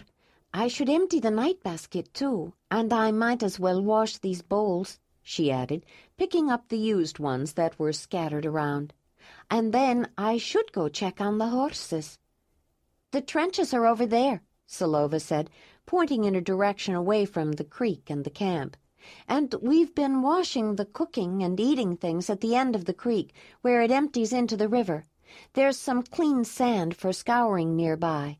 I don't have to tell you where the horses are," she smiled then. "I went to look at the horses yesterday with Rushamar. They made me nervous at first, but they seemed gentle and content. The mare ate some grass out of my hand." Her smile turned to a grin and then to a worried frown. "I hope that was all right. Rushamar said Jondalar told him it would be." "Of course it's all right. It makes them more comfortable if they get to know the people around them," Ayla said. "She's not so strange," Salova thought as she watched Ayla go. "She talks a little funny, but she's really nice. I wonder whatever made her think that she could make those animals do what she wanted them to. I never even imagined that one day I would feed a horse some grass out of my own hand." After cleaning up the bowls and stacking them near the fire trench, Ayla thought it might be nice to clean herself up and go for a swim. She went back to their lodge, smiled at Salova and the baby, and slipped inside. She took the soft, drying hide out of her traveling pack and then looked over her clothing. She didn't have much, but it was more than she came with. Though she had cleaned them, she did not want to wear the worn and stained clothes she had worn on her long journey, except as working clothes. The clothes she had worn on the recent trek to the summer meeting were the ones she had saved to wear when she met Jondalar's people. But even they were well worn and had their share of stains. She also had the boys' winter underwear that Morona and her friends had given her, but she knew that wouldn't be appropriate. Of course, she had her matrimonial outfit, but that would be saved, as would the beautiful outfit that Marthona had given to her for special occasions. What was left were a few things of theirs that Marthona and Falara had given her. They were unfamiliar to her, but she thought they might be suitable. Before she left the lodge, she noticed her riding blanket folded up near her sleeping roll and decided to take it as well. Then she went to see the horses. Whinny and Racer were both glad to see her and crowded close to get her attention. Both wore halters with a long lead attached to a sturdy tree. She removed them and put them in her pack. Then she tied the riding blanket on Whinny, mounted her, and started upstream. The horses were in high spirits and broke out at a fast run, happy for the freedom. Their feeling was communicated to Ayla, who let them set their own pace. She was particularly pleased when she reached the meadow near the pool to see Wolf racing toward them. That had to mean Jondalar was nearby. Sometime after Ayla left, Joharan came to the camp and asked Salova if she had seen Ayla. "Yes, we were making baskets together," she said. The last time I saw her, she was heading toward the horses. She said she needed to check on them. I'll go look for her, but if you see her, will you tell her Zelandonii wants to talk to her?" "Of course," Silova said, wondering what the Danyar wanted. Then she shrugged. No one was likely to tell her what the first wanted. Ayla saw Jondalar step out from behind some brush with a surprised grin on his face. She pulled to a stop, slid down, and raced into his arms. "What are you doing here?" he asked after their warm embrace. "I didn't even tell anybody I was coming here. I was just walking upstream, and when I got this far, I remembered that scree slope behind the pool and thought I'd check to see if there was any flint." "Is there?" "Yes, not the best quality, but serviceable. What made you decide to come here?" "I woke up feeling lazy. Hardly anyone was around except Silova and her baby. She asked me to watch Marsola when she went to get her materials to make baskets. She's such a wonderful baby, Jondalar. We talked for a while and did some basket weaving. Then I decided to come for a swim and take the horses for a run, and found you. What a nice surprise," she said, smiling. "A nice surprise for me, too. Maybe I'll take a swim with you. I'm pretty dusty from hauling rocks around, but first I should get the stones I found and bring them here. Then we'll see," he said with an inviting grin. He gave her a slow, lingering kiss. "Maybe I can worry about those rocks later." "Go ahead and get them so you won't have to clean the dust off twice. I wanted to wash my hair anyway. It was a long, sweaty trek getting here," Ayla said. When Joharan reached the place where the horses had been, it was obvious they were gone. "They've probably gone for one of their long rides," he thought, and Zelandonii really wanted to see Ayla. Willamar wanted to talk to them too. Jondalar knows they'll have plenty of time to themselves after the matrimonial. You'd think he would realize that there are important issues to settle at the beginning of a summer meeting, Joharan thought, a little irritated that he couldn't find them. He had not been all that pleased that he was the one the Danyar happened to see when she was looking for someone to send for them. After all, he had more important things to do than chase after his brother, but he didn't feel he could exactly refuse Zelandonii, at least not without a very good excuse. He glanced down and saw the fresh tracks of the horses. He was too experienced a tracker not to notice the direction they had taken, and he knew they had not headed off away from camp. It looked as if they were following the creek upstream. He recalled the pleasing little glen at the head of the small waterway with a spring-fed pond and the grassy meadow. That's probably where they went, he thought, smiling to himself. Since he had been sent on a mission to find them, he didn't like returning without them. He followed the creek, checking the tracks as he went to make sure they hadn't veered off, and when he saw the horses ahead, grazing contentedly, he knew he'd found them. When he reached the screen of hazelnut shrubs, some as tall as trees, he peered through, and seeing only Ayla, wondered where his brother was. When he reached the sandy bank, she was just ducking under the water, and he called to her when she came up for air. "Ayla, I've been looking for you." Ayla pushed back her hair and rubbed her eyes. "Oh, Joharan, it's you," she said, in a tone of voice he couldn't quite identify. "Do you know where Jondalar is?" "Yes, he was looking for flint in the rock pile behind the pond, and went to get the stones he found. Then he was going to come and bathe with me," Ayla said, seeming a little disconcerted. "Zelandonii wants to see you, and Willamar wanted to talk to you both," Joharan said. "Oh," she said, sounding rather disappointed. Joharan had often seen women without clothes on. Most of them bathed in the river every morning in the summer and washed themselves in winter.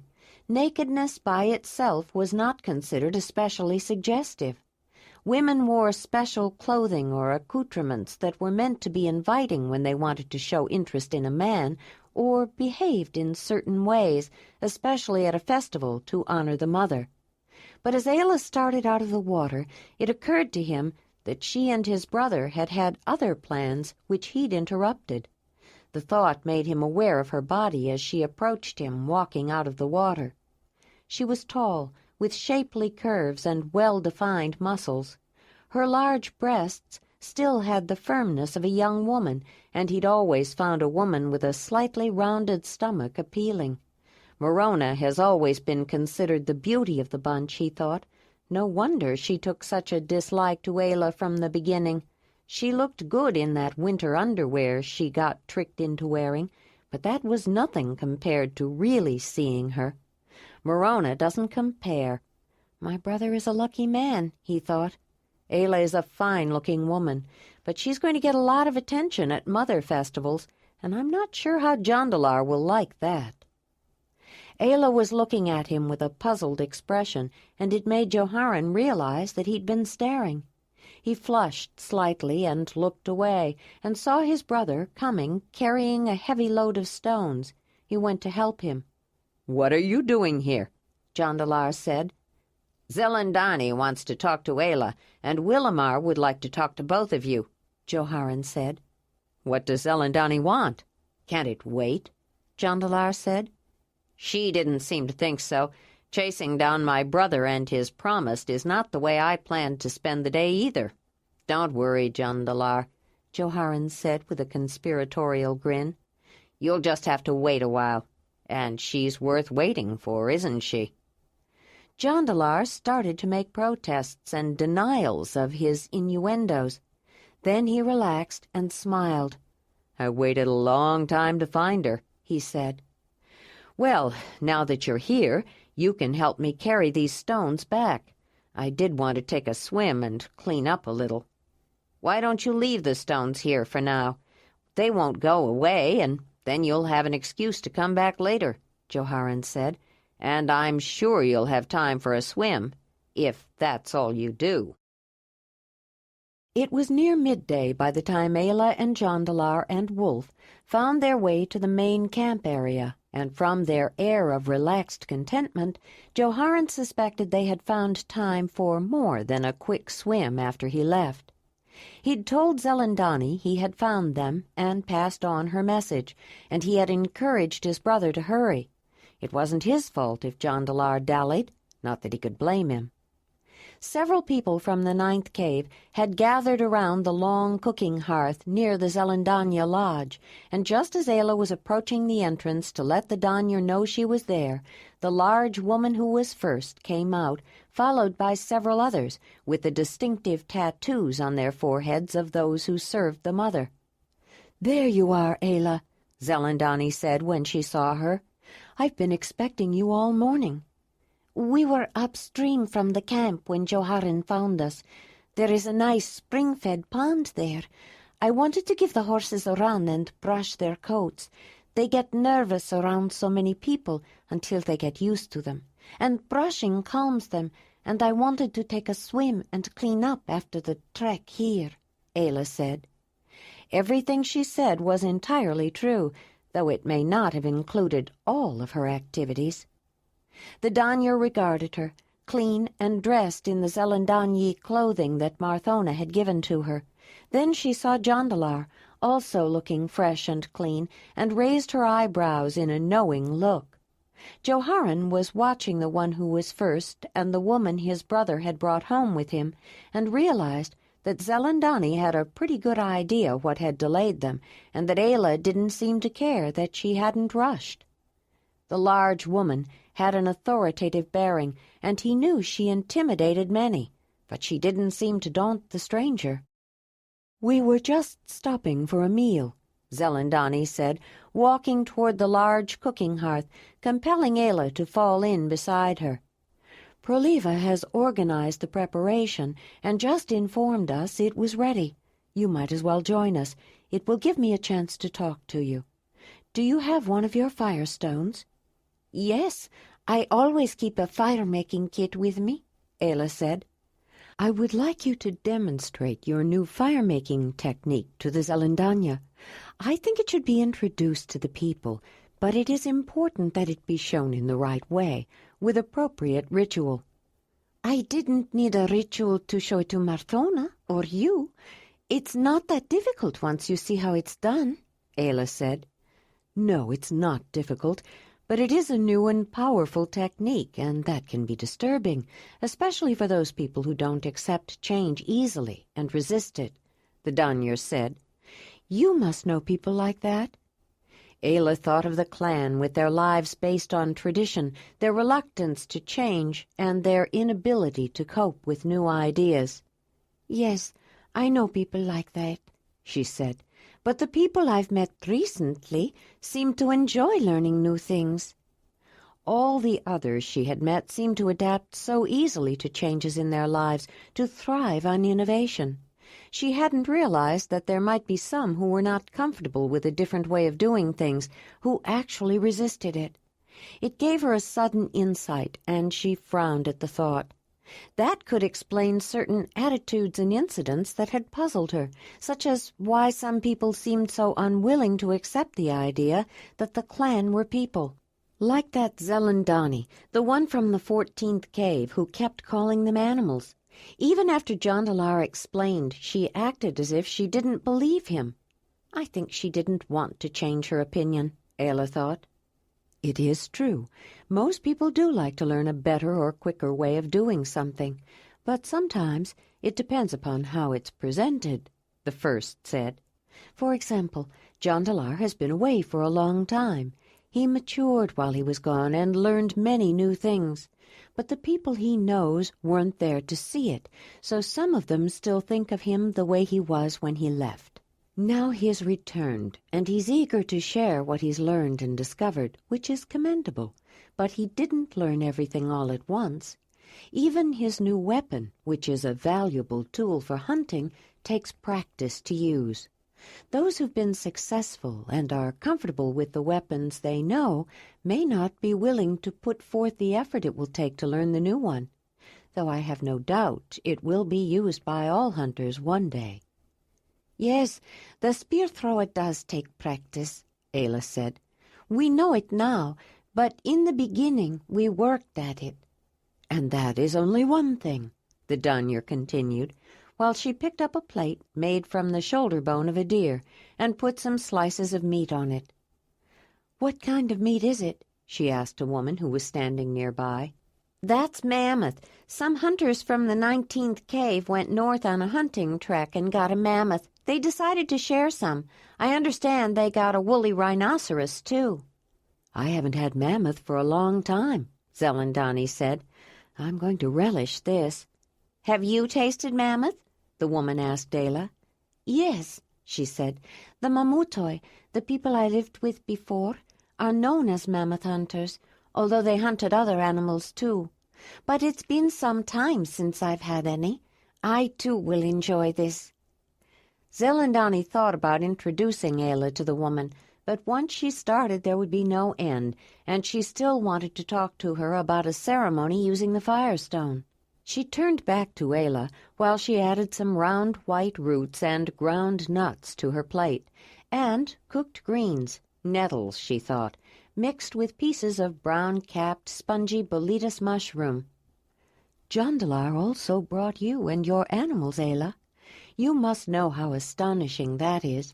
People have hunted horses and observed them with other horses, but they've never seen horses behave as yours do. It's frightening at first to see those horses go where you want them to, or that this wolf will walk through a camp full of people and do what you tell him, she said, specifically acknowledging Wolf for the first time, though she had certainly seen him. He yipped a small bark when she looked at him. It was a custom the wolf and the woman had developed that rather surprised Ayla. Zelandonii didn't always acknowledge Wolf when she saw him, and he ignored her until she did. But when she did, he responded with a short yip. She seldom touched him, except for a pat on the head now and then. But on rare occasions, Wolf would take her hand in his teeth, never leaving any tooth marks. She always allowed it, saying only that they understood each other. It seemed to Ayla that they did, in their own way. I know you say that anyone could do it if one starts with a young animal, and that may be true, but people don't know that. They can only see it as something not natural to this world, So it must come from another world, from the spirit world. I am frankly amazed at how well they've accepted the animals, but it is an uneasy acceptance. It will take time. And now we want to show them something else you've brought that no one else has seen before. People don't know you yet, Ayla. I'm sure people will want to use the Firestone once they've seen how it works, but they may be afraid of it. I think it has to be seen as a gift from the Mother, which can be done if it is first understood and accepted by the Zelandonii and presented with the proper ritual, the Danyer said. The way she explained it seemed entirely logical, but in a quiet space in her own mind, it made Ayla realize how persuasive Zelandonii could be. "When you explain it like that, I understand," Ayla said. "Of course I will show the Zelandonii how the Firestone works, and help you with whatever ritual you feel is necessary." They joined Jondalar's family and some of the people from the 9th cave who were sitting with a few people from other caves. After the meal, Zelandonii took Ayla aside. "Can you leave the wolf outside the lodge for a while? I think it's important to concentrate on the fire-making, and I'm afraid Wolf would be a distraction," she said. "I'm sure Jondalar won't mind keeping him," Ayla said, turning to look at him. He nodded, and when she got up to leave, she told Wolf to stay with him, making hand signs as well, though they were not noticed by most people. The midday sun had been bright, which made the inside of the Zelandonii lodge seem dark, even though many lamps were lit. Her eyes adjusted quickly, but when the first stood up to begin speaking, the Zelandonii of the 14th cave objected. "Why is she here?" the 14th said. "She may be a Zelandonii woman, but she is not Zelandonii. She's an outsider and does not belong at this meeting." Chapter 24. The one who was first among those who served the Mother repressed a sigh of frustration. She was not going to make any obvious display of her irritation, and let the tall, thin Zelandonii of the 14th cave have the satisfaction of knowing how much she annoyed her. But the question brought frowns and disapproving looks from some of the other Zelandonii, and a smirk from the acolyte of the 5th cave with the missing front teeth. "You are right, Zelandonii of the 14th, the first said. "Outsiders, those who are not part of the Zelandonii, are not usually invited to these meetings. This is a gathering of those who have had some experience with the world of the spirits, the ones who have been called, and the acolytes, who have shown promise and are in training. That's why I've invited Ayla. You know that she's a healer. She was a great help to Chevanar, the man who was trampled when that bison bolted during the last community hunt," the Danyer said. "Chevanar died, and I don't know how much help she was. I didn't examine him," the 14th said. "There are many who have some knowledge of certain medicinals. Almost everyone knows about willow bark and its ability to stop the pain of minor aches, for example." "I assure you that she knows a great deal more than the uses of willow bark," the one who was first said. "One of her names and ties from her previous people is Daughter of the Mammoth Hearth. The Mammoth Hearth of the Mamutoi is the same as the Zelandonii. They are those who serve the Mother." "Are you saying she's a Zelandonii of the Mamutoi? Where is her tattoo?" The question was asked by an elderly woman with white hair and intelligent eyes. "Her tattoo, Zelandonii of the 19th? The large woman asked, and thought, what did the 19th know that she didn't? She was an experienced and reliable Zelandonii who had learned a great deal in her long life.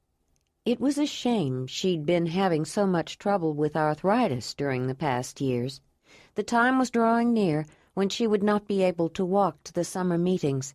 If this meeting were not near the 19th cave, she might not have made it this year. "I know of the Mamutoi. Jerica of the Lanzadonii lived with them for a while when she was young and still traveling with her mother and the man of her hearth on their long journey." One summer, many years ago, when she was pregnant with Joplea, she was having some trouble, and I attended her. She told me about the Mamutoi. Their danyers are also marked with tattoos on their faces, though not quite like ours. But if Ayla is the same as a Zelandonii, where is her tattoo? She was in training, but not fully trained when she left to come here with Jondalar. She's not the same as a Zelandonii. She's more like an acolyte, but with more knowledge of healing than most. In addition, she was adopted to the Mammoth Hearth by the Mammut who was first, because he saw her potential, the first said. Are you sponsoring her to become an acolyte of the Zelandonii? The 19th asked. Though they seldom spoke out, there were a few quiet murmurs from the acolytes in attendance. Not at this time. I haven't yet asked her if she wants to further her training. Ayla felt a touch of consternation. Though she would not mind talking about healing with some of them, she had no desire to become a Zelandonii. She just wanted to mate with Jondalar and have children, and she noticed that few of the Zelandonii had mates or children. It wasn't that they couldn't mate if they chose, but it seemed that there were so many other demands on their time and attention when they were in the service of the Great Earth Mother that they didn't have time to be mothers themselves. Then why is she here? The 14th asked. Her wispy gray hair had pulled loose from the small bun on the back of her head, more on one side than the other, giving her a careless, disheveled appearance. If someone were kind, they would tactfully suggest that she fix her hair before she went out, but the first wouldn't dream of it. The contentious Zelandonii would take anything she said as criticism. I asked her to come because I would like her to show you something that I think you would find very interesting. Is it about those animals she controls? Asked another Danyer. The first smiled. At least someone was willing to admit that Ayla had some unusual skills that might be worthy of the Zelandonii. No, Zelandonii of the South Holding of the 29th Cave. That might be cause for another meeting, but this time she has something else for you to see. Though the South Holding 29th was an assistant to the primary Zelandonii of the 29th, it was only in terms of speaking for all of Three Rocks. He was a full-fledged Zelandonii in his own right, and the first knew him to be a good healer. He had the same right to speak out as any other Danyer. Ayla noticed that the one who was first addressed the members of the Zelandonii by their full titles, which were sometimes quite long, since they included the counting words of their caves, but sounded very formal and important. Then it occurred to her that the only way to differentiate among them was by the counting words. They had given up their personal names and were all Zelandonii. They had, she realized, exchanged their names for counting words. When she lived in her valley, she had scratched a mark on a stick every day she was there. By the time Jondalar arrived, she had a bundle of sticks full of marks. When he used the counting words to tally the cut marks and was then able to tell her how long she had lived in her valley, it had seemed to her magic that was so powerful it was almost frightening. When he taught them to her, she had sensed that counting words were very important and highly valued by the Zelandonii. Now she realized that, at least among those who served the Mother, they were more important than names, and their use by the Zelandonii gave them the essence of those powerful symbols. The first beckoned to Jonakol. "First acolyte of the 9th cave, will you use the sand I asked you to get and put out the fire? And, first acolyte of the 2nd cave, will you put out all the lamps?" Ayla recognized the two acolytes the first had called upon for assistance.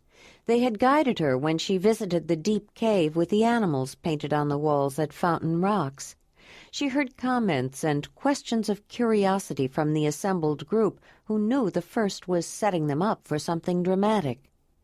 Most of the older, experienced ones were preparing themselves to be critical. They knew and understood the techniques and impact of dramatic presentations and were determined not to be easily deluded by tricks or misdirection. When all the fires had been put out, there was still enough light to see from the occasional beams of sunlight that filtered in here and there. The lodge was not completely dark. Ayla looked around and noticed light seeping in, particularly around the outline of the entrance, though it was closed, and around another less obvious access, almost directly opposite it. Later, she thought, she might walk around the outside of the spacious Zelandonii lodge to find out if she could see the second opening. The first knew the demonstration would be much more impressive at night when the dark was total, but that didn't matter with the ones who were here. They would understand the possibilities immediately. "Would anyone like to come here and verify that the fire in this fireplace is completely out?" she said. The 14th quickly volunteered. She patted the sand carefully and dug her fingers in at a few warm spots, then stood up to announce, "The sand is dry, warm in a few places, but the fire is out and there are no hot coals." "Ayla, will you tell me what you need to start a fire?" the first said. "I have most of it here," she said, taking out the fire-starting kit that she had used so often on her journey. "But tinder is necessary. Almost anything that catches fire quickly will work. Fireweed fuzz or rotted wood from an old stump. If it's dry, and especially if it's pitchy, for example. Then it's good to have some small kindling close by, and of course some larger pieces of wood." There was a little buzz of noise, and the first picked up some words of irritation. They didn't need a lesson in fire-making, they were saying. Everyone knew how to make a fire from the time they were small children. Good, she thought, feeling rather pleased. Let them grumble. They only think they know all there is to making fire. "Will you make a fire for us, Ayla?" the Zelandonii leader said. Ayla had fluffed up a small mound of fuzzy fireweed tops as tinder, and had a piece of iron pyrite in her left hand and a flint striker in her right, but it wasn't obvious. She struck the firestone, saw a good spark land in the fluff of fireweed, blew it into life, and added kindling. In less time than it took to explain it, she had a fire going. There were some involuntary oohs and "How did she do that?" comments. Then the Zelandonii of the third cave said, "Can you do it again?" Ayla smiled at the third. The older man had been so kind and supportive when she was trying to help Shevanar, she was pleased to see him. She moved over to another spot nearby and lit another fire beside the first one within the circle of stones that defined the fireplace. And then, without being asked, she lit a third. "All right, how does she do that?" a man asked the first. Ayla had not met him before. "Zelandonii of the fifth cave, since she is the one who discovered it, Ayla will explain her technique," the first said. Ayla realized this was the Zelandonii of the cave that had already left for the summer meeting when they'd stopped at Old Valley. He was a younger, middle-aged man with brown hair and a round face, which characterized his body as well. There was a round softness about him, and the fleshiness of his face tended to make his eyes look small, but she sensed a shrewd cleverness to him.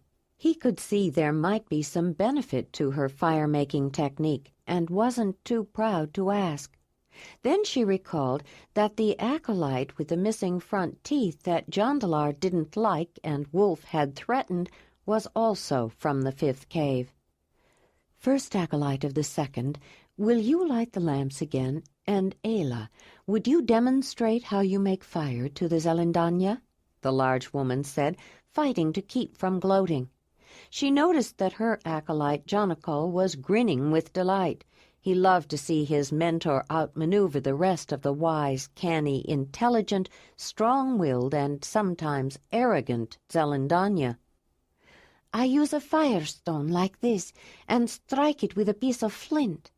She held out both her hands and showed the iron pyrite in one and the flint in the other. "I've seen those kinds of stones," Zelandonii of the 14th said, pointing to the hand that held the iron pyrite. "I hope you can remember where," the first said. "We don't know yet whether they are rare or plentiful." "Where did you find stones like that?" the fifth asked Ayla. I found the first ones in a valley far to the east of here. Jondalar and I looked for more on our way here. They might not have been where we looked, but I didn't find any until after we arrived here. A few days ago, I found a few near the 9th cave," Ayla explained. "And you will show us how they work?" said a tall blonde woman. "That's what she came here to do, Zelandonii of the 2nd cave," the first said. Ayla knew she had not met the one who served the mother from the 2nd cave, but there was a familiarity about her. Then she remembered Jondalar's friend Kimaran, the age-mate with whom he shared a superficial resemblance because of their height and hair color. He was the leader of the 2nd cave, and though the woman looked a little older, Ayla could definitely see the resemblance. With the brother as leader and the sister as spiritual leader, the arrangement was reminiscent of the brother-sister leadership customs of the Mamutoi. She smiled at the memory. Except with them, the leadership was shared, and Mamut was their spiritual leader.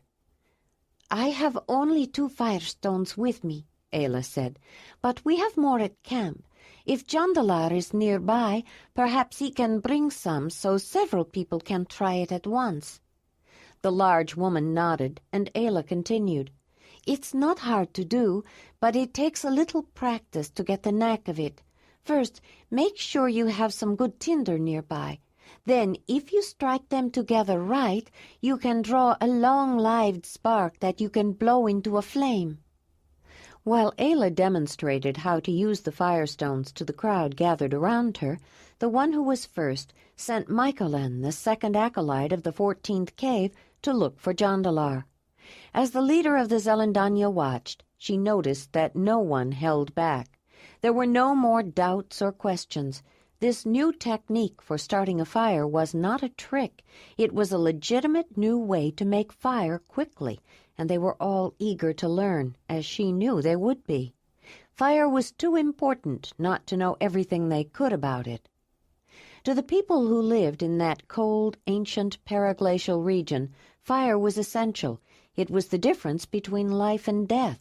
They needed to know how to start it, how to keep it going, and how to move it from place to place.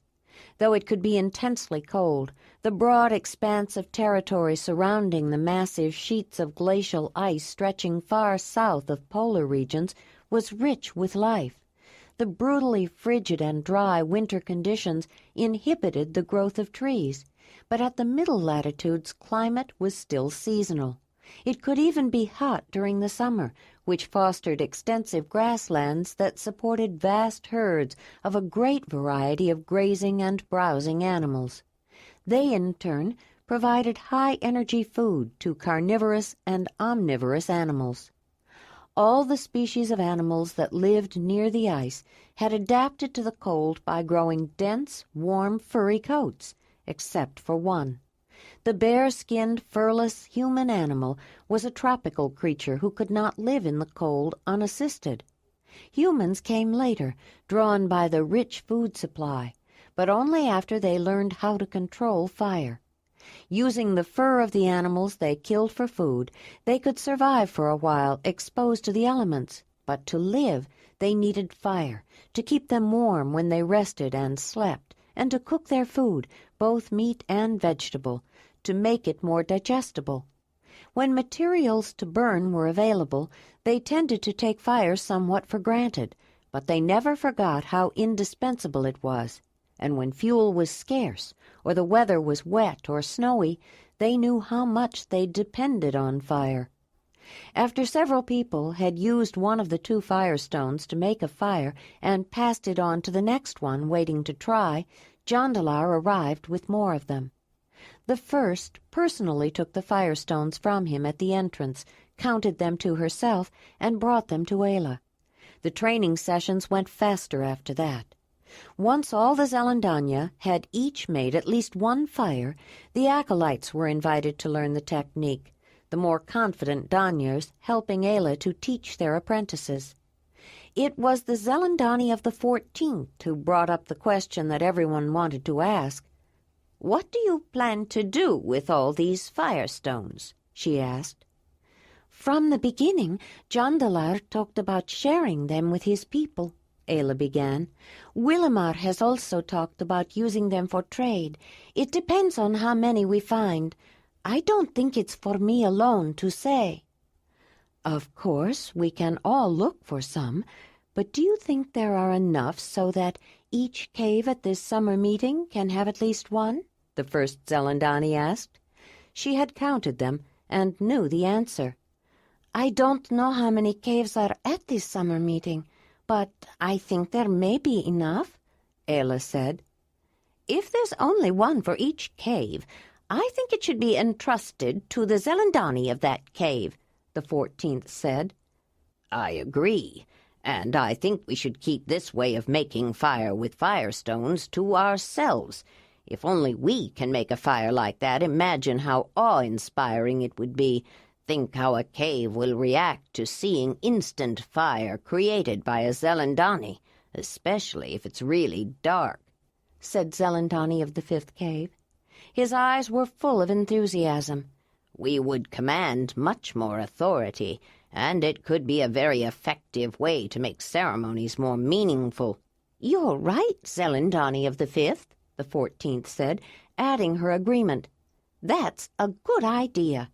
"Or perhaps it should be entrusted to the Zelandonii and the leader jointly," the 11th said, "to avoid any possible conflict. I know Courageous would not like it if she didn't have some control over this new technique." Ayla smiled at the small, slender man whom she recalled had a powerful grip and a confident manner. He was loyal to his cave's leader, which she thought was commendable. "These firestones would be too useful to a cave to be kept a secret," the first said. "We are here to serve the Mother. We give up our personal names to become one with our people. We must always think first of the best interests of our caves. It might be exciting for us if we could keep this firestone to ourselves, but the benefit to the entire Zelandonii outweighs our wishes. The stones of the earth are the bones of the great Earth Mother. It is a gift from her. We cannot withhold it." The one who was first stopped and looked searchingly at each member of the Zelandonii in attendance. She knew the firestones could never be kept secret, even if they hadn't already been shared. There was some obvious disappointment, and perhaps a little resistance from the donyers of some of the caves. She was sure the 14th was getting ready to object. "You can't make them a secret," Ayla said with a frown. "Why not?" said the 14th. "I think that should be a decision for the Zelandonii." "I have already given some to Jondalar's family," Ayla said. "That's too bad," the 5th said, shaking his head, immediately acknowledging the uselessness of pursuing it. "But what's done is done." "We have enough authority without them," Zelandonii, who was first, said. "And we can still use them in our own way. For one thing, we can make an exciting ceremony when we present the firestone to the caves. I think it will be most effective if Ayla starts the ceremonial fire tomorrow." "But will it be dark enough to see the spark that early in the evening? It might be best to let the fire go out and have her relight it," said Zelandonii of the 3rd. "Then how will the people know it was started by the firestone and not by a live coal?" said an older man with light hair, though Ayla wasn't sure if it was blonde or white. "No, I think we need a new hearth, one that has not been lit. But you're right about the darkness. There are too many distractions at twilight when the ceremonial fire is lit. Only when it is totally dark can you draw the attention of everyone where you want it, when they can see nothing except what you want them to see." "That's true, Zelandonii of the 7th cave," the first said. Ayla noticed that he was sitting next to the tall blonde woman of the 2nd cave, and there was a close resemblance. He could have been the elder man of her hearth, perhaps the mate of her grandma or grandam. She recalled that Jondalar had told her that the 7th and the 2nd caves were related and were located on opposite sides of Grass River and its floodplain. She remembered well because the second cave was the Elder Hearth, the seventh was Horsehead Rock, and he promised to take her there for a visit when they returned in the autumn to show her the horse in the rock. "We can start the ceremony without fire and light the hearth after it becomes dark," Zelandonii of the 29th cave volunteered. She was a pleasant-looking woman with a conciliatory smile, but Ayla's ability to read body language detected an underlying strength of character and forcefulness. She had met her briefly. This was the woman she had heard people say held the 3 rocks of the 29th cave together. "But people would think it was strange if there is no ceremonial fire from the beginning, Zelandonii of the 29th. The Zelandonii of the 3rd countered. "Perhaps it would be best to delay the beginning until darkness falls." "Is there something else that can be done first? Some people start gathering early. They will get restless if we hold off too long," another added. She was a middle-aged woman, nearly as fat as the one who was first, but rather than tall, she was quite short. Where the size of the first, both height and weight, gave her a commanding presence, this woman looked warm and motherly. "How about telling stories, Zelandonii of the West Holding? The storytellers are here," suggested a young man sitting beside her. "Stories may detract from the seriousness of the ceremony, Zelandonii of the North Holding," the Zelandonii of the 29th said. "Of course you're right, Zelandonii of 3 Rocks," the young man said quickly. He seemed rather deferential toward the primary Zelandonii of the 29th cave. Ayla realized that the 4 Zelandania of the 29th referred to each other by a name of their respective sites, rather than their counting words. It made sense, since they were all Zelandania of the 29th cave. What a confusing situation, she thought, but they seemed to be making it work. "Then have someone talk about a serious matter," said the Zelandonii of South Holding.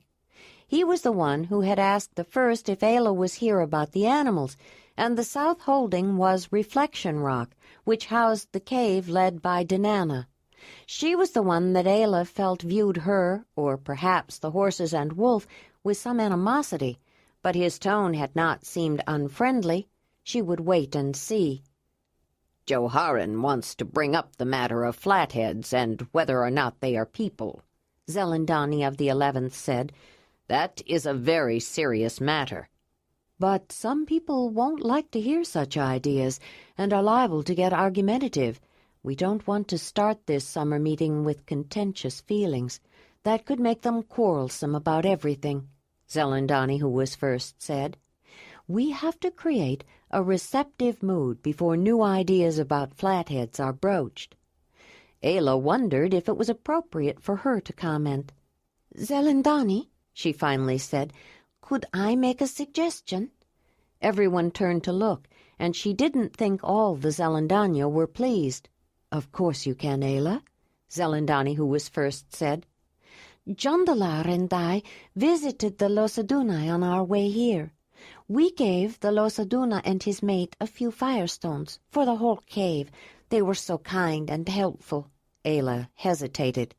"Yes?" Zelandonii encouraged. "When they made a ceremony to introduce the firestones, they made 2 hearths," Ayla continued. "One was all set to light, but cold. The other was burning.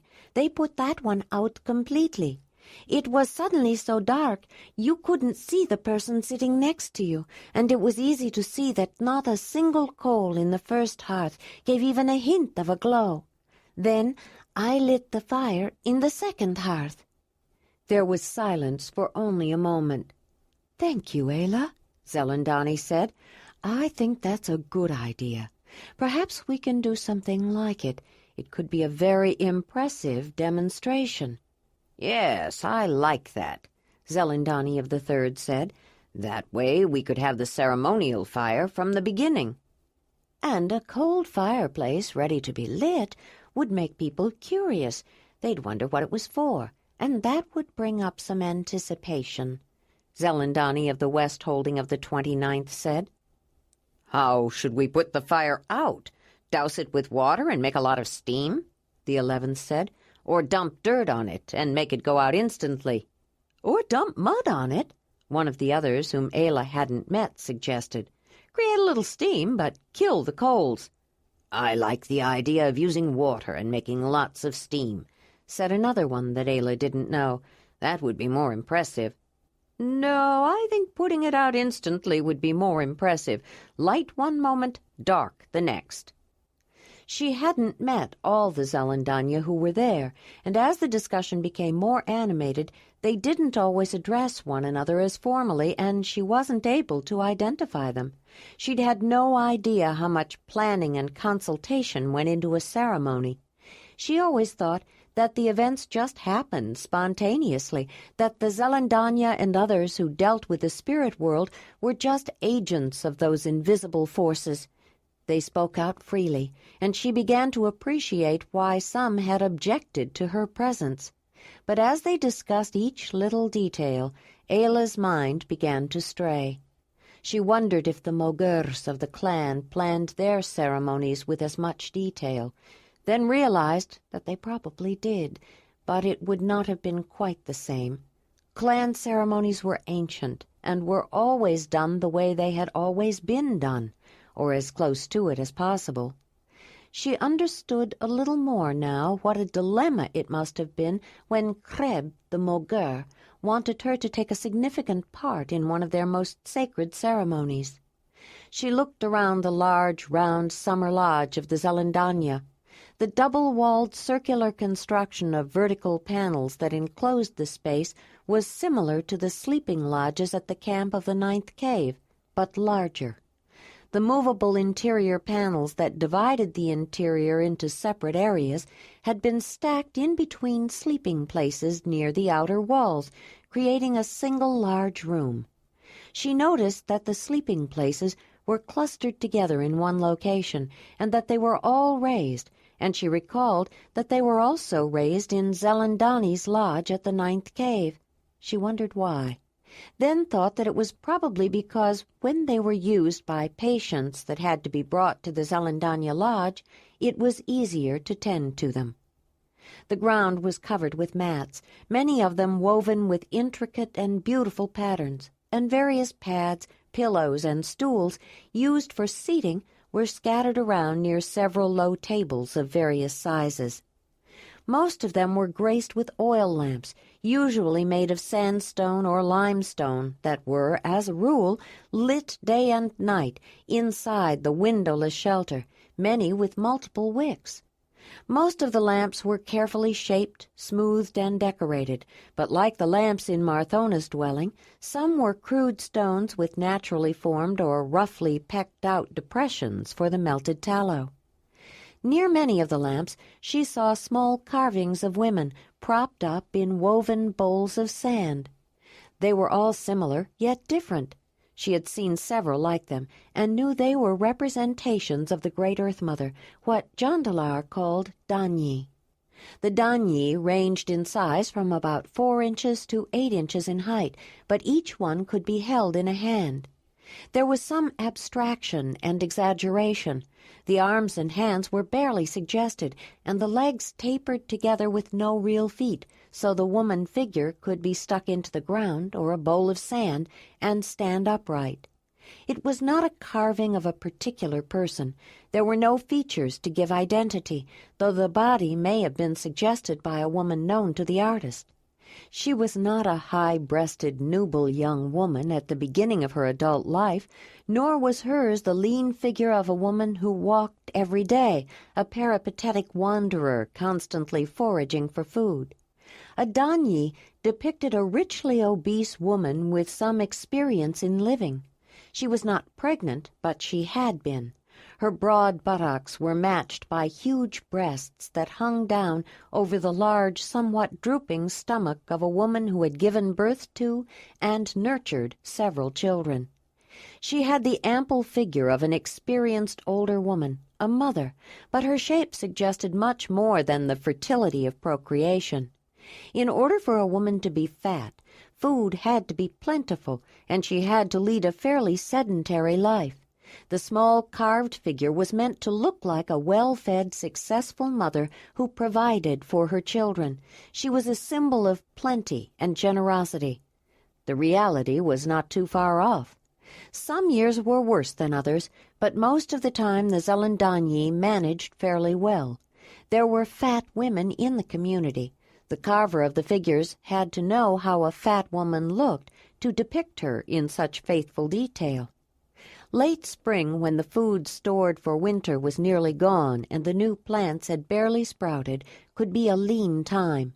The same was true for animals. In spring, they were scrawny and thin, and their meat was stringy and tough. With so little fat, even the marrow in their bones was depleted. Then the people may have done without certain foods, but they did not starve, at least not usually. To those who lived off the land, hunted and foraged for everything they required to survive, the earth was like a great mother who nourished her children. She gave them what they needed. They did not plant seeds, tend crops, cultivate or water the land, and they did not herd animals, protect them from predators, gather feed for them for winter. Everything was theirs for the taking, if they knew where to look and how to harvest. But they could not take it for granted, because sometimes it was withheld. Each Danyi they carved was a receptacle for the spirit of the great Earth Mother and a manifest demonstration to inform the unseen forces that controlled their lives what they needed to survive. She was sympathetic magic, meant to show the mother what they wanted and therefore extract it from her. The Danyi was a representation of the hope that edible plants would be profuse and easy to find and gather, that the animals would be abundant and easily hunted. She was a symbol of and a plea for an earth that was generous, a land that was rich, food that was plentiful, and life that was good. The Danyi was an idealized figure, an evocation of the conditions that they earnestly desired. "I would like to thank Ayla." She was startled out of her daydreaming when she heard the sound of her name. She couldn't even remember what she was thinking about. "For her willingness to show this new way of making fire to all the Zelandania, and for her patience with some of us who took a little longer to learn," the one who was first said. There were many voices in agreement. Even the Zelandonii of the 14th cave seemed to be genuine in her appreciation. Then they began to discuss the details of the rest of the ceremony to start off this year's summer meeting and other ceremonial occasions coming up, particularly the mating ceremony known as the matrimonial. Ayla wished they would talk more about that, but primarily they talked about when they would meet again to discuss it further. Then the focus of the meeting shifted to the acolytes. Zelandonii, who was first, stood up. "It is the Zelandania who keep the history of the people." She looked at the Zelandania in training, the acolytes, but Ayla felt that Zelandonii seemed to make a special point of including her. Part of an acolyte's training is the memorization of the elder legends and the histories. They explain who the Zelandonii are and where the people come from. Memorizing also helps one to learn, and there are many things an acolyte must learn. Let us finish this gather with her legend, the Mother's Song. She paused, and her eyes seemed to look inward, dredging up from the recesses of her own mind a story that she had committed to memory long ago. It was the most important of all the elder legends, because it was the one that told of the beginnings. To make the legends easy to remember, it was told in rhyme and meter, and to make the stories that were required to be memorized even easier to recall, melody was often added by those who had the talent to compose music, which other people enjoyed learning. Some of the songs were ancient and so familiar that the sound of the melody was often enough to recall the story. Zelandonii, who was first, however, had created a melody of her own composition for the Mother's Song, and many people were starting to learn it. She began to sing a cappella in a pure, strong, beautiful voice. Out of the darkness, the chaos of time, the whirlwind gave birth to the mother sublime. She woke to herself, knowing life had great worth. The dark, empty void grieved the great Mother Earth. The mother was lonely, she was the only. Ayla felt a chill of recognition as the first began, and joined in with the rest when they spoke or sang the last line in unison with the one who was first. From the dust of her birth she created another, a pale, shining friend, a companion, a brother. They grew up together, learned to love and to care, and when she was ready, they decided to pair. Around her he'd hover, her pale, shining lover. Ayla remembered the last line of the second verse, too, and said it with the others. But then she listened through several more verses, trying to hear the words, saying what she remembered under her breath. She wanted to memorize it exactly because she loved this story, and she loved the way the first sang it. Just the sound of her voice almost brought tears to her eyes, though she knew she would never learn to sing it. She wanted to learn the words. She had learned the Zelandonii version on their journey, but the language, the meter, and some of the story were different. She wanted to learn the story in Zelandonii and listened carefully. The dark, empty void and the vast, barren earth, with anticipation awaited the birth. Life drank from her blood, it breathed from her bones, it split her skin open and sundered her stones. The mother was giving, another was living. Jondalar had repeated a few lines to her while they were traveling, but she had never heard anything like the resonance and full dramatic power which the first among those who served the mother brought to it. His words had not been exactly the same either. Her gushing birth waters filled rivers and seas and flooded the land, giving rise to the trees. From each precious drop new grass and leaves grew, till lush, verdant plants made all the earth new. Her waters were flowing, new green was growing. In violent labor, spewing fire and strife, she struggled in pain to give birth to new life. Her dried, clotted blood turned to red ochred soil, but the radiant child made it all worth the toil. The mother's great joy, a bright, shining boy. Mountains rose up, spouting flames from their crests. She nurtured her son from her mountainous breasts. He suckled so hard, the sparks flew so high, the mother's hot milk laid a path through the sky. She nourished her son, his life had begun. This was one of the parts she especially loved. It reminded her of her own experience, especially the part about it being all worth it because of her great joy, her wonderful boy. He stole from her side as the great mother slept, while out of the dark, swirling void chaos crept. With tempting inducements the darkness beguiled, deceived by the whirlwind, chaos lured in her child. The dark took her joy, her great shining boy, just as Braud had taken her son. Zelandonii told the story so well, Ayla found herself feeling anxious for both the mother and her son. She was leaning forward, not wanting to miss a word. And her luminous friend was prepared to contest the thief who held captive the child of her breast. They united to fight for the son she adored. Their efforts succeeded. His light was restored. His brilliance returned. His energy burned. Ayla let out a deep breath and looked around. She wasn't alone in being caught up in the story. Everyone's rapt attention was focused on the large woman. The great mother lived with the pain in her heart that she and her son were forever apart. She ached for the child that had been denied, so she quickened once more from the life force inside. She was not reconciled to the loss of her child. Tears were running down Ayla's face, and she felt a sudden clenching ache for her own son that she had been forced to leave behind with the clan, and a deep, empathetic sorrow for the mother. When she was ready, her waters of birth brought back the green life to the cold, barren earth, and the tears of her loss, abundantly spilled, made dewdrops that sparkled and rainbows that thrilled. Birth waters brought green, but her tears could be seen. Ayla was sure she would never again be able to think of morning dew or rainbows the way she had before. From this time on, they would always remind her of the mother's tears.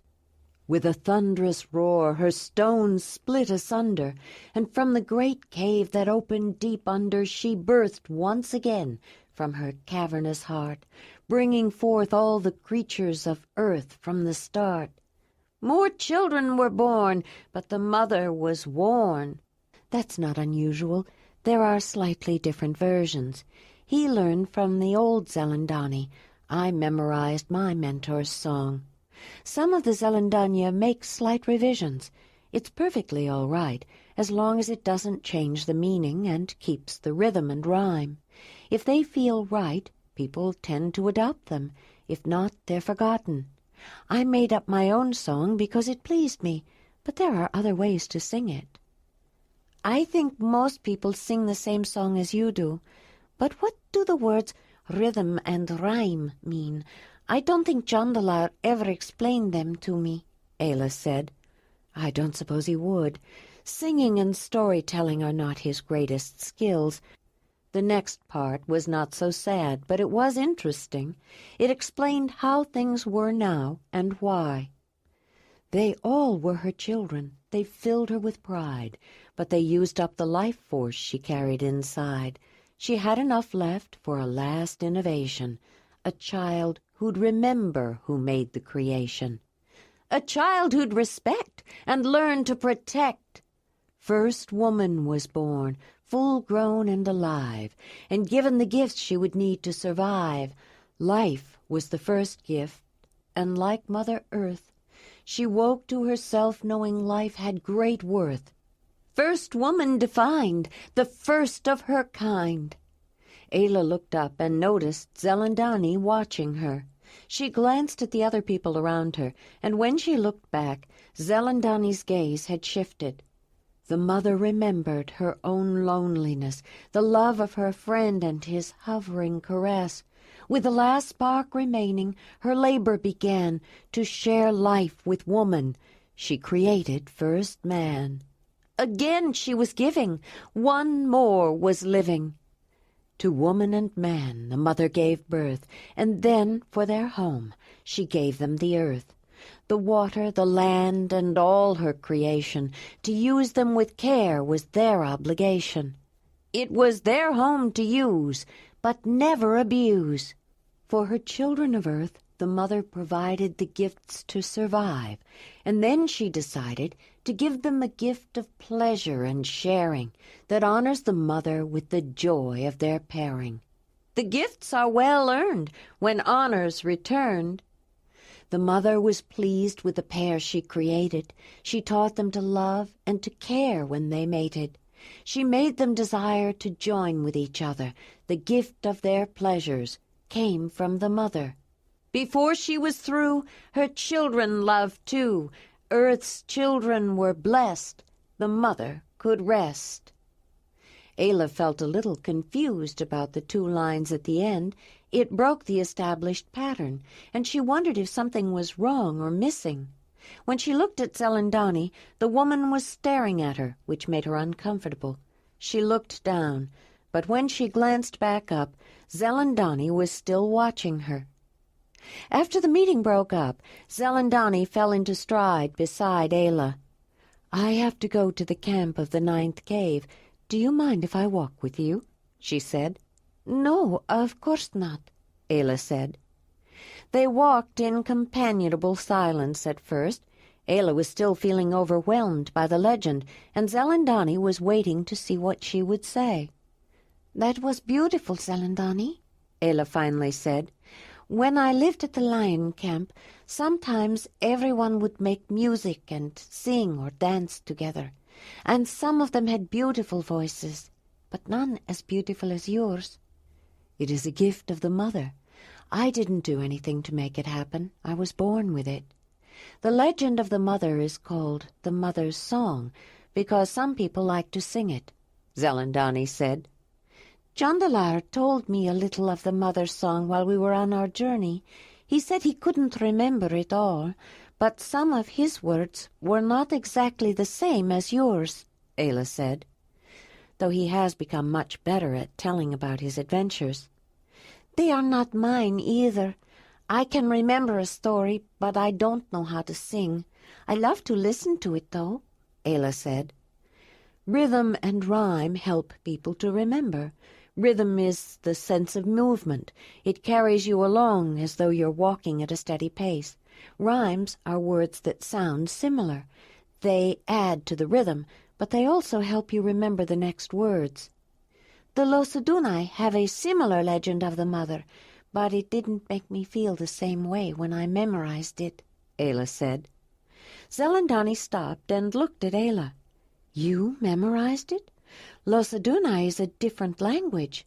"Yes, but it's so similar to Zelandonii, it's not difficult to learn." "Yes, it is similar, but not the same, and some people find it quite difficult. How long did you spend with them?" Zelandonii asked. "Not too long. Less than a moon. Jondalar was in a hurry to get across the glacier before the spring melt made it more dangerous. As it is, the warm wind came on the last day, and we did have some trouble," Ayla explained. "You learned their language in less than a moon?" "Not perfectly. I still made a lot of mistakes, but I did memorize some of the Losaduna's legends. I've been trying to learn the legend of the mother as the Mother's Song and say it the way you sing it." Zelandonii looked at her a moment longer, then started walking back toward the campsite again. "I'd be happy to help you with it," she said. As they continued, Ayla thought about the legend, especially the part that reminded her of Dirk and herself. She was sure she understood how the Great Mother felt when she had to accept that her son was gone from her forever. She, too, ached to have her son at her side sometimes, and she looked forward to the birth of her new child, Jondalar's child. She recalled some of the verses she had just heard and began to walk in time to the rhythm as she recited them to herself. Zelandonii noticed a slight change in their pace. There was a familiar feeling to it. She glanced at Ayla and noted an expression of intense concentration. "This young woman belongs in the Zelandania," she said to herself. Just as they reached the campsite, Ayla stopped and asked a question. "Why are there 2 lines at the end instead of just 1? The woman studied her for a moment before answering. "It's a question that comes up now and then," she said. "I don't know the answer. That's the way it's always been. Most people think it's meant to give the legend a definite ending, once for the verse and once for the entire story." Ayla nodded. Zelandonii wasn't sure if her nod meant acceptance of the explanation or simply comprehension of the statement. Most acolytes don't even discuss the finer points of the Mother's Song, she thought. This one definitely belongs in the Zelandania. They walked a little farther. Ayla noticed the sun was lowering toward the western horizon. It would be getting dark soon. "I thought the gather went well," Zelandonii said. "The Zelandania were impressed with your fire-making, and I do appreciate your willingness to show everyone. If we can find enough firestones, everyone will be making fire like that soon. If we can't find very many, I don't know. It will probably be best if they are used only to light special ceremonial fires." Ayla frowned. "What about people who already have a firestone, or those who may find one? Can you tell them they can't use it?" she asked. Zelandonii stopped and looked directly at Ayla. Then she sighed. "No, I can't. I can ask people to agree, but you're right, I can't make them. And there will always be those who will do what they want in any case. I suppose I was thinking out loud of an ideal situation. But in fact it wouldn't work, not after everyone knows how to make fire that way." She made a wry expression. When the 5th and the 14th were talking about keeping it a secret for the Zelandonii, they were simply saying out loud what I think most of us wished, and I have to include myself. It would be an impressive tool for us, but we can't keep it from the people. She started walking again. We won't be planning the matrimonial until after the first hunt. All the caves will participate in that, Zelandonii said. People get very anxious about it. They believe that if the first hunt is successful, it bodes well for the whole year, but if it's not, it portends bad luck. The Zelandonii will be doing a search for game. Sometimes that helps. If there are herds around, a good searcher can help to locate them. But not even the best searcher can find game if there are none to be found. I assisted Mahmoud on a search. It was a surprise to me the first time, but we seemed to have an affinity, and I was caught up in his search, Ayla said. You searched with your Mahmoud? Zelandonii said with surprise. What was it like? It's hard to explain, but something like a bird flying over the land, and there was no wind, Ayla said, and the land didn't look the same exactly. Would you be willing to assist the Zelandonii? We have some searchers, but it's always better if there are more, the Danir said. She could see some reluctance. I'd like to help, but I don't want to be a Zelandonii. I just want to mate with Jondalar and have children, Ayla said. If you don't want to, you don't have to. No one can force you, Ayla. But if a search leads to a successful hunt, then the matrimonial will be lucky, or so it is believed, and will produce long matings and successful hearths, families, the first said. Yes. Well, I suppose I could try to help, but I don't know if I can, Ayla said. Don't worry. No one is ever sure. All anyone can do is try. Zelandonii felt pleased with herself. It was obvious that Ayla was reluctant and would try to resist becoming Zelandonii, and this would be a way to get her started. She needs to be a part of the Zelandonii, the first thought. She has too much talent, too many skills, and she asks questions that are too intelligent. She has to be brought into the fold, or she might create dissension outside of it. Chapter 25. When they neared the camp, Wolf raced out to greet her. She saw him coming and braced herself, just in case he jumped up on her in his enthusiasm, but signaled him to stay down. He stopped, though it seemed it was all he could do to control himself. She hunkered down to his level and allowed him to lick her neck, while she held him down until he composed himself. Then she stood up. He looked up at her with what seemed to her to be such a hopeful, yearning expression. She nodded her head and tapped the front of her shoulder. He jumped up, putting his paws where she had signaled, and with a low, rumbling growl, took her jaw in his teeth. She returned the gesture, and then she held his magnificent head in both her hands and looked into his gold-flecked eyes. I love you too, Wolf, but sometimes I wonder why you love me so much. Is it just that I have become the leader of your pack, or is it something more? Ayla said, touching her forehead to his, then signaled him down. You command love, Ayla, the first said, and the love you invoke cannot be denied. Ayla looked at her, thinking it was a strange comment. I don't command anything, she said. You command that wolf. He is motivated to please you by the love he feels for you.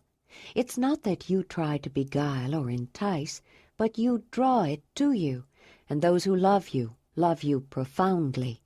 I see it in your animals. I see it in Jondalar. I know him.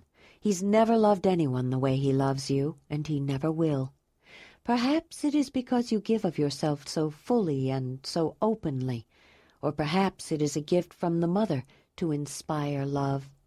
You will always be loved with great fervor, but one must be wary of the mother's gifts. Why do people say that, Zelandonii? Ayla asked. Why should someone be concerned about a gift from the mother? Aren't her gifts a good thing? Perhaps it's because her gifts are too good, or because they're too powerful. How do you feel if someone gives you something of great value?" the Danyer asked. "Isa taught me that a gift creates an obligation. You must give something of equal value back," Ayla said. "The more I learn about the people who raised you, the more I grow to respect them," said the one who was first. "When the Great Earth Mother bestows a gift, she may expect something in return, something of equal value. When much is given, much may be expected. But how can one know what that is until the time comes? So people are leery. Sometimes her gifts are too much, more than one wants, but they can't be given back. Too much doesn't necessarily bring any more happiness than not enough." "Even too much love?" Ayla asked. "The best example to answer that is Jondalar. He was definitely favored by the mother," said the woman once known as Zolina. "Too favored, he was given too much. He is so remarkably handsome and well-made, he can't help but draw attention. Even his eyes are such an exceptional color, one can hardly keep from staring at him. He has a natural charm, people are drawn to him, but women in particular. I don't think there is a woman alive who could refuse him whatever he asked, not the mother herself, and he delights in pleasing women. He's intelligent and exceptionally skilled at flint-knapping, and with it all he was given a caring heart. But he cares too much. He has too much love to give. Even his love for working the stone, for making tools, is for him a true passion. But the intensity of his feelings for whatever he loves is so strong it can overwhelm him and those he cares for. He fights to keep it under control, but it has occasionally gotten away from him. Ayla, I'm not sure you understand how powerful his feelings are, and all his gifts didn't make him happy, at least not until now. They have often aroused more envy than love." Ayla nodded with a thoughtful frown. "I have heard several people say Jondalar's brother, Thonolin, was a favorite of the mother, and that's why he was taken so young," Ayla said. "Was he exceptionally handsome and given many gifts?" "He was a favorite of everyone, not only the mother. Thonolin was a fine-looking man, but he didn't have the overwhelming, I'm tempted to say beauty, masculine beauty to be sure, of Jondalar. But he had such a warm and open nature that wherever he went, people loved him, men and women alike. He made friends easily and naturally, and no one resented him or was envious of him," the woman said. They had been standing and talking, with the wolf crouched at Ayla's feet. As they started walking again toward the campfire, Ayla still frowned, thinking about the Danyer's words. "Now that Jondalar has brought you home, many men are even more envious, and many women are jealous of you because he loves you," Zelandonii continued. "That was why Morona tried to make you look foolish.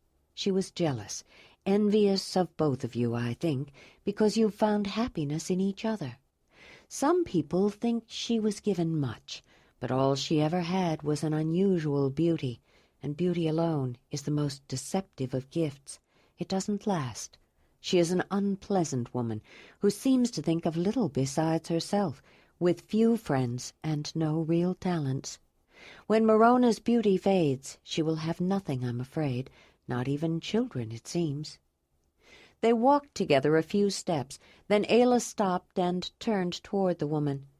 "I haven't seen Morona lately, not for several days before we left, and not on the trek here." "She went back to the 5th cave with her friend and came here with them. She's staying at their camp," the Danyer said. "I don't like Morona, but I am sorry for her if she can't have children. Isa knew some things that could be done to make a woman more receptive to the impregnating spirit," Ayla said. "I know of a few too, but she hasn't asked for help, and if she is really unable to conceive, nothing will help," the woman said. Ayla heard the tone of sorrow in her voice. She would be sorry, too, if she couldn't have children. Then her frown was replaced by a radiant smile. "Did you know I am going to have a child?" she said. Zelandonii smiled back. Her speculation about Ayla was confirmed. "I'm very happy for you, Ayla. Does Jondalar know your mating has been blessed?" "Yes, I told him. He's very pleased." "He should be. Have you told anyone else?" "Only Marthona and Proliva, and now you." "If it's not generally known, we can surprise everyone at your matrimonial and announce your good news, if you like," Zelandonii said. "There are special words that can be part of the ceremony if the woman is already blessed." "I think I would like that," Ayla said. "I've stopped marking my moon times since my bleeding has stopped, but I'm wondering if I should start marking days again to keep track of them until my baby is born. Jondalar taught me how to use the counting words, but I don't know how to count that far." "Do you find the counting words difficult, Ayla?" "Oh, no. I like using counting words," she said.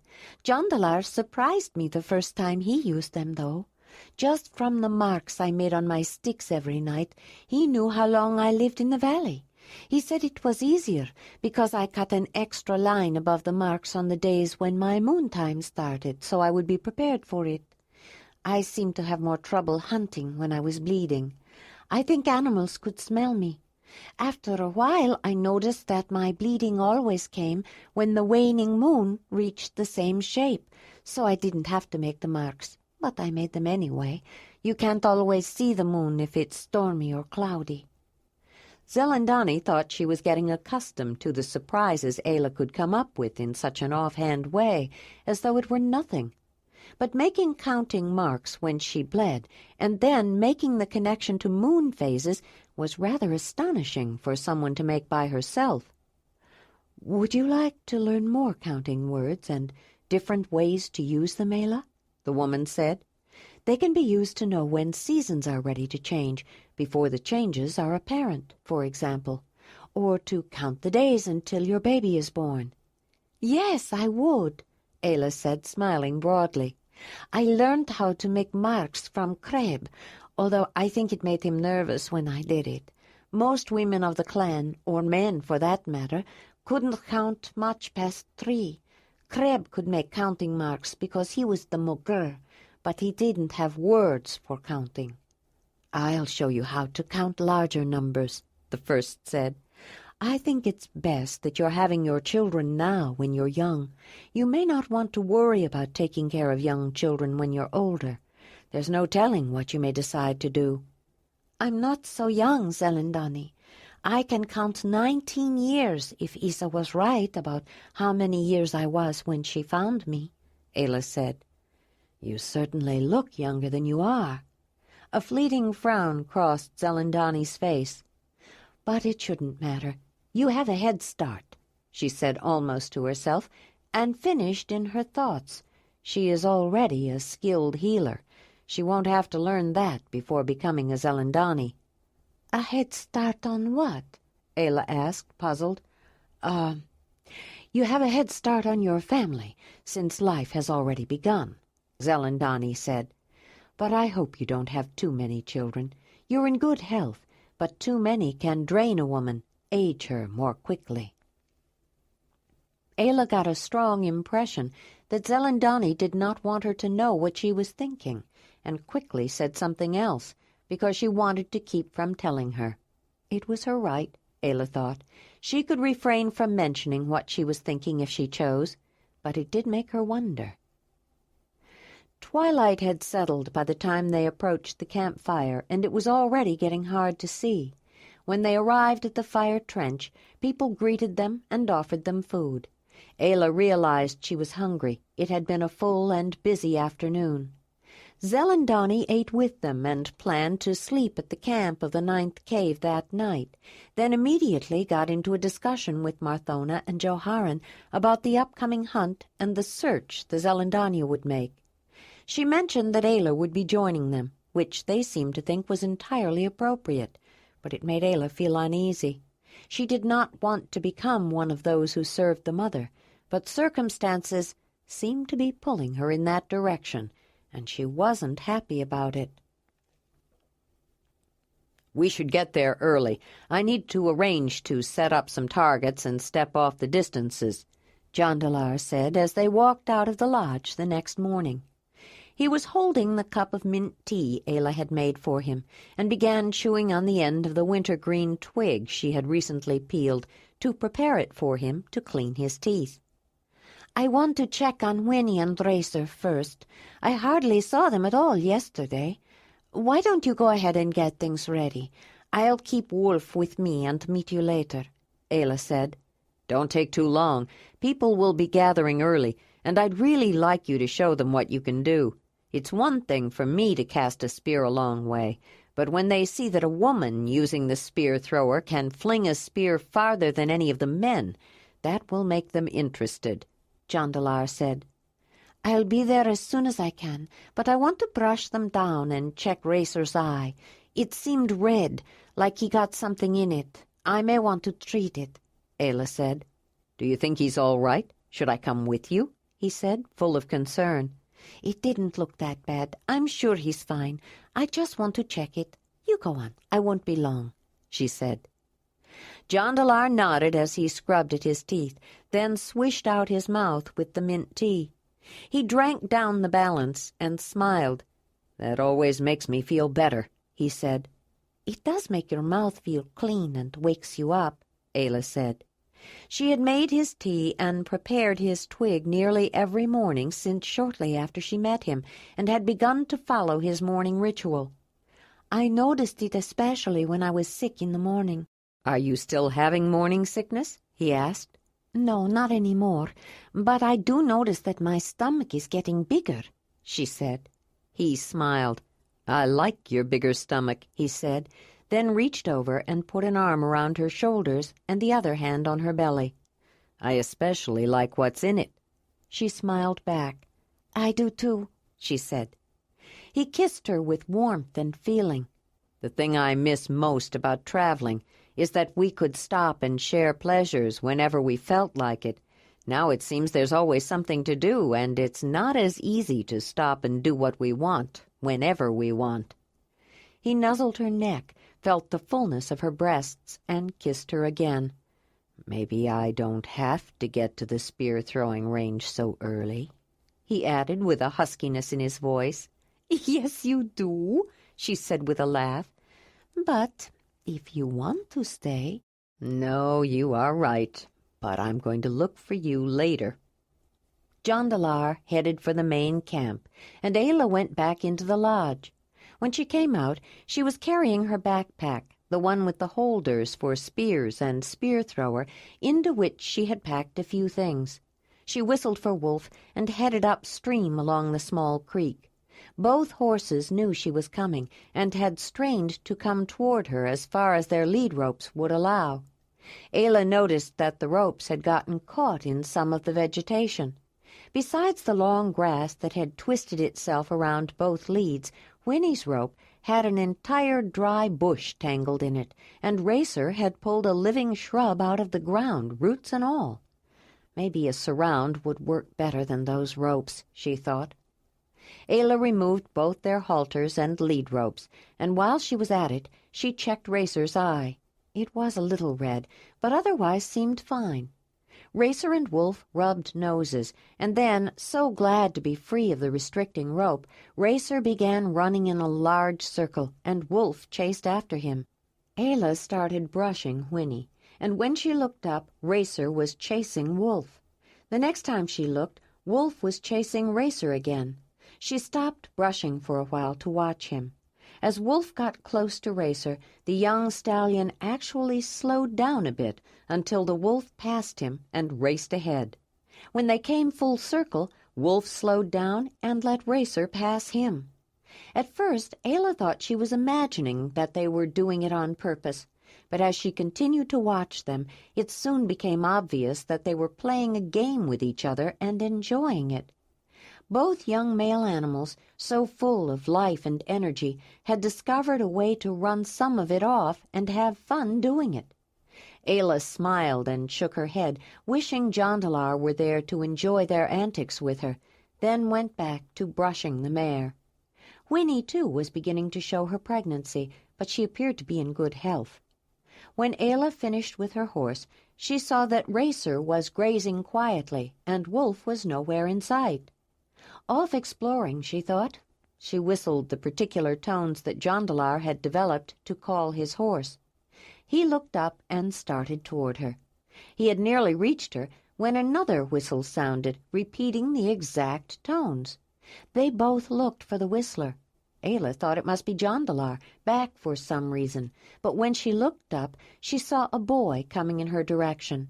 He was not familiar to her, and she wondered what he wanted, and why he had imitated her particular whistle. When he neared, she thought he could count perhaps 9 or 10 years. Then she noticed that one of his arms was somewhat stunted, shorter than the other, and hung a little awkwardly, as though he didn't have full control of it. The boy reminded her of Kreb, whose arm had been amputated at the elbow when he was a boy, and she warmed to him immediately. "Are you the one who whistled?" "Yes." "Why did you whistle like I did?" Ayla said. "I never heard a whistle like that. I wanted to see if I could do it," he said. "You did," she said. "Are you looking for someone?" "No," he said. "What are you doing here?" "I'm just looking. Someone told me there were horses here, but I didn't know anyone had set up camp. He didn't tell me that. Everyone else is by Middle Creek," he said. "We just recently arrived. How long have you been here?" "I was born here." "Oh, then you are of the 19th cave." "Yes." "Why do you talk funny?" "I was not born here. I come from far away. I used to be Ayla of the lion camp of the Mamutoi.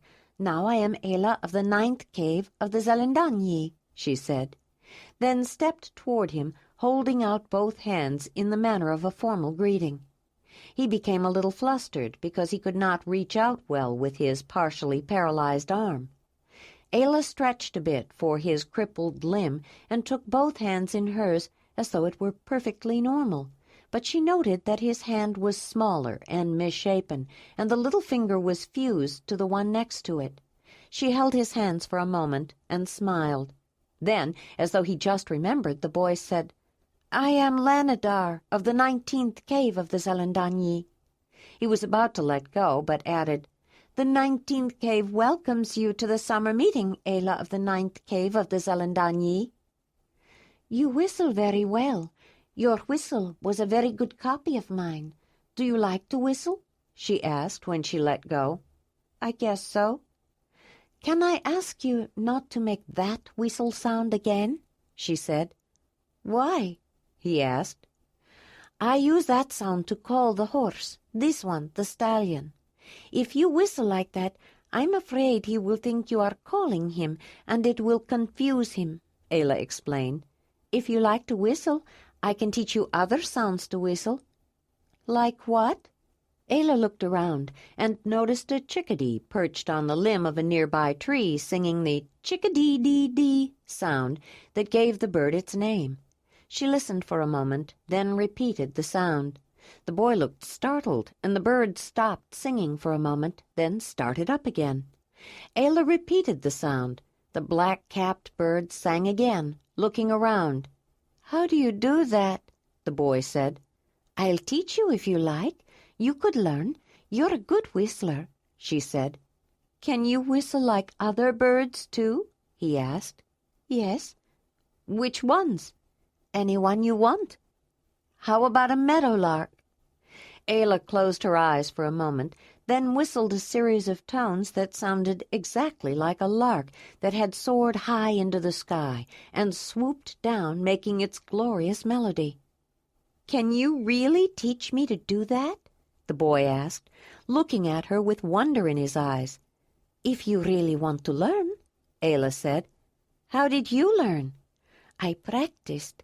If you have patience, sometimes the bird will come to you when you whistle its song," the woman replied. Ayla remembered when she lived alone in her valley and taught herself to whistle and imitate the sounds of birds. Once she started feeding them, there were several that always came at her call and ate out of her hand. "Can you whistle other things?" Lanadar asked, completely intrigued by the strange woman who talked funny and whistled so well. Ayla thought for a moment. Then, perhaps because the boy reminded her of Creb, she began to whistle an eerie melody that sounded like a flute playing. He had heard flutes many times, but he had never heard anything like it. The haunting music was totally unfamiliar to him. It was the sound of the flute played by the Mogur at the clan gathering she had gone to with Brun's clan when she still lived with them. Lanadar listened until she stopped. "I never heard whistling like that," he said. "Did you like it?" she asked. "Yes, but it was a little scary, too, like it came from a place far away," Lanadar said. "It did," Ayla said. Then she smiled and pierced the air with a long, sharp, commanding trill. Before long, Wolf came bounding out of the long grass of the field. "It's a wolf!" the boy screamed, petrified with fear. "It's all right," she said, holding Wolf close to her. "The wolf is my friend. I walked through the main camp with him yesterday. I thought you would know that he was here, along with the horses." The boy calmed down, but still looked at Wolf with large, round eyes, full of apprehension. "I went with my mother to pick raspberries yesterday.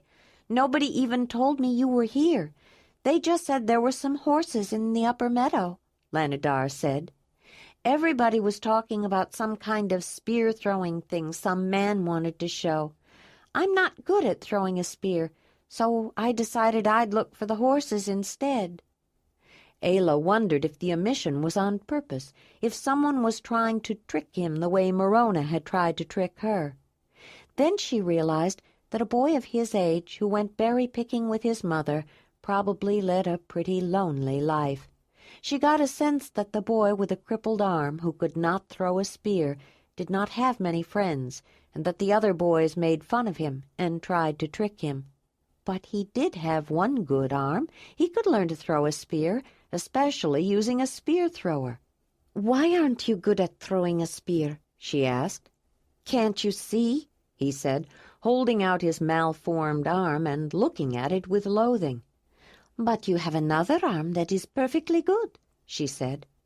"Everybody always holds their extra spears with their other arm. Besides, nobody wanted to teach me. They said I could never hit a target anyway," the boy said. "What about the man of your hearth?" Ayla asked. "I live with my mother and her mother. I guess there was a man of the hearth once. My mother pointed him out to me, but he left her a long time ago, and he doesn't want anything to do with me. He didn't like it when I tried to visit him. He seemed embarrassed. Sometimes a man will come and live with us for a while, but none of them bother with me much," the boy said. "Would you like to see a spear-thrower? I have one with me," Ayla said. "Where did you get one?" Lanadar asked. "I know the man who made it. He's the man I'm going to mate. I'll be going to help him show his spear-thrower as soon as I finish with the horses." "I guess I could look at it," the boy said. Her backpack was on the ground nearby. She got her spear-thrower and a couple of spears and walked back. "This is how it works," she said, taking a spear and laying it on top of the strange-looking implement. She made sure the hole carved into the butt end of the spear was up against the small hook at the back of the narrow board with the groove down the middle. Then put her fingers through the loops attached to the front end. She sighted down the field, then launched the spear. "That spear went a long way," Lanadar said. "I don't think I've ever seen a man throw a spear that far." "Probably not.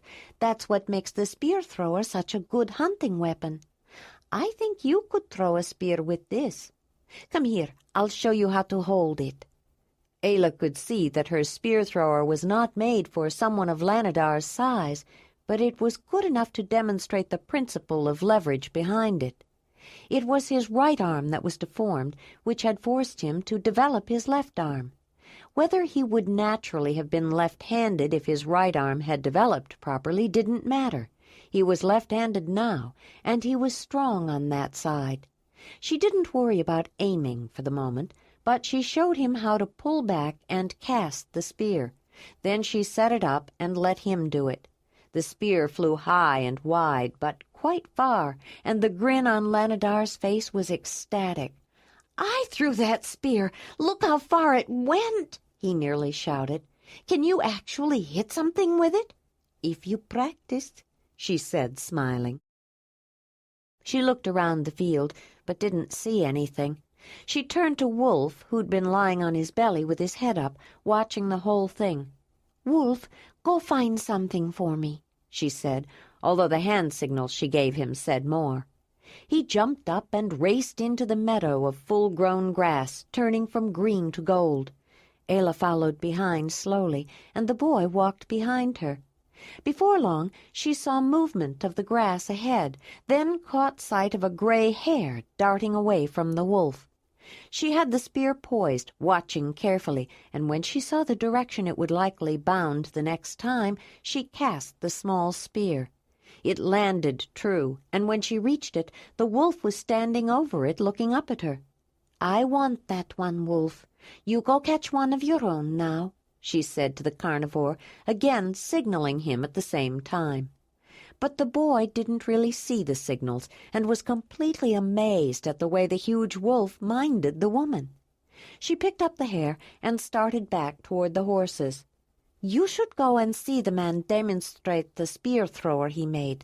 I think you might find it interesting, Lenidar, and just because you don't know how to throw a spear won't make any difference. No one else knows how to use a spear thrower either.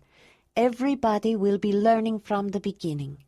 If you want to wait a while, I'll walk over there with you," Ayla said. Lanadar watched her brushing down the young stallion. "I've never seen a brown horse like that. Most horses look like the mare." "I know," Ayla said, "but far to the east, beyond the end of the Great Mother River that starts on the other side of the glacier, some horses are brown like that. That's where these horses came from." After a while, the wolf returned. He found a spot, circled around it a few times, then lowered himself to his belly, panting and watching. "Why do these animals stay around you, let you touch them, and do what you say?" Lanadar asked. "I've never seen animals do that." "They are my friends. I was hunting, and the mare's dam fell into my pit trap. I didn't know she was nursing until I saw the foal. A pack of hyenas saw the foal, too. I don't know why I chased them away. The foal couldn't have lived alone. But since I saved her, I raised her. I guess she grew up thinking I was her mother. Later we became friends and learned to understand each other. She does things I ask her to do because she wants to. I named her," Ayla said, and the way she said the name was the perfect copy of a horse's whinny. In the field, the dun-yellow mare raised her head and looked in their direction. "That was you! How did you do that?" Lanadar said. "I paid attention and practiced. That is her real name. To most people I usually say Winnie, because they understand it better, but that's not how I said it when I named her. This stallion is her son. I was there when he was born. So was Jondalar. He named this horse Racer, but that was later," Ayla explained. "Racer can mean someone who likes to go fast, or someone who likes to be ahead of everyone else," the boy said. "That's what Jondalar said. He named him that because Racer loves to run and he likes to get ahead, except when I put him on a rope. Then he will follow behind his dam," Ayla said, and went back to grooming the horse. She was nearly through. "What about the wolf?" Lanadar asked. "Almost the same thing. I raised Wolf from a baby. I killed his mother because she was stealing ermine from some traps I set. I didn't know she was nursing. It was in winter with snow on the ground, and she had whelped out of season. I followed her tracks back to her den. She was a lone wolf with no other wolves to help her, and all but one of her cubs had died. I pulled Wolf out of the den when his eyes were barely open. He grew up with Mamutoi children and thinks of people as his pack," she said. "What is that name you call him?" "Wolf. It's the word for a wolf in Mamutoi," Ayla said. "Would you like to meet him?" "What do you mean, meet him? How can you meet a wolf?" "Come here, and I'll show you," she said. He approached with caution.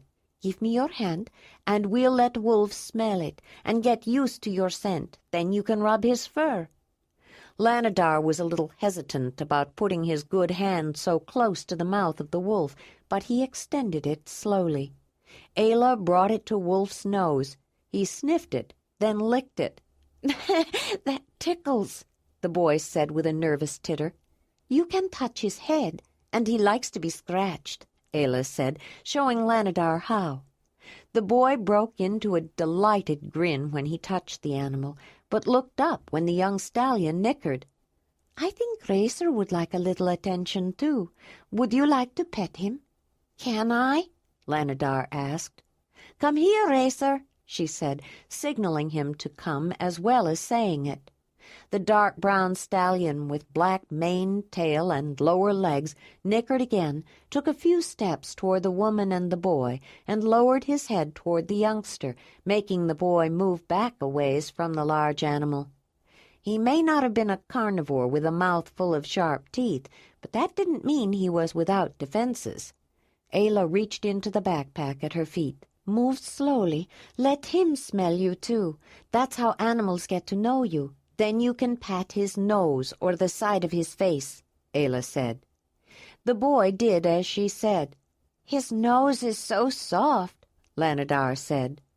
Suddenly, as if out of nowhere, Winnie was there, pushing Racer aside. The boy was startled. Ayla had seen Winnie approaching from the field, wanting to find out what was going on. "Winnie likes attention, too," Ayla said. "Horses are very curious and like to be noticed. Would you like to feed them?" He nodded. Ayla opened her hand and showed him 2 pieces of a white root that she knew the horses liked, fresh young wild carrot. "Is your right hand strong enough to hold something?" "Yes," he said.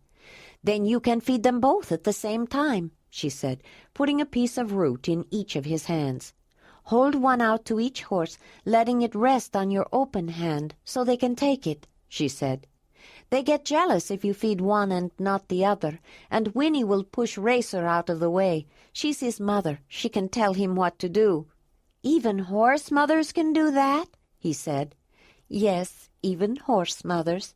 She stood up and got the halter with the ropes attached. "I think it's time to go, Lanadar. Jondalar is expecting me. I'm going to have to put their ropes back on. I'd rather not, but it's for their own safety. I don't want them wandering around loose until everybody at the summer meeting knows that these horses are not to be hunted. I was thinking a surround might be a better place for them, rather than using ropes that get tangled on bushes and grass."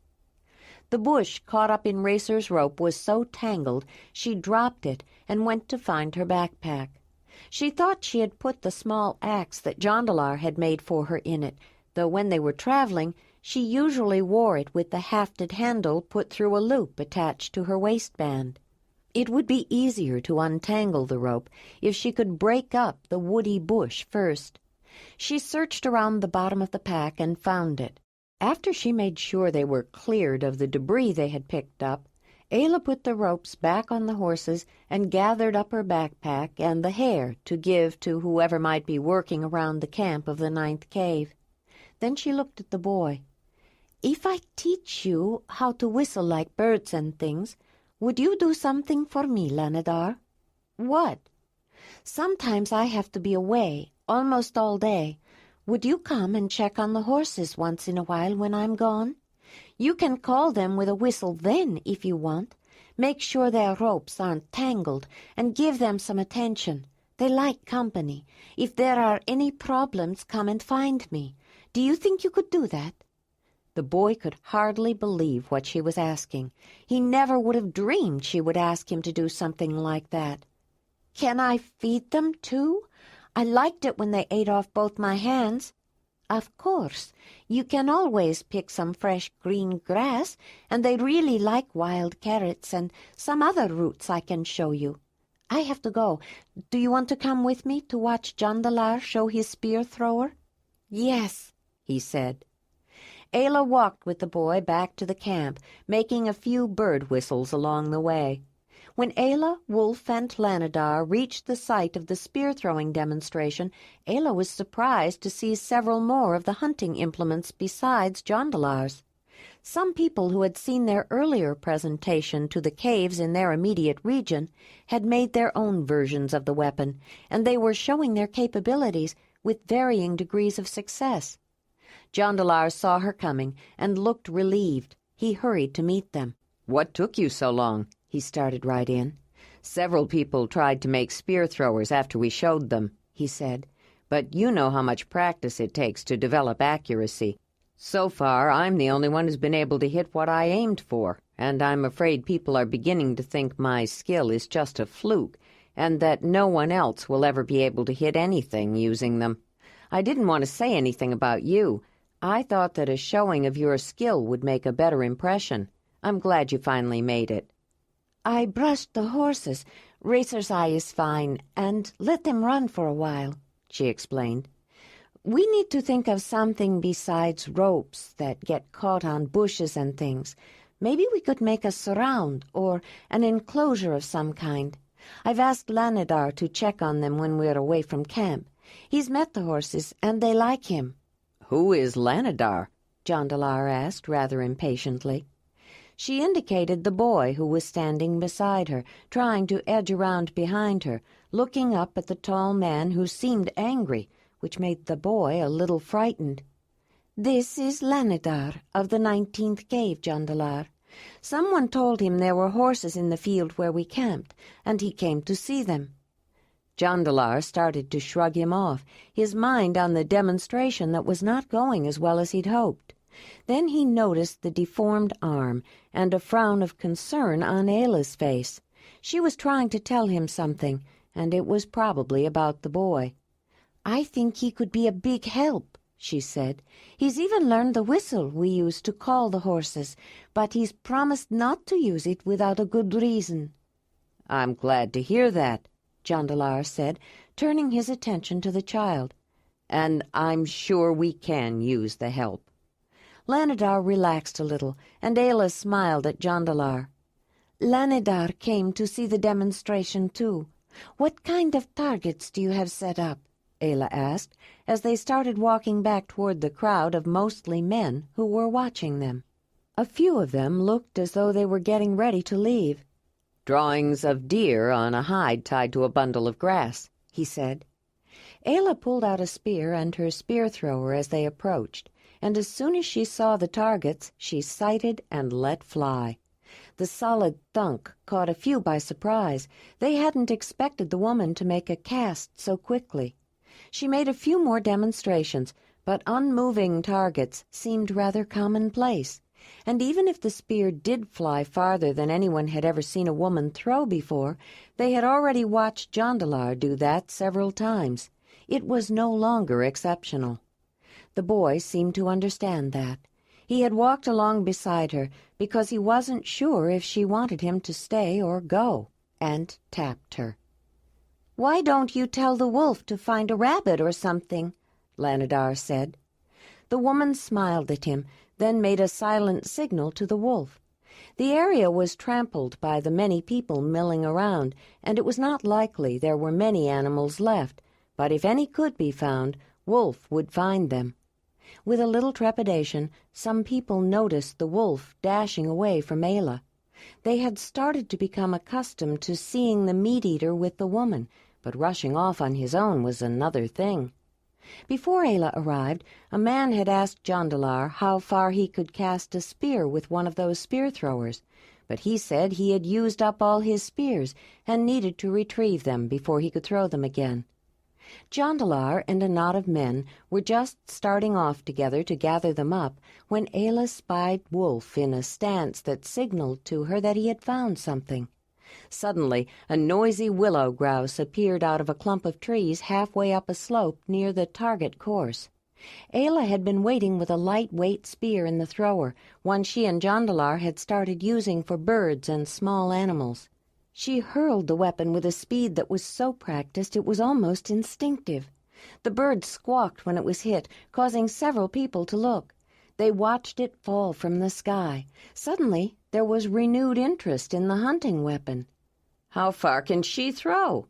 the man who had asked about distance wanted to know. "Ask her," Jondalar said. "Just throw or hit the mark?"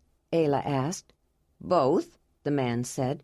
"If you want to see how far a spear will go using a thrower, I have a better idea," she said, then turned to the boy. "Lanadar, would you show them how far you can throw a spear?"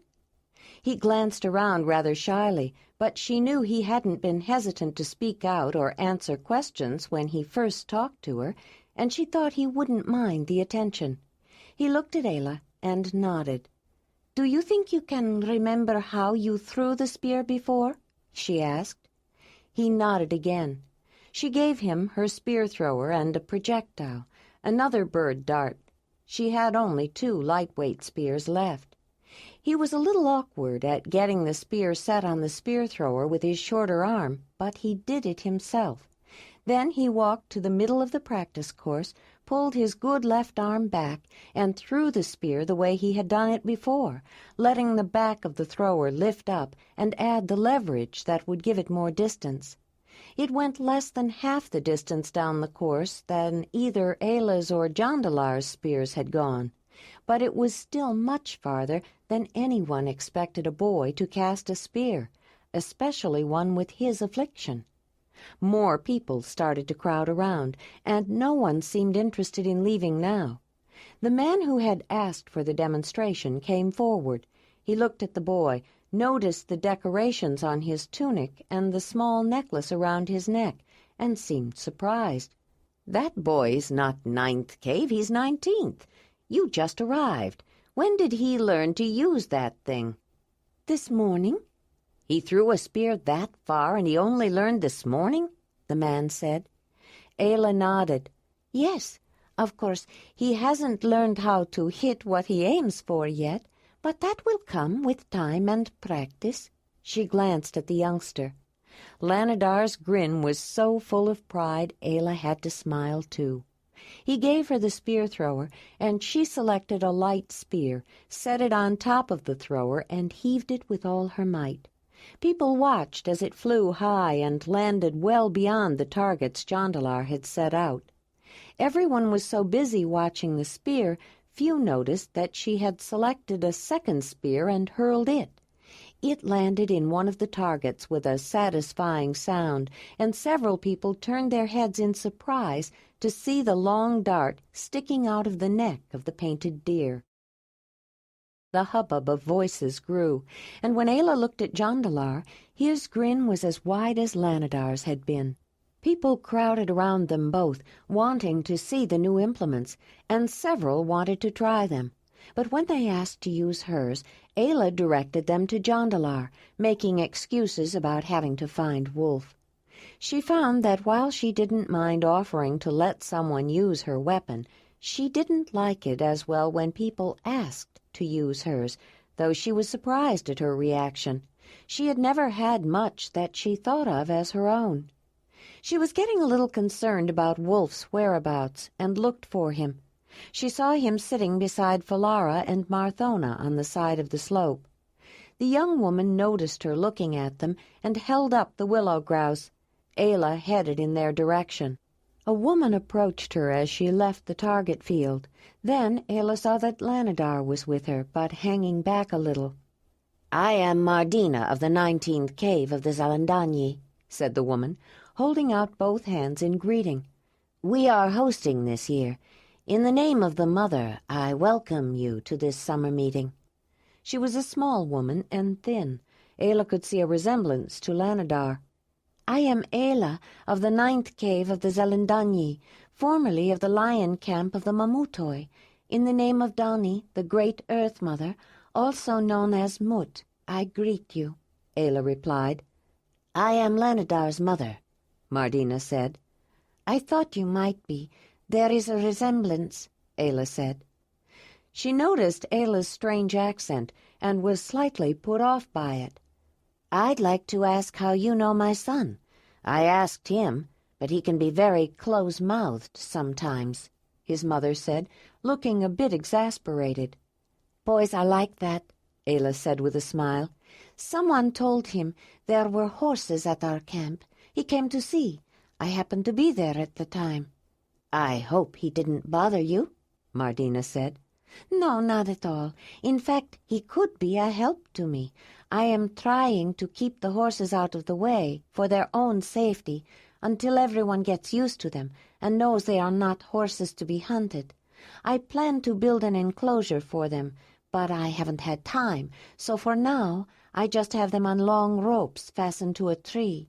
The ropes drag the ground and get caught in grass and brush, and then the horses can't move around as well.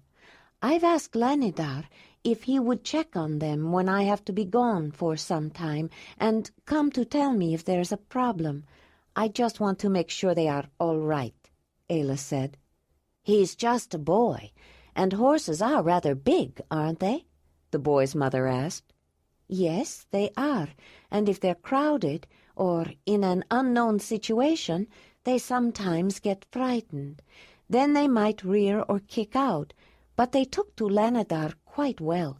They're very gentle with children and people they know. You're welcome to come and see for yourself, but if it troubles you, I'll find someone else," Ayla said. "Don't say no, Mother," Lanidar implored, rushing up. "I want to do it. She let me touch them, and they ate out of my hands, both hands. And she showed me how to throw a spear with that spear thrower. All the boys throw spears, and I never threw a spear before." Mardina knew that her son longed to be like the other boys, but she felt that he had to learn that he never would be. It had hurt when the man who had been her mate left after Lanidar was born. She was sure that he was ashamed of the child, and she thought everyone felt the same way. In addition to the handicap, Lanidar was small for his age, and she tried to protect him. Spear-throwing didn't mean anything to her. She had come to watch the demonstration only because everyone else was, and she thought Lanidar might enjoy watching. But when she looked for him, she couldn't find him. No one was more surprised than Lanidar's mother when the foreign woman called on him to demonstrate the new weapon, and she had to find out how Ayla came to know him. Ayla could see her hesitation. "If you are not busy, why don't you come to the camp of the 9th cave tomorrow morning with Lanidar? You can see the boy with the horses and judge for yourself," Ayla said. "Mother, I can do it. I know I can," Lanidar pleaded. Chapter 26. "I need to think about it," Mardina said. "My son is not like other boys. He can't do the same things they do." Ayla looked at the woman. "I'm not sure I understand." "Certainly you can see that his arm limits him," the woman said. "Somewhat, but many people learn to overcome those kinds of limitations," Ayla said. "How much can he overcome? You must know he'll never be a hunter, and he can't make things with his hands. That doesn't leave much," Mardina said. "Why can't he be a hunter or learn to make things?" Ayla said. "He's intelligent, he can see well, he has one perfectly good arm and some use of the other. He can walk, he can even run. I've seen far worse problems overcome. He just needs someone to teach him." "Who would teach him?" Mardina said. "Even the man of his hearth didn't want to." Ayla thought she was beginning to understand. "I would be happy to teach him, and I think Jondalar would be willing to help. Lanidar's left arm is strong. He might have to learn to compensate for the right arm, balance mostly, for accuracy. But I'm sure he could learn to throw a spear, especially with a spear thrower." "Why should you bother? We don't live at your cave. You don't even know him," the woman said. Ayla didn't think the woman would believe that she would do it because she liked the boy, though she had just met him. "I think we all have an obligation to teach children whatever we can," she said, "and I have just become Zelandonii. I need to make a contribution to my new people to show that I am worthy. Besides, if he helps me with the horses, I would owe him a debt, and I would want to give him something of like value in return. That is what I was taught when I was a girl." "Even if you try to teach him, what if he can't learn to hunt? I hate to get his hopes up," the boy's mother said. "He needs to learn some skills, Martina. What will he do when he grows up and you become too old to protect him? You don't want him to be a burden on the Zelandonii. Neither do I, no matter where he lives." "He knows how to gather food with the women," Martina said. "Yes, and that is a worthwhile contribution, but he should learn some other skills. At least he should try," Ayla said. "I suppose you're right. But what can he do? I'm not sure he could really hunt," Lanadar's mother said. "You saw him throw a spear, didn't you? Even if he doesn't become an excellent hunter, though I think he could, if he learns to hunt, it could lead to other things." "Like what?" Ayla tried to think of something in a hurry. "He's a good whistler, Martina. I've heard him," she said. "A person who knows how to whistle can often learn to imitate the sounds that animals make. If he can, then he could learn to be a caller and entice them to where the hunters are waiting. You don't need arms for that, but he would need to be where animals are so he could hear them and learn how they sound." "It's true. He is a good whistler," Martina said, considering something she hadn't thought of. "Do you really think he could do something with that?" Lanadar had been listening to the discussion with keen interest. "She whistles, Mother. She can whistle like birds," he interjected. "And she whistles to call her horses, but she can imitate a horse, and she sounds just like one when she does." "Is that true? Can you make the sound of a horse?" the mother asked. "Why don't you and Lanidar come and visit the camp of the 9th cave tomorrow morning, Martina?" Ayla said. She was sure the woman was going to ask her to demonstrate, and she didn't really want to make a loud horse neigh with so many people around. They would all turn and stare at her. "Can I bring my mother?" Martina asked. "I'm sure she'll want to come." "Of course. Why don't you all come and share a meal with us?" "All right. We'll come tomorrow morning," Martina said. Ayla watched the boy and his mother walk away together. Before she turned to join the women and Wolf, she saw Lanadar look back at her with an absolutely grateful smile. "Here's your bird," Falara said as she approached, holding out the willow grouse with the small spear still sticking out of it. "What are you going to do with it?" "Well, since I just invited some people to share a meal tomorrow morning, I think I will end up cooking it for them," Ayla said. "Whom did you invite?" Marthona asked. "That woman I was talking to," Ayla said. "Mardina?" Falara said with surprise. "And her son and her mother." "No one invites them, except to community feasts, of course," Falara said. "Why not?" Ayla asked. "Now that I think about it, I'm not really sure," Falara said. "Mardina keeps to herself. I think she blames herself or thinks people blame her for the boy's arm." "Some people do," Marthona said, "and the boy may have trouble finding a mate. Mothers will be afraid that he'll bring crippling spirits with him to a mating." "And she always drags her boy around wherever she goes," Falara said. "I think she's afraid the other boys will pick on him if she lets him go anywhere alone. They probably would. I don't think he has any friends. She doesn't give him many opportunities." "I wondered about that," Ayla said. "She seemed very protective of him. Too much, I think. She thinks his crippled arm limits his abilities, but I think his biggest limitation is not his arm. It's his mother. She's afraid to let him try, but he has to grow up sometime." "Why did you pick him to throw a spear, Ayla? It seemed like you knew him," Marthona asked. "Someone told him there were horses where we camped. The upper meadow, he called it, and he came to see them. I happened to be there when he came.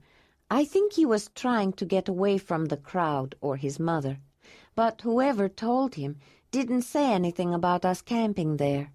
I know Jondalar and Joharen have been passing the word for people to stay away from the horses.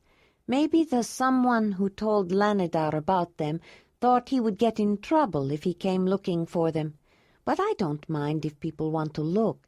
I just don't want anybody thinking about hunting them. They're too used to people. They wouldn't know to run away, Ayla explained. So, of course, you let Lanidar touch the horses, and he got all excited just like everyone does, Falara said, grinning. Ayla smiled back. Well, maybe not everyone, but I think if people have a chance to get to know them, they'll know they are special and won't be tempted to hunt them. You are probably right, Marthona said. The horses seemed to take to him, and he learned my whistle for them right away, so I asked Lanidar if he would check on the horses when I'm not around.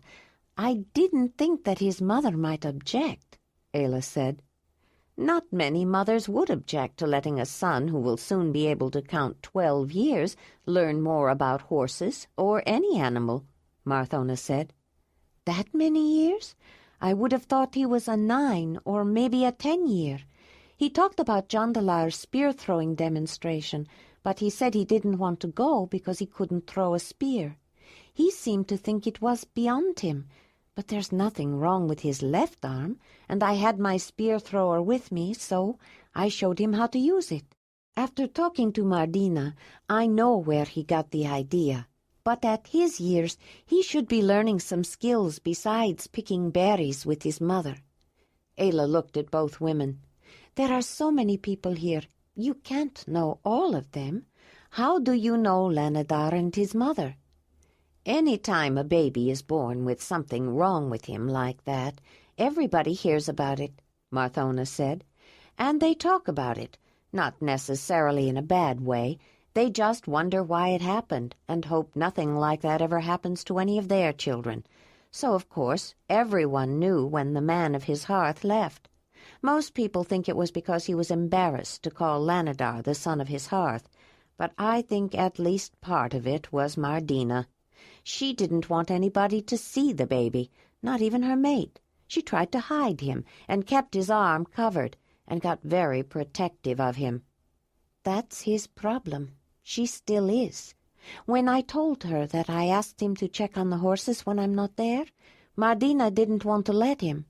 I wasn't asking for something he couldn't do. I just want someone to make sure they are all right and to come and get me if there is a problem, Ayla said. That's why she's coming over tomorrow, so I can try to persuade her that the horses won't hurt him. And I've promised to teach him to hunt, or at least to throw a spear. I'm not sure how it all happened, but somehow the more she objected to him even trying to learn, the more determined I became to teach him. Both women were smiling and nodding with understanding. Will you tell Proliva that we are having visitors in the morning? Ayla said, and that I'll cook this grouse? Don't forget your hair, Marthona said. Salova told me you got one this morning. Do you want help with your cooking? Only if you think more people may decide to join us, Ayla said.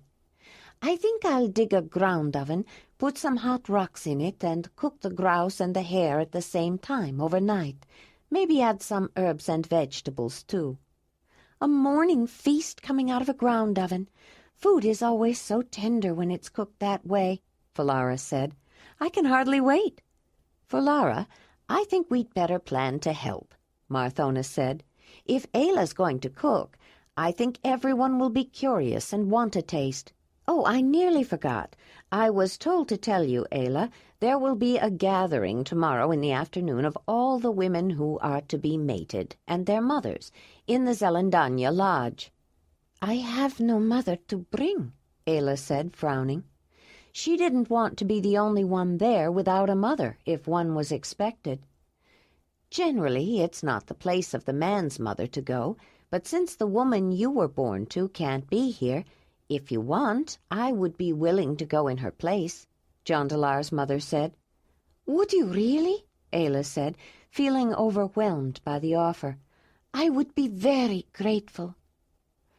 A meeting of the women who will be mating soon, Ayla thought.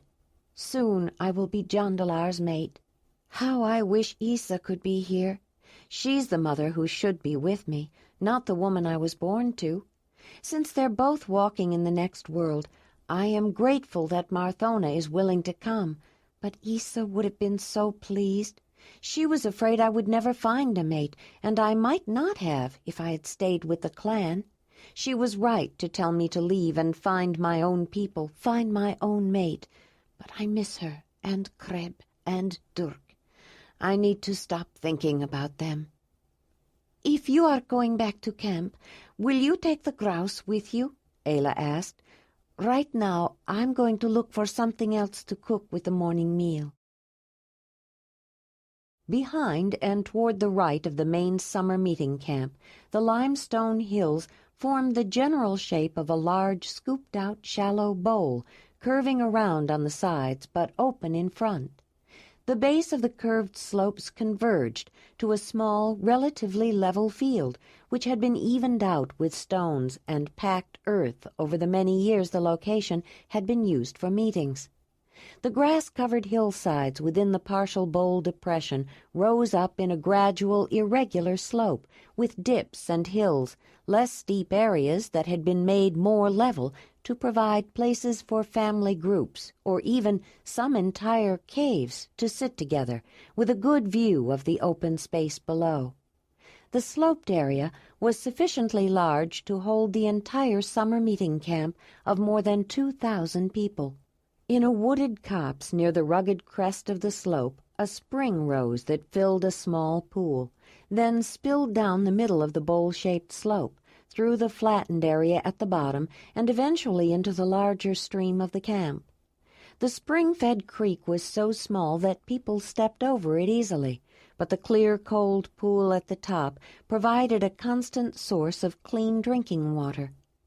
Ayla walked uphill toward the trees along a path beside the shallow creek that painted a sheen of water over a bed of cobbled stones. She stopped to get a drink at the spring, then turned around. Her eyes were drawn by the glimmering creek trickling downhill. She observed it run into the stream, which flowed through the large, crowded camp and on to the river and the valley beyond. It was a landscape contoured by the deep relief of high hills, limestone cliffs, and river-cut valleys. Her attention was caught by the sound that funneled up the rounded incline from the camp. It was a sound unlike anything she had ever heard, the combined voices of a large camp full of people, talking, channeled into one sound. The merging of the babble of voices was like a muted roar, punctuated by occasional outcries, calls, and whoops. It was not the same, but it reminded her of a large hive of bees or a bawling herd of aurochs in the distance, and she was rather glad to be alone for the moment.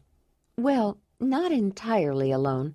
She watched Wolf poking his nose into every little crack and cranny, and smiled. Ayla was glad he was with her. Although she was unaccustomed to so many people, especially all at one time and in one place, she didn't really want to be alone. She'd had her fill of that in the valley, she found, after she left the clan, and she wasn't sure she could have stood it if she hadn't had Winnie, and later Baby, for company.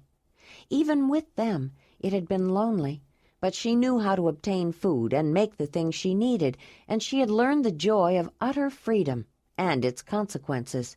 For the first time she could do whatever she wanted, even adopt a baby horse or lion. Living alone, dependent entirely on herself, had taught her that one person could live, for a while, in reasonable comfort if she was young and healthy and strong.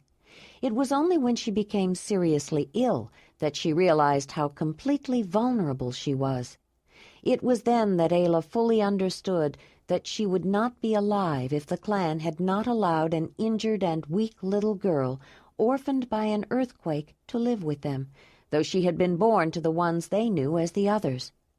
Later, when she and Jondalar lived with the Mamutoi, she came to realize that living with a group, any group, even one that believed the wishes and desires of individuals were important, limited individual freedom, because the needs of the community were equally important.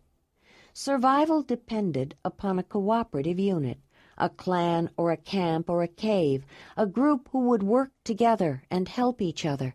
There was always a struggle between the individual and the group, and finding a workable balance was a constant challenge, but not without benefits. The cooperation of the group provided more than essentials for individuals. It also granted leisure time to devote to more enjoyable tasks, which among the others allowed an aesthetic sense to bloom. The art they created wasn't so much art for itself as it was an inherent part of living, part of their daily existence. Nearly every member of a Zelandonii cave enjoyed pride of workmanship and, in varying degrees, appreciated the results of one another's skills. From the time they were young, each child was allowed to experiment to find the area in which they excelled, and practical crafts were not considered more important than artistic talents. Ayla remembered that Chevenar, the man who died during the bison hunt, had been a spear-maker. He was not the only person of the ninth cave who could make a spear, but specialization of a craft developed greater skill, which gave status to the individual who made it, often economic status. Among the Zelandonii and most other people she had met or lived with, food was shared, though the hunter or gatherer who supplied it gained standing for giving it. A man or woman could survive without ever foraging for food, but without some specialized craft or particular talent that gave a person prestige, no one could live well. Though it was still a difficult concept for her, Ayla had been learning how goods and services were bartered by the Zelandonii. Nearly everything that was made or done had value, even though its practical worth was not always obvious. The value was generally agreed upon by consensus or individual bargaining. The result was that truly fine workmanship was rewarded over and above the ordinary, partly because people preferred it, which created demand, and partly because it often took longer to make or do something well. Both talent and workmanship were highly valued, and most members of a cave had a well-developed aesthetic sense within their own canon. A well-made spear that was beautifully decorated had more value than an equally well-made spear that was only functional. But that had infinitely more value than a poorly made spear. A basket that was clumsily woven might serve as well as a basket that was carefully made, with